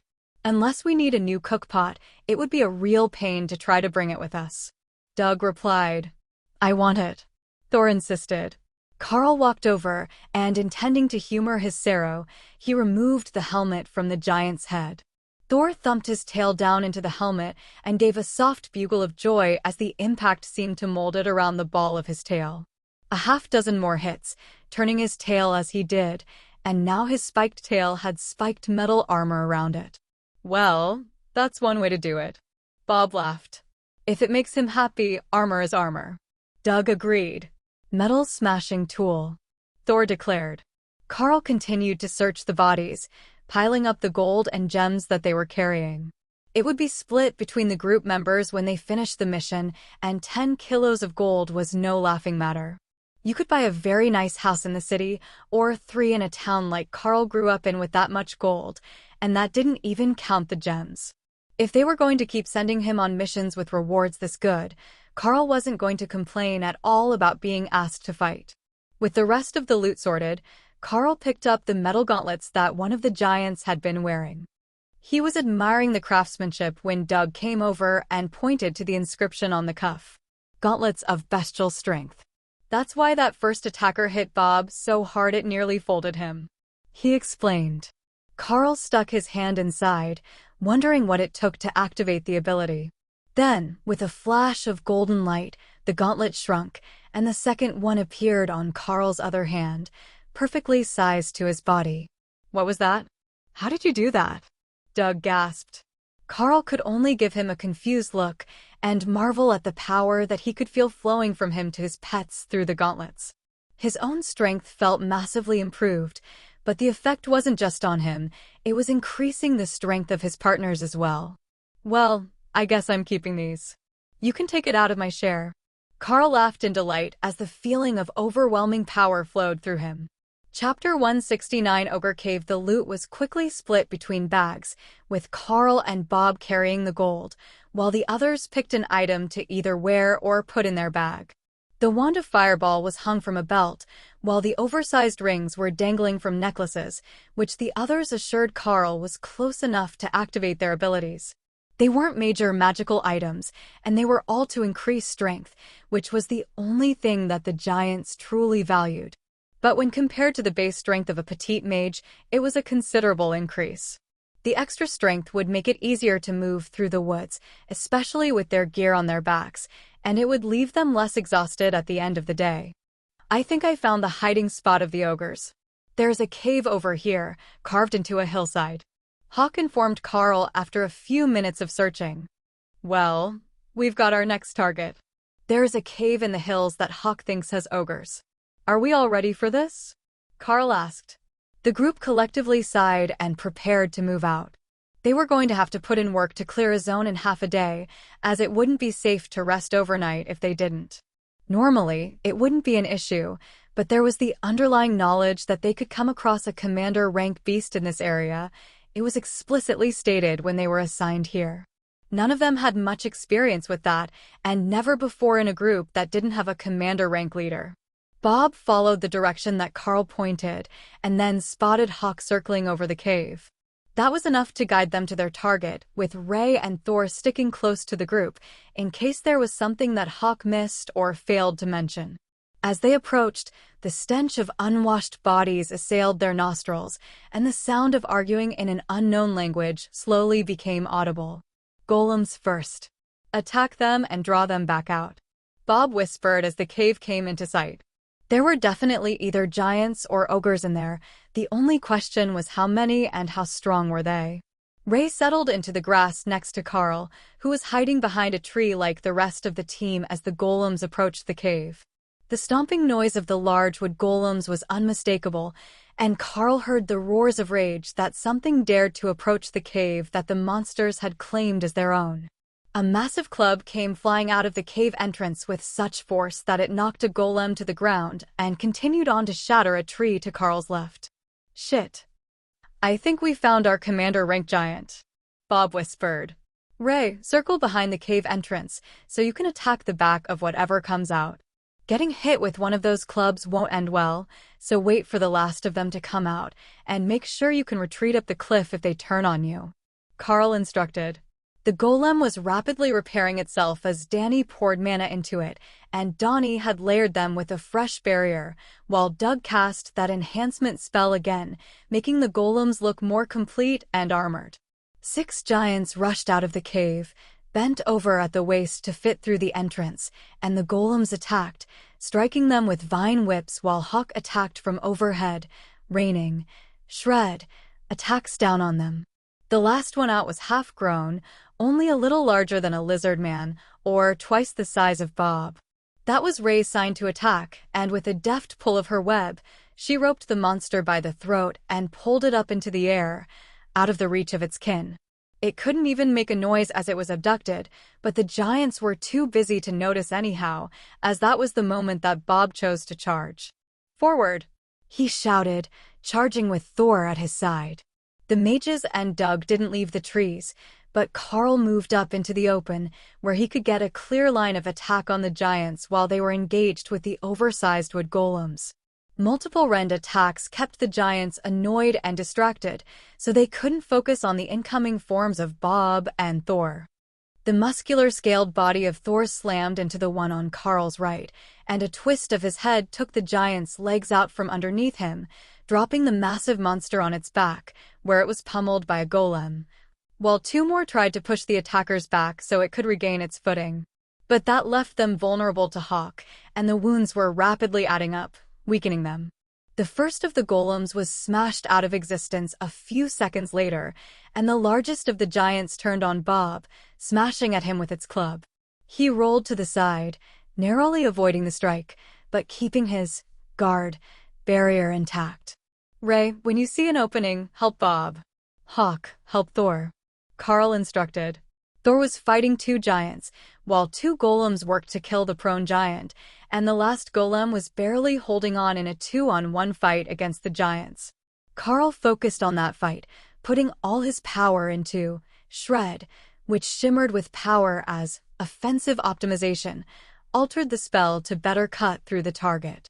The strike caught one of the giants across the face, blinding it in one eye and leaving a gaping slash from its ear to the middle of its chest. But the creature didn't seem to even register the pain, and the wound was slowly closing already. That wasn't good. If he couldn't do enough damage, it would just heal and keep fighting until the mages were exhausted and the golems dropped. A shrill shriek filled the air as Ray came hurtling past Carl's face, involuntarily headed for the cliff. She twisted at the last instant, but Carl could see that she was injured and limping on the left side. A glance left showed that the commander-rank giant was in much worse shape, and she had nearly torn his heart from his chest when she landed on his back, but the giant had managed to grab her and throw her before Bob could stop him. Green healing light glowed around her body as Doug took action, and a barrier shimmered back to life around her body, bringing the bloodbath spider back into the fight. She launched herself off the rock face back at the giant, who turned to swat her away, only narrowly missing when she used her web to pull herself to the ground. The move turned his back on Bob, and the warrior glowed with golden light for an instant as he drove his blade into the creature's chest from behind, using the gap in the creature's armor that Ray had torn. The blade sunk in up to the hilt, and silently, the creature toppled over forward, landing on the grass with a thump that seemed to freeze time for an instant as the others realized their leader was dead. With him gone, they had lost their strongest chance at winning, and now there were two more attackers free to rescue the beleaguered golem, while Thor fended off the attacks of two others. Both his lightning barrier and Donnie's magical barriers were being broken and renewed every few seconds, but the giants were bruised everywhere and limping, while bleeding from multiple puncture wounds. The prone giant was finished, and the fight was over in the next few seconds, as the survivors of the giant clan were surrounded and torn apart by golems and lacerate attacks. Head count. Bob called. No injuries in the back lines. Doug called back. Minor wounds on my side. Carl replied. With a smile and a sigh, the warrior sunk to the ground, still enveloped in healing light. Doug made his way forward, looking much older than he had a few minutes ago, a weariness that could only have come from mana exhaustion. The mages are barely mobile. We need to find a safe spot to hide for the night. The cleric informed his brother.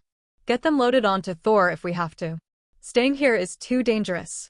We will go a kilometer or so and then find a spot. Can Hawk scout for us? Bob asked. Hawk was already started, so Carl nodded and began to check the giants for loot. There was absolutely nothing on them but their weapons and crude armor, which was now utterly destroyed. There might be something in the cave for them to take, but Carl got the feeling that these giants didn't have much to take in the first place. I will check the cave and meet you here in a minute. Thor, help the ladies onto your back. They need the help to get to camp. Carl informed the others. Doug gave him a weary thumbs up as he collapsed back to back with Bob, not even having the energy to go back to where the mages were sitting. They had come much closer to death than anyone was willing to admit, and even one more minute of combat would have left the casters comatose, while the front line was left on its own with no healing and little range support. Chapter 170. New Fort. Carl checked the cave and gathered the few coins that the giants had gathered. There were numerous trophies in the cave, along with rancid meat and an incredible number of bones, but nothing of real value. He shook his head as he returned to the group and noticed that Ray had moved the commander-rank giant into her web as a trophy, and then helped the mages up onto Thor's back. How are you still mobile? You burned as much mana as I did, and I'm half dead here. Doug asked as Carl helped him to his feet. Refreshing lightning. It's Thor's specialty. It recovers stamina and mana with a slow healing effect. While I burned a lot of mana, I also recovered most of what I used. I don't have a skill that uses significantly more than the lightning barrier recovers, so it takes a while before I'm burned out. Thor is the same way. He can go half the day at full output if he doesn't get hurt too badly. Thor was still limping, and some of his scales had cracks, but he was in better shape than the mages, who looked grateful for the lift. Carl slung their packs across Thor's upper pair of horns, and Bob helped Doug get mobile again. The casters had taken the worst of the exhaustion, while Bob had taken a heavy beating. Ray was still in rough shape, and she retreated into her space to rest and recover, while Hawk scouted for a good spot to hide for the night. They were just starting to leave when one large ogre with a stupid smile on his face walked into the camp, holding a dead iron tusk boar by its hind legs. It looked very proud of itself, and it was calling out for the giants until it finally registered what was going on. Carl stepped forward, sword in hand, and lopped its head off from 10 meters away with a single, shred, attack. I've had quite enough fighting for one day, but I'm keeping that boar. He muttered as he tossed the carcass into the space for Hawk or for the group to cook later. I've got a spot. Not quite a kilometer, but up in a good tree. As long as Ray is up for it. Hawk suggested. Not too far up a tree. I will have to carry the mages up the ladder. Carl reminded him. Got it. It's still a good spot. It was slow going for the first few minutes, but Doug was slowly recovering, thanks to his own magic refreshing him, and Bob didn't have to support him anymore. Hawk had picked them another redwood tree, but this time they weren't going to the top, just up far enough that the giants wouldn't be able to get to them. It would still be quite the climb, but Ray was feeling a bit better after a half-hour of rest, and she was ready to make another fort. Just keep it simple. We're going to have to move on again in the morning, and I don't know if we will be back. Just enough to let us sleep in peace. Carl reminded her. Today's version was much smaller than the opulent fort she had made the last time, but it was big enough for them all to lay down, and it was well hidden far enough up the tree that the giants wouldn't be able to hit them unless they threw their clubs. Doug had a plan to prevent that as well. He used his magic to create a set of herbs that he scattered over the floor of the fort and on the ground around the tree. That will mask our scent for the night. If Carl and Bob carry the mages up, we can get dinner in us and sleep. Same watch schedule as usual, Doug explained. The mages complained, but didn't actually stop the two from picking them up on one hip and carrying them up the ladder. It was a bit tricky to climb with just one hand and carrying an extra burden, but they were fairly light, and as soon as Carl was in the fort, Thor returned to his space for the night. Bob gave the group a weak smile. I guess we can confirm that this group has commander rank battle power now. I have sent in the battle results and location to the battlefield command, but they haven't responded yet. There were too many battles today for them to process them all right away, but we should have some good rewards coming to us when we get home. Now we just hope that the next time we come across a cave full of giants, it's not that messy. Amen to that. We had the dragon's own luck to make it out of that without losing any gear. Doug agreed. Carl's regretful sigh reminded the others that he wasn't as experienced as they were in the wilderness. In case of emergency, we have a potion that will give us a burst of energy. Not mana, just physical energy. The idea is that you drop all the weight you can and run if you have to use it. Flee and live to fight another day. But that normally means losing all your gear. Carl nodded his head. Well, it's better than being dead anyhow. I will have to put more effort into verifying what sort of threat we are facing. This one was in a cave, and it's not like Hawk can fly in and check it out, but I probably should have had him at least try to do a head count or something. Doug patted him on the back. Don't feel bad about it, lad. We knew it was going to be a hard fight, and we came out on top. There shouldn't be too many more fights like that during the mission, and with the practice and experience often comes breakthroughs. I don't know what it is about practical experience, but it grows an elite's powers faster than anything else. That's part of the reason that we keep volunteering to come help Bob all the time. Did you know that back in the academy, he wasn't considered anything special? He graduated as an awakened warrior and only made Ascended the year after. Now, he's almost to commander rank as we all are. Just keeping at the training instead of letting our skills atrophy has done more for us than years in the academy did. It's a lot further from Ascended to commander than it is from awakened to Ascended, after all. The cleric knew just how to set a mind at ease, and Carl nodded in agreement, which turned into a tired head bob that he barely caught before he nodded off. Dinner was still on the way, and going to bed hungry would just make him sluggish if there was a fight in the middle of the night. The meal was one of silently eaten ration packs, as creating food would take excess energy, and Doug was already exhausted. Hawk will keep watch with you. Hawk, wake up Ray before you sleep. I know everyone is wiped, so it will be better to have good night vision available all night. Carl whispered to the cleric before he nodded off. I will make sure we've got a good breakfast ready in the morning. Doug agreed before Carl's eyes closed, and he embraced sleep. Chapter 171 Hill Giant Camp. Carl was awoken well before his shift by the sound of monsters moving through the forest. The sound of breaking branches brought him out of a sound sleep, or perhaps it was Ray relaying the information about the noise. In his half-asleep state, Carl couldn't tell the difference, but the mage on duty hadn't noticed it yet. There is something big moving in the woods. Carl whispered to her as he scanned the forest for the exact location of what was causing the noise. Their position today wasn't as high, so he didn't have the advantage of being able to see over the tree line and look down at the monsters nearby, but he could still clearly hear the movement and it was getting closer. Wake the others if you think it's going to attack us. I will be happy to let it pass by if we can so that we're not fighting in the dark. She whispered back. That was a good point. Picking a fight when nobody could see what they were doing was a terrible idea, and from the look of the sky, this might be third shift, not fourth. The moon was still high in the sky, but there was no hint of light on the horizon that would suggest dawn was getting close.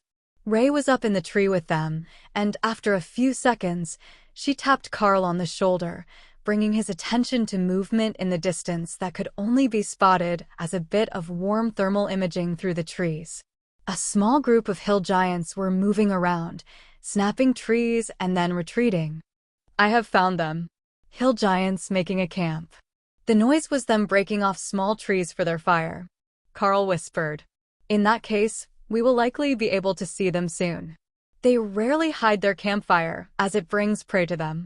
She replied grimly. Most monsters were afraid of fire, but then Carl realized what she meant. Fire attracted humans. Their campfire would bring groups of elites and soldiers to them, for the giants to kill and eat. They weren't getting any closer, but they weren't the only thing moving in the woods, and after a few minutes, Carl noticed that goblins were also drawn to the fire, possibly thinking that it was a camp of humans. There are goblins on the move, toward the giants. Nothing is coming our way at the moment. Carl updated the mage on duty.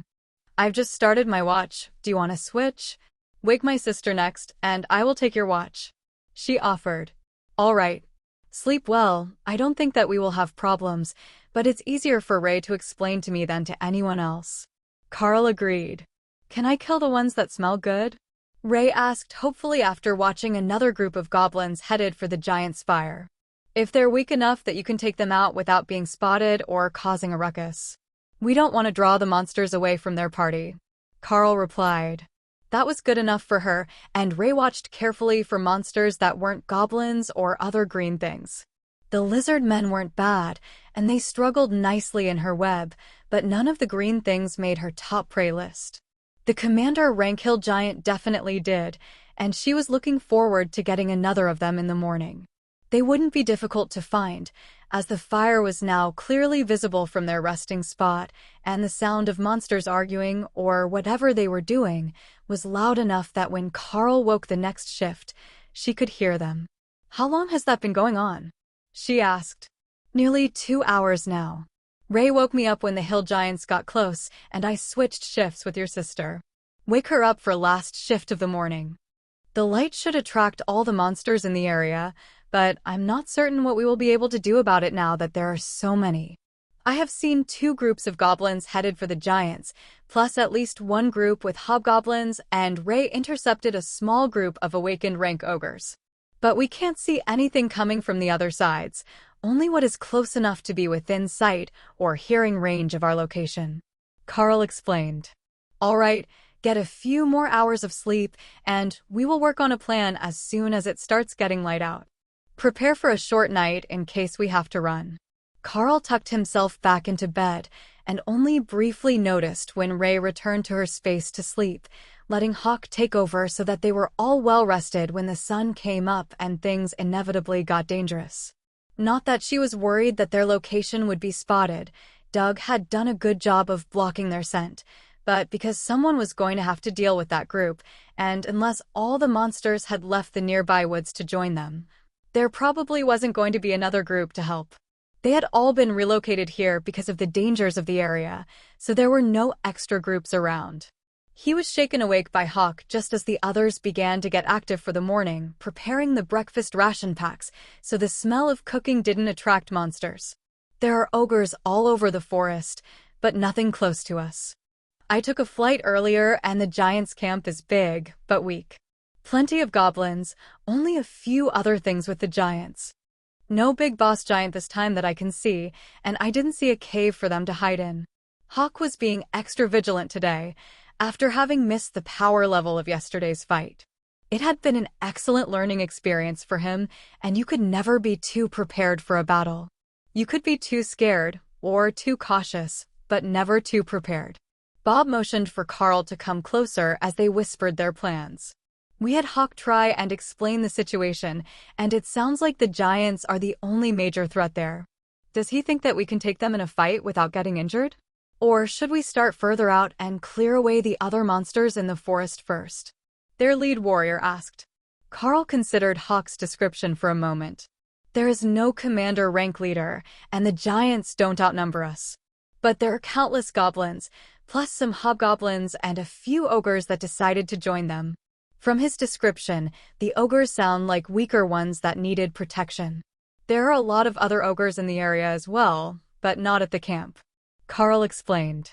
The rest of the group silently waited for Bob's decision. They all knew their capabilities, and he had the most practical experience, so when it came to the final decision, they usually deferred to him. All right, we will go for the camp and blitz it. Wipe out as many of the smaller monsters as we can right at the start, and then focus on the giants and anything at ascended rank.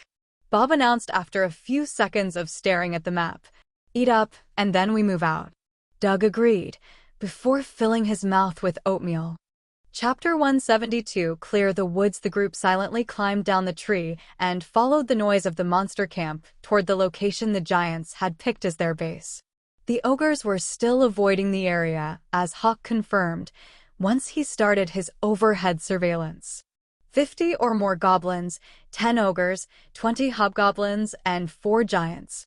None of them are as large as the leader of the last group, but they all look the same according to Hawk, so I'm going to say that they are indeed Moorhill giants. Carl confirmed. Bob motioned for them all to follow, and both mages took out wands from their coats. One was the wand of fireball that they had recovered from the Etten mage, and the other looked similar, so they were probably both similar in function. The more mana that they could save at the start of the fight, the better. They were going to have a tough time with that many hobgoblins and ogres, and only Thor, Bob, and the golems could effectively deal with the giants. Bob paused only a few dozen meters from the tree line around the giants' encampment as he made his final preparations. Call the golems as soon as we arrive. Then area damage to remove the smaller threats, while I hold off the giants with Thor. The wood golems have a vine attack that can hit multiple targets, so use it on the hobgoblins. Carl, I am counting on you, Hawk and Ray to deal with the ogres. Once those are down, join us at the giants, and we will finish the fight as quickly as possible, then retreat away from the camp to rest before clearing the rest of the area. He whispered. That didn't sound too bad to Carl. With Ray and Hawk, they shouldn't have too many problems eliminating the ogres, who were relatively slow-moving. If he dodged well enough, he might not even have to engage them in close combat at all. Everyone but Thor agreed that was ideal. The more enemies that you could eliminate from a distance, the better. Even Ray felt that way, and she didn't have a true ranged attack. Instead, she preferred to let the enemy tire itself out on her web before she finished it off. Carl moved to the right, closer to where the ogres were gathered, and Bob moved left with Thor to approach the giants from the back. The monsters would hear their approach soon, as Thor wasn't great at stealth, being a nearly 2-meter-tall scaled dinosaur. But the sound of monsters moving in the forest wasn't a sound that the giants were unfamiliar with, and instead of taking it as a threat, they just kept tracking him, waiting for the Cerro to get close enough for them to attack. One lightning Cerro on its own was an easy meal for this large group, and that was all that they could hear so far. The giants roared in victory as they decided that Thor was close enough to attack, and Carl heard them run off into the trees. They hadn't waited for Bob to launch the attack, but the other monsters weren't joining them, as the giants would take it as a threat to their authority if the others stole a kill. That was when he attacked. Ray, grab the ogres with your web to slow them down. Hawk, full attack. He announced mentally as he darted forward to throw rend attacks into the unprotected bellies and legs of the ogres. Their hide was thick and tougher than most hardened leather, thanks to their status as awakened monsters. None of them were fully grown, as Hawk had informed them, and they were all on the low side of awakened in power, which was letting his attacks cut deep furrows into their hide, enraging the ogres, and making them charge toward the trees where he was hiding. That was precisely what they wanted. 10-1 seemed like good odds to the ogres, and even after a few of them stumbled and hit the ground, they still saw an overwhelming advantage for their side. But Hawk was attacking from above, and the fallen ogres had been killed without ever knowing they were under attack from multiple directions. Then, the front row reached the trees, and Ray sprung into action, pulling them to the ground with a web she had left lying on the ground as a trap. The moment she pulled it tight, the remaining ogres became entangled, and the bloodbath spider charged into them, tearing bodies apart from behind as Carl attacked from the front. He was still retreating, leaving space between him and the web so he could attack without being in their retaliation range, but within seconds, that wouldn't matter. They weren't bright, and they were becoming even more entangled as they fought with each other to get free. Ray spun more web around them as Hawk bombarded them from above, and then moved off to assist Thor, who was having a tough time with the giants. Just because they couldn't smash through his barrier in a single strike didn't mean they couldn't at all, and the mighty Sarah was on the defensive, sweeping with his horns and using Earthquake to keep the giants off balance. Being on 4 feet gave him the advantage in stability, and even when he stepped into his own effect, he was still able to stab and charge at the giants, hurting them away from the main clearing and away from Bob, so the warrior could finish his second fight without interference. With the combined efforts of Carl and Ray, the ogres were all in states of incapacitated already, and Ray was finishing them quickly to add to her snack pile before anyone could tell her they wanted something off the bodies. They had been stripped of their loot and clothing when she tossed them in the space, and she didn't see any reason that the others would want the body parts, so they were hers. She had claimed them, and she wasn't giving them up. Carl quickly checked the pile of items from the ogres and stuffed the bits of gold and silver into the side pocket of his bag, then moved to join the fight against the goblins. The hobgoblins were already down, eliminated by the golems, and most of the goblins were gone as well, taken out by a large area fire spell. Doug gestured for Carl to keep going, as the remaining goblins were being held off by the golems' array of roots and vines. They didn't need the help, as the goblins were much weaker than they were, just too numerous to be immediately eliminated. That gave Carl an idea, though. Hawk knew a fireball that could expand over a small area. If he kept training at it, he could likely expand it enough to cover most of a clearing. Even if it weakened the spell significantly, it would allow him to eliminate threats like a goblin tribe in a single shot. Nobody in the group had a large-scale spell like that, but Carl was certain that it should be possible, since the bird had already used it as both a stream of flame and as a ball. With a gesture from Carl, Ray circled wide around the edge of the clearing while he charged through, attacking the few goblins that turned his way as he headed for the giants. They could see him coming, and one broke free of Thor's distraction to charge at the incoming warrior, only to realize too late that it was a trap.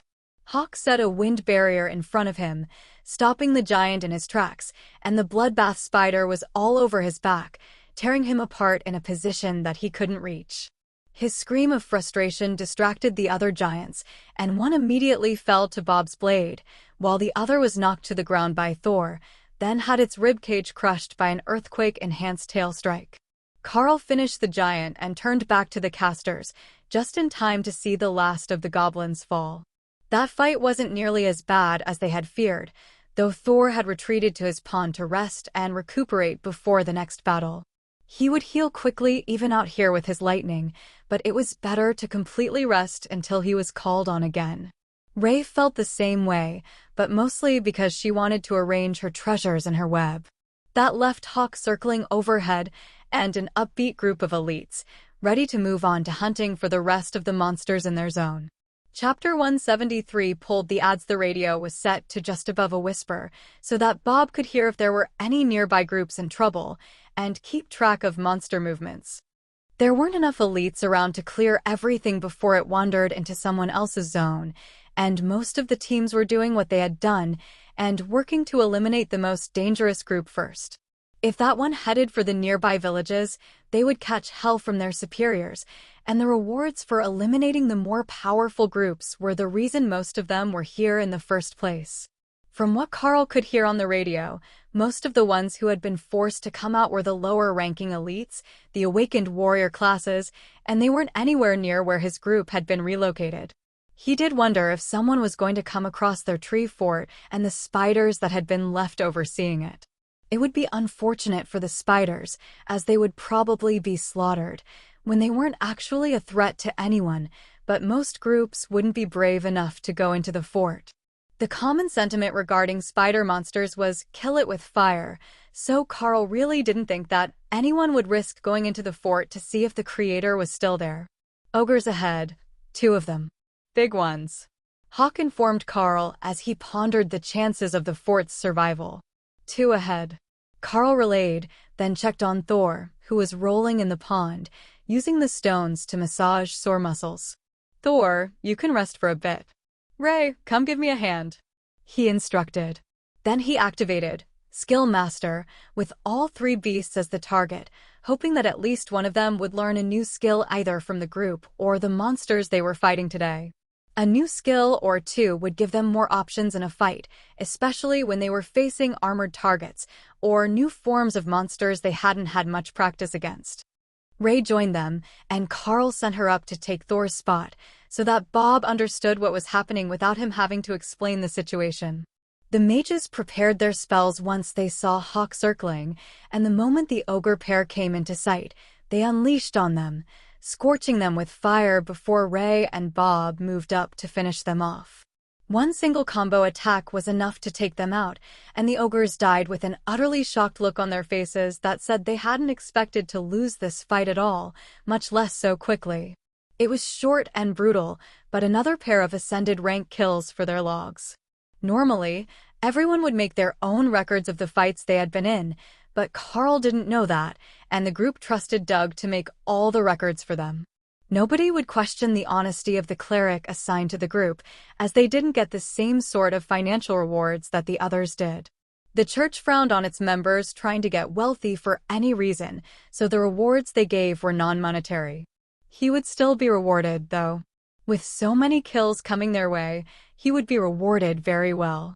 Especially if he managed to make commander rank. They were all supposed to be close to the break point, but for the church, commander rank would make him a high priest of his goddess, the Green Dragon, who represented the natural balance and growth. More coming from all 4 directions. They heard your fight, Hawk warned. We've got incoming from all 4 directions. Hawk will update as they get closer. Carl informed the others. The golems were brought back, and a magical barrier ring was erected around the group, 2 meters tall. It wouldn't stop the ogres from getting over, but it also wouldn't stop them from getting hit while they were trying. Bob only had Slash as a ranged attack, the rest of his skills were melee, but the others all had plenty of range to attack past the barrier, while the 4 golems plus Thor and Bob would hold the front rank against the attackers.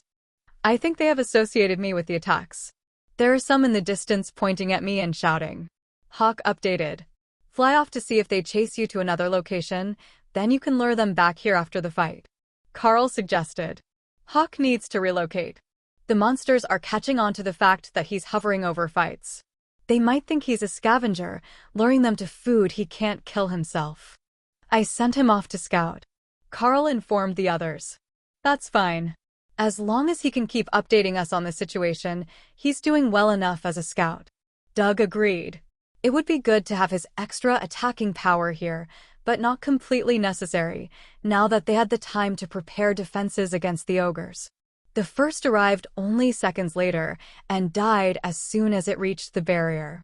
The same was true for the next 6, but after that, they started to get more cautious and gather in a group before charging.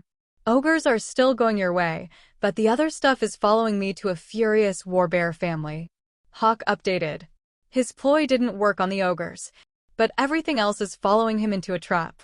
Carl laughed. There was no time for questions as they hurled skills at the ogres, who were struggling to get past the barrier with the wood golems whipping at their faces and arms. There was another pause in the battle, and Carl ordered Thor to grab all the corpses and throw them into Hawk and Ray's spaces. They could deal with them later, but they were starting to pile up against the barrier, and it was getting to be too easy for the new arrivals to jump over. A short pause allowed everyone to rest for a moment, and Doug passed around some sort of crispy squares, something between a peanut brittle and a brownie. Carl felt his energy for the new arrivals to jump over.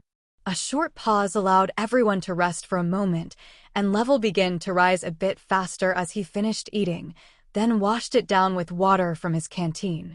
No more ogres coming. But I'm on my way back with what is left of the others. Hawk updated. Hawk is incoming with the remainder of the other monsters chasing him. I guess not all of them fell for the trap.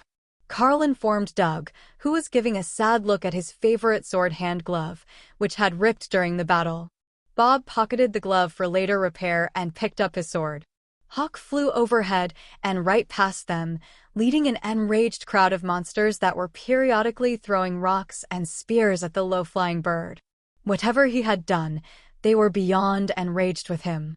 It was just the lizard men left, which Carl assumed was because they were the smartest of the monsters that had been following him, but their rage made them slow to react. And they were nearly eliminated by the mages and the golems before Carl could even get a second shred off. Once they were gone, Hawk returned and vanished into his space to take a quick break and get a snack before continuing to scout. Are the rest of the monsters in the immediate area gone? Carl asked, just to be certain. All gone. Fed them to an angry warbear. Don't go into the river bottom past the cliffs outside our zone. She is mad. Hawk says he lured the others outside our zone to a warbear den. They're gone now, but the warbear is not impressed with us or life in general, so stay away from the cliffs and the river bottom. Carl relayed. Bob grabbed the radio to warn the team in the area.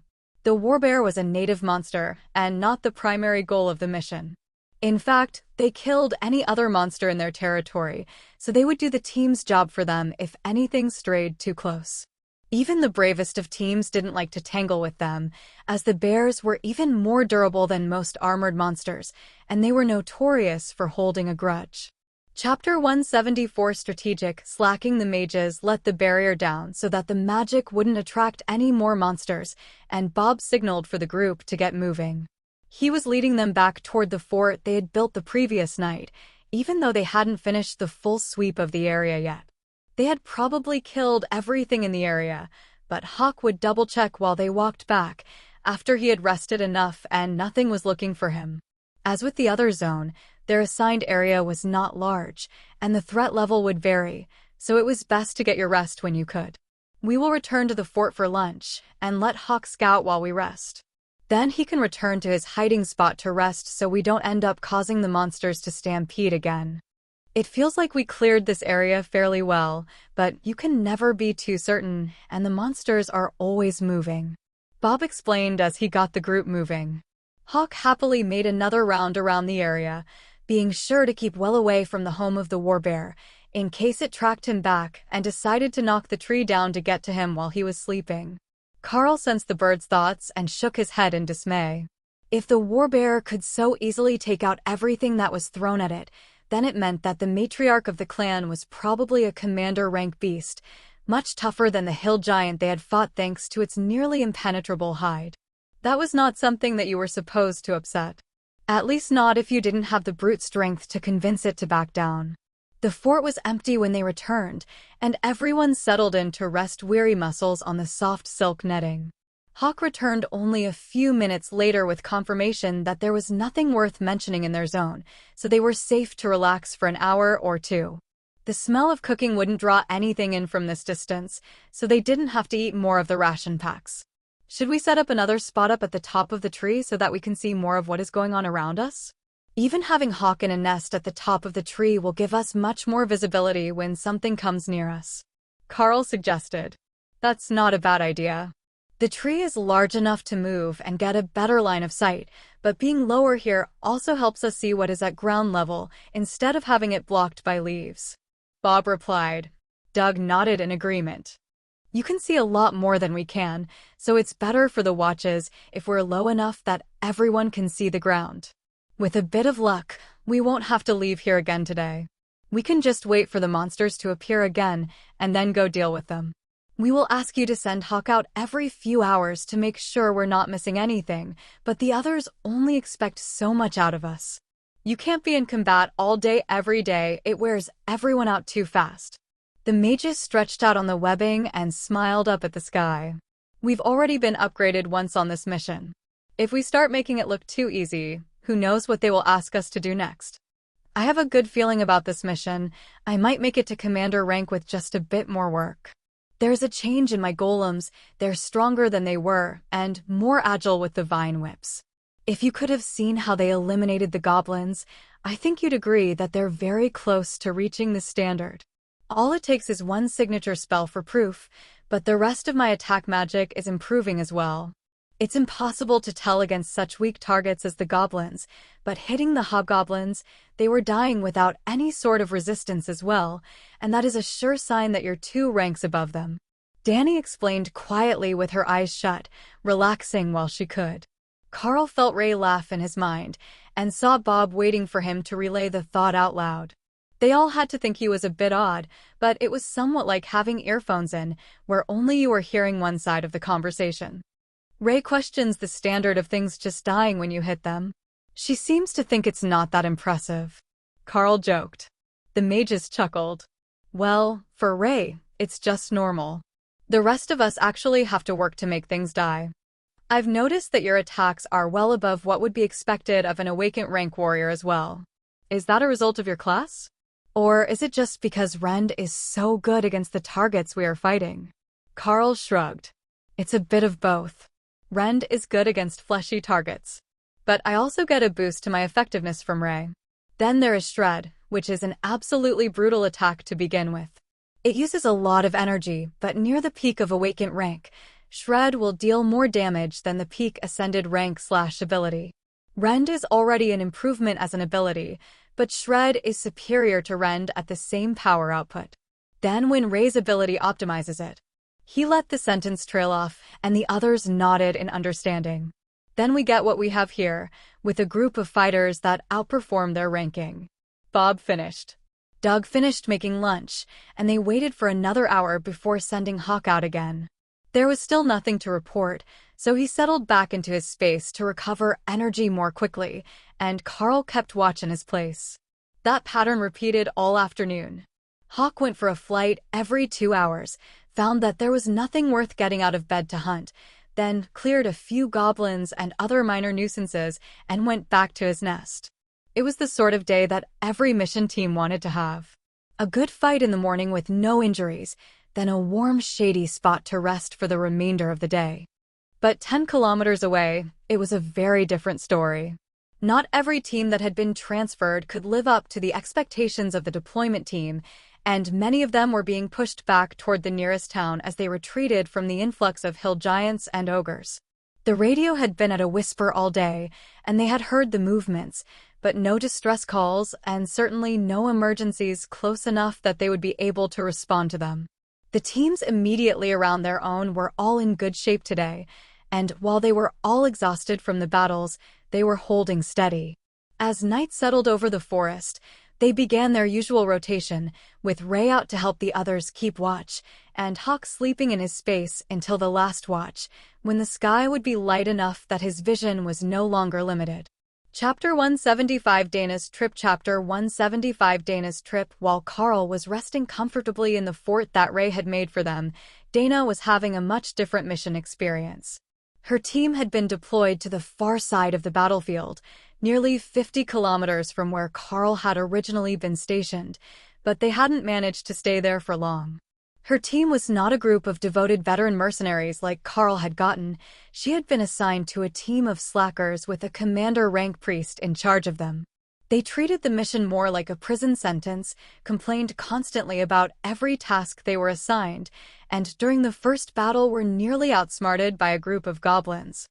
If it wasn't for the fact that she had 2 golems, they likely would have been overrun when the goblins circled the clearing, as their warrior was next to incompetent, and was more interested in selling her on his new multi-level marketing startup than actually protecting the group. The others were supposed to be rogue classes, fast and deadly, but in reality, they were all slightly chubby IT guys who worked at the same company.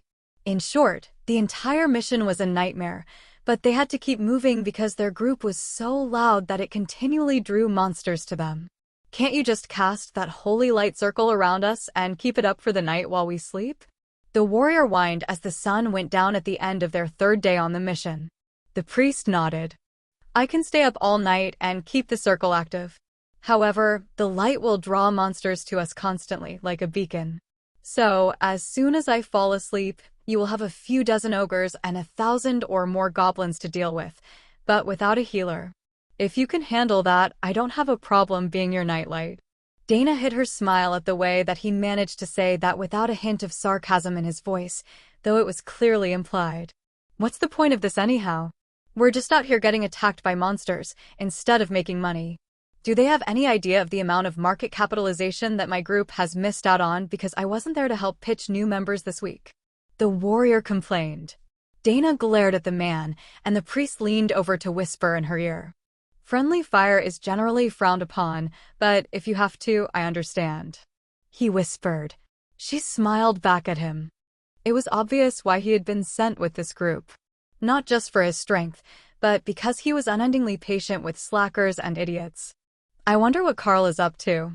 Dana muttered as she started her watch that night, hoping that he didn't have to deal with a group like this.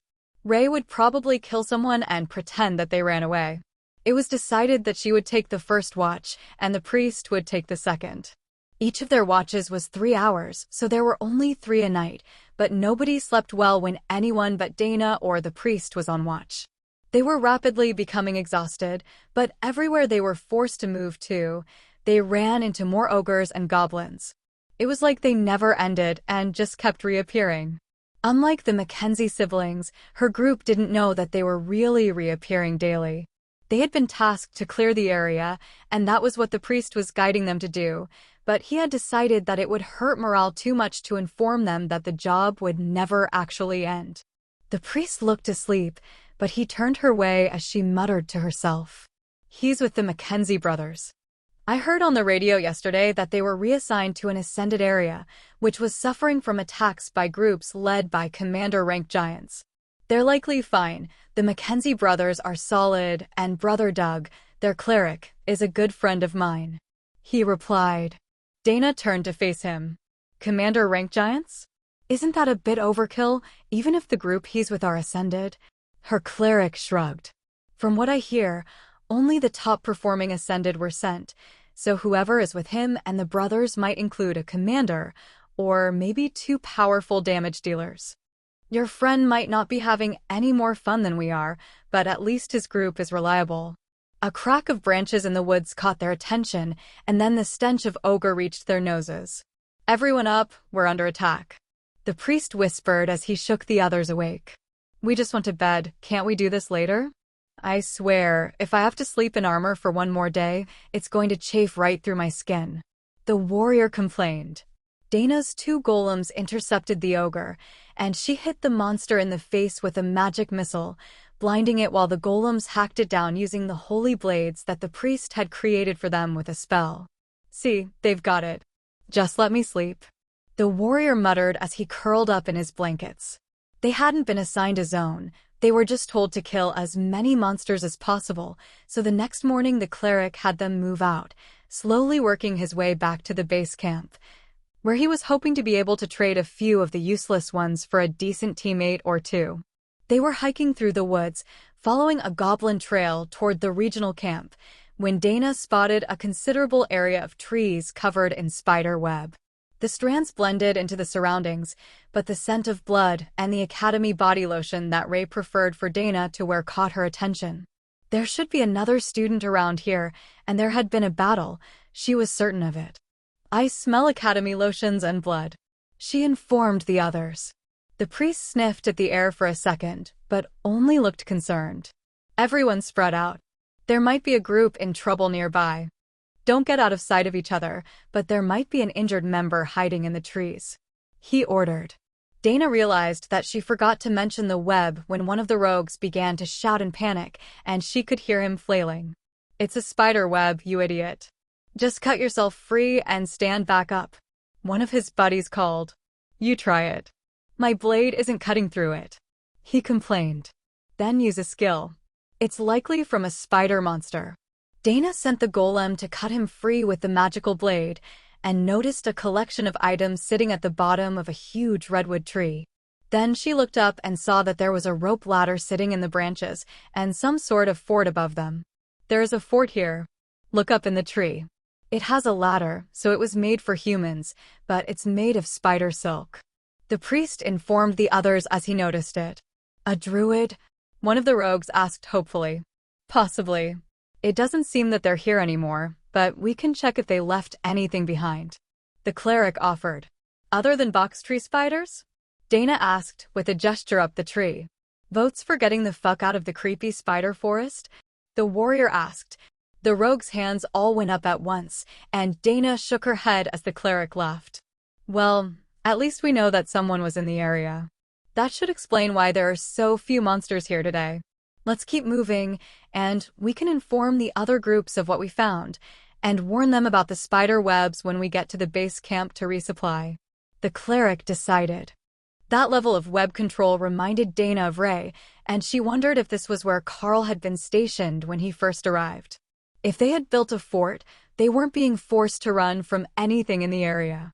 Of course, if she had competent members, they wouldn't have had to keep moving so much either, but her and the cleric could only hold things together for so long on their own before they were too exhausted to continue. Maybe they could just ditch these idiots in camp and join another team. That would be nice. Chapter 176 Routine. 1 week after they had been transferred to the Ascended Rank area, Carl and the others had gotten into a solid routine.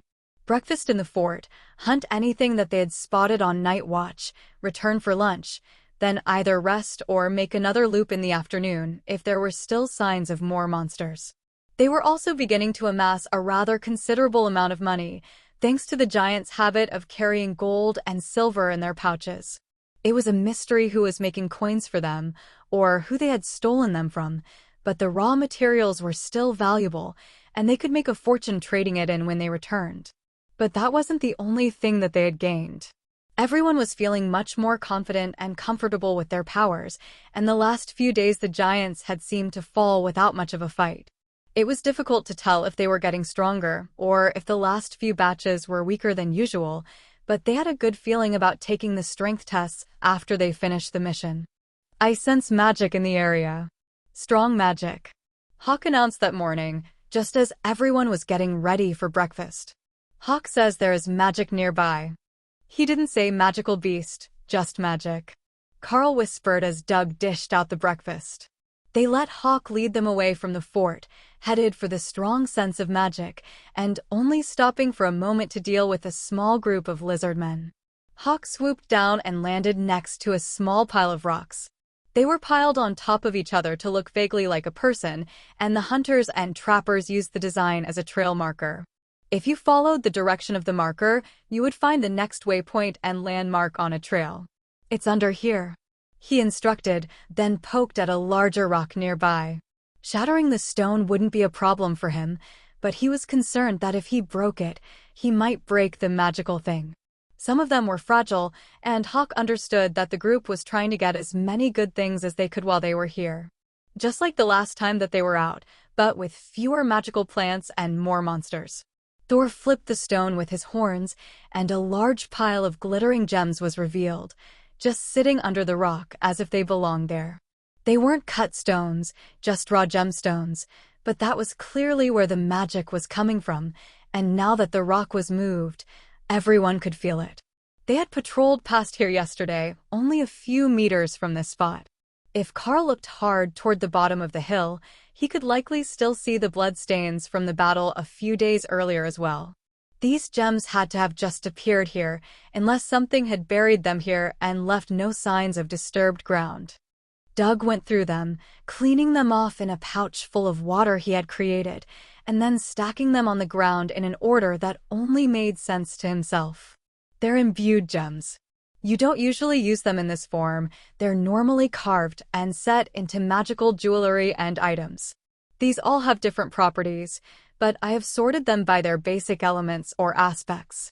"Do we want to sort them now or after?" Doug asked. "We can do it after. We've still got a zone to clear for the day." Bob gently reminded them before they could get distracted by the shiny objects. Doug sorted the stones into small pouches and tucked them in his robes. That must mean they were exceptionally valuable if he wasn't willing to leave them in his backpack with the rest of his gear. His pack was getting lighter as they slowly worked through the rations and other supplies they had brought, so it wouldn't be a burden to add a few stones. It was only Carl and Bob who had truly heavy packs now, as they were packing all the gold and silver that the group had recovered. If the gear wasn't made of monster leather, it might have ripped under the abuse of heavy loads and violent movements, but they were holding up well so far. Hawk hadn't even had time to take flight again when they heard movement in the woods nearby. Something else had been attracted by the stones, or by their presence, and it was large. Thor turned to face the threat, and the golems shifted to take positions around the mages. There weren't many creatures incoming. It sounded like only a pair of large ones. That was confirmed when they crashed through the trees, but the fact that it was only two was no comfort today. Unlike the hill giants they had been fighting, these two were heavily armored, like human knights of old, and carrying mauls with heads on them that were larger than Carl. There was no doubt that these two were both commander rank, and not on the low side of it either. Hawk took flight, knowing that he couldn't take a hit from something like that, and Ray skittered up into a tree, waiting for the right moment to strike. With them covered in metal armor, she didn't know quite where she should hit. She knew from experience that armor could be more durable than it looked, and this looked thick.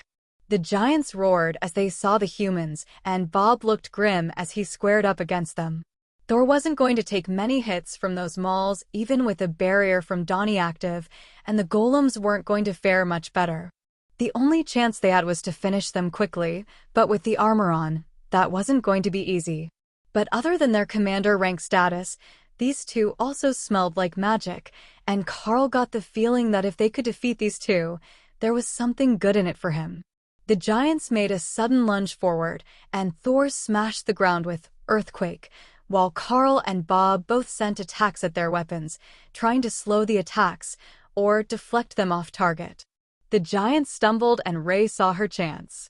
She flew out of the tree, and both forelegs plus her mandibles pierced one of the giant's necks right below his helmet line. The attack wasn't enough to break the bone, and with a spurt of silk, she pulled herself back into the trees. But the damage was done, and the giant was bleeding heavily from the back of his neck, courtesy of a triple lacerate attack. The giant fell to the ground as his body spasmed in pain, which allowed the golems to wrap him in vines, slowing his recovery while Bob and the mages unleashed their best attacks on him. Carl focused on attacking the arms and weapons of the other giant, weakening his attacks against Thor. The Sarah had dodged the first attack, but the giant had regained its footing, and the second real attack wouldn't be as easy to avoid. It didn't seem to care about its partner as it found its opportunity and swung at Thor, who rolled over once with the impact, but landed on his feet with his lightning barrier intact. The first layer of shielding had shattered, but between the two it had been enough that he wasn't injured by the strike, just thrown to the side. Donnie was already rebuilding the shield as Thor charged inside the next strike, and Hawk attacked the giant's face. It simply ducked its head, and the attacks hit its helmet, but the distraction was enough that Thor finished his charge and slammed into one thick leg. The knee buckled, and the second giant nearly fell, only catching itself with its maul.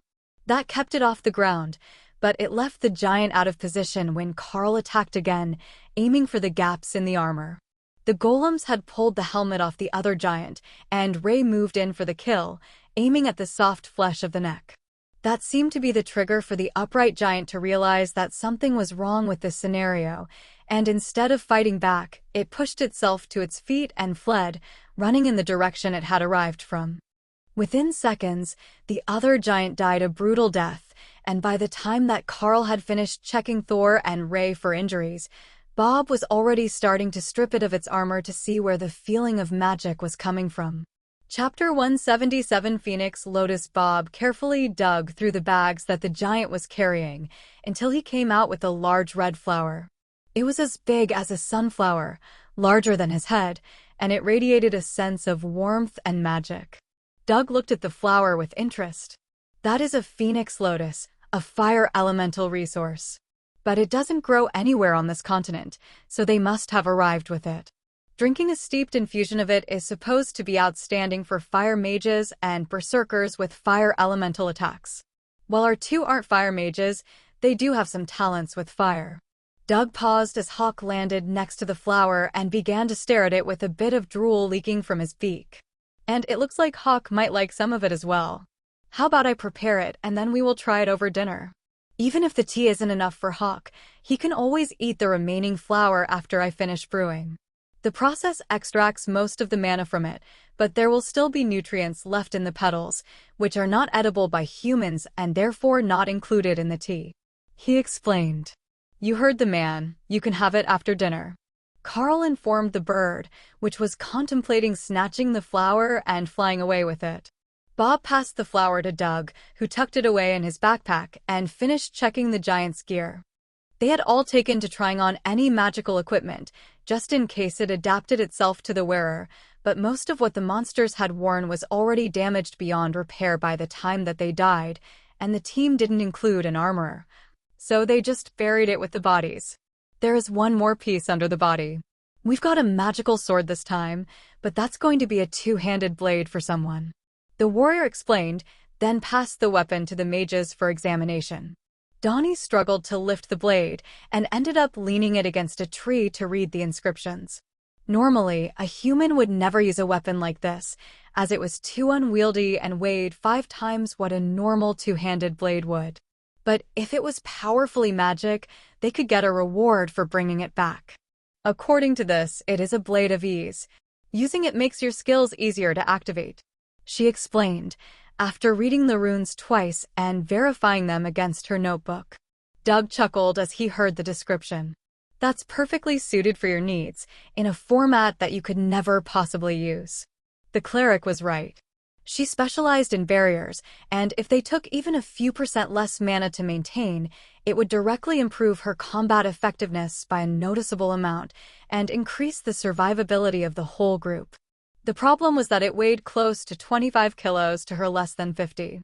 Even just carrying it all day would be a burden. Bob picked the blade up and gave it a twirl.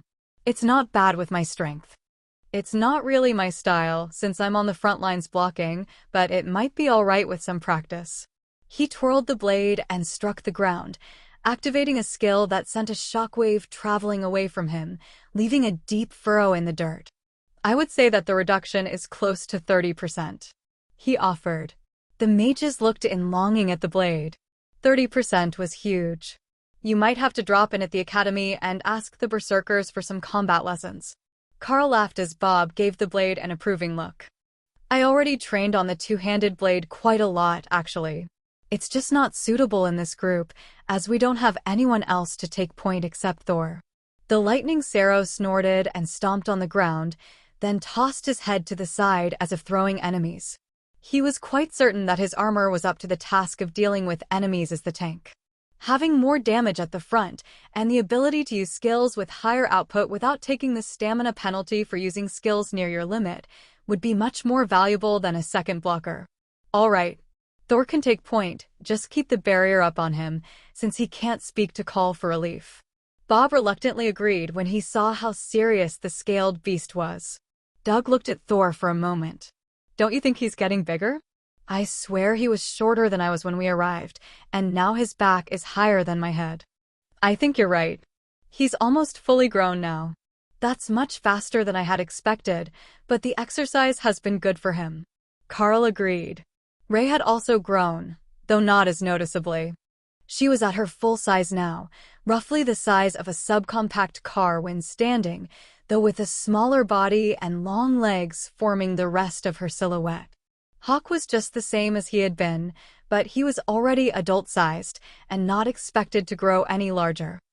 I think that we might have progressed further than we expected. With everyone growing, it's difficult to tell, but if we could fight against something that we know was on the borderline of awakened and ascended, we could get a better reference. They hadn't seen anything like that in days. Everything was somewhere in the ascended rank, with sporadic commander rank leaders, which they were definitely getting better at killing. Alright, let's scout the rest of the zone and see what else we have for the day. I have a good feeling about this one. I'm thinking that we should be back in time for lunch. Doug cheered as Thor took his place at the front of the group. Hawk led them toward a group of ogres as the radio announced that there was a reinforcement mission arriving later that day, and for teams to keep their radios on, so they could lead the relief groups in. Only a few would be getting replaced today, starting with those who had been in the field longest, but it was a good sign that they wouldn't be out here too much longer. Likely not more than another week, and they would be on their way back home with bags full of loot and a number of new magical items. Bob hefted the sword over his shoulder and prepared to charge as Thor found the ogres, but the 5-meter-tall beasts seemed utterly uninterested in fighting once they saw that there were 5 people plus the Sero. Unfortunately for them, Bob did want to fight, and Ray wasn't about to let them run away. The enormous sword whistled through the air as Bob activated, slash on a downward strike. The arc of light raced away from him, slicing the ogre in half in a single strike. Thor charged and flipped the other in the air, where Hawk and Carl hit it from opposite sides with Shred, killing it before it reached the ground. I think it can be safely said that we have commander rank combat power now. If ascended rank ogres are falling in a single strike, not many would argue with our capabilities. Doug chuckled as he surveyed the aftermath of the brief battle. There is nothing else nearby. Everything ran away.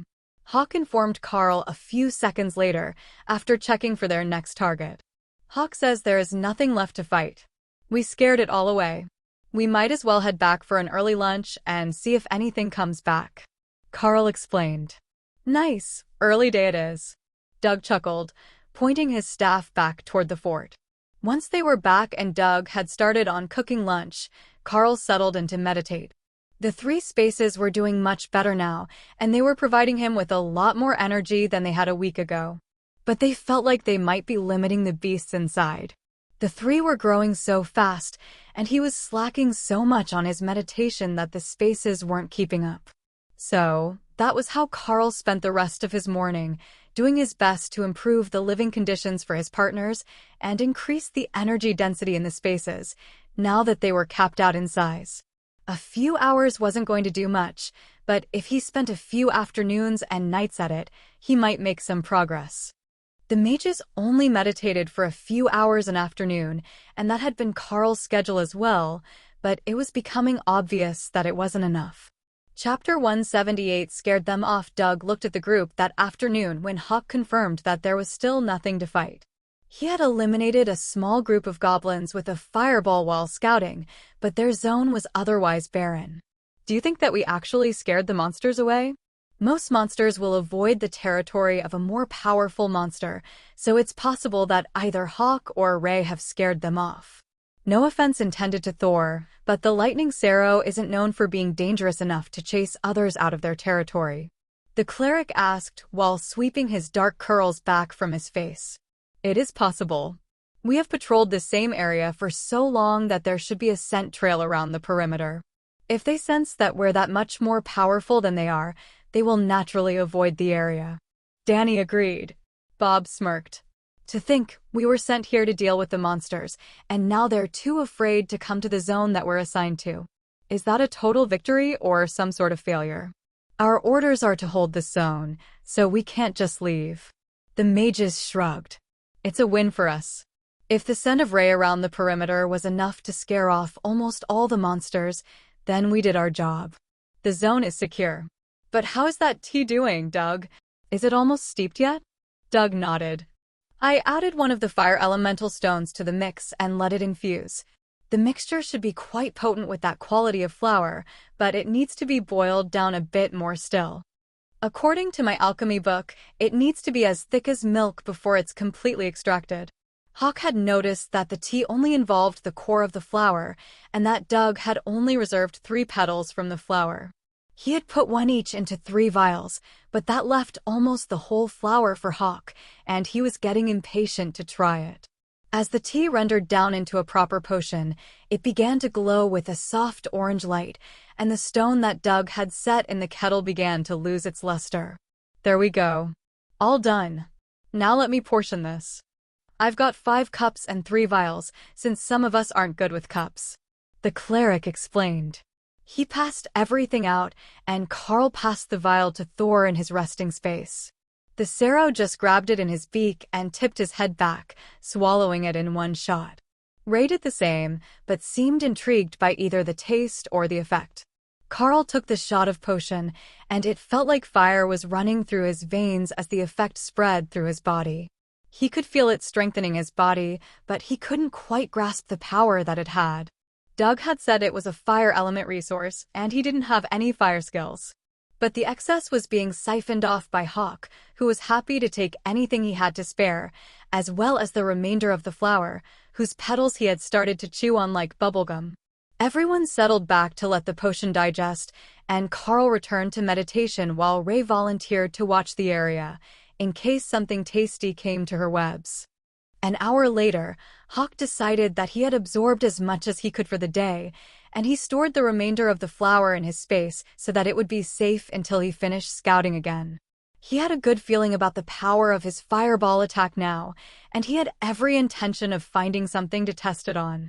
Unfortunately for him, they really had scared off everything, and there wasn't a single monster to be found in their zone. But that didn't stop a determined Hawk, and with only 1 more kilometer of flight, he found a group of lizard men skirting around their zone. A single fireball from the sky exploded in their group, killing 3 and maiming the others. Then Hawk saw the group that was working the area and flew away, leaving the rest to them now that his curiosity was sated. "Is that your Hawk, Mackenzie group? We just saw a dragon hawk ambush a group of lizard men and fly away like it was nothing," the group asked over the radio. "Yeah, that's ours. There's nothing left in our zone, so we let him scout a bit further out to see if they were just avoiding us or if the whole area was clear," Doug replied. The other groups didn't have to key up the microphone for everyone listening to know that they were cursing at the Mackenzie group. Their entire area had been cleared? What sort of nonsense was that? Most groups could barely walk a circuit of their zone in a day, and he was claiming they had killed everything by lunch? The fireball works much better now. Almost as good as Rend, but over a much larger area. Hawk informed Carl. That likely meant that fireball was far superior to Rend at this point, but Hawk would not easily admit that. If he could single-shot ambush awakened lizardmen, it was good enough for Carl. That would allow them to take care of anything they were likely to come across on an academy mission. The group waited as Hawk scouted around their borders, occasionally attacking and killing monsters that were trying to avoid them, but mostly just marking them for the other groups that were in the area.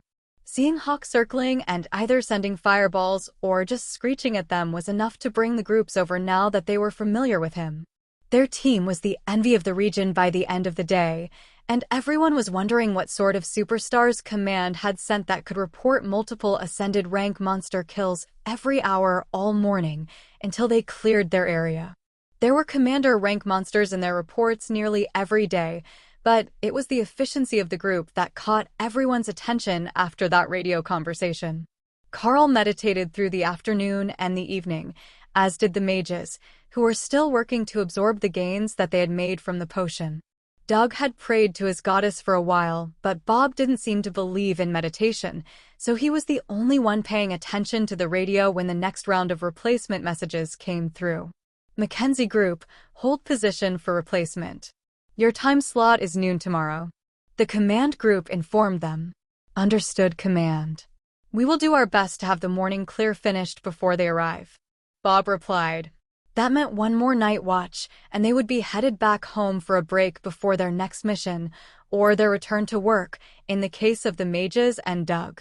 Carl wondered what it would be like to be back in the academy with the first years on the 2nd floor after this mission. He had been ahead of them before, but he hardly felt connected to them anymore.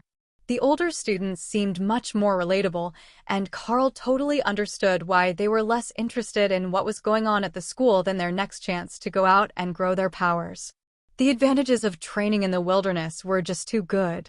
There was little doubt that he would make it to the ascended rank the next time that they were tested, and he already knew that he could square off against most of the lower strength commander rank beasts with the help of his partners. Doug sighed and leaned back against the tree trunk. It looks like we did too well. But if we get to go home early, that's never bad news. We will have to go over what we have collected on this mission so that everything is split properly. The gold is easy enough to split on its own, but we've collected a number of magical items as well, and that will be much harder to value and split. Carl shrugged. What do you usually do when it's just family? He asked. We just split the money and everything else goes to who needs it. Doug replied. That works for me. We've already split everything else by need, so it doesn't really have to get mentioned again. Just split up the precious metals and gems we collected when we get back, and it's good by me. I've got these nice gloves, Hawk is happy with his flower, Thor got armor for his tail. Ray might have gotten the short end of things, but at least she got some good snacks. Carl suggested. Ray laughed as she looked at all the commander rank beasts caught in her web. That would be enough to allow a regular bloodbath spider to grow from a hatchling to its full strength, as long as it didn't go bad. That wasn't a concern in this space, so she was certain that she had all the basic resources she needed, and now it was just a matter of increasing the speed, which meant either rare things or making Carl meditate more. Of the two options, it was obvious which was the more attainable. You know, if you just stay here in the fort we could go fight while you meditate all morning, Ray suggested. We're not in that big of a hurry. It's better to have everyone together in case of a surprise attack. Carl replied, while wondering if she had forgotten that he could hear her plotting in his mind. Chapter 179 retrieved the next morning. They made a quick tour of the area, following Hawk's directions to the monsters that had just appeared. Fortunately, the fights were easy, as their healer was mostly distracted, listening to the radio report the helicopters headed out to relieve the mission teams that had been called in to support the army. It sounded like the influx of monsters had faded all over the region, and they would be able to keep things under control without too much trouble. There had been some casualties among the elites who were pulled out from their day jobs, and Command was planning to have all the departing elites gather at the base camps for a funeral photo shoot, though Doug made it no secret that most of those bodies would not be in any shape for viewing, even if they were returned to camp. Carl had seen a few of these on the television in the past. They were heralded as heroes, but it was never any of the famous elites. It was always someone like a young government pencil pusher who had valiantly run into combat when monsters threatened and then tragically lost his life. Of course, that was likely to be less than half the story, and he might not have been running into combat willingly, but it was good enough to settle the people and remind them that the elites were doing valuable things to keep them safe. Mackenzie Group, your helicopter is incoming. Please mark your position for the transfer of duties. The pilot instructed precisely at noon. We will mark the location with a blue smoke spell. We have information for the incoming team during the handover. Expect a 3 to 5 minute delay. Bob replied. Doug set the smoke spell near the edge of a clearing next to the fort, and the crew transfer came in for a smooth landing. Elites, good to see you all safe and sound, despite having a student with you. You said you have information. What did we need to know? The captain of the incoming military team asked as he disembarked. First, in that tree is a fort made of bloodbath spider silk. It is safe and made by our team. You are welcome to use it as your ongoing base of operations. The whole area is secure, and monsters have been avoiding the perimeter thanks to the scent of the beasts on our team. That will change when the scent trail fades after a few days, so be prepared. Also, we have been burying the monster corpses with any damaged magical items they were wearing. If we couldn't use or salvage it, it got buried. So, if your team has a member who can sense magic, you will get plenty of false positives that are buried underneath you, hidden by plant growth. Doug explained. Anything powerful? One of the soldiers asked. There are a few commander rank ogres and a mid-commander rank giant with damaged magical armor that were buried. So, it won't just be weak signals. The cleric explained. The team leader whistled in appreciation. You really lived up to expectations, didn't you? They asked us to verify your claims, but if you buried most of the bodies instead of burning them, it should be easy enough. Ray giggled in Carl's mind. She had taken a lot of them for her own personal use. Carl, our Beastmaster, has claimed some of them as pet food as well. Doug added. Carl checked on everyone to make sure they were safely in their spaces and not tempted to wander around, and Bob led them onto the helicopter as the scout for the military team confirmed that the fort was safe. There were 10 of them, not 5, which would make it a bit cramped, But there was enough room for them to lay out their bedrolls, and that would be good enough. Nobody actually liked sleeping on the ground, and the spider web was a soft net as good as a mattress. The cargo master closed up the door once he was sure they were all in with their gear, and they took off toward the base camp for the area. You all look a lot more rested than the other teams we've been bringing in. I take it you're all veteran mercenaries? The helicopter's cargo master asked. Bob shook his head. I'm the only one who is full-time. Doug is a Green Dragon cleric with other duties, and the two mages work in digital security. The man nodded, then looked at Carl, whose name was left out. Oh, I don't have a proper job yet, I'm still in the academy. He explained. The soldier did a double take, then shook his head. You all have the look of veteran adventurers. I never would have guessed that you had a student and 2 volunteers with you. But that makes it even more impressive. The big boss has asked to meet with you all when you get back, probably something to do with publicity for the mission, or checking your awards before you head home. The soldier replied. Doug chuckled. I'm betting on them wanting to check our gear before we go back. With that many commander rank kills confirmed, they will want to make sure that we're not planning to sell contraband to the masses. Do you have any contraband? The soldier asked with a sly wink. Doug made a show of reaching into his pocket and pulled out what looked like a cigarette, but definitely wasn't according to Carl's sensitive nose. I am a Green Dragon priest. I am contraband. That one is on the church, consider it a sanctioned sedative. Doug replied. Carl blinked slowly. Of all the things that he had considered about the possibilities of having a nature cleric around, including food for Thor, medicines, and the healing potential, he had somehow never once considered the fact that most illicit drugs were herbal in nature as well. The drug Doug provided wasn't technically illegal in the Golden Dragon Nation, just frowned upon by employers because it killed productivity. But still, it seemed to Carl that he had a lot to learn about interacting with others and smoothing over social interactions. If he had thought about keeping a pocket full of little bribes and gifts for the transport crews and others that they interacted with, he could rapidly build a reputation as a good guy who was easy to work with. And everyone knew that a good reputation would get you far in life. The transport helicopter landed at the edge of camp and Carl's group quickly disembarked after the crew handed the staff of the base a sheet of paper confirming their identities and status. Welcome back, elites. Please follow me. A stiff, backed young female staff member announced before leading them through the winding walkways of the camp toward the actual town that sat at the center. The boss will speak to you momentarily. He's just finishing a meeting with some government brass. She explained, with a gesture to a row of chairs. Carl took his pack off and took a seat, placing the large bag in front of him, the same as everyone else waiting in the hallway had done. The distinctive metallic clank of coins sounded as he placed the bag on the floor, despite his best attempts to wrap them and keep them silent.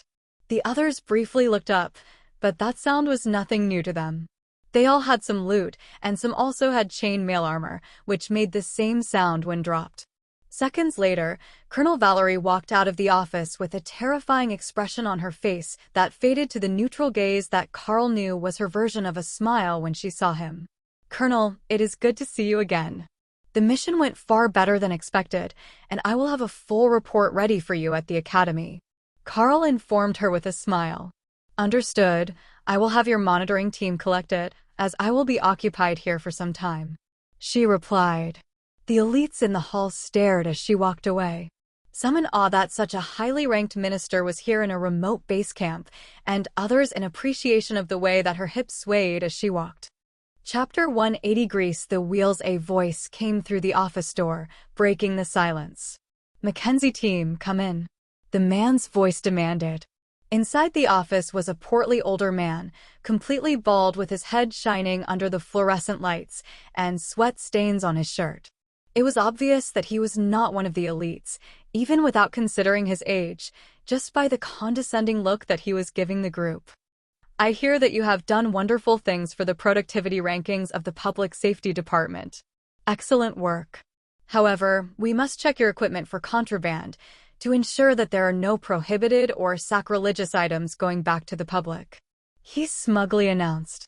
Doug turned to Carl as if to say, I told you so, but Carl knew as well as everyone else that what the man was after was a bribe. He didn't give a damn about contraband, and his position in public safety didn't even allow him to handle it. He would have to call in the army to dispose of it for him if any was found. But if a few gold coins were declared suspicious, who would be any wiser? The others waited for the man to make his pitch, but Carl decided to move first and picked up Doug's backpack, which had nothing in it except what it had come with. He set it on the desk and smiled at the bureaucrat. Of course that won't be a problem. Colonel Valerie of the Bureau of Elite Development already has our inventory, but you're free to verify the contents of the bags. Carl replied with a genuine smile. The man's face fell like Carl had kicked him, and his whole attitude changed. You met with the colonel? He stammered. Of course. She is my direct supervisor and has a pair of agents assigned to my development at the academy. We spend quite a bit of time together. Carl informed him. Then I think that we are finished here. I will get a copy of the contents from the Bureau, and they can take responsibility for any contraband that might have made its way off the battlefield with your team. He waved to dismiss the team from his office, and they silently made their way back into the hall, where their escort was still waiting. That was a short meeting. I am glad that you could sort things out so quickly. The young woman greeted them while standing in the middle of the hallway, as if prepared to prevent them from leaving. Yes, it is always a pleasant experience dealing with public safety. Now, will we be staying here in the compound, or are we set to fly out right away? Doug asked. You will have to stay here for a moment, Brother Doug. A voice called from behind them. Carl turned to see a rather familiar-looking inquisitor behind them. If he was right, this was the big shirtless one from the seminary academy who had been present for his interrogation after the discovery of the trial instance Holy Relic. The man seemed to recognize him as well, but he didn't say anything as he led them away from the office, leaving the now smirking staff member behind them. The inquisitor led them into a soundproofed room and locked the door, then turned to Doug with an expectant look. Don't blame me for this one. The new guy name-dropped the Bureau, and the public safety guy nearly shit his pants. I take it that he hit the alarm, the cleric asked with a laugh. The inquisitor sighed and rolled his eyes. I got an emergency notification that your team had intimidated their way into bringing contraband back from your mission, and I was already standing next to you in the hallway. So, I need to check all your bags, while Brother Doug explains how things work to our newest Ascended Elite. Doug chuckled as he put his bag on the floor, as did everyone else, before the Green Dragon cleric turned to Carl, laughing softly. There is an unofficial policy that if a mission is run by an agency that isn't part of the elites, they tax the gains a maximum of 5%. It's a get-rich-quick scheme for the politically connected, but it's not officially sanctioned. However, unlike whoever you have used that intimidation tactic on before, these ones have connections that can make your day very difficult if you don't play along. Now, you know, and I know, that we don't have anything. But if I didn't know the Inquisitor, how do you think our afternoon would have gone after he was informed that we definitely had contraband? Doug asked. Carl nodded. I see. I was thinking of him like the shift foreman at the mine that used to want bribes to clock you out on time. The guy in the office was such a greasy weasel that he just didn't give the impression of politically powerful. The big Inquisitor nearly choked as he did his best not to laugh, then shook his head. Yeah, this one is definitely one of us. Young Carl has a lot left to learn, but he's off to a good start. You should ask him about how he managed to cutesy his way out of an interrogation by having Thor come out and beg for head pats until nobody could take the session seriously. Wait, there's not much about that he's allowed to tell. I will tell Brother Doug privately after. But it's a funny story, the big man explained. Danny chuckled at the mention of Thor. He's a big suck. You should see him now. He's gotten huge in the last week with all the fighting that we've been doing against Awakened and Commander rank beasts. I always told you that it was the best way to gain power, and it looks like it works for the Lightning Sarrow as well. The Inquisitor gave Carl a curious look, so he called Thor out, taking up half the room. Goddess, but he's gotten big. That's a full-grown Lightning Sarrow, for certain, and perhaps bigger than average. Thor might be ready to challenge for the position of pack leader if he was still in the wild. The Inquisitor gasped, then gently rubbed the bone ridge that ran across the back of Thor's head, protecting his neck from attack. The Inquisitor absently rubbed Thor's head with one hand as he finished sorting through the packs. The Inquisitor turned to Doug. "You should send Carl back to the Seminary Academy when you leave. We can exchange his share of the gold into the church bank account that all elites get set up automatically, and I'm sure that there are a few ascended clerics that would be eager to meet him before the next mission he goes on. We introduced him to mostly awakened rank students last time, but he's already outgrown that. Plus, you all likely need to be tested again, and that's done at the church." Doug nodded and looked at Carl to see if he had an issue with it. "I will have to get permission from someone to go on another adventure, I'm certain, but I don't have a problem with that." Carl agreed easily. Brother Doug was a great healer, and his advanced cooking skills were a real lifesaver on this mission, but Carl couldn't count on having him available all the time, as he was graduated, with a real job and responsibilities. But if he could find a nature priestess or another green dragon cleric among the students, he would be in luck. It might not be written in any textbook, but finding the best cook was an important part of developing the perfect mission team. Even the beasts agreed. Especially Thor, who now had a large pile of the special mount feed that Doug had been making for him daily. That was much better than the regular roughage that he could get anywhere in the wild, or from the academy cafeteria, and the spell that Doug used made so much of it that even Thor's mighty appetite didn't keep up with the supply. He didn't tell the cleric that, though. Instead, he hid the extra in his space so that he had more for later, when he didn't have a Doug around to keep making it for him. Chapter 181. Back to church. As he thought about what the protocol might be for changing locations now that his official mission was over, Carl realized that Colonel Valerie was still here somewhere, and he had her number in his phone. He scrolled the handful of numbers in the phone's directory and sent her a simple text message. "I have a request from the church to go to the Seminary Academy. Do I need to do any paperwork to let the school know where I am?" His phone dinged a few seconds later with her reply. "I will take care of it. Have them arrange for your transit back to the academy when you are finished, or update the mission log if they're sending you out again." That was simpler than he had expected it to be, but then a second message came in. "Sergeant Rita will join you for your time at the Seminary Academy. Are you good to go now?" Doug asked as Carl read the second message from Colonel Valerie. "It looks like it. They're sending my personal tutor from the academy to join me during my time there, so I think they're expecting me to be gone for a while." Carl agreed. "They're sending a tutor? Not a professor?" Doug asked. "Yeah, I usually train under the guidance of Sergeant Rita or a pair from the Bureau of Elite Development. All three are around somewhere most days, though the other duo sometimes have work to do," Carl explained. Doug nodded and smiled. "It looks like we got to you too late. They've already found you a cute girlfriend who just needs to make the first move." The twins laughed and Carl chuckled. "If it's about Sergeant Rita, she's got competition from the first years." "Oh, do tell," Bob asked. Carl realized that they didn't know who he was talking about. "I forgot for a moment that she wasn't on the same helicopter on the way in. There's another fast-growing student, a mage named Dana. She's already awakened rank and has been on all the same missions I have, only we got separated onto different teams this time." Bob smiled. "Well, at least you had the good sense to go for someone close to your growth rate instead of befriending the charity case. That always ends up messy when you get too far apart in power and end up on separate details with very different social status. Or worse, they stop giving them details and the company you work for just hires them to be your shadow or bed warmer." More than one of the lowest performing elites was hired as an assistant for a much more powerful friend after they graduated.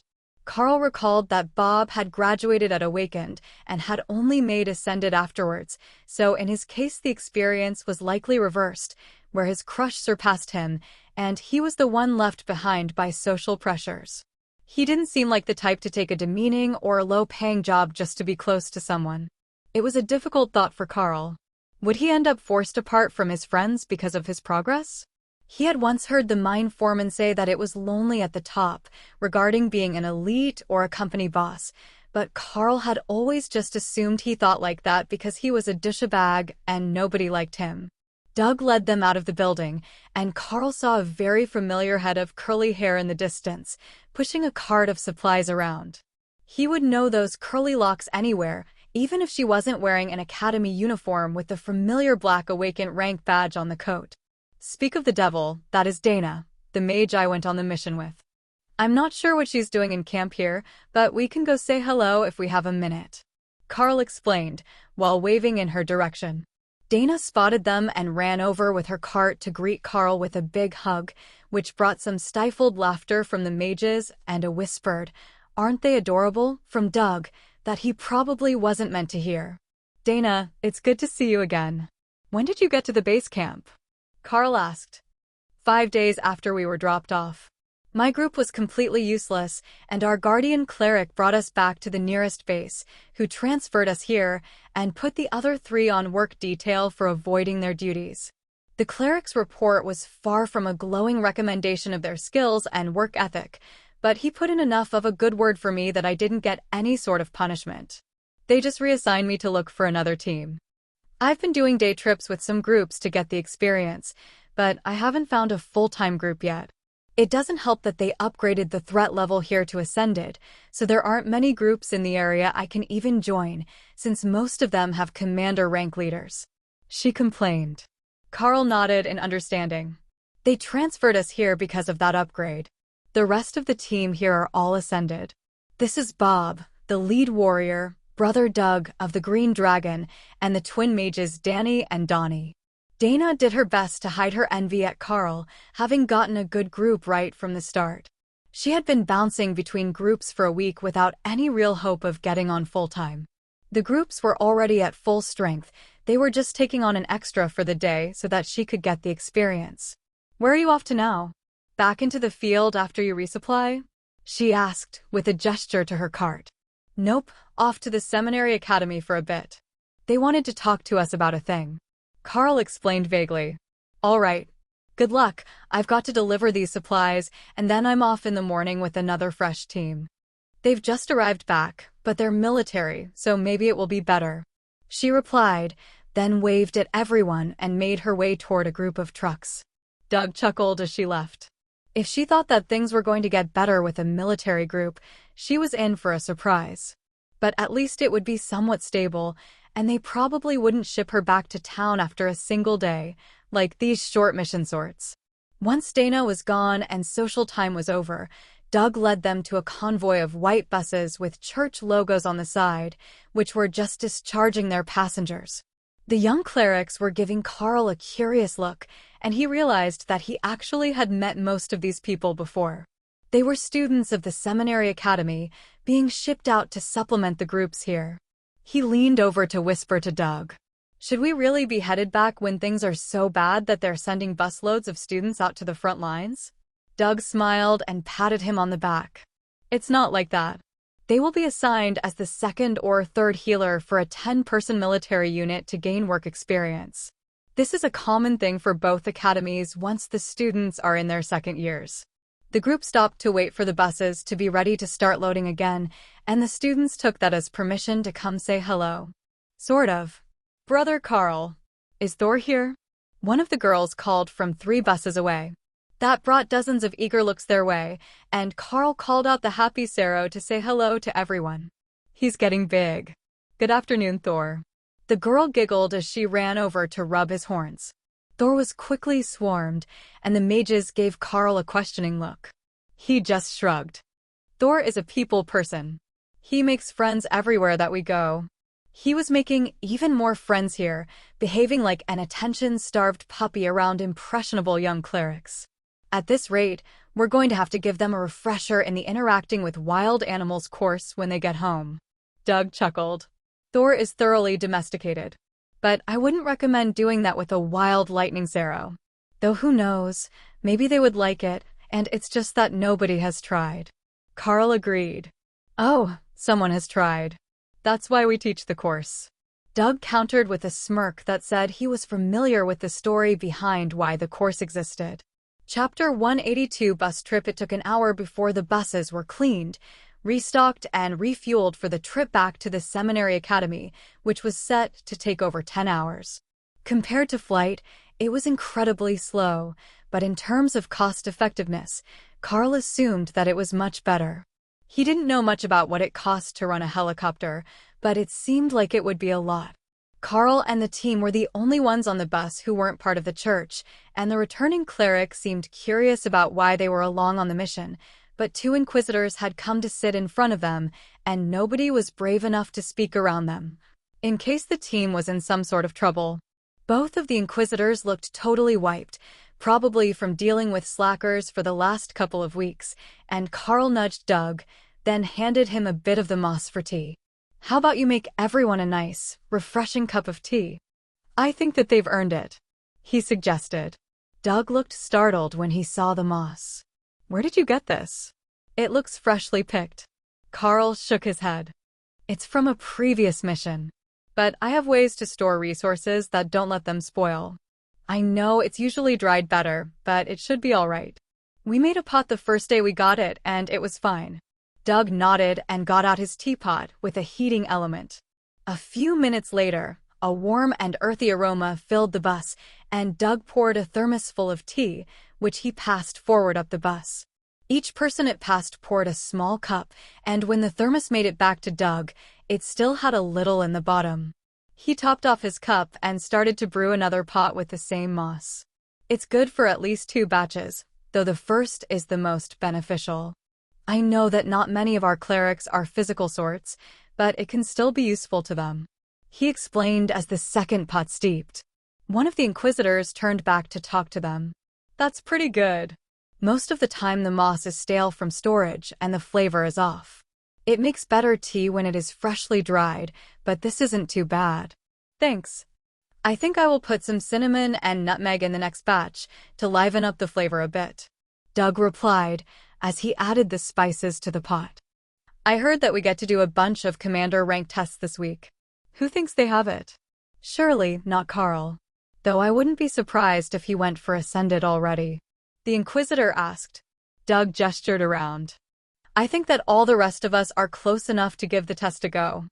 The Bureau is sending an attendant for Carl, so I'm not certain if we will get to test him at all, or if they'll make him wait to do it in private." The Inquisitor laughed softly.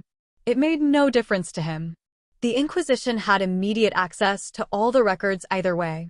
It was just a matter of who else knew how fast the most talented student of the year was advancing. The Academy might want to hold off until the end of the semester or until next semester's midterm for the official test, to make it look like the rate was slower than it really was. The elite rankings were public information once they were published, so eventually everyone would know, but changing the date of the official recording could give those watching a false impression of how things were going. All the elite agencies had at least a few agents who were waiting on official tests, but had advanced months or even a year earlier. But for most elites, it was a point of pride to show off their advancements, especially to commander rank. For the clerics, it was an especially large jump, as the commander rank marked the high priests and priestesses. If Doug could make that, he would get much better assignments at work and would probably get a few assistants assigned to him to do the annoying parts. For the others, it was mostly semantics, as they already had the power, but it would help them get promotions and better-paying jobs. Not that they particularly needed the money, but you could never go wrong with a little better quality of life. The bus rolled through the wilderness, and Carl noticed a group of ogres in the distance. "Are there groups in this zone?" he asked. The Inquisitor shook his head. "No, this zone is already cleared, and there hasn't been anything spawning here. There are ogres over there. They don't look fully grown, so likely low ascended or high awakened," Carl informed him, with a gesture toward the tiny figures in the distance. The Inquisitor took out binoculars to see if he could tell what Carl was talking about. Sure enough, there were ogres, and they were headed away from the patrolled zones. The Inquisitor sent a quick text message and sighed. "Thanks. They will take care of it. If you see any other monsters in the area, please let us know. Sometimes there are a few that slip through the cracks during an operation like this, and they don't always get picked up again until they're near civilization." The buses were moving too fast on the oiled gravel road to send Hawk out to scout, but he could sit on the roof and keep watch and relay anything he saw to Carl. The wind in his feathers made Hawk happy, and even though he didn't see much of note, he at least got to be outside while the other two slept. The convoy trundled down the roads all day, and as it started to get dark, Hawk returned to his space to sleep. Ray considered taking up his spot on the roof, but she was fairly sure that the other drivers would panic if she just appeared on top of the bus unexpectedly. It was after midnight when they made it to the Seminary Academy, and Carl knew that it was going to be a rough night, but Doug led them to the same wing that he had been staying in last time. It wasn't the same room, but at least he would know his way around. I will see you all at breakfast. I hope you got enough sleep on the bus because it's going to be an early morning. The cleric joked. Bob nodded. We know the routine. I will see you in the morning. The routine of the Seminary Academy didn't change for anyone, no matter how late they got back to the academy, and when the sun came up, there was a knock at Carl's door, waking him up for breakfast, and he could hear the Mackenzie siblings getting ready across the hall. They were much more enthusiastic than usual, as they were looking forward to taking the commander rank test. That was enough to get them motivated even at the break of dawn. The only other one that Carl knew who was that enthusiastic in the morning was Thor, and that was because he knew that there were countless people here to visit. Chapter 183 Candidates. The showers in the Seminary Academy never seemed to run out of hot water, a fact that Carl was immensely thankful for as he scrubbed away the grime of an extended field mission with the coarse pumice soap that they provided. The gentle and inoffensive smell made him feel properly clean again and reminded Thor of the waters in his pond, whose bottom was lined with holy stones. It was a good feeling, and they even had fresh clothes ready for him, as Carl hadn't had time to do laundry. It was what they referred to as a visitor's robe, a simple white robe without any of the markings of the church, and a rope tie around the waist. The hassock reminded Carl a bit of wandering around in his housecoat, which was a bit strange, but it was comfortable. The rest of the team came out wearing the same outfit, except for Doug, who obviously had his own room and clothing here. The Green Dragon cleric smiled at their plain white hassocks and gestured toward the dining hall. Let's take our seats and see where we ended up. Most of the time they will put the visitors together if they're in a group, but they might split us up today, since 3 of you are here for the commander rank tests, and the commanders will want to meet with their potential peers. Doug's guess was right, and web audio announcements. If you want to listen to hundreds more books like this, please visit our Discord channel, simply create a ticket or go to the guide section, or simply just ask in the chat. We have plenty of active members that are more than happy to help.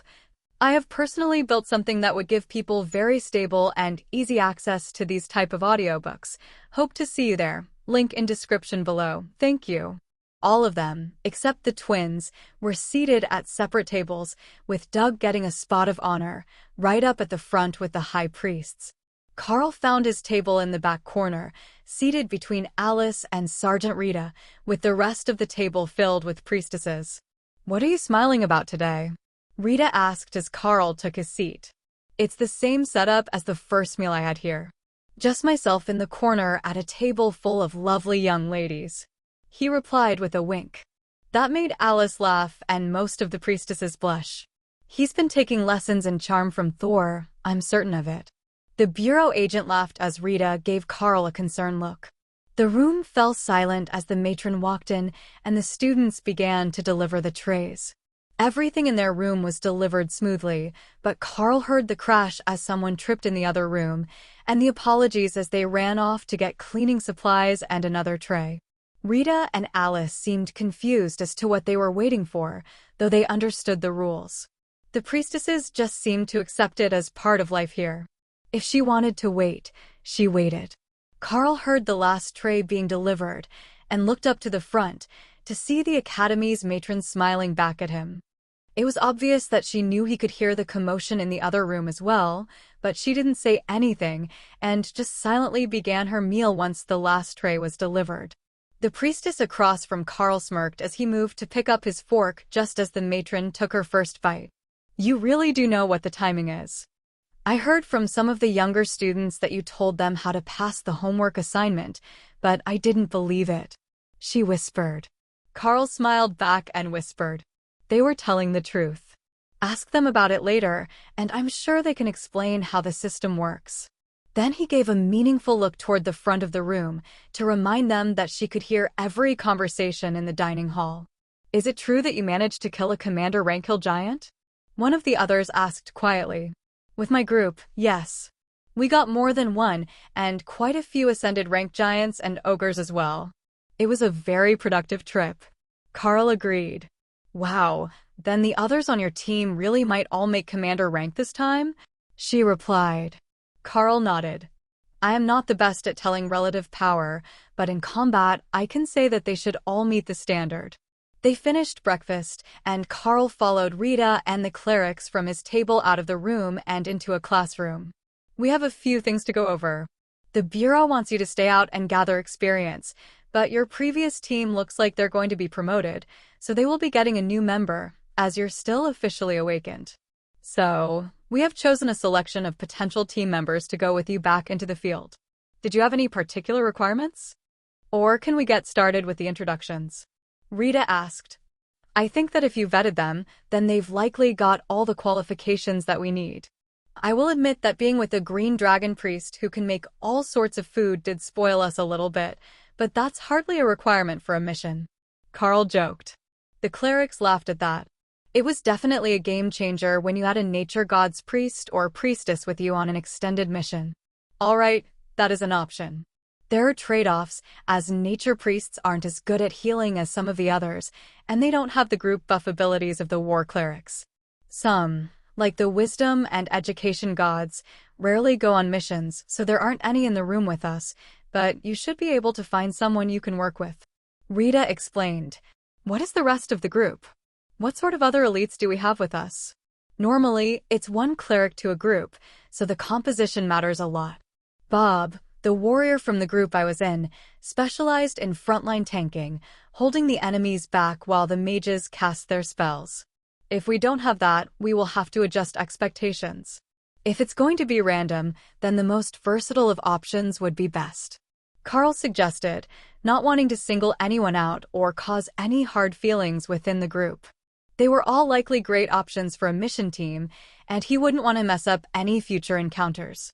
Then we will start with introductions from left to right. We have Jenny, a healing specialist from the God of Life. Tessa, a war cleric of the Red Dragon. Kira, a battle cleric from the Church Guard. Andrea, a holy cleric specialized in group enhancement spells. And finally Lotus, a priestess of the God of Nature. The responses of each cleric were different, but somehow in line with their deity. Jenny gave a polite nod. Tessa went with a smirk that said she was looking forward to seeing combat again. Kira nodded in recognition with her hand on the mace at her side, while Andrea gave Rita and Alice curious looks, as if wondering if they were also group members. Lotus was the outlier, and the tiny cleric poked Carl in the side with a pleading look. Can we see Thor again? She asked. Rita laughed, but motioned for Carl not to do anything. Thor has gotten larger. There isn't enough room for him in here. We can let you two visit later. She reprimanded the cleric, who stuck her tongue out at the warrior in return. Chapter 184. New group. Carl turned to Rita.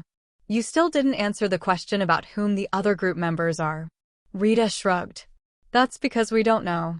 What they're asking of us right now is to pair you with a cleric and a mage, and we've got our mage right here. Alice will be your group leader for the rest of this assignment, but who the other two members are hasn't been decided. For all I know, they might send me with you if they decide that you're going to officially test for ascended rank right away. Hawk laughed in Carl's mind. He had said on the very first day at the academy that it wouldn't be long until they surpassed the evil woman who worked him without snacks, and now it was coming true. Alice smirked as Carl realized that she would be his team leader for the mission, as she was a commander rank mage, and he was picking from ascended rank clerics. All right, I am at least vaguely familiar with Alice's abilities. She is good with barriers, but specializes more in attack. We're already well-rounded in attack and defense, with a versatile mage as the leader. Thor also specializes in defense, while Ray is full offense and Hawk is our scout. His presence made it possible to clear an entire zone by lunch because we didn't have to hunt for the monsters' hiding spots. Carl explained to the clerics. So, mostly you need someone to keep you alive and fed, while making sure that the monsters die in a prompt and efficient manner? Tessa, the war god's cleric, asked. Alice nodded. That is a pretty good way of putting it. We can obviously feed ourselves, and there are ration packs, but nobody says no to a bit more variety in their diet. The clerics all nodded, and then they looked at each other. Lotus smirked at Carl. There really isn't a bad option here, so if you're hoping that someone will eliminate themselves, you're out of luck. That was precisely what he had been hoping, but it seemed obvious now that it wasn't going to happen. Well then, I guess we just need to work on a solid core for the group, no matter who we get for the last pair. Since that's the case, who here is good with both healing and group buffs? We have barriers taken care of thanks to Alice, but combat enhancements are important. Carl asked. All 5 of them raised their hands, and Carl gave Rita a questioning look. They all have specialties, but I picked 5 that had the best qualifications. She replied. So, this will not be easy. All right, I am going to have to find some other criteria, or I will have Alice draw names to see who goes. Carl sighed. Lotus cheered. Drawing names is the best way. She agreed. Jenny rolled her eyes. That's only because you have insanely good luck when it comes to trivial things. I'm not sure that it will extend to getting a party member, but if we were drawing straws for first shower, Lotus would win every single time. Luck might not be a quantifiable factor, but it was an incredibly valuable one. While they were considering their next move, one of the high priests came in and silently handed a note to Rita. Carl didn't think much of it, as they were at the seminary academy, but the look on her face said that it was something important. The extra group members have been decided. I will be accompanying you, and they request that we pick 2 clerics to make up the 5-person group. Rita informed them, reading from the note she had been given. Alice looked a bit startled to hear that, and moved the selection forward. Either they're short on elites, or we're going to be doing something unexpectedly annoying. I guess that means we're definitely going to need someone good with combat buffs, and ones who don't mind fighting. Are there any of you who don't get along well? They all shook their heads. There were no deep-seated rivalries between them. In that case, I will pick the ones who like to fight the most. She finished. That would be Tessa and Lotus. Jenny laughed. Not Kira? Alice questioned, as Kira was a cleric of the church guard. Tessa shook her head. She might not look like it, but the tiny one is scrappy. My theory is that she's part honey badger, and as she got more attuned to her goddess, it made her want to pick fights with everyone. Lotus definitely didn't look the part of a fighter. She was even shorter than Dana, despite being graduated from the academy. On the other hand, Tessa looked more like a warrior dressed in a nun's habit than an actual priestess. Even from here, Carl could see the muscles on her arms and the scattering of red scales. Plus, she nearly stood eye to eye with his 180 centimeters height, making her exceptionally tall for a priestess. Now, the real question. Can one of you use advanced food creation? Carl joked, giving the clerics a wink so they would know he wasn't serious. Tessa laughed. Funny story that. We both can. Alice extended her hand to Jenny, who was closest. Thank you all for giving us your time, and know that you are still on the short list for any future missions that we take. We have to head out again as soon as the testing is completed, so we won't keep you from your daily tasks any longer. Tessa and Lotus, if you would like to go pack your mission bags, we will meet you at the testing cathedral in an hour. The rejected candidates waved as they left, while Tessa and Lotus gave each other a high five as they went to pack their bags. Well, this could be an interesting mission. Who would have thought that we would be assigned 2 clerics? Carl muttered as they left the room. Alice nodded. It's unexpected for certain, but the Colonel believes that you're up to the task. That said a lot about how they ended up with such a strange group, and in such a hurry. Carl assumed the normal state of things would be for him and his chosen cleric to go back to one of the base camps and get assigned someone from the reinforcements to go with. So, are we really going to do the test for Ascended before we go? Carl asked, instead of voicing his thoughts about what was happening with the Colonel's favoritism. We are. I am a commander rank mage, so normally my group would be all Ascended or higher. If we're going to keep the military and the government dispatchers happy, you have to make it to Ascended as soon as possible. We can write off a few weeks or a month as training, but after that, they will start wondering what is so special that you're out fighting when others are stuck in class. She replied. So, I will be out for some time? Carl asked carefully. Look at Thor and Ray.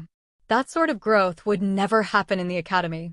So, as long as it keeps up, we will keep finding you opportunities to keep them growing. I must say some of it is personal curiosity on the part of Rita and myself to see how fast you really can grow, but most of it is the practicality of it. The Colonel thinks you might be the next powerhouse, and that means doing all we can to make it come true. Alice agreed. But don't worry, we will get you back to your little mage girl before you know it. Rita laughed. Chapter 185 Test Location. Sergeant Rita cleared her throat to get Carl's attention. The test will be administered by a group of high clerics using a combination of divine magic and technology to determine if your combat power and maximum energy output meet the standards of an ascended elite. Your class is a bit of an anomaly, so I am not certain whether they will count your beast's maximum as your own, but it is almost certain that they won't allow you to combine the outputs to get a more impressive number. The look on your face says you never even considered it, but it has come up in the past with druids and rangers who had summons. They count the summon as a separate effect, and while they do allow you to have it active if you gain a buff from it, their attack power is not added to your own. For that reason, the total effective combat ability of mages who can use golems or elementals, as well as classes with various types of summons, can be much higher than a single warrior. She stepped toward the door, and Carl turned to follow, eager to get through the test and find out what the plan was to find another way for the beast to advance. He had an idea of his own. A simple one, but effective so far. The lizardmen and ogres tended to carry magical gems on them, which could be used in potions to enhance warriors. Those should be effective on the beasts as well, and he even had some coming from his share of the loot from this mission. Most of it was in coins, but they had a rather large pile of magical gems in Doug's bag as well. Will we have time to drop in on the commander rank tests? The team I was with before are all testing for advancement today, and I think they would appreciate the extra bit of moral support. Carl asked. Possibly. Not all of them, as they're running at the same time as your test, but the last few we should be able to go see unless they are faster than expected or close the temple. Alice agreed. She led them to a small temple off to the side of the compound, past the stables, where a small group of older clerics had gathered. An ancient-looking man with golden eyes that were slotted like a goat's turned to look at Carl with a curious expression. This must be elite, Carl. You have a lot of the world dragon's luck about you. Are you confident in your ability to pass the ascended rank trial? He asked, speaking slowly, as if each word was an effort. Yes, High Priest. I am confident that I can pass the trial. Carl replied politely. A younger priest stepped forward. Then we will use the divine trial to test whether you are ascended or not.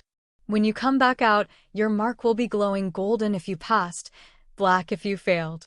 Alice and Rita both looked shocked at his words, but Carl wasn't sure why. The cleric had just said it was a trial to confirm his status.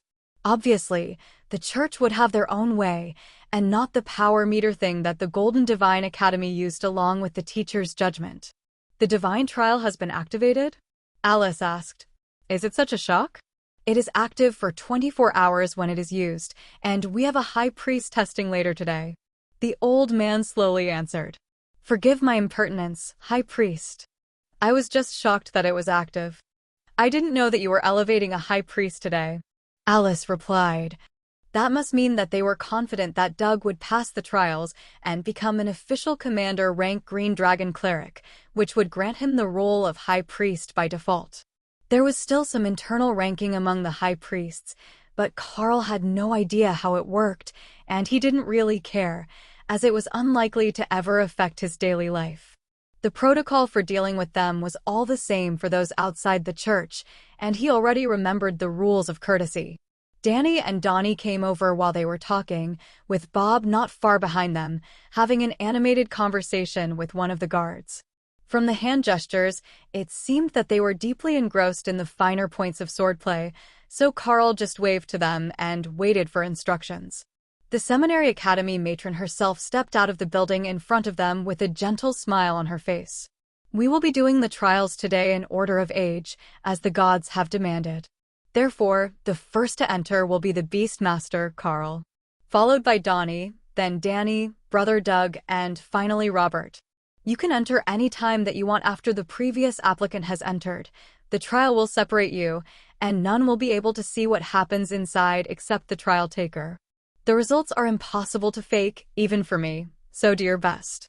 The gods can be unforgiving with their standards in a way that a standard test is not, she declared. Carl believed that. The trial instance he was in had very different standards for those taking the tests than anything that Carl was familiar with. So, if the cleric set a certain standard for your test, he knew that the trial wouldn't allow you to fake your way through or cheat in any way. She gestured toward the door, not allowing him any time to doubt his resolve, and Carl stepped through the large bronze doors into the chapel building. Inside it was very unobtrusive, with a simple stone interior, wooden benches, and a collection of magical items along the walls.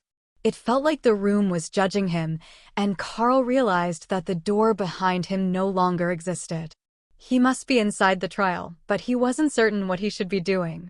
There was an altar at the front of the room, and it had some sort of devices sitting on it.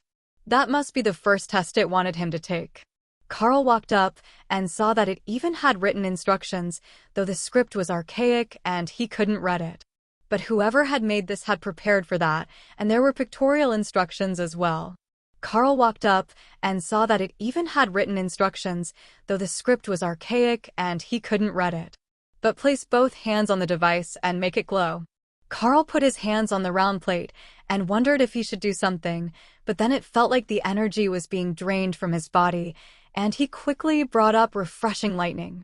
It was still drawing heavily from him, as if he was using some extreme skill, but the lightning eased the burden a little. Then the standard increased, and Carl's knees nearly buckled. But he held on until the draw increased again, and then abruptly stopped when Carl couldn't provide the power that it demanded. He wasn't sure if that was a good thing or not, but the altar vanished, and Carl found himself in an empty field. A golden golem appeared in front of him, and a voice whispered in his mind. Hit it as hard as you can. Again, simple.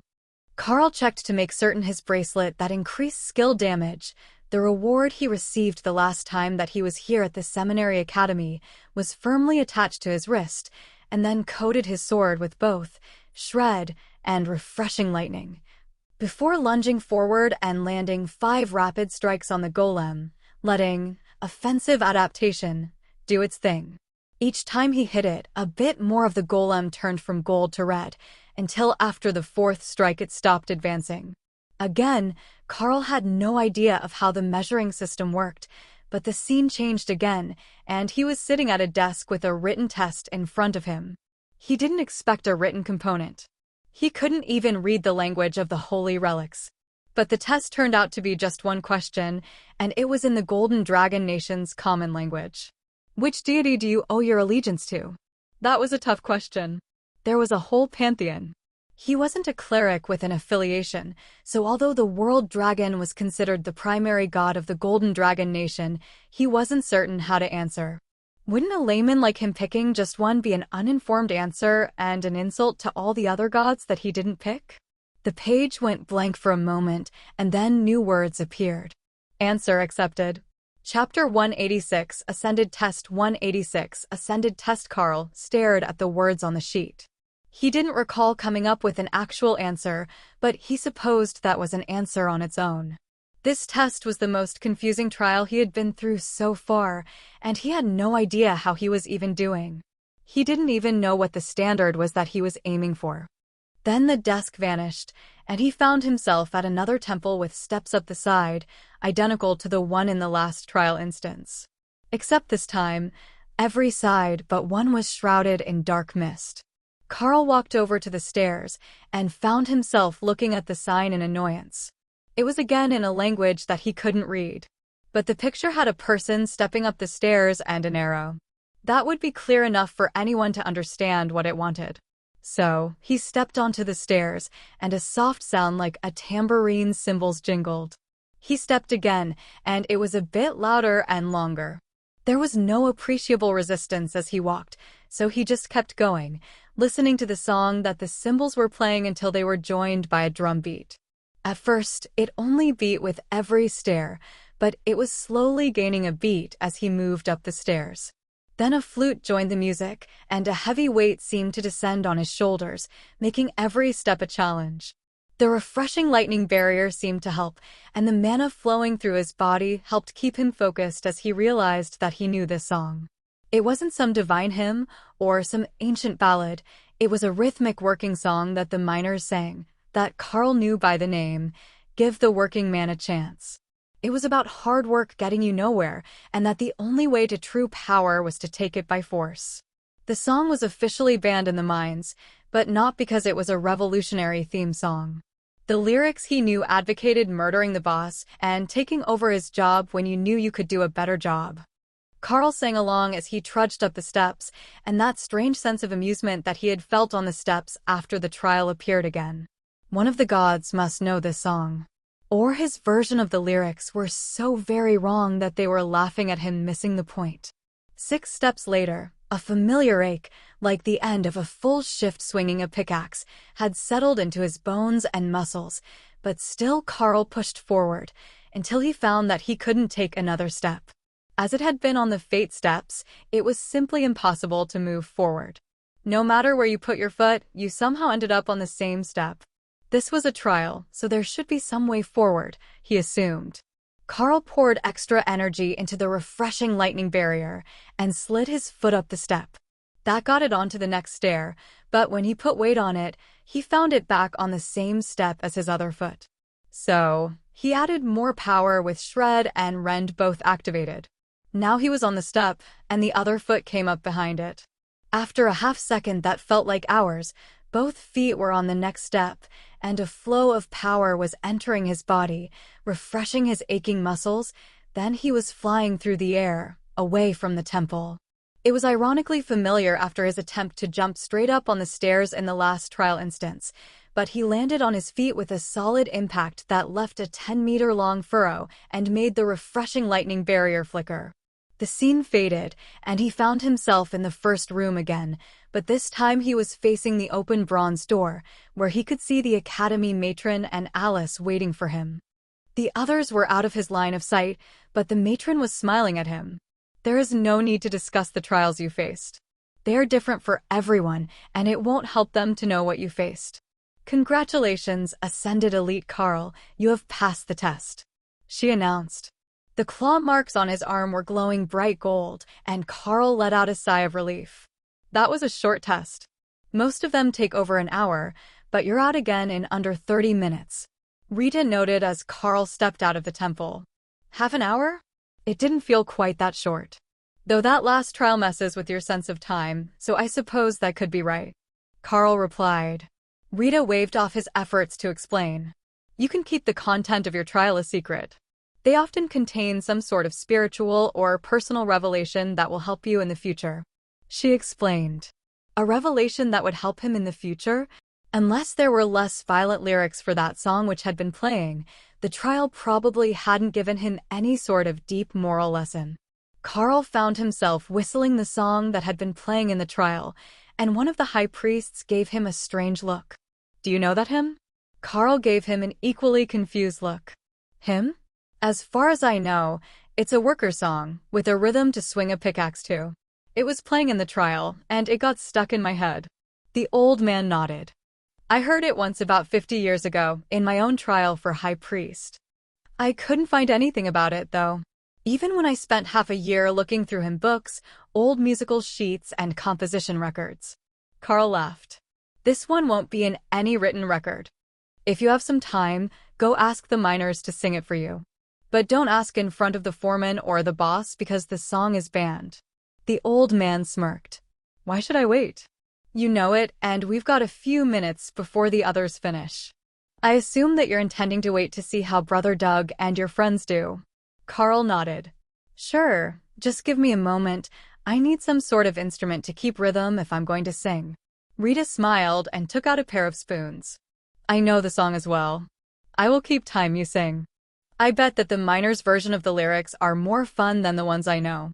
The old cleric looked intrigued, and he had already pulled out a notepad and pencil to write down the lyrics and possibly write the musical sheets for the song. She took up the rhythm with the clacking of the spoons in place of the tambourine, and Carl started to sing the lyrics, while the clerics all looked vaguely scandalized, except the Red Dragon High Priestess, who began to sing along after a few verses. She knew the same lyrics that Carl did, and the old cleric looked annoyed that he had looked for so long, and the answer was right in front of him, but so different from what he had expected that he wasn't asking the right questions. When they got to the end of the song, with the line, "Throw him down the shaft and give the working man a chance," the Red Dragon cleric laughed, and the other high priests and priestesses clapped in appreciation. Rita shook her head and wrote out an alternate version for the cleric. "These are the words that I know. I grew up right by the border, so it might be regionally different, but the rhythm is the same. It's not a song you will hear much in public, just when the lowest class are working hard and not particularly happy with their employer." Amazing! Thank you all for your assistance. Now, I must plan a journey to find the original version that all of these derived from. He insisted, then wandered away to do exactly that. The group patiently waited for the others to come out, mostly with a quiet professionalism, but every few minutes the Red Dragon High Priestess would begin to whistle a song, and someone would laugh, annoying the other clerics who were trying to focus on something while they waited. The first to appear was Doug, whose plain green robe was now layered with black and gold underneath, and his class marking was glowing bright gold. "Welcome back, High Priest Douglas Cormac Mackenzie." The matron greeted him. Doug winced. "Really? You had to full name me?" The old woman smiled. "Of course. You're a dignified high priest now. Everyone gets to full name you. How else will they remain reverent of your power when you're happier playing in the garden and getting the guards high on their days off?" Doug whistled and looked away, pretending to be innocent, but not fooling anyone. "Well, it is good to be a high priest anyhow.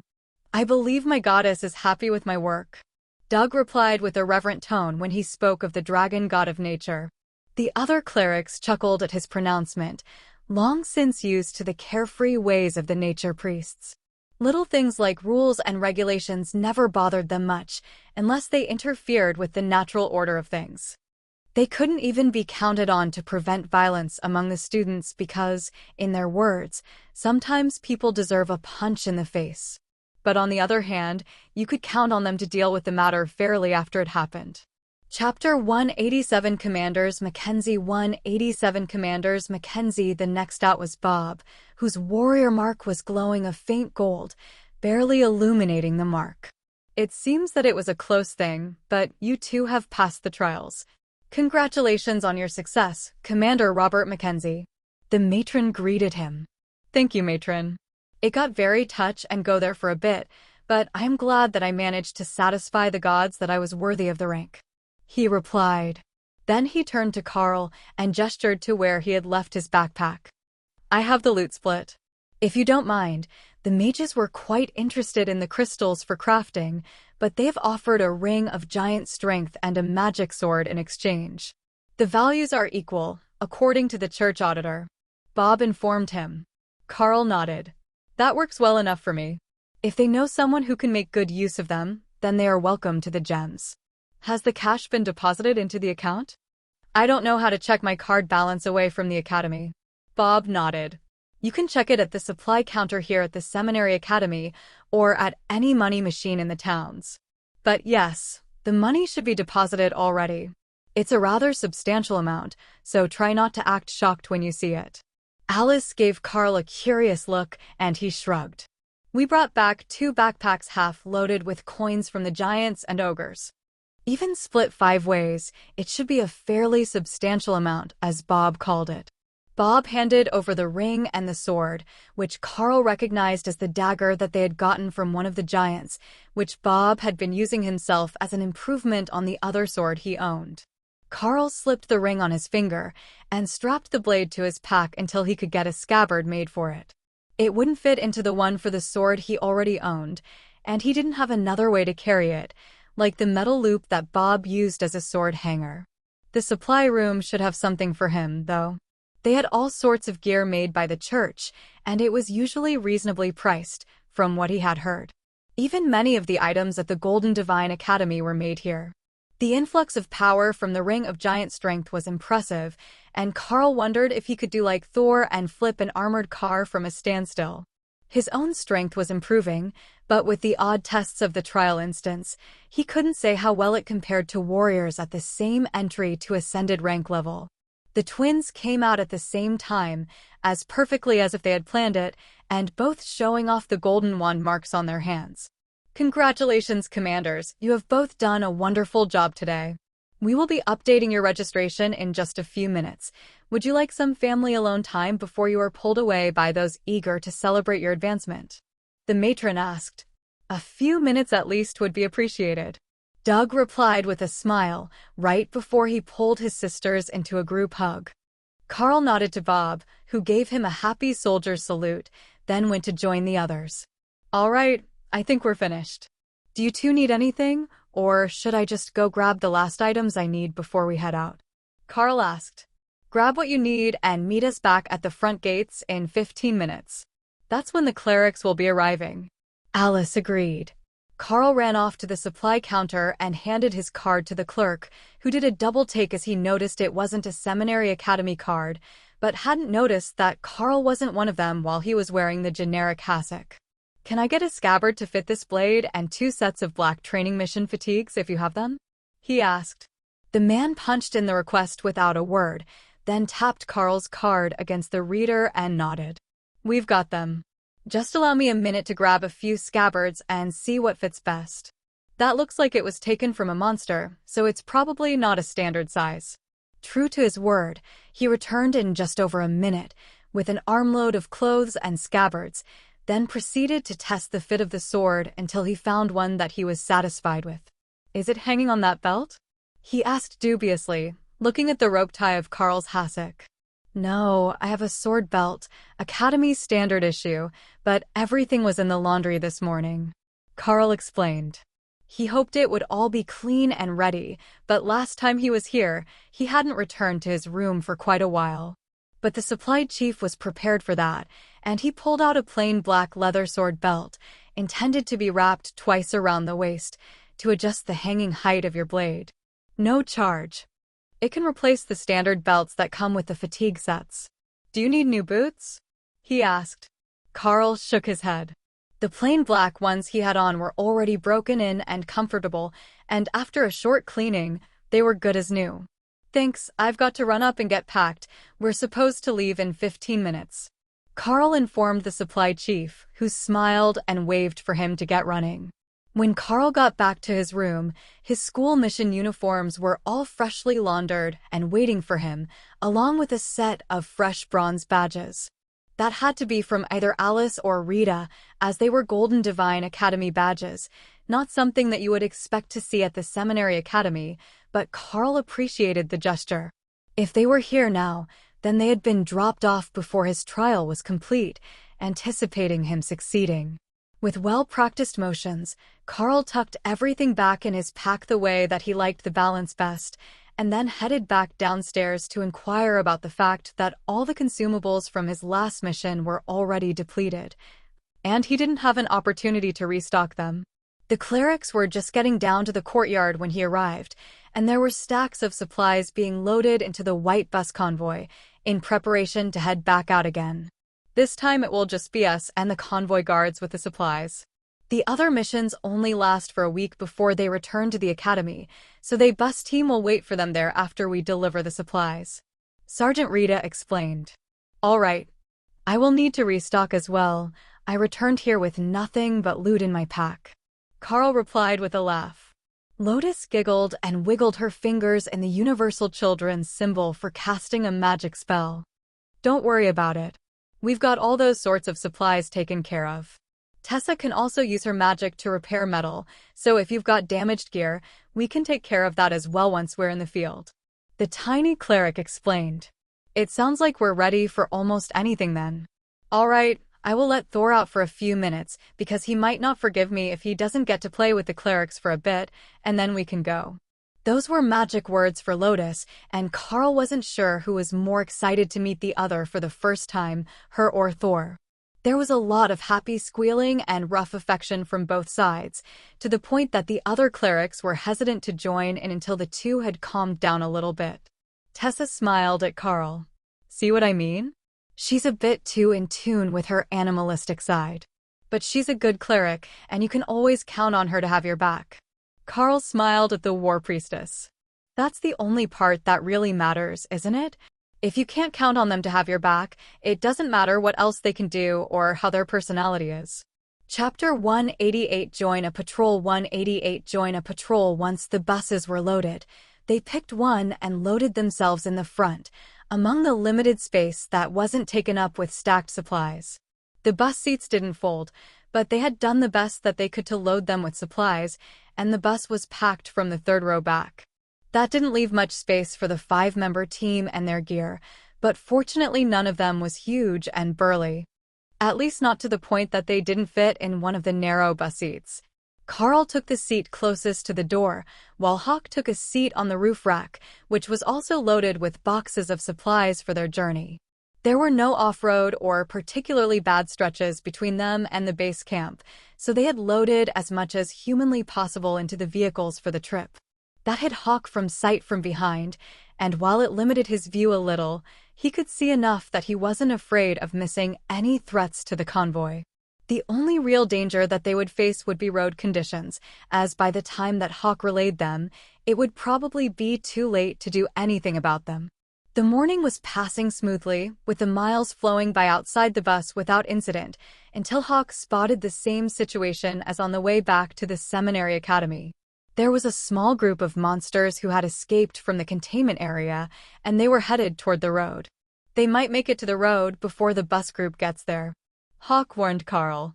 Incoming monsters ahead. They've left the containment area, and they're headed for the road ahead of us. Carl warned the driver.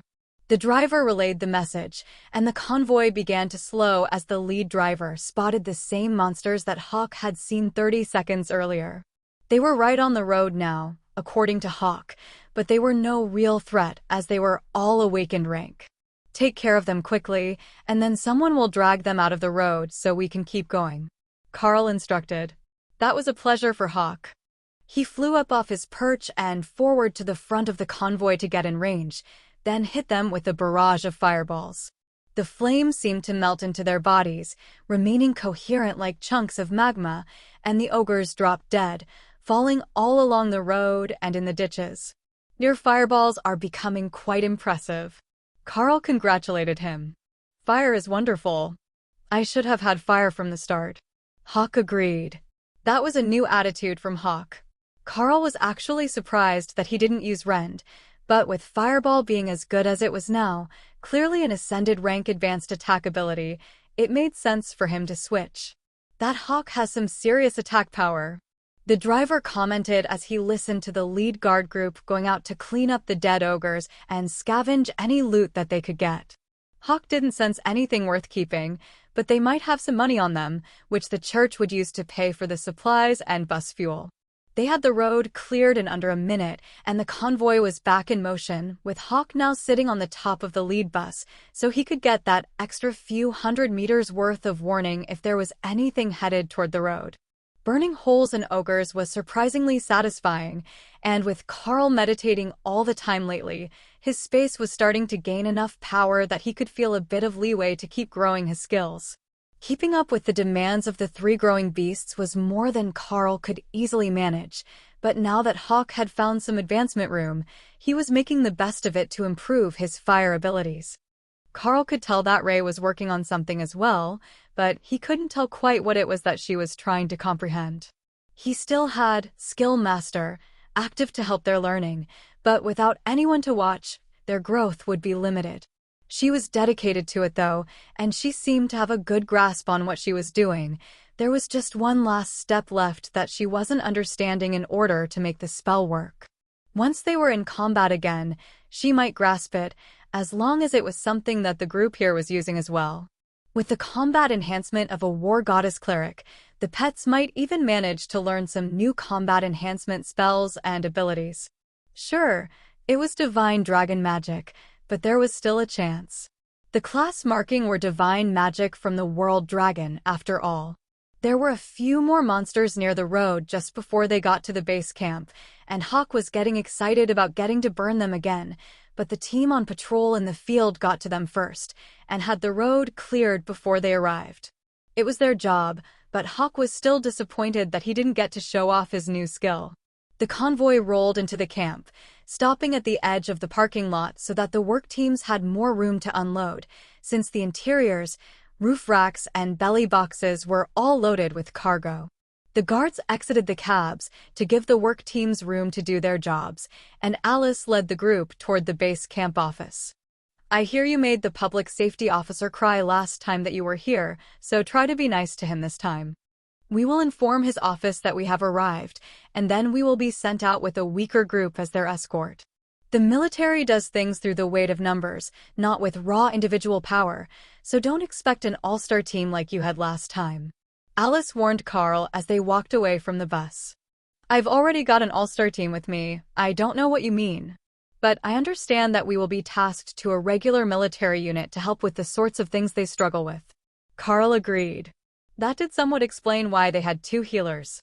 If they were accompanying a larger group, they would need more healing, and if the soldiers were fighting above their level, they would face not only more frequent, but more serious injuries than usual. The staff member was the same one that had escorted Carl and his team in the last time he was here, but today she was all business, taking Alice's notes and pulling the assignment for their team from the printed stack of missions. You will be assigned to the 4 p.m. group. Their commander will have more details for you. She informed Alice as they finished the process. Understood. Have a good afternoon, and we will see you in a week or 2.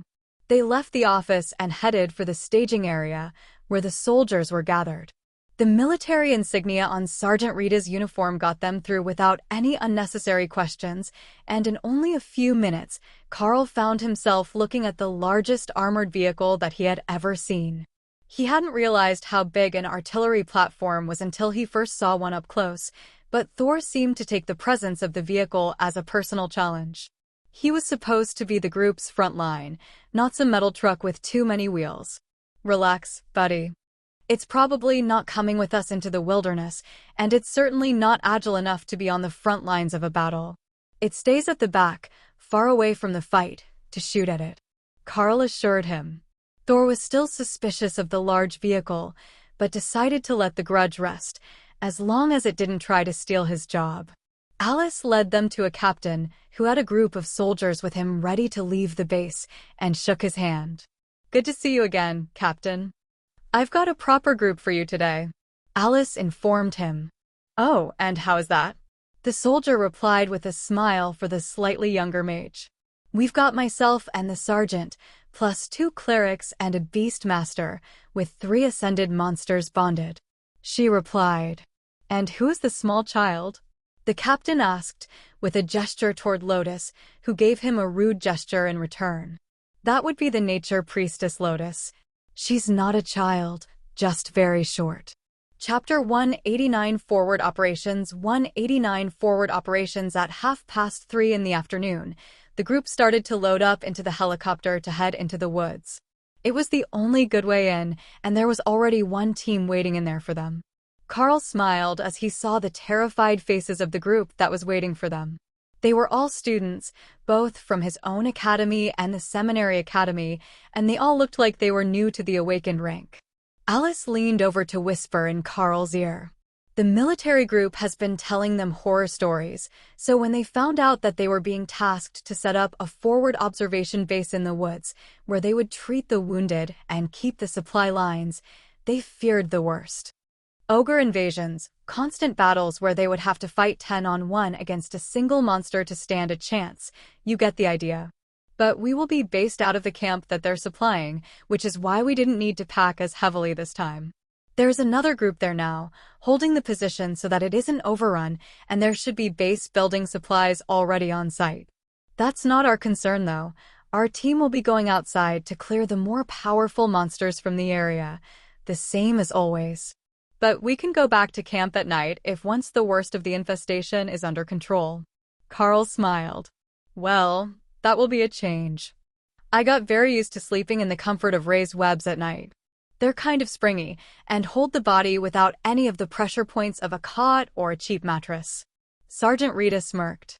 You weren't exactly roughing it last time, were you? Everyone else came back exhausted from fitful sleep leaning against tree roots, and your lot were complaining that the smell of gourmet cooking attracted even more ogres than usual. Carl smirked back. Who said that was a complaint? We made out like bandits off those ogres. There was one day when we got 4 commander rank kills before lunch. The students paled a little at that mention. They would rather not see any commander rank monsters, much less 4 in one day. What sort of mission had Carl been on that had been so dangerous? Sergeant Rita hadn't noticed that they had an audience, though. You know, we're going to be flying directly over your last deployment location, and it's not that far from our new location, so you might be in luck if the surge picks up again. But this time you have a whole military group with you, so you'll have to share the glory. The captain of the group they were accompanying laughed. And the loot. Please keep that part in mind as well. You will have to share the loot. I don't think I've ever seen a student decked out in that much magical gear before, and from what I can see, it's all monster dropped. Did your team spoil you, or was there that much? Carl shrugged. We split evenly. The gloves I got as my share, the bracelet was a gift from the church, while the ring and sword were traded for my share of the magical gems we got. The mages wanted them for crafting. The captain shook his head. Well, at least we've got a well-geared frontline fighter out of the deal. Carl resisted the urge to tell him that he was not on the front lines voluntarily, but because their group didn't have another warrior capable of tanking damage from the monsters. Avoidance tanking had to be a thing because Carl had no intentions of just getting hit, but if he was going to be at the front and drawing the monster's attention, it was difficult to argue that he wasn't the tank of the group. The last of the team took their seats, and the doors were closed, leaving Carl in uncomfortable silence while the other students sized him up and tried to figure out who he was. None of them remembered having a classmate like him, but he was wearing a Bronze Academy badge, so he had to be an Ascended Elite. It was the students from the Seminary Academy that finally explained to them who he was, as they had seen him during his first visit. So, that's the first-year wonder kid? How did he even make it to Ascended already? We're not even done the fall term yet, and he's already ahead of half the school. One of the students complained. Half the school? How many students are even going to graduate at Commander? Like 6 out of 500? I would say he's already ahead of most of the school, and he's probably going to get some fancy title by the time that he reaches second year. Another one scoffed. Nah, it's most likely just a unique class that gets an early bump. Like the druids that summon a powerful supporter and jump up a rank in a few weeks, then flatline. One of the others replied in a snarky tone, unwilling to accept that Carl really might be the next monster among the elites. Carl pretended that he couldn't hear them, as they were making an effort to whisper, and didn't know that he could hear everyone in the helicopter, including the air traffic controller speaking through the pilot's headset, guiding them to their destination. Carl looked out the window, and his eyes picked out the fort that Ray had made in the lower branches of the redwood tree at their second stop. You were right, we're over the last zone I was assigned to. See, there's the redwood where I set up camp, and the clearing by the river where we killed that commander-rank giant. Oh, it looks like someone else is there now, fighting. Carl informed Rita, raising his voice a little to be heard over the noise. Rita looked down and shook her head. From this height, I can barely make out that there are people moving down there, much less what they are doing. The helicopter passed over the area, and then another 10 minutes passed before Carl saw a military group in the distance. That had to be where they were going, unless there were multiple new base camps being set up. There were piles of supplies, surrounded by a group of people in military uniforms and a few elites in plain clothes. The helicopter waited for a few minutes, circling the base as they prepared for the arrival of the rest of their troops, and then it landed in a clearing just outside the perimeter. Everyone out. There is no more space inside the base for helicopters, so we are being rerouted to the clearing. I recommend that you get a proper helipad sorted out before your next supply shipment needs to be delivered, but that's up to you. The cargo master aboard the helicopter informed them. The military teams filed out first, leaving Carl and his group as the last ones aboard.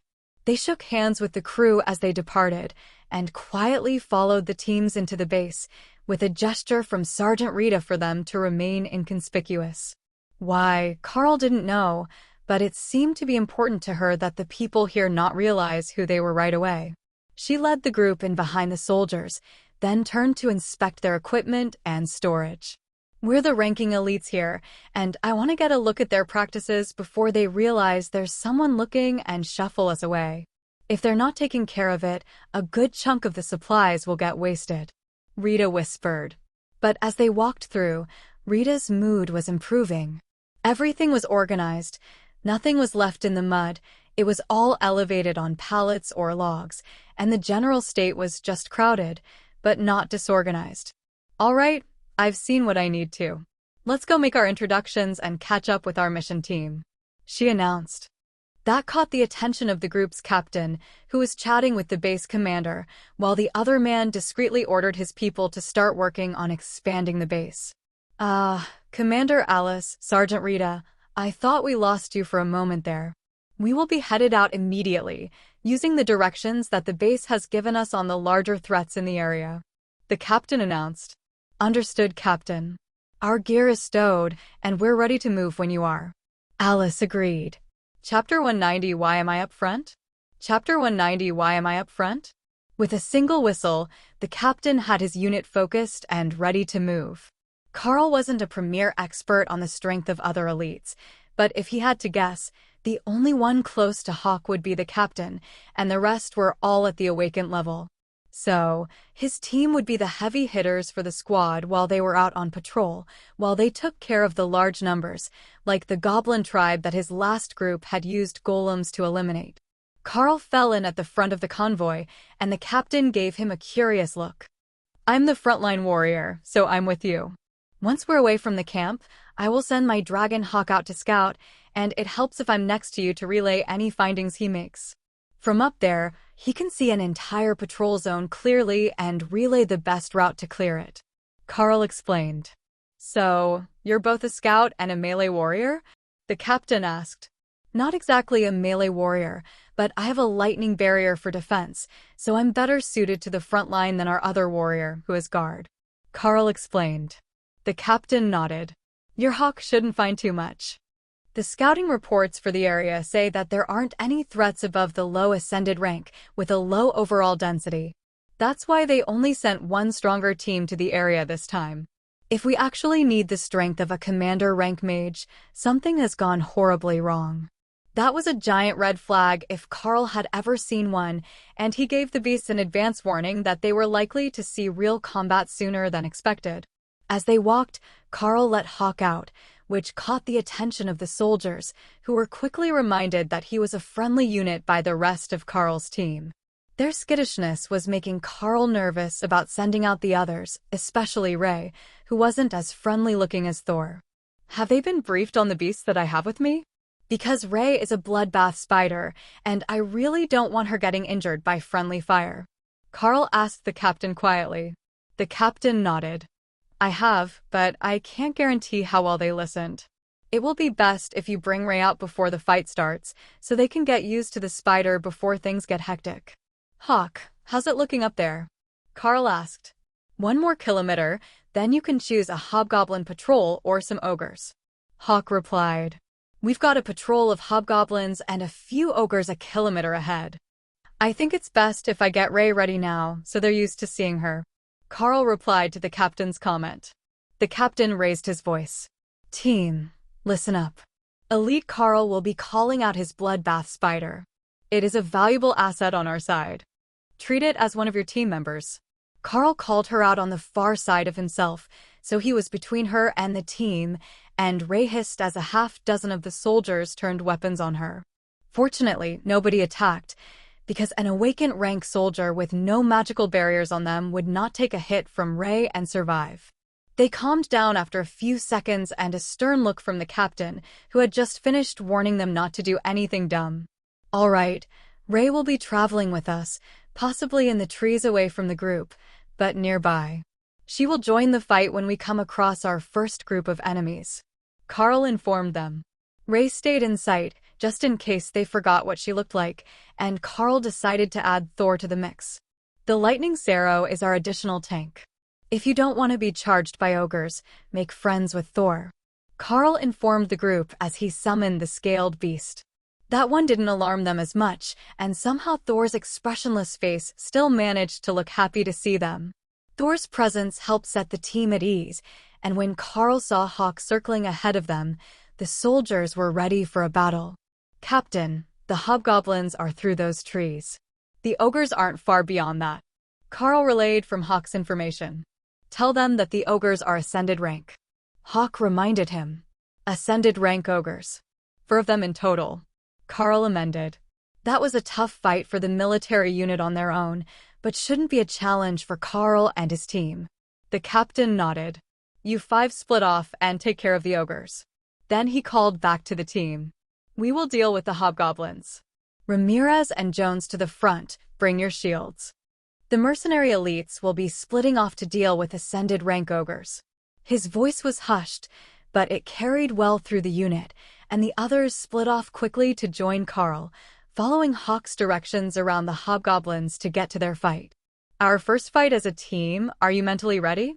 Alice whispered as the ogres came in sight. They were looking around, trying to find the sound of the footsteps, as they had heard Thor coming, but he had stopped out of sight, and the ogres hadn't properly located him yet. I'm ready. It will be a big change standing up at the front with Thor, but we've got this. Trust in the lightning barriers, and we will be fine. Carl agreed. Of course, Alice cast a barrier over them as well, but her specialty was wind magic, so it wasn't quite up to the standard that Donnie's had been, despite the barrier mage having just made it to commander rank. The barrier was still enough to give Thor all the confidence he needed, and the Sarrow waited eagerly for Carl to start the charge into combat. With a nod to his partner, Carl silently raced through the trees while Thor crashed through the bushes the last dozen meters to the ogres, distracting them while Carl sliced the throat of the closest ogre with Shred before it could respond.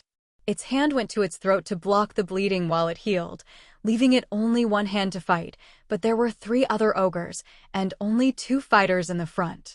Thor had practice with this, and easily rounded up 2 of them, holding them in place while the mages attacked and Rita moved to the side to attack.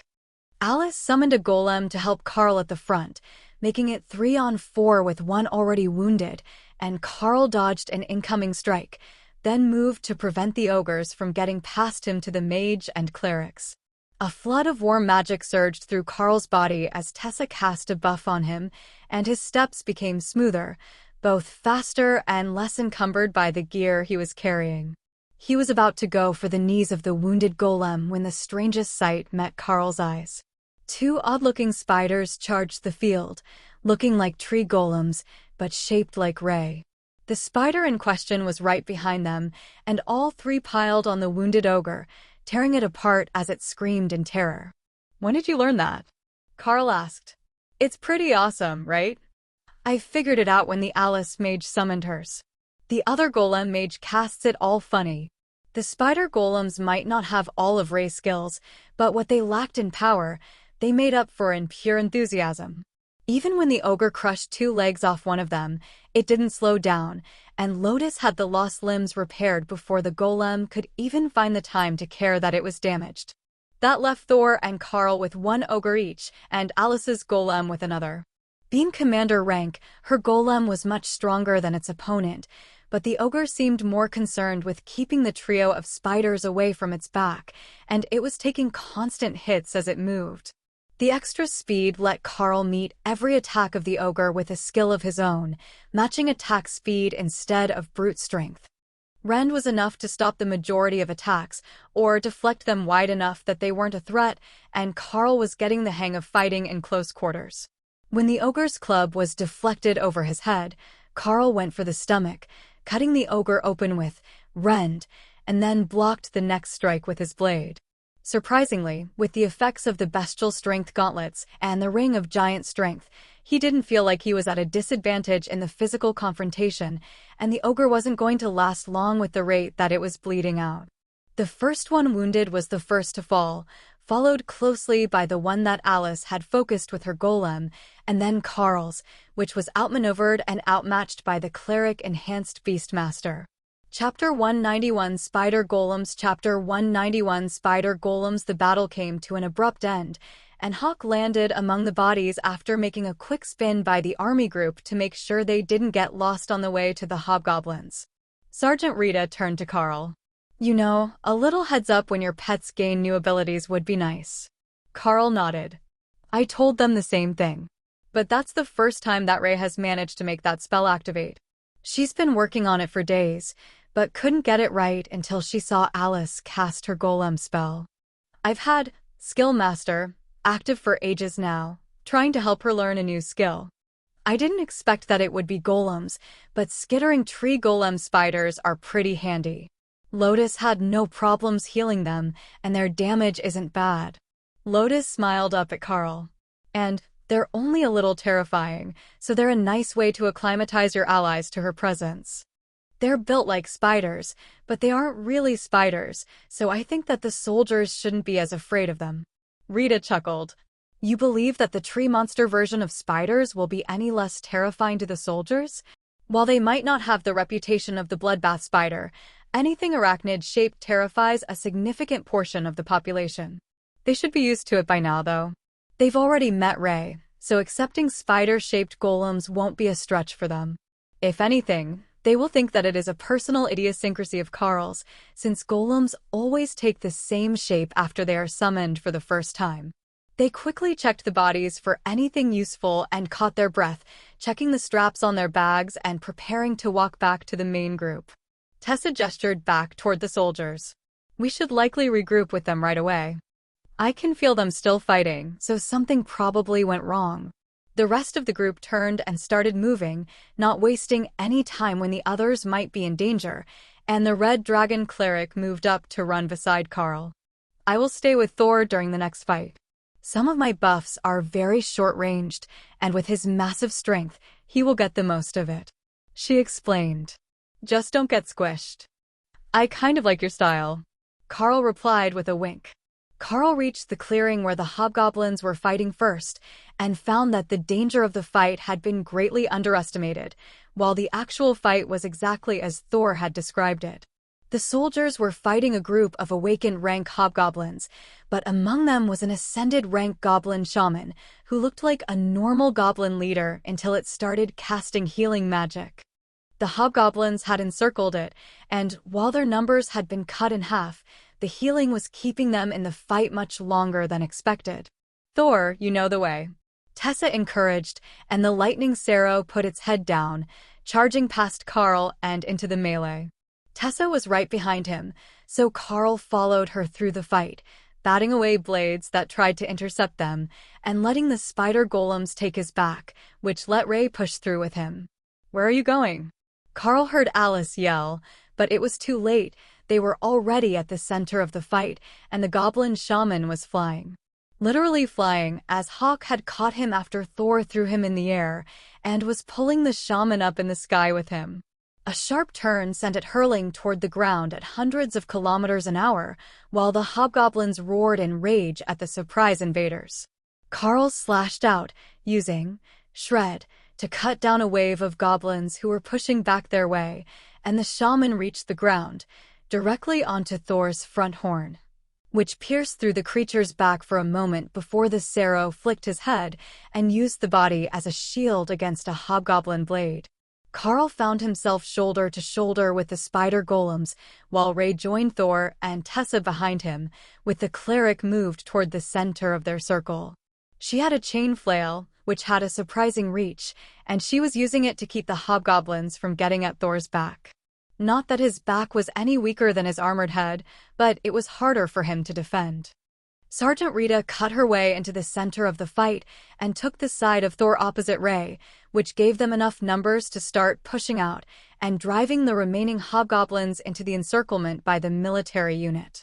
Attacked from both sides, they didn't stand a chance, and the fight was over before Alice's slower-moving golem could even make it to the fight. Thank you for coming back so promptly. Did you hear our calls, or did your scout warn you? the captain asked. Tessa shook her head. I felt the fight still going on after we finished with the ogres, so we came back. The captain shook his head in dismay. The mercenary team might be more powerful, but they were really showing his unit up today.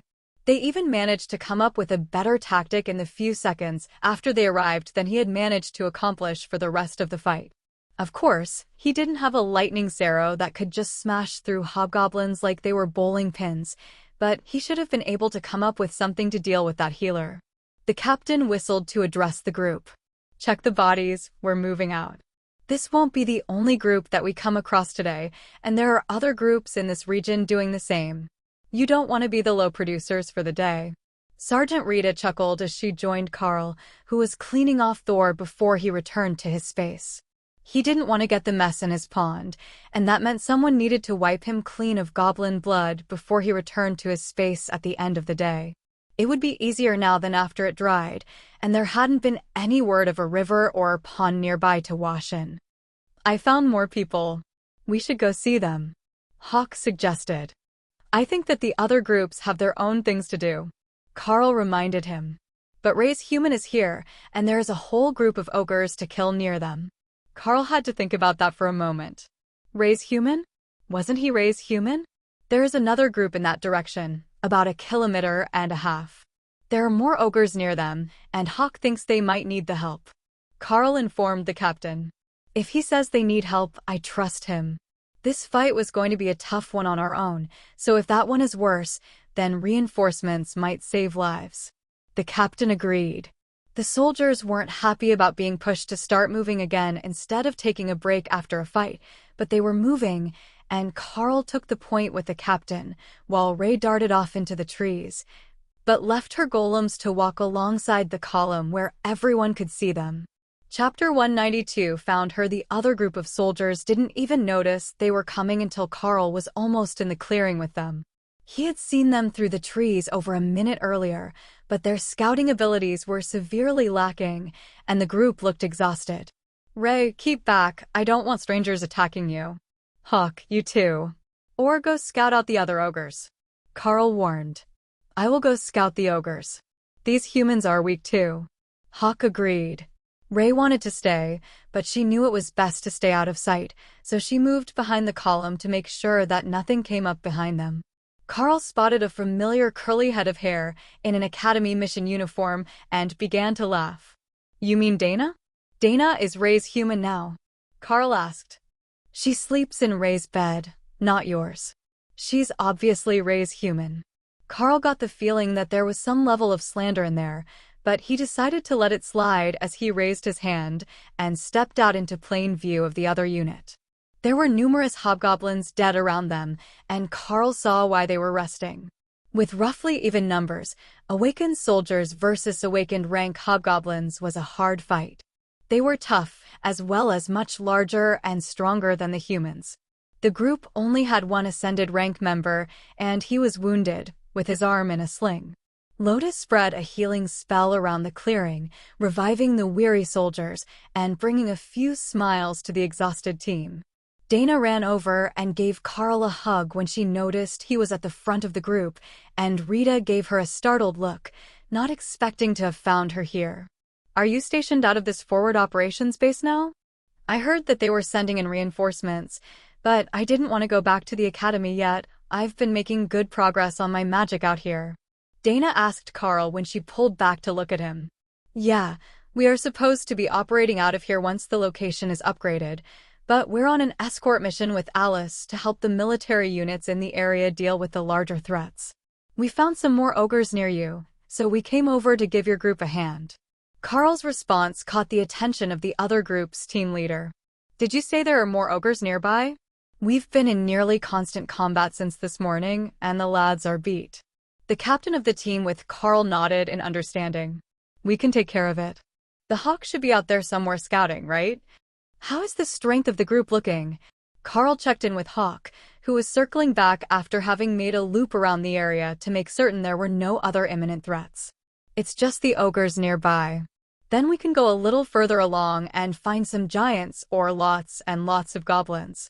That didn't sound promising. If there was a huge goblin infestation, it would be one of the priority targets for the region, before they became an even worse problem. Will the two units together be able to take out the goblins? Carl asked. I don't see why not. They have mages and lots of swords. How many goblins is each soldier worth? There shouldn't be more than 15 for every soldier if the groups are together. Hawk replied. Wait, 15 goblins for each soldier if both groups are together? We definitely need to deal with that. We can't let 300 goblins just wander loose in the woods. If they come across a regular group, they would wipe it out. Carl reminded the bird. Hawk wasn't particularly concerned with that. He could take out 300 goblins alone if you gave him enough time, so he didn't see them as a real threat, no matter how easily they could eliminate the human patrols. Carl walked over to his group's captain with Alice and Dana following him, then motioned for the other team leader to join them. Gentlemen, we have an issue. There is a goblin tribe nearby, roughly 300 strong. Individually, they are fragile, but with that sort of numbers, we will have to work together to eliminate them safely. He explained. Alice nodded. Their job was to assist the military units, not replace them, so they would fight alongside the units and not volunteer to do it all themselves. She was glad that Carl was learning that lesson early, instead of volunteering to do insane, nearly suicidal missions for the off chance that it would let him push through a bottleneck and reach new heights. There was some merit to the other way, and when you were really stuck, some would still try it, but this wasn't the time or place to be playing the hero. They had 2 entire military units, and while Carl was probably a stronger military force than both combined, they could still deal with huge numbers of goblins. Carl explained the situation as Hawk had described it, and the 2 teams started to make plans to ambush the goblins before they could start to move again. They weren't the only enemies still in the area, and if they managed to link up with something stronger and smarter, they would become much more dangerous. Just this morning, we came across an infant chimera. If the goblins get the help of something like that, we will be in real trouble. The other team's leader explained. A chimera? Carl asked. Dana shuddered at the memory and nodded, then took out a poison gland from her storage. Scorpion tail, dragon head, and wings on a lion's body. Absolutely terrifying, and both venomous and capable of breathing a toxic cloud.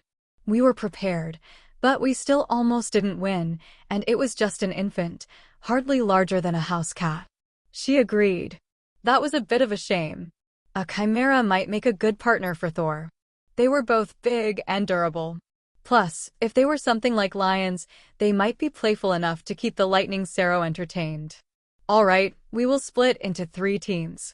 The 2 military units separate, and then the mercenaries. Dana, you're with them. The mercenary group will lead the strike, while the military units take the flanks and encircle the goblin camp to prevent them from fleeing. We will signal the attack when we're in position, so hold back for a moment when you get close. Carl's team captain announced. Alice nodded and called the rest of the team over. We've gained an awakened mage. We will attack the close side when the signal is given. Thor, Carl, and the spider golems are on the front line. Because of the numbers, ranged will not be holding back. I will keep my golem back to protect against encirclement. Alice announced. I can summon a pair of golems as well. Stone golems. Do you want them at the front or the back? Dana asked. Alice considered that for a second. Send them to the front. Most of the fighting will be there, and we've got Tessa with us if something gets past my golem. She might be a cleric, but most warriors wouldn't be able to take her in a fight. Tessa looked a bit crestfallen that she couldn't be up with Thor, but as Alice started to describe the plan, she realized they would only be a few steps back. That was close enough to activate her close-range skills, and she would be able to step forward and touch him for the direct contact ones. Lotus was preparing spells, layering them on her staff in preparation for the battle. Carl wasn't sure what she was planning, but it almost felt like they were precast and waiting for a target. That might be her way of spreading out the stamina draw of extended mana use, but her techniques were her own. All right, everyone move out. The captain called. The military units went first, and then the mercenary group started to move forward. Everyone was using Hawk as a reference point, as he was circling the area over the goblin tribe. They would only see him every minute or two, but it was enough to let them know where they should be headed. The only thing the soldiers regretted was not giving Carl a subvocal microphone so that he could relay Hawk's observations in real time. Chapter 193. Green, but not lizards. 50 meters from the goblin tribe, they paused to wait for the military unit's orders. "There are more monsters coming. You guys are really slow." Hawk chastised them. "What's coming?" Carl asked, wondering if it needed to be relayed. "Orcs, maybe? Really big green things that aren't lizards. About 20 of them. They are coming from the far side of the camp from you, so you can fight them last." Carl whispered the update into the handheld radio that Alice was carrying, and got back a click from the captain in return, letting him know that he understood but couldn't speak right now. Then came the single tone to start the attack, and Carl led the charge into the camp with Thor beside him. "Remember, not too far in. Everyone is following us this time," Carl reminded him. He turned the flat of his sword on the closest guard and swatted him like a cricket ball, sending the goblin flying halfway across the camp before landing in a crumpled heap. Alice gave him a look as if to say, "Seriously," as the camp turned to face them, and the goblins began to form up and charge their way. The spider golems raced past everyone, tearing apart goblins at a frantic pace, and every bit as messy as Ray when she attacked them the first time. Now she was more careful, in case she got goblin blood in her mouth, but compared to the two golems, Thor's crushing attacks and Carl's hurled bodies were only a minor distraction. That was when the military unit struck, cutting into the side of the camp with a wave of spells before they charged forward. It was textbook perfect. Not a single one of the goblins was watching the flanks when the attack started, and they fell by the dozens. Carl swept through the goblins with Rend, using lower power and wide swings of his sword to send out arcs of energy that sliced through waves of them, while Hawk rained down huge fiery explosions from the air. He had gotten the dispersed version of Fireball to work, and the effect was terrifying in a goblin camp. Then, the spider golems expanded to 5 meters tall, and Ray began to laugh hysterically. The goblins were terrified, but the golems had no intentions of slowing down.